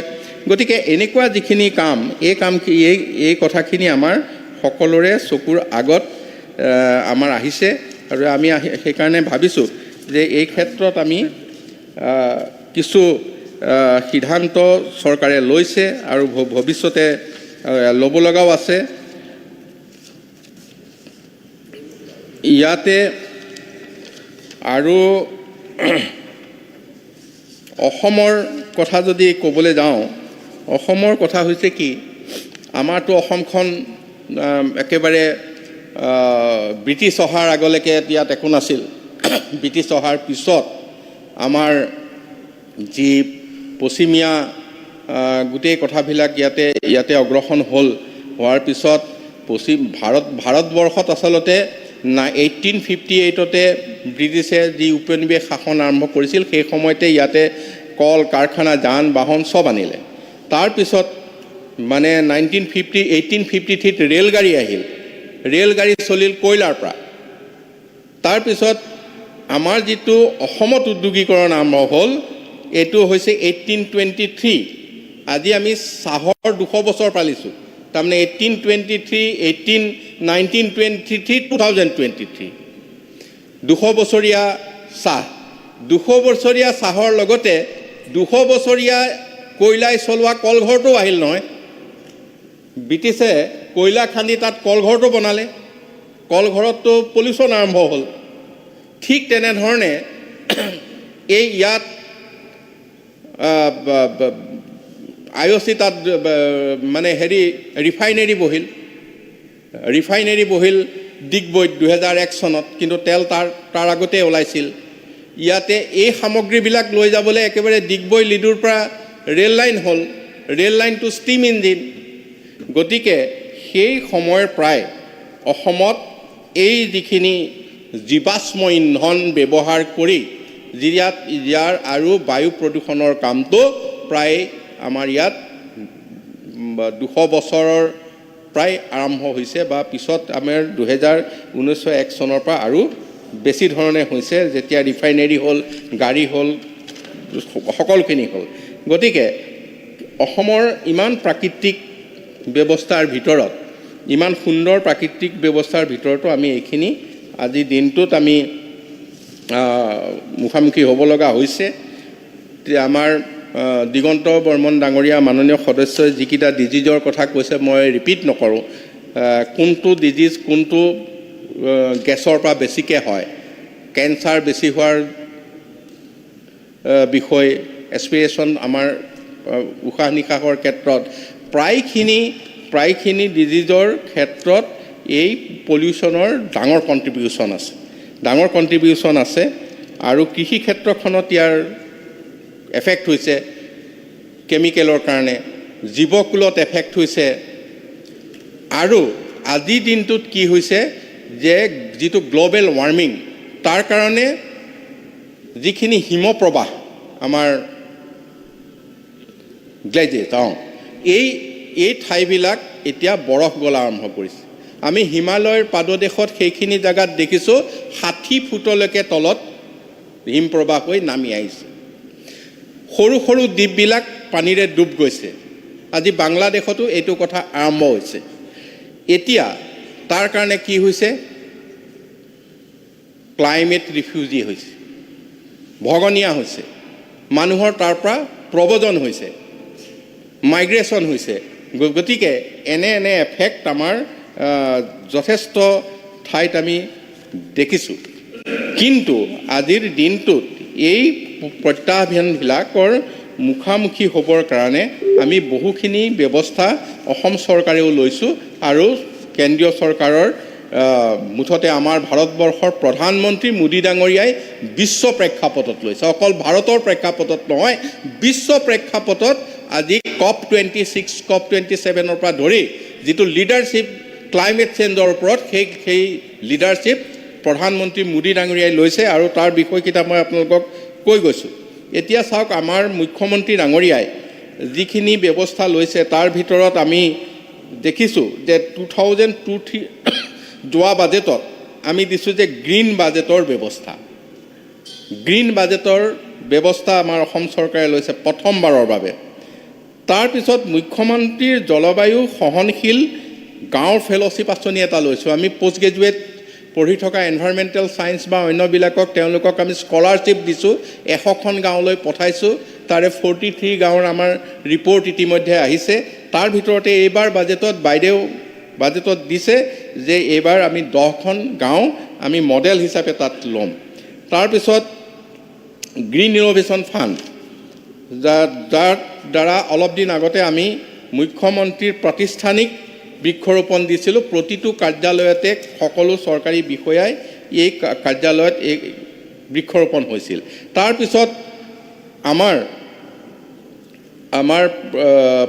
প্ৰকৃতি সংৰক্ষণ, সেউজ আৱৰণ বৃদ্ধিৰে জলবায়ু পৰিৱৰ্তনৰ প্ৰতিৰোধৰ বিকল্পতাৰ বিষয়ে জনসজাগতাটো এইবিলাক হৈ আছে।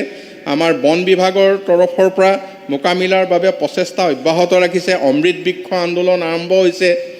তাৰপিছত ৰাজ্যত 1 কোটি গছপুলি যোৱাবাৰ 17 ছেপ্টেম্বৰত আমাৰ ৰুইছে। ঠিক তেনেকৈ কাৰ্বন ছিকুৱেঞ্চনৰ প্ৰয়াস, আমি যিখিনি তাক হ্ৰাস কৰিব লাগে সেইখিনি কথা আমি চেষ্টা কৰিছোঁ। তাৰপিছত আমাৰ এনেধৰণৰ বহুত কাৰ্যসূচীয়ে আমাৰ লোৱা হৈছে। আজি মই কৈ গ'লে আৰু 2-4টা কথা ক'ব পাৰোঁ যে আজি ট্ৰেন্সপৰ্ট বিভাগে লৈছে মানে ইলেক্ট্ৰিকেল বাছ, তাৰপিছত CNG আহিছিল। ঠিক তেনেধৰণে পাৱাৰ শক্তি বিভাগে লৈছে যে আমাৰ চ'লাৰ লাইট। এতিয়াতো এইবাৰ বাজেটত কোৱা হৈছে নতুন ঘৰ যিমান কৰিব ওপৰত তেওঁলোকে চ'লাৰ লগোৱাটো বাধ্যতামূলক। এছেম্বলিটো লৈছে গাড়ী, এছেম্বলিটো বেটাৰী গাড়ী চলিছে। এছেম্বলিটো আমাৰ মাননীয় অধ্যক্ষ মহোদয়ে এছেম্বলিৰ ভিতৰত যেনেকৈ আমি আৰ্কলজিকেল ছাইটত মানে পলিউশ্যন নহ'বৰ কাৰণে আগ্ৰালৈ গ'লে তাজমহলত আমি দেখিছোঁ যে বেটেৰী গাড়ীত যাব লাগে। আমাৰ এছেম্বলিত আচলতে বেটেৰী গাড়ী মাননীয় অধ্যক্ষ মহোদয়ে আৰম্ভ কৰিছে, আমি ধন্যবাদ জনাইছোঁ। গতিকে এনেধৰণে কিছু ব্যৱস্থা আমি লৈ আছোঁ আৰু ভৱিষ্যতৰ দিনত এইখিনি আৰু বাঢ়ি যাব। এতিয়া আমি গ্লেচিয়াৰ কথাটো মই কৈ গৈছোঁ অলপ আগতে। তাৰ কাৰণে আমাৰ হিমপ্ৰবাহৰ মানে সেইটো গ্ল'বেল ৱাৰ্মিঙৰ কাৰণে যিটো কমি যোৱাৰ কাৰণে আমাৰ মানে গোটেই চেঞ্জটো তাত আহিছে। পানী বাঢ়িছে, ক'ৰবাত পানীটো শুকাই গৈছে, বৰষুণ বেছি হৈছে, বৰষুণ কম হৈছে। গতিকে এনেকুৱা চেঞ্জিংবিলাক আমাৰ ইটোৰ পিছত সিটো আহি আছে। আৰু আমাৰ এটা কথা আমি ধন্যবাদ দিব লাগিব। আমাৰ সকলোৱে কৈ আছিল যে বন বিভাগৰ ক্ষেত্ৰত মানে যিটো India state of forest report মানে 2005 to 2021 তাৰ ভিতৰত প্ৰথম অৱস্থাত আমাৰ ফৰেষ্টৰটো কম আহিছিল। যিটো লেটেষ্ট ৰিপৰ্টত আমি পাইছোঁ 2011 পৰা 2000 এই সময়ছোৱাত আমি বিগত বছৰতকৈ আমাৰ সেউজীয়া এলেকা 638 এইটো গভৰ্ণমেণ্ট অফ ইণ্ডিয়াৰ ৰিপৰ্ট 638 বৰ্গ কিলোমিটাৰ বৃদ্ধি হৈছে। এই সময়ছোৱাত ফৰেষ্ট ৰেটো বৃদ্ধি হৈছে। গতিকে এই কামখিনি আমাৰ অতি মানে সাৱধান মানে অতি দূৰদৰ্শী চিন্তাৰে আমাৰ মুখ্যমন্ত্ৰী ডাঙৰীয়াৰ নেতৃত্বত আমি আগবাঢ়িবলৈ সক্ষম হৈছোঁ।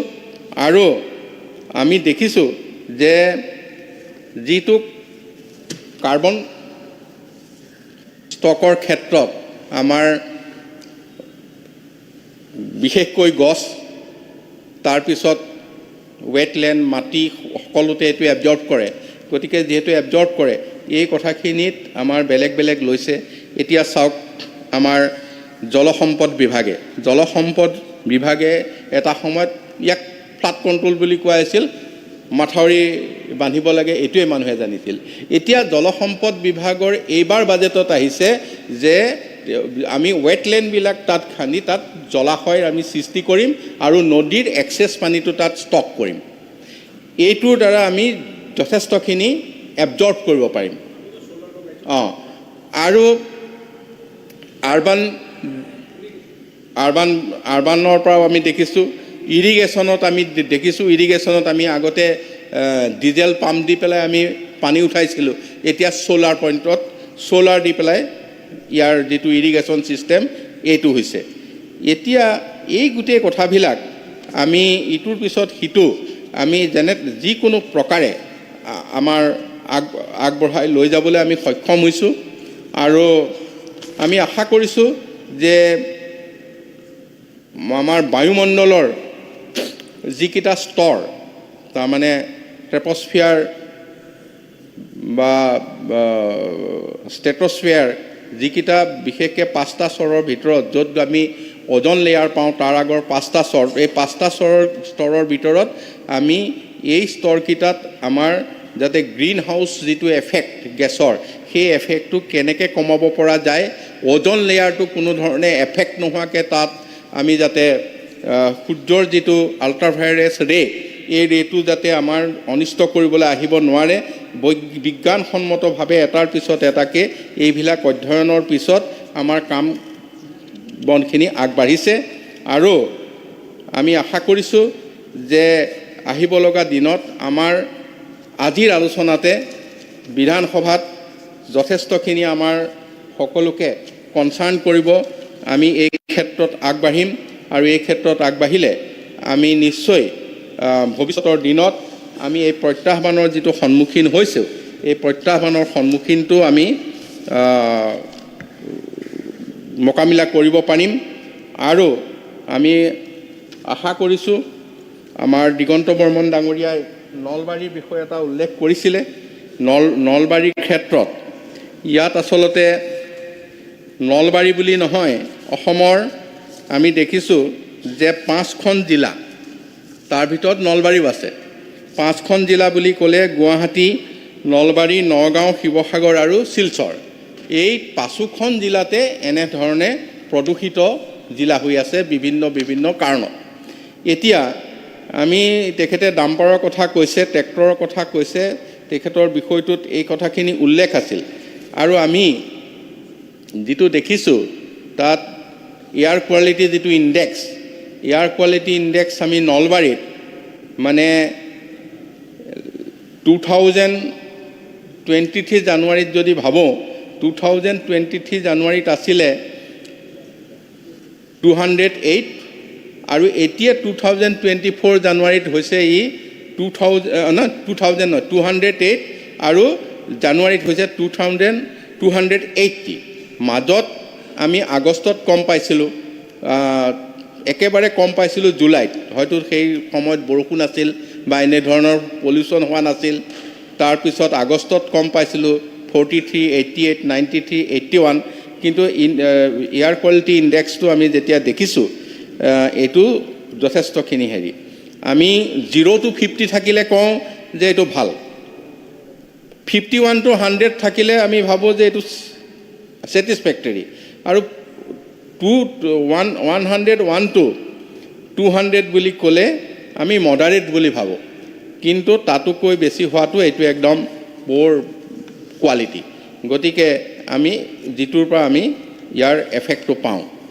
গতিকে এই গোটেই ক্ষেত্ৰখন এনেধৰণে অধ্যয়ন কৰা হৈছে আৰু আমি যিটো 100খন গাঁৱত সেইকাৰণে আমি এই অভিযানটো লৈছিলোঁ আৰু 100খন গাঁৱৰ ক্ষেত্ৰত আমি তাত যিসকলক কাম কৰিবলৈ দিছোঁ তেওঁলোক হৈছে মাষ্টাৰ ডিগ্ৰী ছায়েন্সৰ ষ্টুডেণ্ট, হয় ফাৰ্ষ্ট মানে ফাইনেল ইয়েৰো হ'ব পাৰে, হ'ব পাৰে। তেওঁলোকৰ মাজত আমি এপ্লিকেশ্যন বিচাৰি তেওঁলোকক পৰীক্ষা কৰি, তাত এনভাইৰমেণ্টেল ছায়েন্সো আছে, তেওঁলোকক আমি গাঁৱলৈ পঠাইছিলোঁ আৰু তাৰ 43টা ৰিপৰ্ট আমাৰ হাতলৈ আহিছে যে আমি যিকেইখন গাঁও ক্লাইমেট ৰিজিলিয়েঞ্চ ভিলেজ হিচাপে গঢ়ি তুলিবৰ কাৰণে সেই গাঁওখনত আমি কি কথা কম আছে, কি কথা তাত আমি জড়িত হ'ব লাগিব, কি কথা আমি ৰিফৰ্ম কৰিব লাগিব। গতিকে এই অভিযানবিলাক আমি কৰি আছোঁ, সেইবিলাক ভৱিষ্যতৰ বাবে আন কথাৰ বাবে এটা মডেল হিচাপে আহিব বা আমি 100খন গাঁও পৰীক্ষা কৰিলে নিশ্চয় আমি গম পাম যে বাকীবিলাকৰ ক্ষেত্ৰত আমি কি ব্যৱস্থা গ্ৰহণ কৰিব লাগিব। গতিকে এইখিনি কথা মই আপোনালোকৰ ওচৰত উত্থাপন কৰিলোঁ আৰু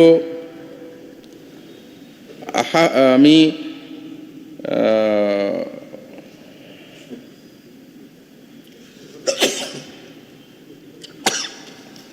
আমাৰ বৰুৱা ডাঙৰীয়ায়ো গ্ৰীণ কাৰ্বনৰ কথা কৈ গৈছিলে।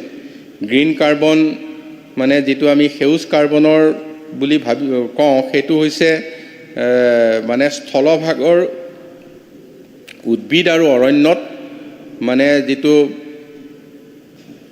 কাৰ্বন সংৰক্ষিত হয়, মানে যিটো আমি ধৰক অমৃত বৃক্ষৰ দ্বাৰা আমি কৰিবলৈ গৈছোঁ, কাৰ্বন ষ্টক বৃদ্ধি কৰিবলৈ আমি সহায় কৰিবলৈ তেখেতে যিখিনি কথা পৰামৰ্শ দিছে এইখিনি কথা আমাৰ দৃষ্টি আকৰ্ষণ হৈছে আৰু তেনেবিলাক কথাই আমি ইয়াত আমি ইটোৰ পিছত সিটোকে চৰকাৰে কাৰ্যসূচী গ্ৰহণ কৰাৰ ক্ষেত্ৰত বাজেটত তাৰ সম্পূৰ্ণ ৰিফ্লেক্ট হৈছে। এই ক্ষেত্ৰখনত বাজেটত সম্পূৰ্ণ ৰিফ্লেক্ট হৈছে।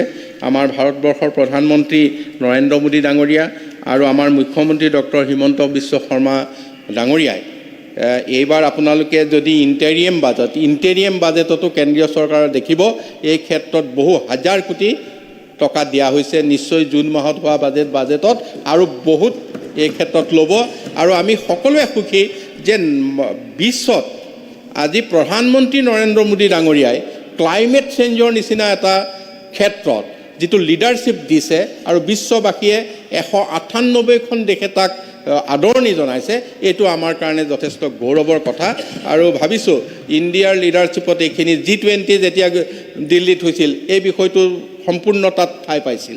গতিকে এই ক্ষেত্ৰখনত আমি ভাৰতবৰ্ষই আমি আগুৱাই যাব লাগিব আৰু তেওঁ মোদী ডাঙৰীয়াই যিটো আমাক 7টা থিম আৰু 75টা কাৰ্যকলাপ দিছে তাৰ ভিতৰত মূল কথাটো হৈছে মানে জীৱনশৈলী, মানুহৰ জীৱনশৈলীৰ যিটো পৰিৱৰ্তন লাইফষ্টাইল, এইটো চেঞ্জ হ'ব লাগিব আৰু লাইফষ্টাইল চেঞ্জ হ'লে আমাৰ আমি এই চেলেঞ্জবিলাকৰ মুখামুখি হ'ব পাৰিম।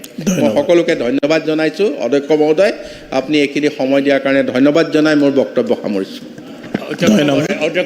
আৰু আছে এটা প্ৰশ্ন আছে মন্ত্ৰী মাননীয় মন্ত্ৰীয়ে আমাক গোটেইখিনি কথা ক'লে, কিন্তু আপুনি পেৰিছ চুক্তিৰ বিষয়ে নক'লে। পেৰিছ চুক্তিৰ প্ৰকৃতি ভাৰতৰ দায়বদ্ধতা কি বা ভাৰত চৰকাৰে কি কৰিছে এইটোৰ ওপৰত? একেবাৰতে আপোনাৰ কি আছে পেৰিছ চুক্তি দুইজনৰ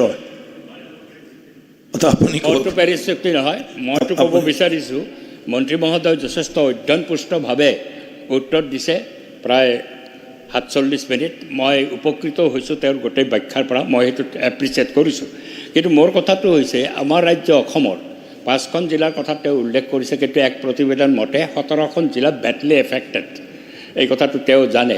আৰু তাকে লৈ পেলাই আমাৰ চৰকাৰে, মন্ত্ৰী মহোদয় এই কথাটো জানে, বতৰ পৰিৱৰ্তনৰ ৰাজ্যিক কৰ্ম আঁচনি একশ্যন প্লেন এখন গ্ৰহণ কৰিছিল 21-30।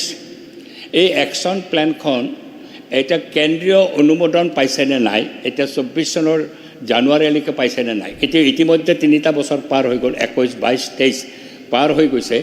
এই 3টা বছৰত এই একশ্যন প্লেন যদি গৃহীত হোৱা নাই তেতিয়াহ'লে আমি কেনেধৰণে কাম কাজ কৰিছোঁ। আৰু একশ্যন প্লেনখন গৃহীত কৰাই লৈ পেলাই যিহেতু আমাৰ ৰাজ্যখনৰ 17খন জিলা বেডলি এফেক্টেড এই ক্ষেত্ৰত জলবায়ুৰ ক্ষেত্ৰত এইটো এটা তৎপৰতাৰে যদি মানে ব্যৱস্থাটো নলয়, যদি একশ্যন প্লেনখনেই গ্ৰহণ নহয়, এই বহুদিন হোৱা নাই, 21-22তো নহ'লেই, 23তো নহ'ল, এতিয়া 24ত কি অৱস্থাত আছে তেওঁ জানিব।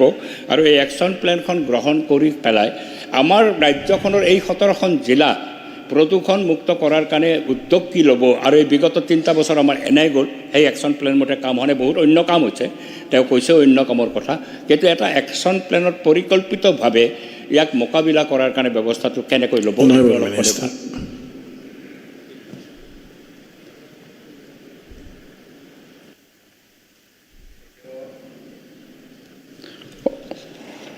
অধ্যক্ষ মহোদয়, পেৰিছ চুক্তিখন খুব ইম্পৰ্টেণ্ট আছিল। তেতিয়া আমাৰ ক্লাইমেট চেঞ্জৰ ক্ষেত্ৰত পেৰিছত যিখন ছামিট হৈছিল, সেই পেৰিছ ছামিটখনে আমাৰ মাজত বহুতখিনি কথা আনিছিলে, কিন্তু সেই সময়ত এটা কথা আজিৰ সময়ৰ নিচিনাকৈ হেৰি হোৱা নাছিল যে যিখিনি উন্নত দেশ আৰু আমাৰ আণ্ডাৰ ডেভেলপ কাণ্ট্ৰি এইবিলাকৰ মাজত এটা সময়ত যথেষ্টখিনি কনফ্লিক্ট আছিল। আৰু একমত হোৱাৰ ক্ষেত্ৰত আমি বিশেষকৈ হৈছোঁ গ্লাছগো যিখন কনফাৰেঞ্চ এতিয়া হ'ল, সেইখনত আমি যথেষ্টখিনি উপকৃত হৈছোঁ আৰু সকলোৱে সহমত কৰি আৰু তাৰপিছত ডুবাইত শেহতীয়াভাৱে যিখন হ'ল 27 COP, এইখনত আমি যথেষ্টখিনি আগবাঢ়ি গৈছোঁ, য'ত আমি আমাৰ এটা গতি আৰম্ভ হৈছে। আৰু আমাৰ শ্ৰদ্ধেয় তালুকদাৰ মহোদয়ে যিখিনি কথা কৈছে যে আমাৰ যিখিনি জিলাত অতি প্ৰদূষিত জিলা আৰু কম প্ৰদূষিত জিলা, এই বিষয়টো উল্লেখ কৰাৰ লগতে অতি প্ৰদূষিত জিলাখিনিৰ ক্ষেত্ৰত আমাৰ চৰকাৰে কি কি কথা ব্যৱস্থা ল'ব। মই অকণমান আগতে এটা উল্লেখ কৰি গৈছিলোঁ যে ইয়াৰ এটা ৰিচাৰ্চৰ প্ৰয়োজন আছিলে, আৰু সেই হিচাপে আমি এটাই কথা আমি আগবঢ়াইছোঁ, সেইটো হৈছে কি আমি প্ৰথমতে ইয়াত এটা ছাৰ্ভে কৰিবলৈ বিচাৰিছোঁ। ছাৰ্ভেটো এনেকৈ নহয় যে এখন জিলাৰ 1-2খন গাঁৱত যেতিয়া আমি গোটেইখিনি কথা তথ্য আনিম, তথ্য অনাৰ পিছত সেই জিলাখনৰ ক্ষেত্ৰত বা সেই অঞ্চলটোৰ ক্ষেত্ৰত আমি কি কি ব্যৱস্থা গ্ৰহণ কৰিব পাৰোঁ। ক'ৰবাত ইণ্ডাষ্ট্ৰিৰ কাৰণে এফেক্ট হৈছে, ক'ৰবাত আমি ধৰক অন্যান্য বাকী কাৰকবিলাকে এফেক্ট কৰিছে, এই কাৰকবিলাক আমি উদ্ভাৱন কৰি নিশ্চয় ইয়াৰ পিছত আমাৰ নেক্সট ষ্টেপটোৱে হ'ব যে অঞ্চল ভিত্তিক আমাৰ বিশেষ ব্যৱস্থা গ্ৰহণ। এইখিনি কথাত চৰকাৰ কনচাৰ্ণ। একশ্যন প্লেনখন নহ'ল নেকি অনুমোদন? একশ্যন প্লেন যিখন লৈছিলে ৰাজ্যিক একশ্যন প্লেন, সেইখন অনুমোদন নহ'ল নেকি? নহয়, একশ্যন প্লেন মানে কোনখনৰ? আপোনালোকৰ 21-ৰ পৰা 30লৈকে যিটো একশ্যন প্লেন লোৱা হৈছিল এই প্ৰদূষণ প্ৰতিৰোধৰ বাবে, একশ্যন প্লেনখন আপোনালোকৰ আমাৰ ফৰেষ্টত থকাৰ সময়ত এটা ভিছন ৰিপৰ্ট এটা আছিল। এই কথাটো আমাৰ বিভাগৰ কথাটো মই এই দায়িত্বটো ক্লাইমেট চেঞ্জৰ দায়িত্বটো ছায়েন্স এণ্ড টেকন'লজিলৈ আহিছিল, তাৰ আগতে ফৰেষ্ট এণ্ড এনভাইৰনমেণ্টে কৰি আছিল, আৰু পাৰ্টলি তেখেতসকলেও এই বিষয়টো তেতিয়াও আছে। সেইটো তাত এটা আমাৰ ভিছন প্লেন এটা গোটেইটো লৈ পেলাই লৈছিল, আৰু সেই ক্ষেত্ৰত আমি মানে অন প্ৰচেছ আছোঁ। তাৰমানে যিখন একশ্যন প্লেন দিছিল এতিয়াও সেই একশ্যন প্লেনখন আমাৰ এতিয়ালৈকে অনুমোদন কৰি আগবাঢ়ি যোৱা নাই। সেইটো বন বিভাগৰ হাতত আছে, হ'লেও মই বিচাৰিছোঁ আৰু অনুমোদন নহয় তেতিয়াহ'লেতো আমি কেনেকৈ আগবাঢ়িম? সংহতভাৱে আগবাঢ়িব লাগিলে আমি ছেপাৰেট কিবা কিবি উদ্যোগ লৈছোঁ, কিন্তু সেইটো মই কোৱা নাই, মই এক্সন প্লেনৰ কথা কৈছোঁ, আপোনাৰ গ্ৰীণ হাউচৰ কথা মই কোৱা নাই। এক্সন প্লেনখনত আমি সামগ্ৰিকভাৱে ৰাজ্যখনক প্ৰদূষণ মুক্ত কৰা, 17খন জিলাত আমাৰ প্ৰদূষণ আছে, 5খনত চিভিয়াৰলি আছে। এতিয়া এক্সন প্লেনখন অনুমোদন 21 চনৰ পৰা 30 চনত লৈছোঁ। এইটোৰ ক্ষেত্ৰত যদি তদবিৰ লৈ ভাল হয়, এক্সন প্লেন আহিলে পুঁজিটোও আহিব, আৰু আমি এক্সন প্লেন মতে গ'লেহে চাইণ্টিফিকেলি আগবঢ়া হ'ব। ঠিক আছে। মাননীয় অধ্যক্ষ মহোদয়, একশ্যন প্লেনত যিকেইটা ছাজেশ্যন আহিছিল সেই ছাজেশ্যনকেইটাৰ বহুতকেইটা ছাজেশ্যন বাজেটত ৰিফ্লেক্ট হৈছে। মানে action plan as a total এইখন অনুমোদন হ'ল, এইখন আহিছে, এই কথাটো নহয়, কিন্তু তাত থকা মেক্সিমাম দফা আমাৰ বাজেটত এতিয়া ৰিফ্লেক্ট হৈ আছে। গতিকে মই এইখিনি কথাই আগবঢ়ালোঁ। আৰু পেৰিছৰ কথা যিটো কৈছিল, পুনৰ কৈ দিছোঁ যে এইটো COP21 আছিল পেৰিছত, আৰু এই ক্ষেত্ৰত মানে সেইখনত বিশেষকৈ ইমেজিং ইকনমিৰ মানে ক্ষেত্ৰতে আমাৰ গোটেই বিষয়টো আলোচনা হৈছিল, আৰু আমাৰ দেশে সেই তাত সম্পূৰ্ণভাৱে এই লক্ষ্য সাধনৰ ক্ষেত্ৰত সহযোগ কৰিছে। ধন্যবাদ। এক মিনিট কৈছে, মই দুটামান সংযোজন থাকি গ'ল। মই নিজে এটা ভাবি পাইছোঁ যে আমাৰ অসমত অৰ্কিড, অৰুণাচল, অসম এইবিলাক চব অৰ্কিড হোৱা জেগা। এতিয়া এই পৰিৱেশ কণ্ট্ৰলৰ কাৰণে আমি যিটো গ্ৰীণ কাৰ্বনৰ কথা কৈছোঁ, এতিয়া আমাৰ ঘৰত অৰ্কিড আছে, বহুত বছৰ আগত প্ৰায় 82-83 চনত আমি অৰ্কিড আনি লগাইছিলোঁ। আজিলৈকে গছজোপাই প্ৰত্যেক বহাগৰ বিহুত আমাৰ মানে 7 মাহ বা 8 মাহ কপৌ ফুল দিয়ে। এতিয়া আমি এনেকুৱা এটা মানে চৰকাৰে কৰিব পাৰোঁ নেকি, ধৰক এটা অৰ্কিড মিছন। আমাৰ যিমানবিলাক আমাৰ ধাবা আছে, বিবাহ বাহৰ আছে, হোটেলবিলাক আছে, মানুহৰ ঘৰ আছে, চবতে যদি আমি এটা অৰ্কিড মিছন কৰোঁ, তেতিয়া আমাৰ অসমখন দেখিবলৈ বৰ সুন্দৰ হ'ব। দ্বিতীয়তে, আমাৰ যিটো এতিয়া চবৰে বেমাৰৰ কথা ওলাইছে, পৰিৱেশৰ কথা ওলাইছে, মাছৰ এটা ফৰ্মেলিনৰ কথা মই আপোনাক কৈছোঁ, এইটো এটা আমি বন্ধ কৰিব লাগে। আৰু আমাৰ অত্যাধুনিক যিটো কীটনাশক দৰৱ আৰু এই হৰমন দি পেলাই ৰাতাৰাতি মানে আমি যিবোৰ চব্জিবিলাক আমি পাইছোঁ, এই এনেকুৱা ধৰণৰ, তাৰপৰা কল পকোৱাৰ যিটো আমাৰ কাৰ্বাইড দি পেলাই আমি গোটেই ঠাৰিয়ে চাৰিয়ে একেবাৰে য়েল্ল' হৈ যায়। কালি মোৰ দাদাৰ ঘৰত মই কৈছোঁ যে এইটো কাৰ্বাইড দিয়া কল ক'ৰ পৰা আনিলি? কৈছে নহয়, এইটো ঘৰৰ কল, 8 দিনমানৰ মূৰত, এই নিজে ডাক্তৰ মানুহ, বহুত কষ্ট কৰি পেলাই মই এইটো হালধীয়া কৰিছোঁ। গতিকে আমাৰ এই ক্ষেত্ৰত কিন্তু আমি খুব ষ্ট্ৰিক্ট হ'ব লাগে। আৰু আমি পাৰোঁ নেকি এই প্লাষ্টিকটো, যেনেকৈ ছিকিমত, আজি ছিকিমত যদি যায় তাত প্লাষ্টিক আপুনি বিচাৰি নাপায়। আমাৰ কাষৰীয়া যদি ছিকিমে পাৰে, অৱশ্যে সৰু ৰাজ্য, আমি অসমত ক্ৰমান্বয়ে আমি তেনেকৈ 1-2খন ডিষ্ট্ৰিক্টকৈ আমি এনেকৈ যদি এটা আমি পাইলট প্ৰজেক্ট কৰিব পাৰোঁ নেকি, এইখিনি কথাকে মই সংযোজন কৰিম। ঠিক আছে। মাননীয় অধ্যক্ষ মহোদয়, প্লাষ্টিকৰ ক্ষেত্ৰত যিটো কথা কৈছে, এতিয়া দেখিছে ক্ৰমান্বয়ে একেদিনাই আদায় কৰিবলৈ বিচৰা নাই, আৰু সেইটো এতিয়া 200 ml plastic bottle, 1 time use plastic, এইবিলাকৰ ক্ষেত্ৰত ষ্ট্ৰিক্ট ব্যৱস্থা লৈছে। আৰু সেইবিলাক ইণ্ডাষ্ট্ৰীক মাননীয় মুখ্যমন্ত্ৰী ডাঙৰীয়াই অল্টাৰনেটিভ কথাত যাবলৈ দিছে। গতিকে তেনেধৰণৰ এটা প্ৰক্ৰিয়া আমাৰ মাজত আৰম্ভ হৈছে। বাকী অৰ্কিডৰ বিষয়টো নিশ্চয় আমাৰ বন বিভাগ আছে, তেখেতসকলে এই ক্ষেত্ৰত ব্যৱস্থা গ্ৰহণ কৰিব। ধন্যবাদ। The House adjourned till 9 AM of 23 February 2024.